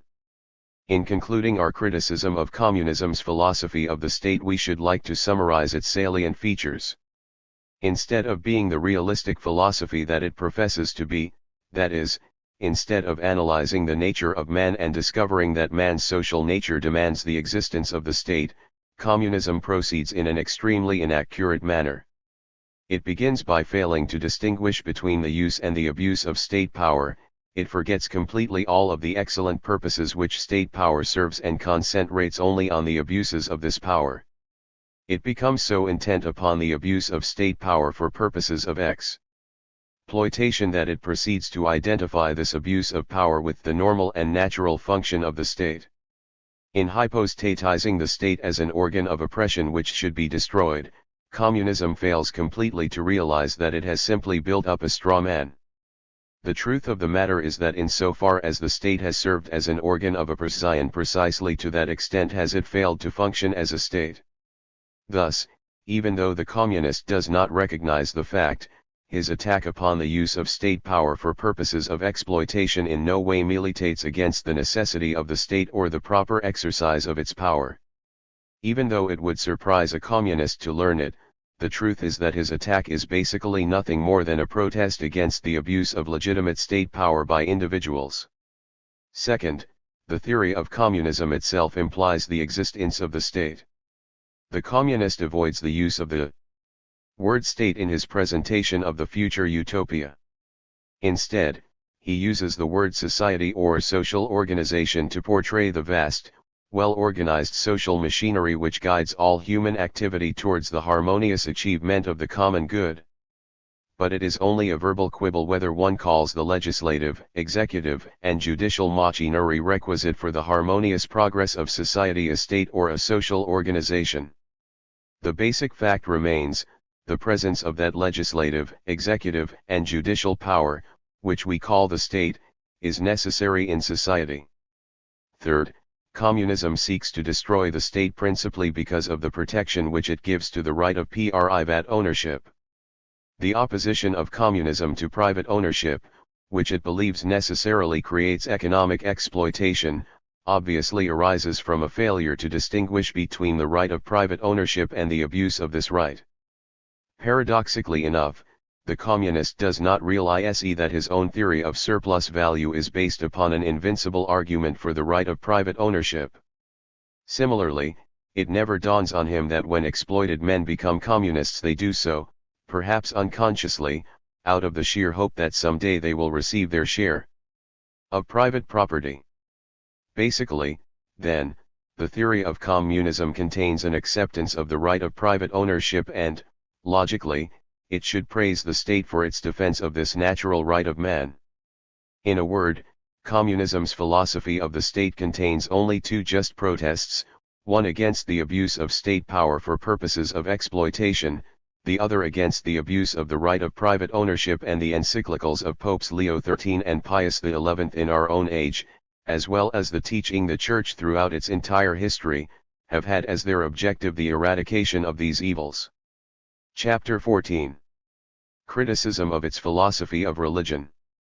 At the outset of our criticism of communism's philosophy of religion, attention must be called to the fact that two important criticisms have already been presented in the preceding chapters. In the 10th and 11th chapters it was made clear that even the communist analysis of nature and mind necessitates both the existence of God, as the creator of the universe, and the presence of an immaterial or spiritual mind in man. Obviously enough, once these basic truths are established, the whole foundation of religion is laid. Again, in our 12th chapter it was shown that the communist philosophy of history, which regards religion as a social phenomenon created by an age's mode of economic production, is utterly incapable of explaining either the origin or nature of religion. On the contrary, an analysis of past history shows that religion reveals a surprising independence of economic conditions. In the present chapter it is our intention to offer first a critical evaluation of the anthropological origin of religion proposed by communism, and then to proceed to a consideration of communism's concept of the nature and function of religion. The origin of religion. It will be recalled that, according to communism, religion arose as the result of the personification of natural forces by primitive peoples. In the early ages deities were, consequently, as numerous as the natural forces which the primitive mind perceived in the world of nature. Polytheism was therefore the primary form of religion, and it was only after a very long evolutionary process that men finally arrived at 2. What we now call monotheism, that is, religion based upon the acceptance of only one God. Several times in the course of our criticism we have had occasion to remark that the communist theory is based upon an analysis of 19th century conditions. We have seen that this fact is verified in numerous phases of the theory, but in no phase is this more true than in communism's philosophy of religion. In the second chapter it was noted that Marx read the works of Darwin and showed a great deal of enthusiasm for them. The manner in which Darwin influenced Marx was treated in some detail at that time. For instance, it was seen that Marx acknowledged that Darwin's theory of the struggle for existence furnished him with the basis in natural history for his own theory of class struggle. The influence of Darwin on Marx's theory of religion is, however, somewhat more indirect but nonetheless interesting. In the closing years of the last century the influence of Darwin was tremendous. His evolutionary theory spread with an amazing rapidity. It lost no time in breaking its original boundaries. It spread from anthropology into almost all the other sciences and, geographically, from England to all the countries of the world. Little time was lost in applying the evolutionary theory to the field of religion. Perhaps the earliest outstanding work of this nature was that of Tylor on primitive culture. In this volume the author traced the origin of religion through all the stages of its evolutionary development. Tylor's thesis was that sheer fear of death and the desire not to die caused the primitive mind to develop the idea of a personal soul which would survive the obvious death of the body. On the other hand, fear of the forces of nature resulted in the thought that these forces were the actions of angry deities punishing man for his evil acts. This personification of natural forces logically led man to the belief that the deities might be appeased by prayer and sacrifice. Polytheistic religion was thus a clear product of an evolutionary process. It required only more time and a higher degree of intellectual development on the part of man to perceive the crudities of polytheism and to proceed, by a process of abstraction, to the formation of the unified monotheistic religions with which we are familiar. This evolutionary analysis of religion pervaded the entire period from the publication of Tylor's work until the close of the century. With the enthusiasm of a child who has been given a new toy, writers on religion traced and retraced the evolutionary origin of religion. To oppose this view in those days was to brand oneself as backward and wholly ignorant of the progress of science. It was in this very period that Marx and Engels were writing their various works. Like everyone else they accepted the evolutionary interpretation of the origin of religion. Like others, they were convinced that there was simply no other interpretation that a scientific mind could possibly accept. But Marx and Engels grasped this newfound theory with more than the casual interest of ordinary men accepting the science of their age. They saw in this theory the perfect explanation of religion. It did away with the supernatural origin of religion, fitted most perfectly into their dialectical system, and at the same time gave their philosophy of religion a basis in the most up-to-date science. Unfortunately for communism, the progress of science has resulted in the complete refutation of the rash and hasty claims of the 19th century evolutionists. One can hardly blame Marx and Engels for succumbing to the evolutionary fever of their age, but it is much more difficult to pardon their modern followers who still insist on offering to the potential victims of communism this completely disproven and outmoded anthropology.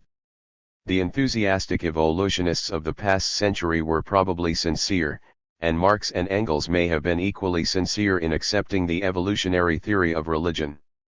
But today things are vastly different. Anthropology has become a science in its own right. It has developed its methods of critical research, and is capable of passing sound scientific judgments based on comprehensive and exacting investigation. And the judgments of modern anthropology are so unanimous in declaring the old evolutionary theory on the origin of religion outmoded and without any scientific basis that one could not find a single outstanding anthropologist of the present day who will accept the old theory. Perhaps the earliest opposition to the evolutionary theory of religion is to be found in the work of Andrew Lang on the making of religion. In this work the author definitely breaks with the spirit of his age and rejects the application of evolutionary principles to the field of religion. The attack of Lang was really the turning point of scientific opinion on this subject. For Lang soon found a capable supporter in the renowned editor of Anthropo, Father Wilhelm Schmidt, one of the most respected men in the field of modern anthropology. Since that time, Father Schmidt has consistently shown in numerous technical articles and works the untenable character of the formerly accepted theory. An excellent summary of his extensive research on this matter is to be found in his work on the origin and growth of religion. This volume is valuable, moreover, for the very clear picture it traces of the overthrow of the evolutionary theory of religion. In it the author points out that, after Lang, von Schroeder produced excellent research work on the primitive Indo-European peoples showing that the evolutionary theory of religion was untenable for the religion of these peoples. Ehrenreich, Dixon, and Kroeber, the latter one of America's leading anthropologists, have definitely disproven the evolutionary theory of religion for the primitive peoples of America. Brockelmann, one of the most prominent Semitists of our day, has shown that the theory is untenable for the religion of the pre-Islamic Arabs. Among the more prominent contemporary psychologists of religion, Lubbe and Osterreich have expressed their definite opposition to the theory. Among the leading ethnologists and historians of religion, Preuss, Swanton, Radin, Lowy, Heiler, and Nieuwenhuis have done fine research work which clearly leads to the utter rejection of the theory. In a volume published by Professor Murdoch of the Department of Anthropology of Yale University, the author reaches the same conclusions as the above-mentioned authori. Ties after a study of numerous primitive peoples. In passing, it might be said that the criticism and rejection of the evolutionary theory of religion offered by Professor Lowy, eminent anthropologist of the University of California, is one of the finest in any language. In summary, then, it need only be said that one could pick up any contemporary anthropological work on religion written by any outstanding present-day anthropologist and one will find the same complete rejection of the old evolutionary theory of religion. As a condensation of modern scientific thought on the subject, we shall quote the representative words of J.R. Swanton of the Bureau of American Ethnology of the Smithsonian Institution. After much detailed research work on this matter, he offers us his conclusions. My conclusions are, in brief, that the deduction of religious concepts or emotions from natural phenomena, however closely it may be found associated, is unproved and improbable, that the history of religion has probably consisted in the differentiation of various elements from an original complex and the varying stress placed upon these elements rather than the successive introduction of new elements. In the first part of the above passage, Swanton voices the opposition of science to the old evolutionary theory of religion. Enough has now been said about this matter to make clear the point that communism's theory on the origin of religion is regarded as completely disproven by modern anthropology. The second part of Swanton's words, however, expresses another thought which is of importance in the present connection. The author remarks that the evidence possessed by modern anthropology tends to show that the lower forms of religion are corruptions of one original religious complex. In other words, science is beginning to show that instead of monotheism being a product of an evolutionary process, it was primary and all of the other forms of religion are merely corruptions of the original monotheistic religious complex. This is indeed striking, not only because it shows science to be establishing directly the opposite of the old evolutionary theory of religion, but because it shows modern anthropology to be confirming the scriptural doctrine of a primitive revelation to man. It is not to be thought that Swanton is alone in drawing this latter important conclusion. Unfortunately, it is not our task here to go into the extent and the nature of the anthropological research on this subject nor to show just how this conclusion is being arrived at by modern science. The interested reader will, however, find ample proof in the works of Trillis, Skibesta, and Van Averberg that present-day anthropology is indirectly establishing the fact of a primitive monotheistic revelation. Our conclusion may therefore be summarized in a single sentence. Modern anthropology not only regards communism's evolutionary theory of religion as untenable but also presents evidence to substantiate the claim that monotheism was primary. In a word, there has not been an evolution of religion but rather a corruption of a pure, original monotheism. The nature and purpose of religion. According to communism, the nature and purpose of religion, as we have seen in an earlier chapter, is to act as an opium for the masses. It fulfills this role by a threefold function which it performs in society. It teaches the rich their rights and thereby confirms the ruling class in its determination to exploit the poor. It teaches the poor their duties towards the ruling class and thereby aids in their exploitation by the rich. It instills a spirit of passivity into the masses which is destructive of any activity on their part to strive for economic betterment. As a preface to a critical evaluation of these charges of communism, we should like to call attention to one fact. In passing judgment upon religion, a man must be clear-thinking enough to realize that the true nature and function of religion is not to be identified with the sordid ends for which ruthless and unscrupulous men have sometimes used one. There is no doubt that at times unscrupulous individuals have used religion as an instrument for exploitation and domination. Peter the Great in Russia, Napoleon in France and even the late Tsar offered classical instances of such abuse of religion. As regards these individuals who have used the social institution of religion for base purposes, we share the indignation of Lenin. But what he and his fellow communists forget is that these are all exceptions, and are not in the spirit nor the program of religion. It is a very childish attitude, betraying a want of critical reasoning on the part of the communists, to argue that because a few have prostituted the sacredness of religion, therefore religion is vile. Because there are a few false coins in the world is no reason why we should do away with money. Because there are a few individuals who practice graft is no reason why we should do away with government. Because some automobile drivers are reckless is no reason for destroying automobiles, and because there are some who betray Christianity is no reason for destroying Christianity. With this thought in mind, let us turn our consideration to the threefold charge which communism has made against religion. First, we are told that religion teaches the rich their rights and thereby confirms them in their practice of exploiting the masses. It would be an extremely difficult task to conceive of a statement so completely false as this charge of communism. In answer to it, one would need to do no more than defy communism to produce one single official declaration in the entire history of the Church to substantiate this charge.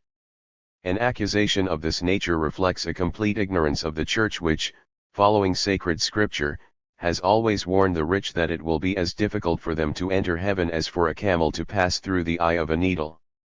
Such an accusation reflects a complete lack of familiarity with the numerous encyclicals of the pontiffs which sternly rebuke the ruling classes for practices of exploitation.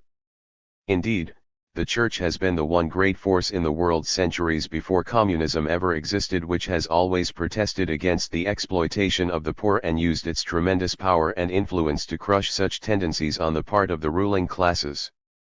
Do these words of Pope Leo XIII, for example, indicate, as communism would have us believe, that the Church encourages the rich in their practices of exploitation? The rich men must remember that to exercise pressure for the sake of gain upon the indigent and destitute, and to make one's profit out of the need of another, is condemned by all laws human and divine.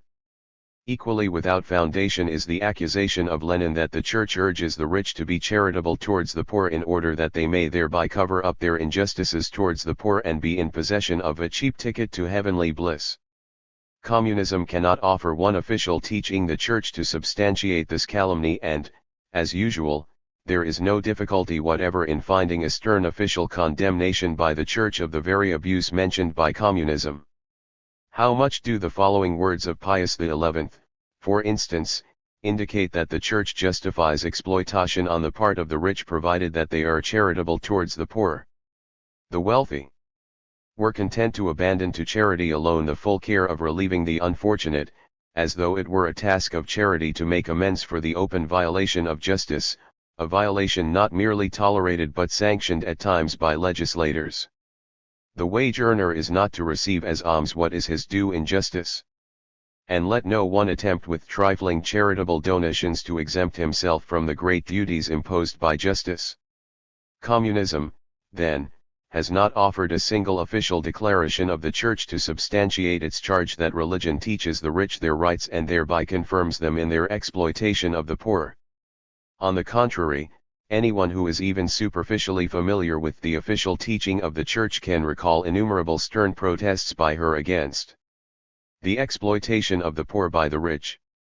Instead of religion teaching the rich their rights and being an opium for the masses, we see that precisely the opposite is true.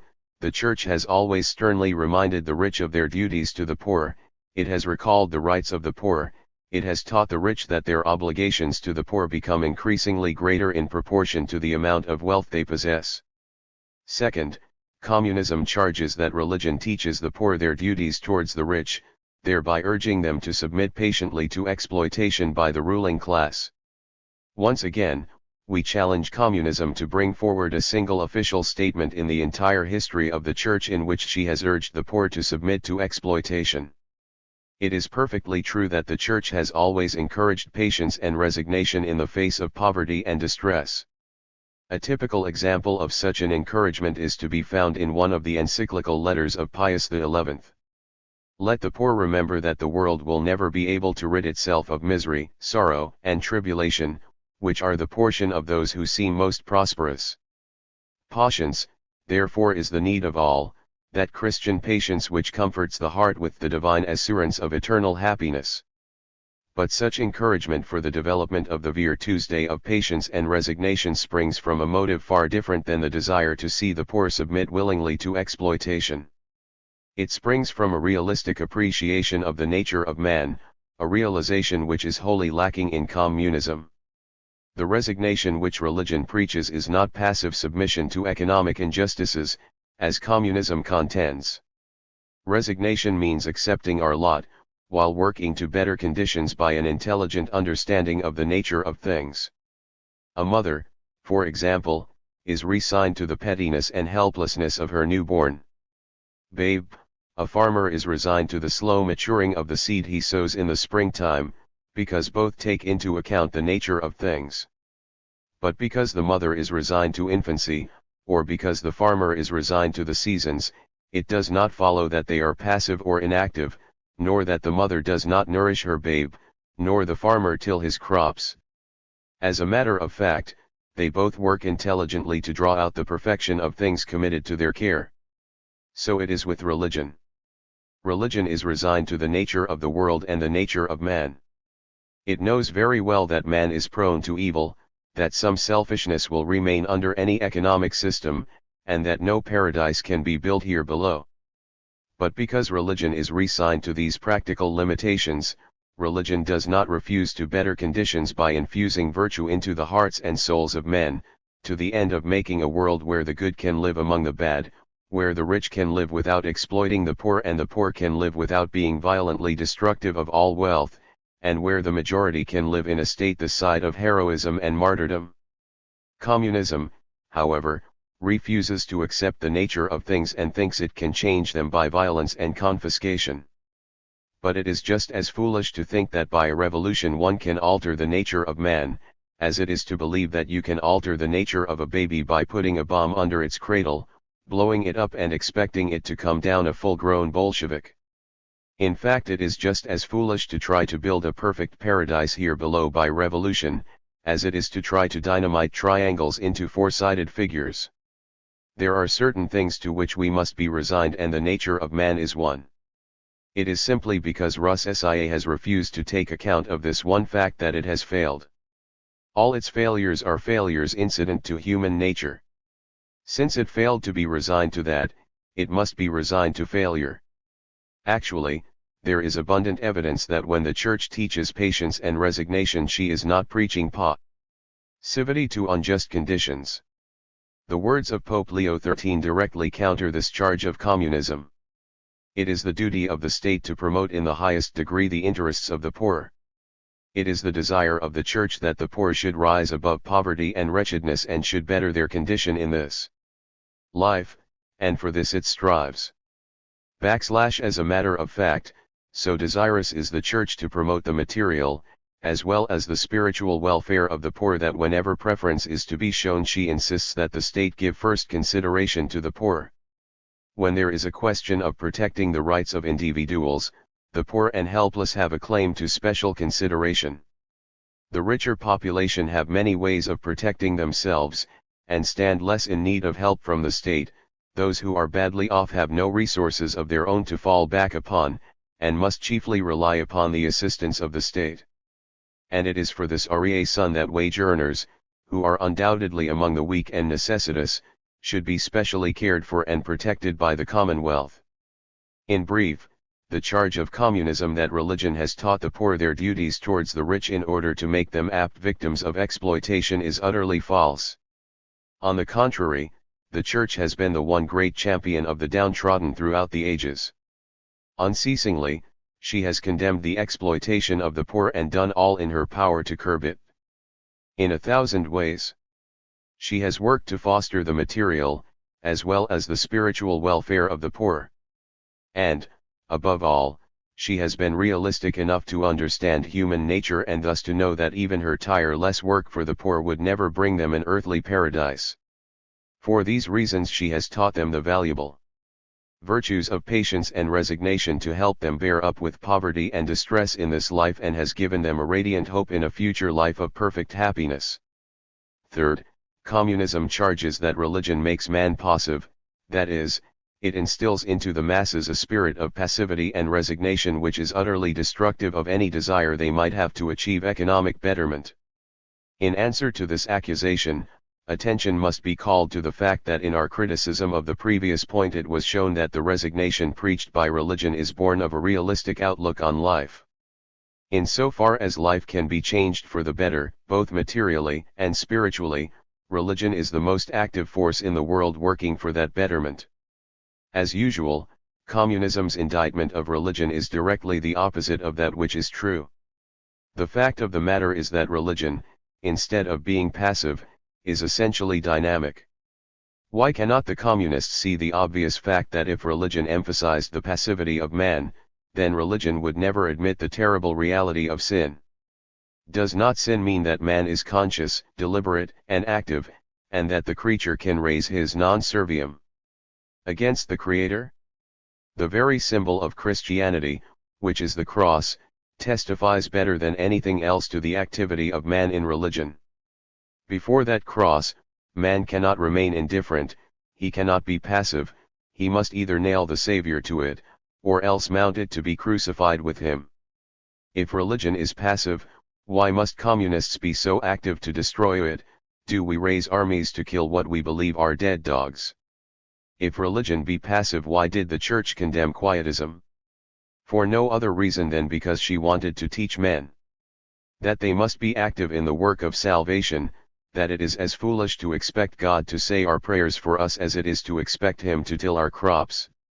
If Christianity be passive, how does communism explain the Church's philosophy of progress, that man's will is free, and that every advance in the arts and sciences is born of the free activity of man? This teaching certainly does not sound like one of passivity. Actually, it is materialistic philosophy, such as communism, which makes man passive, for, despite 1,000 protests of innocence, a materialistic philosophy is always deterministic and thus necessarily destructive of any responsible activity on the part of man. Finally, instead of being passive, religion is essentially dynamic, and it derives its dynamic character from the stress it places upon the future. It is the claim of communism that holding up a future ideal makes man passive. The fact of the matter is that the opposite is true. Man is active precisely in proportion to the value of the future ideal which is held up before him as possible of achievement. True, if religion were to hold up a future ideal state and declare to men that all they need do is wait until death to partake of it, it would induce passivity. But this is certainly not true in the case of religion. The Christian is bidden to be a man of such action, that if he is given 10 talents he must earn 10 more in order to win the kingdom of God, and if he is given 5 he must earn 5 more, but woe to him if he is passive and buries his talent in a napkin, then, even that which he hath shall be taken away. The Christian is told that he must not merely run the race or fight the good fight, but win, and that the crown will come only to those who are energetic enough to take up a cross, be kind to those who blaspheme, bless those who persecute, and say forgive even to those who nail us to a cross. That is action, and the communist who says it is not, ought to try living the active life of a saint for a day. Then he would discover that when you rob a man of the future ideal, you rob him of his motive power to act. In a word, a future ideal is the cause of activity. A man's activity increases in direct ratio and proportion to his evaluation of the future ideal. For this reason, the activity exerted by a communist to achieve a 5-year plan fades into insignificance when compared to the lifetime activity of a Christian to achieve an eternal plan. Communism, the opium of the people. It is our wish to conclude the present chapter with the countercharge that, instead of religion being the opium of the people, communism is the true opium of the people for the very reasons which it vainly attempted to urge against religion. Communism charges that religion is the opium of the people because it teaches the rich, the ruling class, their rights, and teaches the poor, the exploited class, their duties, thus strengthening the ruling minority in its determination to exploit the masses. These charges were refuted, but we now state that communism is the opium of the people because it exploits the poor by subjecting them to the will of the Communist Party. This ruthless party dupes the suffering masses into believing that they must suffer unbearable hardships, that they must go through a period of dictatorship of indefinite length, a period characterized by inhuman suffering, as part of an evolutionary process that will one day bring them an earthly paradise. The extent of this ruthless control by a minority is best realized when one understands that only 3 million out of 160 million Russians belong to the Communist Party. Yet the Communist Party rules those 160 million people with a merciless iron hand. If this is not the exploitation of the masses by a ruling minority, then words have no meaning. The leaders of the Communist Party live in power, privilege, and luxury while the masses starve. The party's favorite mask for exploitation is its hatred for capitalism, which it says has ground workers into the dust. But anyone who knows anything about contemporary Russia realizes only too well that the masses have never been ground into the dust in the history of the world as they have been for the past generation in Russia. Truly, the ruling class of Russia, the exploiting Communist Party leaders, have utilized well the dream of earthly paradise as an opium for the suffering Russian people.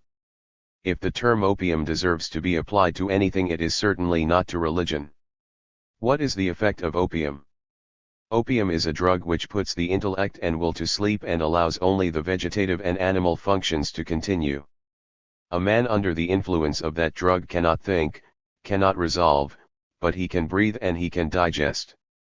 Now what thing in the world so much puts the mind to sleep, and allows only the animal functions to continue as communism?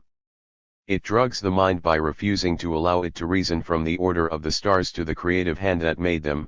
It drugs the mind with propaganda, by creating a public opinion which it represents as the only one possible. It drugs the will by defining liberty as believing what the state believes, and enforces that identity by terror. It reduces man to an animal by regarding him as an ant whose business it is to pile up more wealth for the state. It deprives his moral actions of a natural basis by declaring he has no other destiny than that of a faithful horse in a collectivist farm. As long then as opium remains what it is, communism must be called the opium of the people. In summary, communism is the true opium of the people because it teaches the leaders of the Communist Party their rights, the right to adopt any means, however ruthless, which they think will further their so-called programs and 5-year plans. Communism is the true opium of the people because it teaches the poor their duties, the duty to suffer unbearably and indefinitely in the hope that someday an earthly paradise will evolve out of Bolshevism's reign of terror. Finally, communism is the true opium of the people because it makes man passive to the extent that he can no longer call his soul his own. It strips his personality of all freedom of thought and action. Thus, man becomes under communism a mere tool in the hands of the ruling party leaders, and what is more passive than a tool? Chapter 15.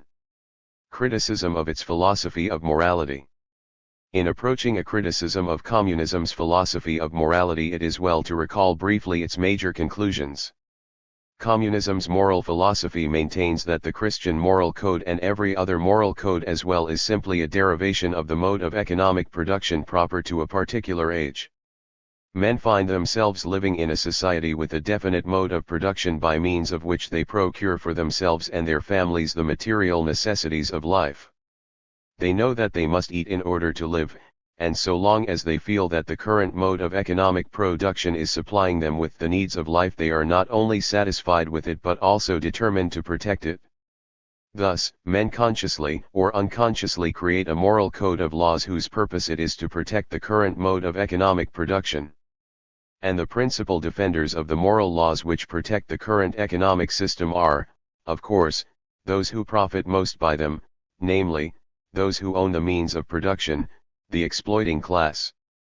This latter observation is so true that, even after men in general desire to abandon an outmoded economic system which no longer supplies them with their needs, we still find the owners of a nation's productive forces vigorously defending the antiquated but still prevailing moral code. For, in the old moral code these owners see the best defense and support of their practices of exploitation. Obviously enough, then, the moral code of each particular age has its origin in the current mode of production. Basically, the moral code of each historical period is a class morality, a system of morality whose function it is to protect the position of the presently ruling and exploiting class.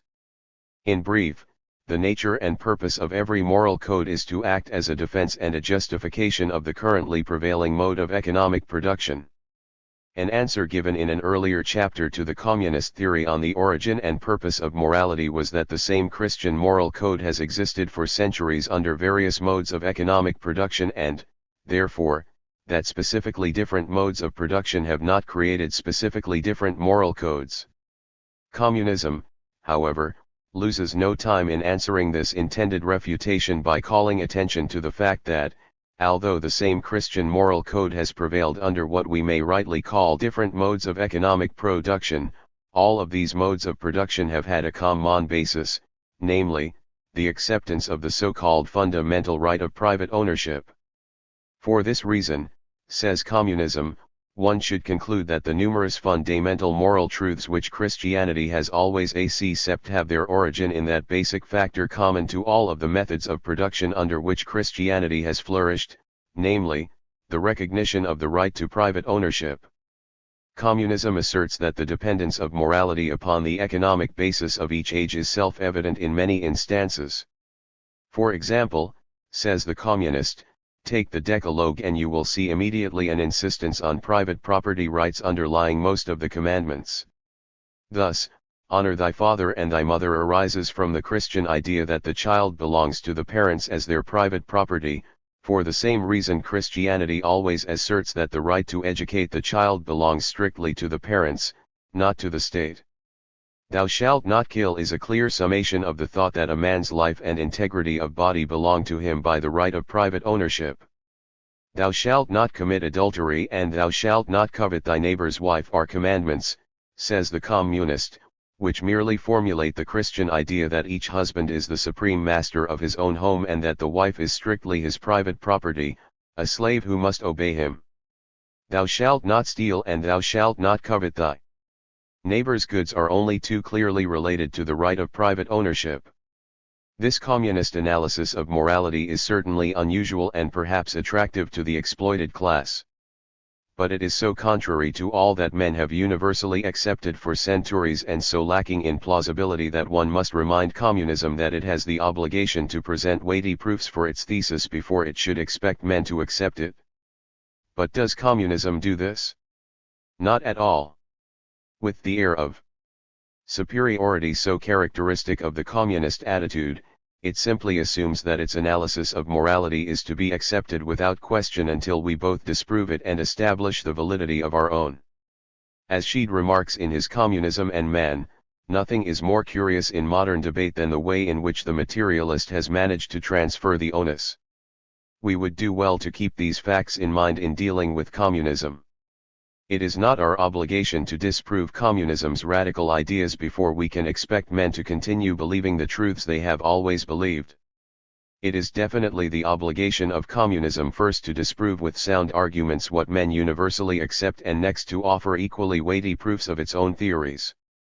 The purpose of the present work is, of course, to offer a criticism of communism's philosophy, and in the following reflections one should find abundant proof of the untenableness of its moral philosophy. Christian morality and private property. One would find it difficult to discover a statement more surprising than the communist charge that the specific character of Christianity's moral code results from its acceptance of the right to private ownership. So startling is this charge that one is at first tempted not to take the matter seriously, because the accusation, if made seriously, certainly implies an amazing ignorance of just what the Christian moral ideal actually is. Instead of the Christian moral code having its basis in private ownership, it is a very simple task to show that the Christian moral ideal is achieved by man in a proportionately higher degree precisely to the extent that he abandons private ownership. This basic principle of Christian spirituality has been true ever since the day that the founder of Christianity reminded his followers that the Son of Man has not whereon to lay his head. Thus, when asked by the young man in the Gospel how he might attain spiritual perfection, Christ's answer was, "If thou wilt be perfect, go sell what thou hast, and give to the poor, and come follow me." Similarly, when sending his apostles forth on their mission to spread Christian truth, Christ's admonition once more indicated that Christian ideals, instead of strengthening man's hold on private possessions, regard private property as a hindrance, take nothing for the way, but a staff only, no scrip, no bread, nor money for the purse, but be shod with sandals, and put not on two coats. Throughout the ages, the Church has always upheld the religious life, with its profession of the vow of poverty, as the best means of achieving in the highest degree the Christian moral ideal. The communist will invariably retort that innumerable religious have had more of this world's possessions than ordinary men. But such an observation is not at all to the point. It serves only to emphasize how difficult men find it to achieve the moral ideal implied in the vow of poverty. In other words, in so far as some, or many, religious may have possessed too much, precisely to that extent did they fail to achieve the Christian ideal which they sought. It was man who failed, and in no sense can his failure be taken as a reflection upon the purity of the ideal he failed to attain. The fact remains that the Christian moral ideal is realized in a proportionately higher degree precisely to the extent that one succeeds in overcoming attachment to worldly possessions. In reference to those countless Christians who do not feel that they are called to the complete abnegation of possessions demanded by the vow of poverty, the character of the Christian moral ideal held up to them differs only in degree. The same spirit of freedom from inordinate attachment to material possessions is urged upon them. The duty of charity towards others is a recognized part of every true Christian's life. All realize that they are expected to give to the needy a portion of what they possess more abundantly, and each knows that he is attaining the Christian moral ideal in proportion to his generosity in bestowing his own possessions upon the needy. In our present capitalistic era, the right to private ownership has been abused to such an extent that a false liberalism and individualism has threatened to undermine society. But instead of defending these exaggerated concepts of the right to private property as one would expect if the Christian moral code were derived from this source, Christianity has been the strongest opponent of these modern errors. One need only read the papal encyclicals, such as Quadragesimo Anno, in order to find Christianity's official repudiation of exaggerated individualism and liberalism. In these encyclicales, men are repeatedly reminded that the right to private property is social as well as individual, that the right of private ownership does not imply that a man can do with his property as he sees fit. In a word, the official moral teaching of Christianity is strongly interested in curtailing the exercise of the right of private ownership in the interests of social welfare. It should be sufficiently clear that the Christian moral code cannot possibly have its origin in private property. It is a moral code which is driving in exactly the opposite direction to that of attachment to personal material possessions. A moral code which seeks to destroy man's attachment to material things cannot rationally be conceived as a moral code deliberately created for the purpose of protecting man's hold on such possessions. True, it recognizes that man has the right to private property, but no force in the world has been so persistent in placing fitting restrictions on the exercise of this right as has been the Church. And as for the true Christian moral ideal held up both to religious and laymen, the fact remains that instead of intensifying man's hold on personal property as it would do if this code were derived from private ownership, it is attained in a higher degree in proportion to man's detachment from private possessions. Class morality. It is the theory of communism that the moral code of any particular period is derived from the current mode of economic production, that is, each type of economic production creates a specific moral code as a preservative of its own existence. Since the position of the exploiting class is dependent upon the continuance of the existing economic system, this class naturally does all in its power to foster and to preserve the moral code which has for its purpose the protection of the current economic system. The exploiting class therefore does all in its power to convince the masses that moral laws are of divine origin, that the authority of those ruling society comes from God Himself, that revolt against such divinely established authority would be morally wrong, that economic suffering should be patiently endured as part of the plan of divine providence. In every sense of the word, the moral code of each age is therefore a class morality, a code of moral laws which aids the ruling class in its exploitation of the masses. Communism's theory on the origin of moral laws is naturally attractive to the many unfortunate workers who are unquestionably victims of exploitation. It teaches them that the current moral code is not of divine origin, that it is simply a subtle weapon of suppression in the hands of the ruling class, that it should be cast aside along with the exploiting economic system which it seeks to preserve. The defects in this phase of communism's moral philosophy are, however, so numerous and so serious that the theory must be completely rejected. A most obvious defect in the communist theory is that it is based upon the false assumption that society is made up of two distinct and rigid classes, the ruling or exploiting class and the laboring or exploited class. In the chapter on the criticism of the communist philosophy of history, it was shown in some detail that it is not at all true that society is divided into these two distinct classes. The subject need not be reconsidered at this time except to call attention once more to the fact that the vast majority of men belong neither to the exploiting class nor to the exploited class. Most men, especially in normal times, belong to the great middle class. They own no means of production, such as a factory, nor are they exploited. They live normal, happy, and healthy lives, receiving just wages from their employers. We ask, how does communism account for the acceptance of the Christian moral code by such vast numbers of men? Certainly, they do not accept it as a front for their exploiting practices, because they are not exploiting anyone. Certainly, they do not accept it as a balm, an opium for economic destitution, because they are not victims of economic exploitation, but are men who live well and happily. There is only one answer to the acceptance of the Christian moral code by the vast majority of those who profess Christianity. They accept the moral standards of Christianity because they are convinced that these precepts are dictates of reason which have their basis in human nature itself, precepts which society must generally accept or perish. A second striking indication that the Christian moral code is not a class morality is found in the fact that its ideals frequently place the welfare of the individual above that of any group or class. Christian moral ideals place the individual welfare above that of the group or class every time that there is a so-called conflict between the spiritual welfare of the individual and the material welfare of the group. And, certainly, a moral code which consistently asserts that the spiritual good of one individual must always be given precedence over the material welfare of the group is upholding exactly the opposite of that which one would expect to find in a class system of morality. A third indication of the fact that the Christian moral code is not a weapon of class suppression in the hands of the ruling class may be drawn from history. Anyone with even a meager knowledge of history knows that the ruling classes have been the most bitter enemies of Christian faith and morals. Innumerable times they have endeavored to destroy even the belief in God and to uproot the foundations of all morality. These are known facts, and communism's charge that the ruling classes endeavor to uphold a belief in God and Christian morality in order to facilitate their exploitation of the masses is definitely contradicted by history.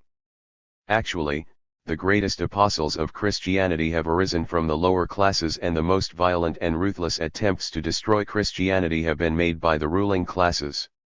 In a word, history not only fails to uphold the communist view but actually contradicts it. A brief reflection on the Christian ethics of property brings to light another interesting proof that this moral code has not arisen as a defense and a justification of private ownership. We refer in particular to the ethical principle that the common right of use is more fundamental than the private right of ownership. According to the Christian conception, and according to the law of nature and of reason, the primary right of property is not the right of exclusive control, but the right of use. In other words, the common right of use is superior to the private right of ownership. God created the goods of the earth for the sustenance of all the people of the earth.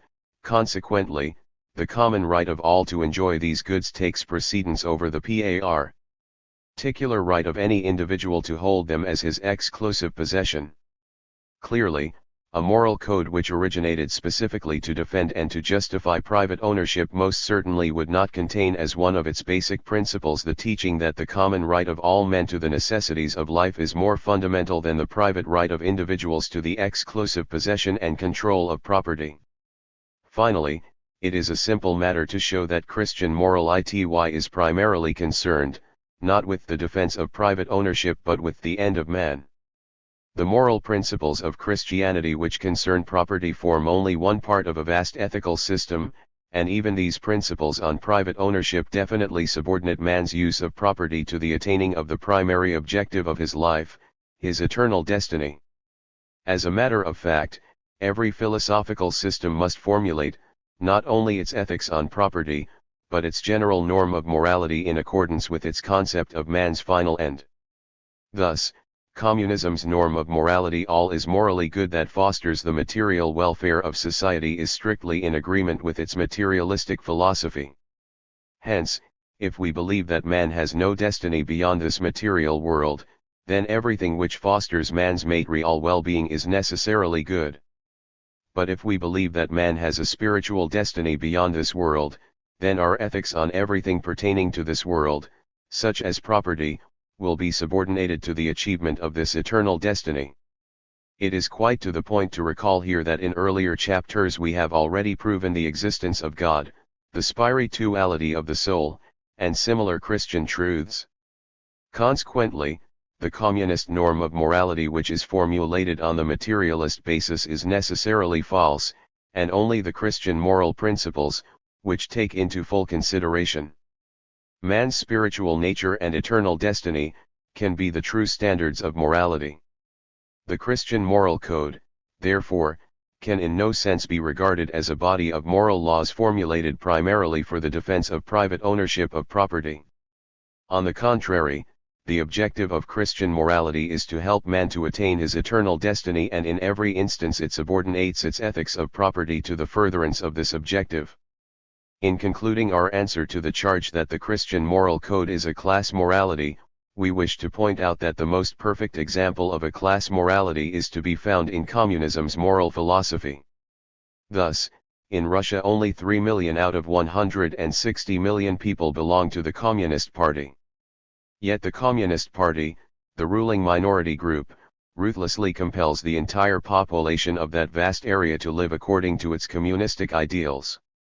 Anything which fosters the program of the Communist Party is held up as morally good, and the entire 160 million people are forced to do such things under the severest of penalties. Anything which hinders the program of the Communist Party is branded as morally bad, and anyone who attempts to do such things is accused of sabotage and becomes punishable with the most severe of penalties, under Articles 131 and 133 of the Soviet Constitution.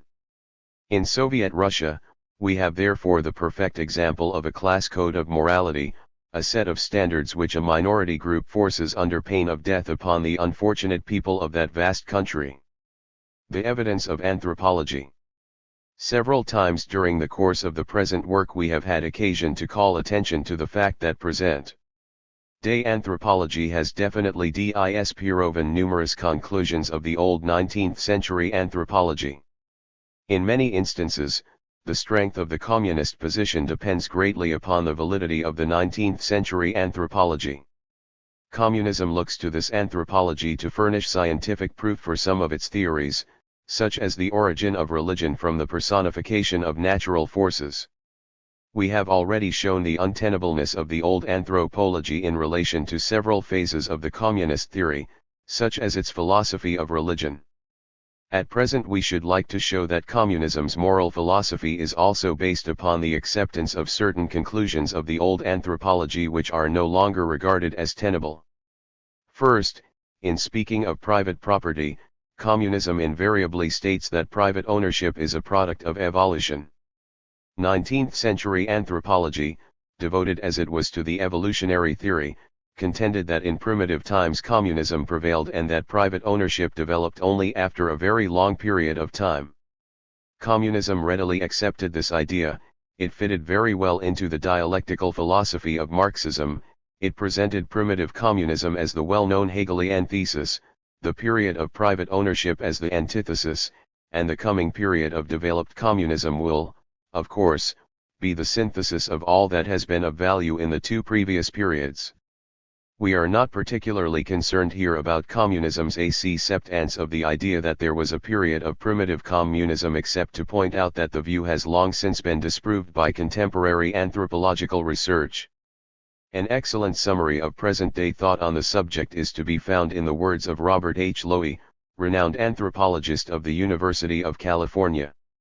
Those who set out with the evolutionary dogma that every social condition now found in civilization must have developed from some condition far removed from it through a series of transitional stages, will consistently embrace the hypothesis that the property sense so highly developed with us was wholly or largely wanting in primitive society, that it must have evolved from its direct antithesis, communism in goods of every kind.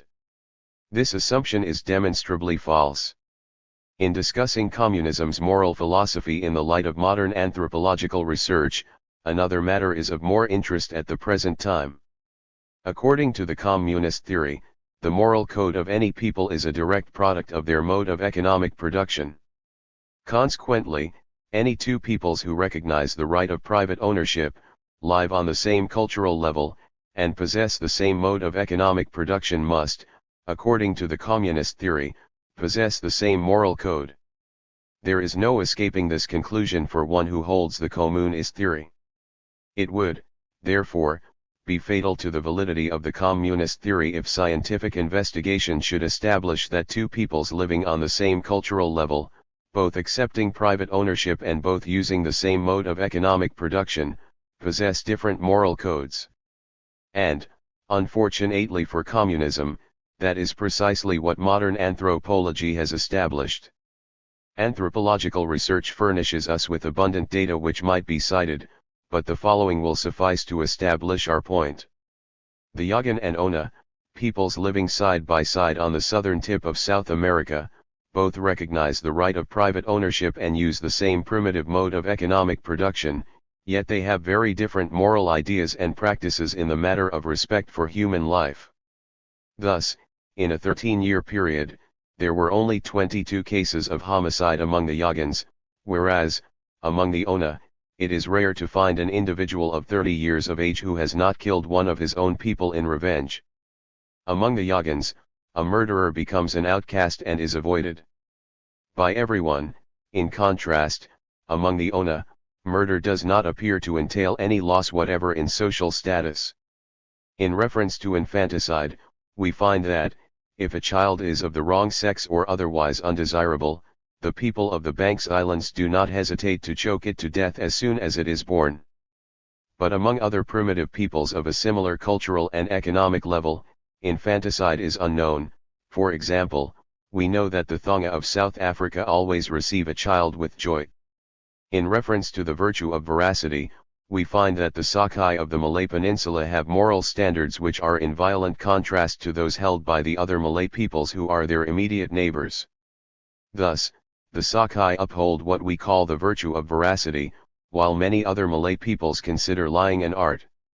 Again, premarital looseness is taken for granted among some primitive peoples, such as the Todas. In contrast, we find that a similar looseness among other primitive peoples of the same economic status is strongly condemned. For example, such offences are punishable by death among the Australian Yuwalai. This is a very small portion of the data furnished by modern anthropology, which shows that there is no causal dependence existing between a people's mode of economic production and their moral code. The Catholic anthropologist can offer satisfactory explanations for the differentiations in the moral codes of these various peoples. But it is an utterly devastating blow to the communist theory to find two peoples, on the same cultural level, both accepting private ownership, both using the same mode of economic production, and yet holding essentially different moral ideals. Such facts destroy completely the communist theory that each mode of economic production creates its own specific code of morality. Russia and communist morals. In view of communism's contention that the moral code of a nation at any particular time is derived from the current mode of production, we should like to call attention to the fact that communism's personally conducted experiment in Russia contradicts its own theory. One may, of course, ask, is it permissible to consider Russia in discussing this problem? Does not the communist himself admit that in Russia there is present, not true communism, but only the transitional stage known as the dictatorship of the proletariat? Our answer is that it is true that Russia is not yet truly communistic, that it is only in the transitional stage of the dictatorship of the proletariat. But it is also true that communism claims that in Russia it has done one thing: it claims that in Russia it has completely destroyed private ownership and socialized all of the means of production. Now, the socialization of the means of production is the one thing which, according to the communist theory, should create an essentially new moral code. According to this theory, if a nation were to change its mode of production radically, if it were to destroy all private ownership of the means of production and to create a complete socialized system of production, there should necessarily result in an entirely different moral code. Communism asserts that it made this radical change in Russia more than 20 years ago, and yet its moral code remains essentially the same as that in vogue in the capitalistic countries. Anyone familiar with contemporary Russia is well aware of the attempt that was made to abandon capitalistic moral standards and to set up a communist code of morality.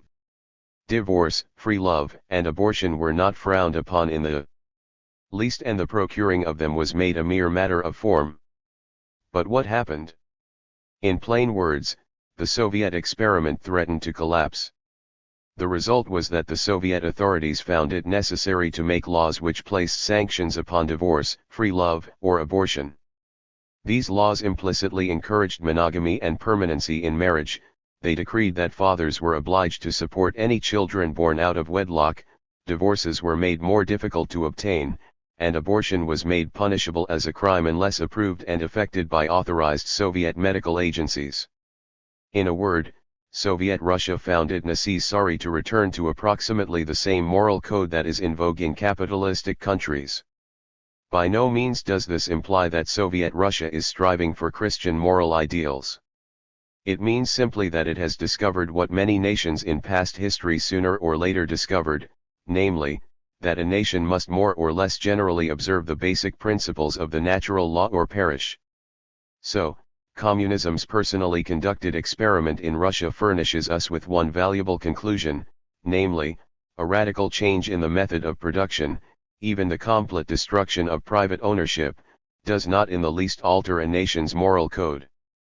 More than 20 years ago Russia made an essential change in its method of production, and it is still finding that not only has no new moral code automatically arisen, but also that the Soviet state threatens to collapse whenever an attempt is made to alter deliberately the existing moral code. In a single sentence, there is no evidence whatever that there is a causal dependence of any moral code on the mode of economic production current in society. Chapter 16. Criticism of its philosophy of revolution. Several writers on our subject have called attention to the fact that in many respects all of the characteristics of a religion are to be found in communism. And this religious character of communism is nowhere more evident than in its philosophy of revolution. For it is especially this phase of communism which contains so many elements drawn from Marx's Jewish heritage. One recalls that the Jewish people were the chosen people of God. They were always deeply aware of their messianic role. They never forgot that it was to be their destiny to bring forth the Messiah who would save the world. But they never quite grasped the idea that the kingdom of the Messiah was not to be one of earthly joy and power. The effect of Marx's Jewish heritage is readily perceptible in communism's philosophy of revolution. Instead of the Jews being the chosen people, Marx bestows all of the characteristics of that people upon the proletariat. It is the proletariat which will be responsible for the salvation of the world. It is the proletariat which will bring about an earthly kingdom of peace and happiness in the form of communistic society. Thus, Marx's religious heritage colors his thought even in his most revolutionary moments.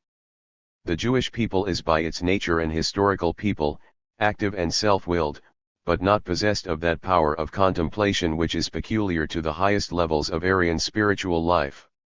Karl Marx, a very typical Jew, was still striving quite late in history to resolve the ancient biblical precept of earn thy bread by the sweat of thy brow. Marxian socialism, emerging from an entirely new historical background, reiterates the demand for earthly bliss. It is true that, superficially, the Marxist doctrine breaks away from the Jewish religious traditions and rebels against every sacred principle, but in reality the messianic idea of the Jews as God's chosen people is transferred to a class, namely, the proletariat. The working class now becomes the new Israel, God's chosen people, destined to emancipate and save the world. All the characteristics of Jewish messianism are applied to this class. The same drama, passion, and impatience which had characterized Israel, the people of God, are here manifest. Marxism is not only a doctrine of historical and economic materialism, concerned with the complete dependence of man on economics, it is also a doctrine of deliverance, of the messianic vocation of the proletariat, of the future perfect society in which man will not be dependent on economics, of the power and victory of man over the irrational forces of nature and society. There is the soul of Marxism, not in its economic determinism. Communism derives much of its moral driving force from a quasi-religious devotion to the materialistic theory. Asterisk. Behind the hard rational surface of Karl Marx's made realist and socialist interpretation of history, there burns the flame of an apocalyptic vision. Revolution and violence. It is upon its assumed messianic character that communism bases the justification of its violence. It believes that destiny has bestowed this messianic role upon it and that it is therefore fully justified in using whatever means are necessary to crush any reactionary forces which endeavor to halt its progress. The argument that the end justifies the means does not represent the whole of the communist position.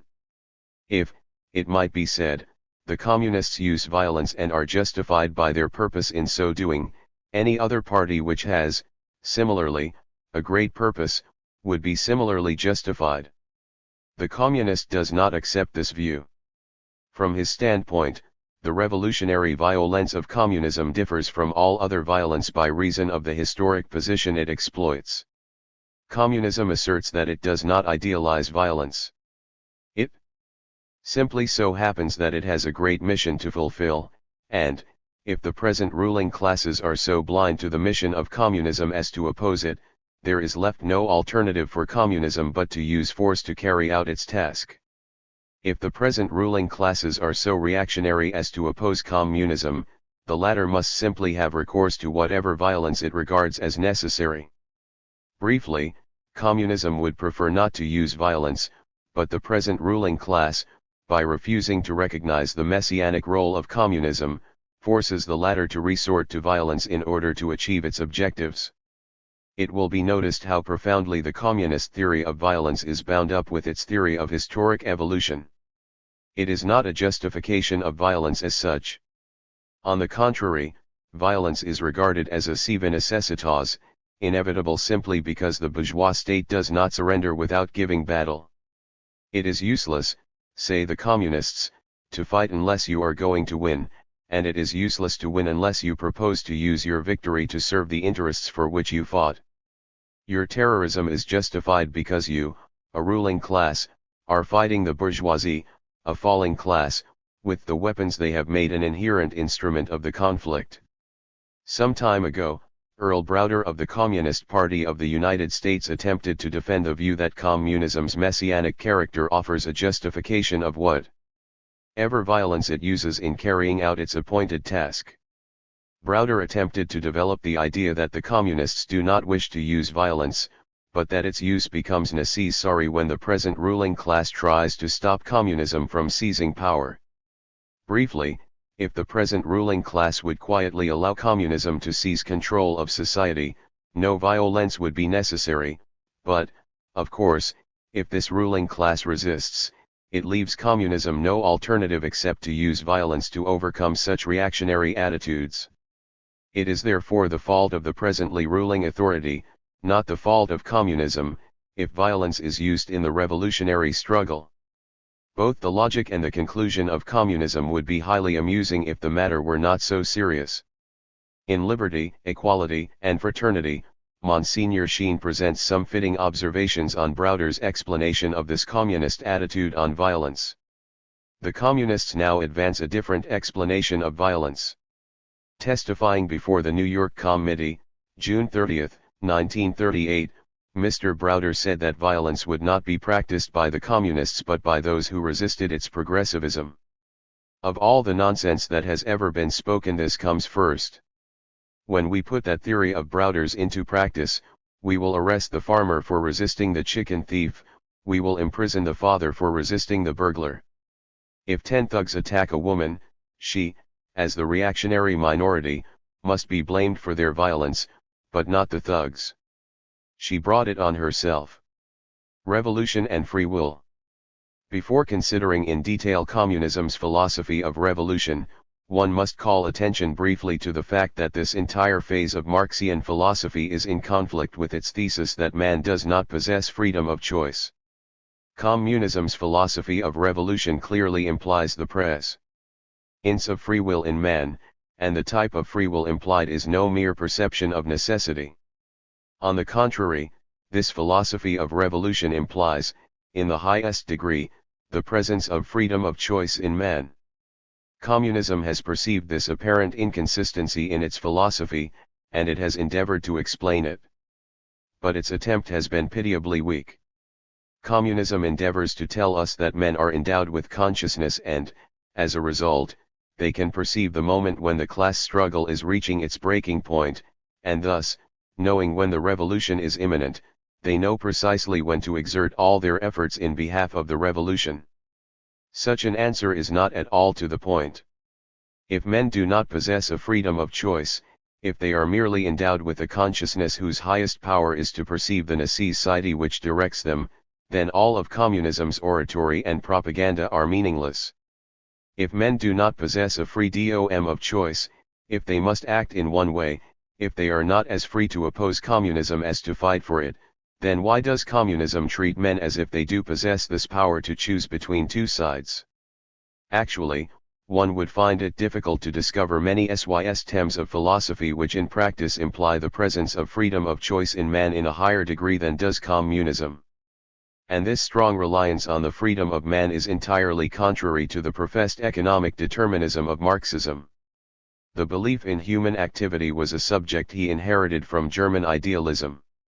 It is a belief in the spirit, and cannot be connected with materialism. It is only the side of Marxism which can inspire enthusiasm and call forth revolutionary energy.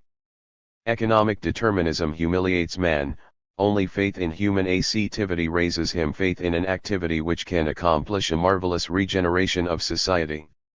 The false revolution. Turning to a more detailed analysis of communism's philosophy of revolution, we encounter a striking fact, namely, that we are able to agree with communism on many phases of its philosophy of revolution. First, communism asserts that the masses have been greatly exploited in the past, but especially since the advent of the Industrial Revolution. It maintains that life has become so unbearable for so many of the people that they will not continue much longer to endure the state of economic servitude in which they now exist. In a word, a revolution which will restore to the people that to which they have a strict right is very necessary. We agree in full with this sentiment of communism. Second, Communism contends that the coming revolution must be characterized by violence. Strangely enough, we are once more able to agree that this assertion of communism is perfectly true. Third, communism tells us that in order to be successful, this imminent revolution must be international in scope. Without any hesitation, we fully agree that communism has once more reminded us of an important fact. Lastly, communism asserts that the effect of the desired revolution should be to rid society of the exploitation of man by man. And with this final statement we also agree. We agree, therefore, with communism in its belief that a revolution is necessary, that it will involve violence, that it should be international in scope, and that it should abolish economic exploitation in society. But let us proceed to a further analysis of this desired revolution.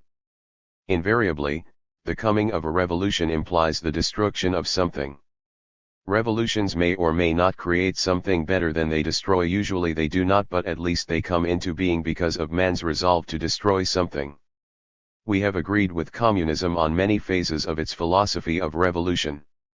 We now take the liberty of disagreeing with it on the most basic point in this philosophy of revolution. We do not agree with communism on what the revolution is to destroy. Briefly, we agree with communism that a revolution is necessary, that it will involve violence, be universal in scope and eradicate exploitation from society. But we do not agree with communism on what the revolution is to destroy in order to achieve its objective. Just as surely as all created reality is either matter or spirit, so must every revolution be either directed against matter or against the spirit. In a word, only two alternatives are possible: the spirit of revolution which seeks to make a radical change in material institutions, or the revolution of the spirit which seeks to make a radical change in the motives which prompt the actions of men. Communism is imbued with the spirit of revolution. It rises up in protest against the multitudinous social and economic evils of our day and places the blame for them upon material things. It charges that all the ills of humanity arise because of our type of social system, a socio-economic organization which operates on the basis of private ownership. As a remedy, it proposes to do away with private ownership and to create in its place an institution of social ownership. Thus, the revolution proposed by communism is directed against something outside man. Never once does communism trace the evils in society to man. Never once is the reform suggested by communism directed against something within Elon. In strong opposition to such views, we point out that things in themselves are not evil, that the existence of private property is not an evil. The social and economic ills which afflict humanity are not traceable to things but to men. Consequently, the revolution proposed by us is not directed against the title to property but against man himself. Our revolution is destined to destroy something inside man, namely, his pride, his selfishness and his avarice. This reform is just the opposite. It believes that the reformation must begin in man. It agrees that there should be a revolution, but maintains that the revolution should not be against something outside man, but something inside man, namely, his pride, his egotism, his selfishness, his envy and his avarice. It places the blame not on institutions, but on humanity, not on things but on persons, not on property but on man. Man is always prone to blame someone else, from the earliest childhood when he kicked and banged the door because he bumped his nose, to that other childhood when in a game of golf he cursed the demons of hell and the God of heaven because he missed the cup. Now the ball was not to blame, nor the club, nor the demons of hell, nor the God of heaven, it was the golfer himself who was to blame. The world is like the golfer, always blaming everything except the one thing on whom the blame is to be placed, namely, himself. The social and economic evils which afflict society today are clearly traceable to one source, namely, to an unjust distribution of the wealth of the earth. Both communism and the encyclicals of Popes Leo XIII and Pius XI agree that the problem of the distribution of wealth is the problem of today. And it certainly would be no solution of the problem to do as communism suggests, namely, to transfer the titles of property from the capitalists to the Soviet. It would not be any more easy to solve the problem of distribution if property were in the name of the Soviet than if it were to remain in the name of the capitalists. Under a communistic regime, the wealth of the earth would still have to be distributed by some men to other men. And so long as we do not eradicate greed and avarice from men's hearts, the problem would still. The ruling class would still hold for itself the abundance of wealth, and the masses would still live in poverty and deprivation. The Red Commissars would simply supplant today's capitalists, as they have done in Russia. In a word, the fact that wealth is unjustly distributed today is not the fault of private property, it is the fault of men who have seen liberty, equality, and fraternity, NY, 1938, p. 159. Come to the passions of greed and avarice, men who have devised countless immoral means of drawing all wealth to themselves while the masses live as victims of their exploiting practices. Authority, as we have previously said, must always be present in organized society and be vested in those who rule the members of the group. And until there is a revolution of the spirit, until greed and selfishness, pride and avarice are eradicated from the hearts of those who rule, there will be present in society an unjust distribution of wealth. Transferring blame is no solution. The fault is in man. Hence, what is the use of transferring the title of property from a few capitalists to a few red commissars if you still leave both greedy and dishonest? Why blame the tools when the ruin is caused by the one who misuses them? In other words, remake man, and you make the world and all its institutions. It was one of the most extraordinary blindnesses in Karl Marx, and persists in all those who in any way have been affected towards either total or partial acceptance of him, that he either did not grasp, or did not grasp the seriousness of, plain human badness. The true revolution. Thus far, it is clear that we do insist upon the necessity of revolution. We assert also that the revolution must be universal, that is, it must reach into the hearts of all men and change the spirit of all nations. Likewise, it will be a revolution which will bear fruit only through violence, that is, the violence born of a stern disciplining of the human passions of lust for gold and power. The first element in the Christian revolution must therefore always be a revolution within man.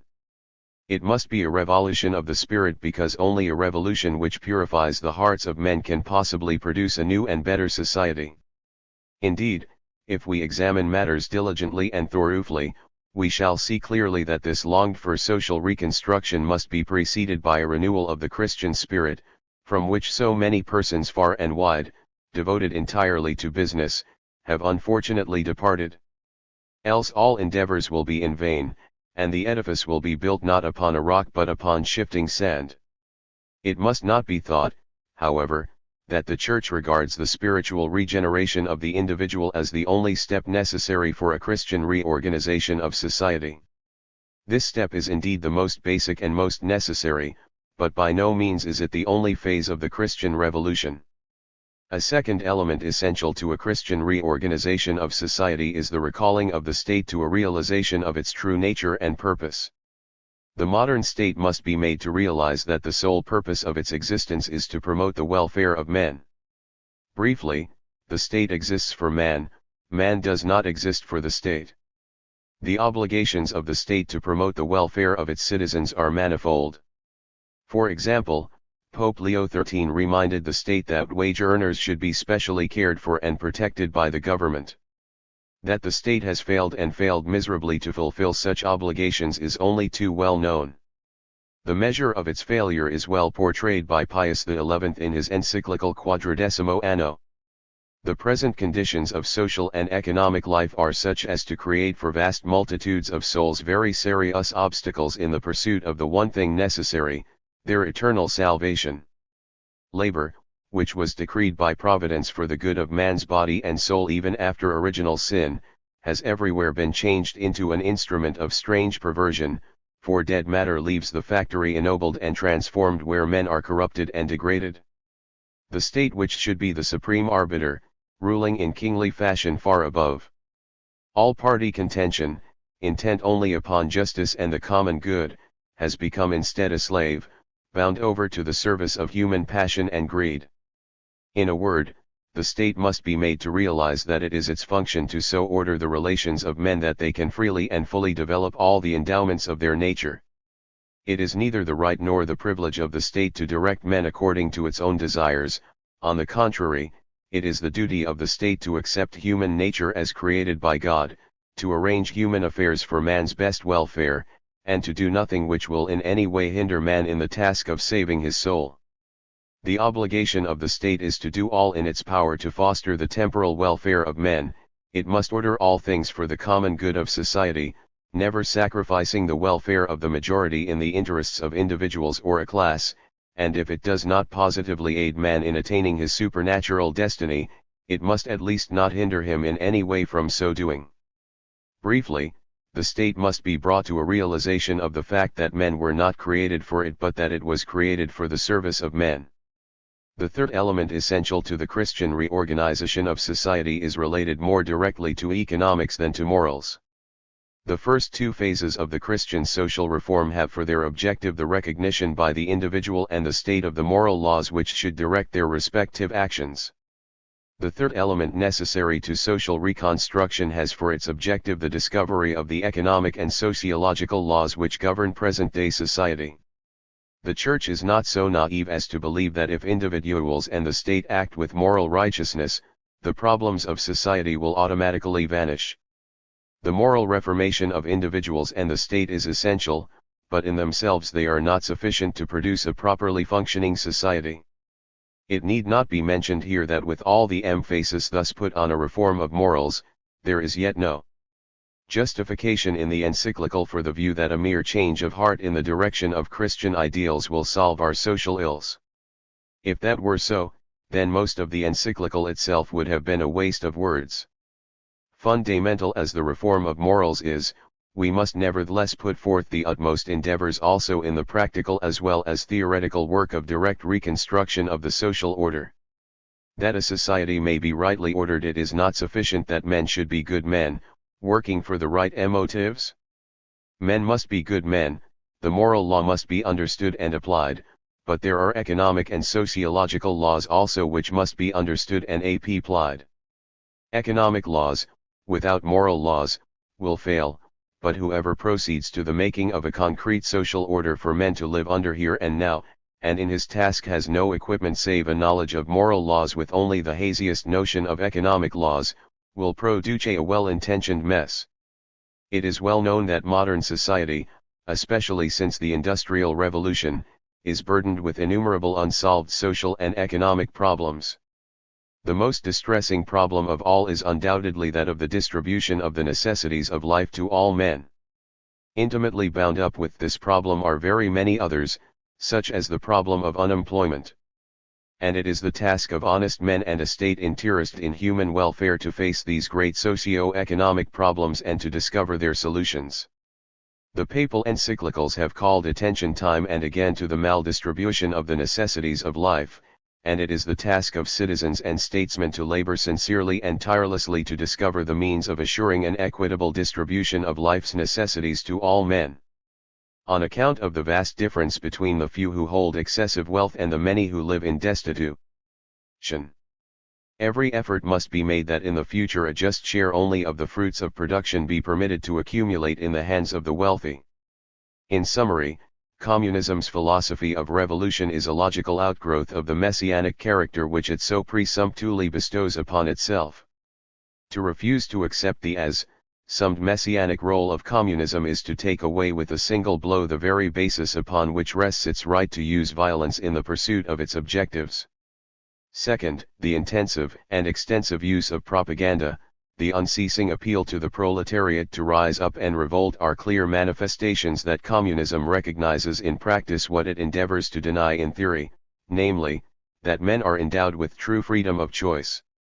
Third, communism has done well to recognize that a revolution is necessary, that it will require violence and have for its objective the eradication of exploitation from society. But it has fallen into an error common to men from the days of the Manicheans to the prohibitionists of thinking that evil is to be found in things, rather than in men. Communism has witnessed economic exploitation and failed to see that such evils are caused by the immoral actions of individuals and of the state and by man's deficient knowledge and application of sociological and economic laws. Finally, the true revolution is necessary and it must be universal in scope. But this revolution, if it is to be successful, must be one which uses a moral violence to discipline the unnatural tendencies of both men and nations. If the revolution of the spirit pervades both citizens and the state, and if a sincere and persevering attempt be made to devise means of assuring an equitable distribution of the wealth of the earth to all men, the groundwork of true social reorganization will have been laid. Then and then only will men find themselves living in a society as free from injustices as can be expected in a world wherein man will never find perfect happiness. Chapter 17. Criticism of its philosophy of society. With the present chapter we bring to a close our critical analysis of the philosophy of communism. In the presentation of its philosophy of society, Communism did not go into great detail. It stated that it can forecast only in broad outline the characteristic features of the future classless society. It insists that if it were to attempt any detailed exposition of future communistic society, it would be proceeding in an unscientific manner. Quite naturally, then, our criticism of communism's social philosophy cannot be of a very detailed nature. Communism has presented only the more basic and outstanding features of its future utopia and, consequently, our criticism must be restricted to a consideration of these specific features. The general nature of the future communistic society is readily portrayed in a few lines. It will be a society which will need no organized institution of government. The vast social-minded majority will handle whatever abuses may occasionally take place. It will be a classless society, that is, no distinctions of rank will prevail. Men will work without compulsion, produce according to their capacity, and take from the great abundance of wealth in the common storehouse only in accordance with their needs. No distinction will be recognized between mental and physical labor, either in evaluating the dignity of a position or in bestowing remuneration for work done. In a word, all exploitation will be absent and perfect equality will prevail in this ideal communistic society. The problem which communism is here endeavoring to solve is, of course, the extremely important problem of the equality of men. The problem is not new, except in the specific form that it takes. In the days preceding the French Revolution, this same problem of exaggerated inequality was present in France. At that time, it was the inequality of privilege which concerned men, that is, inequality before the law, political inequality. The masses suffered from the exaggerated political inequality and rose up in the French Revolution to destroy it.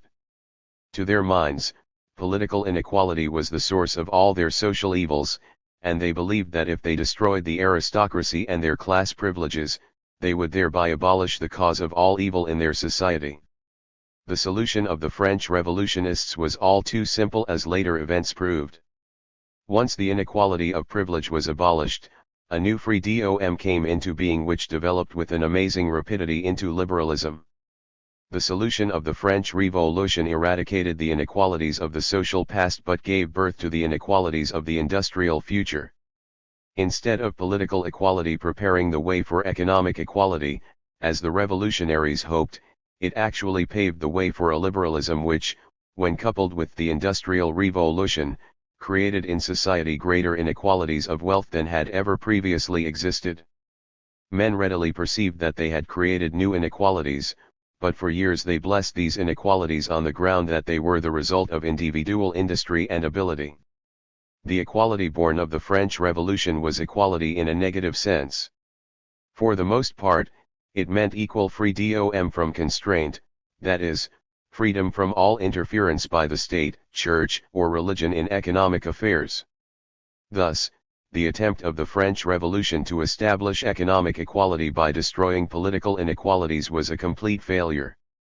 Actually, it created a rank liberalism which made real equality an impossibility. This exaggerated liberalism, for instance, branded collective bargaining as destructive of a man's right to operate his business freely, but in outlawing collective bargaining, liberalism destroyed one of the best means of effecting true economic equality among men. So great was the failure of the French Revolution to establish equality of wealth by destroying inequality of privilege that the liberalism born of its solution soon reduced about 90% of the people to the position of wage earners. These workers and their families lived in a position of complete dependence upon the small minority who controlled the various industries and who seized most of the profits. Hence, the French Revolution, by destroying political equality, failed to produce equality of wealth. On the contrary, its solution gave rise to an exaggerated liberalism. This new liberalism reduced the concept of equality to the mere negative notion of freedom from interference by church or state in economic affairs. It reduced the function of the state to that of a policeman whose duty it was to protect the freedom of individuals. It forgot that man is a member of society, and, thus, that he can never act with a freedom which takes only himself into consideration. It destroyed even the possibility of economic equality by outlawing the right to collective bargaining on the pretext that such a thing was tantamount to denying freedom of contract. In a word, the French Revolution actually intensified economic inequality, the very evil which it sought to destroy. Today, communism is very much concerned over the problem of economic inequality. It charges that the poor are becoming poorer, the rich becoming richer. And the solution of this problem, says communism, lies in the complete destruction of all classes. Destroy class distinctions based on ownership and authority, reduce all men to an equal footing, and economic equality will necessarily result. Such is the solution of communism to the age-old problem of the equality of men. Subordination in society. The fundamental error in communism's philosophy of society is its identification of subordination with exploitation. Communism has developed such an antagonism for the capitalistic class and the capitalistic state that it has fallen into the hasty error of decreeing the destruction of all classes and all organized government. Capitalism has undoubtedly been guilty of a great deal of exploitation. But instead of condemning these exploiting practices of individuals and the state, communism has been led to believe, perhaps sincerely but none the less falsely, that wherever there are classes, based either on ownership of the means of production or on the power to rule, there will necessarily be exploitation. Briefly, it identifies subordination of members in society with exploitation. And it contends that such exploitation will be eradicated from society only when the hierarchical structure of society is leveled, when ruling and owning classes are destroyed, when all men stand as equals in the perfect communistic society. Our answer to this solution of communism is twofold. First, we repeat once more that the subordination of men to authority is essential to well-ordered society. Second, we emphasize the point that such subordination in itself in no way implies exploitation. In Chapter 13, in establishing the necessity of the state, it was shown in detail that social order is dependent upon the presence of authority in society. Society can be preserved from chaos only if the numberless activities of men be coordinated and directed by other men possessing the requisite authority. Upon this subordination of men to directive and, if need be, coercive authority depends the harmonious and successful operation of our vast social system. What is absolutely required in society is some sort of authority, since the necessary cooperation of men is extraordinarily complex and runs through 1,000 diverse channels, and a complexity of the sort wherein human minds and human wills are involved can be saved from chaos and brought into order only by authority. Authority in society is therefore natural, since it is required by the nature of man. This means that authority is not conferred upon society by its members, since social authority is demanded by man's nature. Men can no more confer authority upon society than they confer their nature upon themselves. The members of society may use all the powers of their intellect to perfect the social order, and to decide upon the best organs for the expression of this authority, but the authority itself is not of their creation. Whatever power gave man his nature gives society its authority. Consequently, no society, capitalistic or communistic, can ever exist unless there be a definite subordination of some members to others. The communist will descend to deceptive rhetoric and call this subordination to authority subservience of the suffering masses to an exploiting ruling class. But this is sheer rhetoric bolstered by the undeniable fact that legitimate and necessary authority has often been abused. Stripped of the rhetoric and condemning as strongly as the communist the abuse of authority for purposes of exploitation, the truth remains that a well-regulated gradation of authority among men, subordination to a ruling class, if you will, is essential to the proper functioning of society. And any communist ideal of an absolute equality among men, any equality which involves no subordination of men to authority, results from the unpardonable failure of communism to consider, even superficially, the nature of man. In our second observation on communism's philosophy of society, we remarked that the necessary subordination of the members of society to legitimate authority is not to be identified with exploitation. 6 centuries ago, St. Thomas took occasion to point out the vast difference between subordination and exploitation. And the distinction he made is of more importance today than it ever was. Mastership has a twofold meaning: first, as opposed to servitude, in which sense a master means one to whom another is subject as a slave.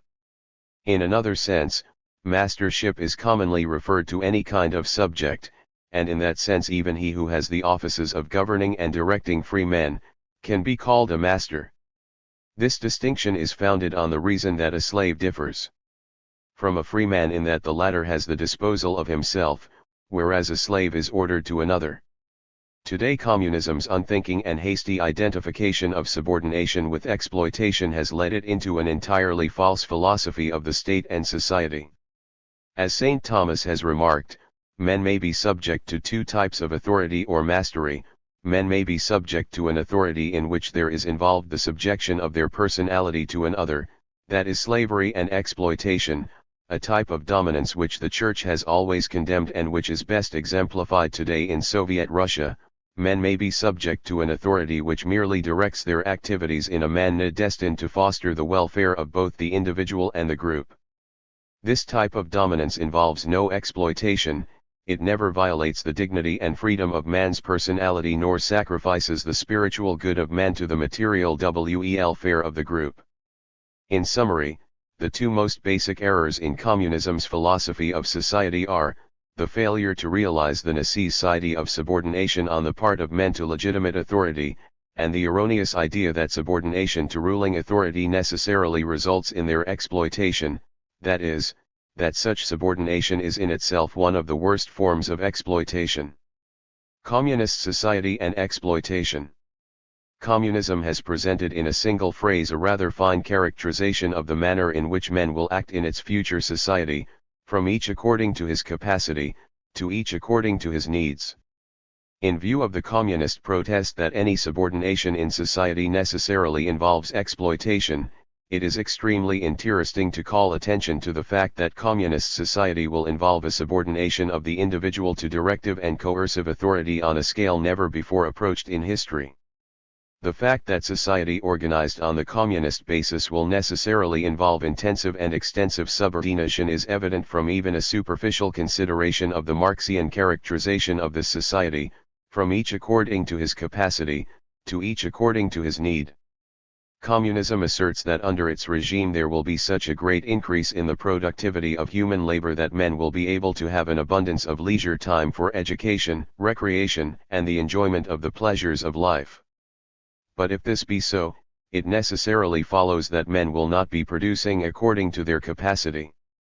And since men will not be producing according to their maximum capacity, it is clear that there will have to be subordination to authorities who will dictate to each man just how much he is expected to produce and how long he is expected to work. In communist society, authorities will have to determine who are to do the difficult laboring tasks and who are to be given the comparatively easy positions in society. Men will not only have to accept whatever type of position authorities dictate but also work whatever hours such authorities care to insist upon. Herein we find subordination to directive and coercive authority which far surpasses anything known in contemporary society. Communism also asserts that each man is to receive according to his needs. The word needs is apparently not used in the strict sense of referring to the necessities of life. In fact, it is actually stated that there will be increased luxuries and facilities for education and leisure. But, if this be so, we again encounter excessive subordination to authority in communist society. For example, authorities will decide just what are the needs of each individual, just what needs are to be satisfied first, just which individuals are to receive extraordinary advantages such as specialized education. The subordination of the members of communist society to ruling authority is obviously of a much more extensive and intensive nature than that which prevails in contemporary society. In the light of this fact, communism's identification of subordination to authority with exploitation is unquestionably an inconsistency in its theory. We have already emphasized the point that subordination is not to be identified with exploitation. But we have also pointed out that legitimate authority can be abused, that it can be diverted from its proper purpose and used as a means of exploitation. And, quite naturally, the opportunity to use authority for illegitimate purposes increases in proportion to the control over men which it involves. The subordination of men to authority in communist society, as we have seen, far surpasses that which prevails in our present society. Consequently, the subordination of men to authority under communism would undoubtedly result in the increased exploitation of the worker. Strangely enough, if Marx ever thought of the need of authority in communist society, he certainly gave no consideration even to the possibility that it would ever be abused. In this matter, we once more find abundant evidence of the fact that one of the most surprising blindnesses in Marx was his complete failure to appreciate the seriousness of plain human badness. This blindness first led him into the error of thinking that men could live without a state. It now leads him into the even more serious error of thinking that under communism men would be so morally perfect that they would never use authority to exploit their fellow man. In this respect, Marx clearly overestimates the moral perfection of men, and his failure to appreciate the weaknesses of human nature can be attributed only to the mysticism inherent in his theory. He saw men, not as they exist, but as in a vision. To him, the only men that really mattered were those of the proletariat, and in his mind the proletariat could do no wrong.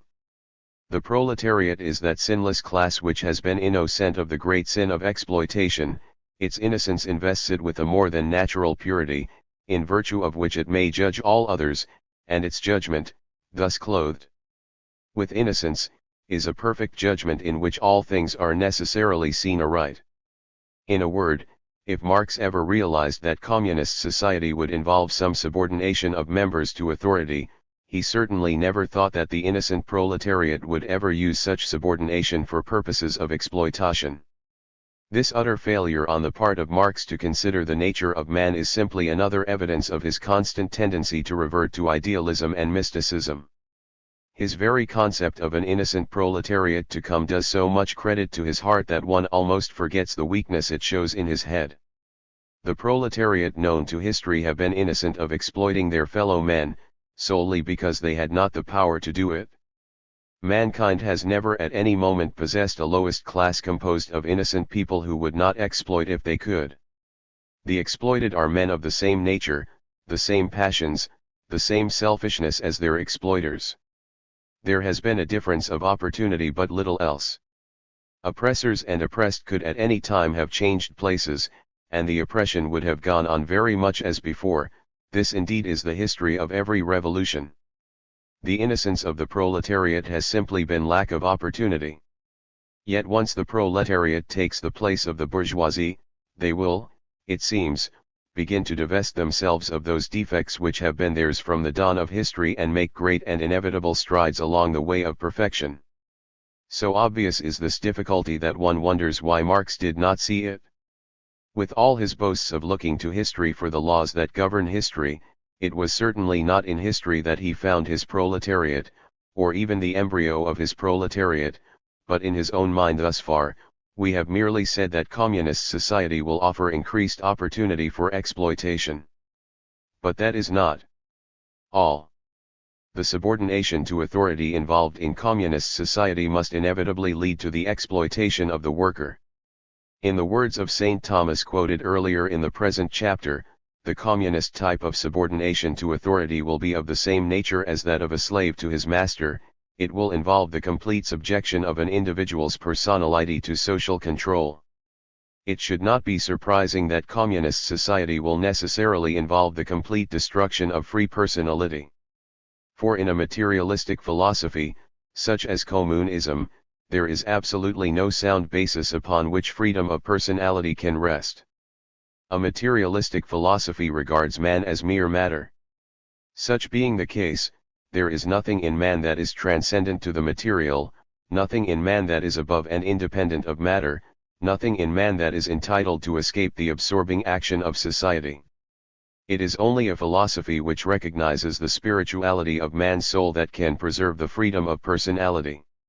For only such a philosophy sees in man something which transcends the material, something which no authority dare enslave in the interests of any material good. On the contrary, in a materialistic philosophy wherein man is regarded as mere matter, there can be no welfare for him beyond that which is material. And since the material welfare of the group must always take precedence over the material welfare of individuals, it follows that communist authorities can, without a qualm of conscience, completely enslave individuals in the interests of the group. Soviet Russia is an excellent proof of the fact that what is true in theory is verified in practice. For, in that unfortunate country the people have been truly enslaved. Since the advent of Bolshevism, the lives of the Russian people have been offered up as holocausts in the interests of 5-year plans. We have now seen that communism's philosophy of society is based upon a gross overestimation of the moral perfection of men, but it is equally true that in other respects, it involves an amazing underestimation of the value which men place upon certain ideals. The amazing underestimation of human nature in the communist theory is to be found in the fact that the entire theory proceeds on the assumption that all of man's needs are economic in character and, consequently, that men will be perfectly happy once society is ordered in a manner which will assure efficient economic production and distribution.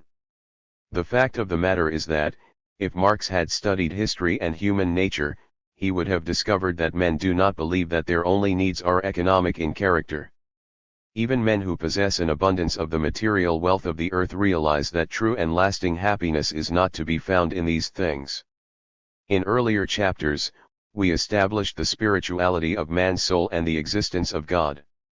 These truths immediately imply that man has a spiritual and eternal destiny beyond this material world and, as a result, that a mere abundance of material wealth will never bring true happiness to man. Communism knows that religious and moral ideals have inspired the greatest of man's productions in almost every phase of human life: art, literature, music, philosophy, education. It knows that the history of all mankind has been a quest for a lasting, perfect happiness which men have never found in this world, least of all in a sufficiency of economic goods. Communism knows these facts and endeavors to pass over them by classifying them as the effects of superstition which it will eventually eradicate. If communism were a more realistic philosophy, it would analyze human nature more carefully and discover that these facts have their basis in the spiritual nature and destiny of the human soul. It would then realize the folly of its belief that economic sufficiency would ever satisfy men. It would realize that the ideals of communist society, even if ever achieved, would not constitute what men call happiness. The ideals of communist society are therefore defective in a twofold manner. On one hand, they involve such a gross overestimation of the moral perfection of men that they could not possibly be realized in human society. On the other hand, they involve such an amazing underestimation of human nature that, even if they were fully realized, they would not bring happiness to man. Communism's philosophy of society is a final evidence of Marx's tendency to revert constantly to idealism. It is a philosophy of society devised by Marx without any consideration of the nature of the men who were to live in this society. Instead of realistically studying human nature and discovering its good points and its weaknesses and then constructing a social philosophy to fit men and their needs, Marx once more turned idealist. He first devised the social system and then resolved to fit men into it. It is little wonder that a social philosophy formulated in such a manner should be permeated with so many serious defects.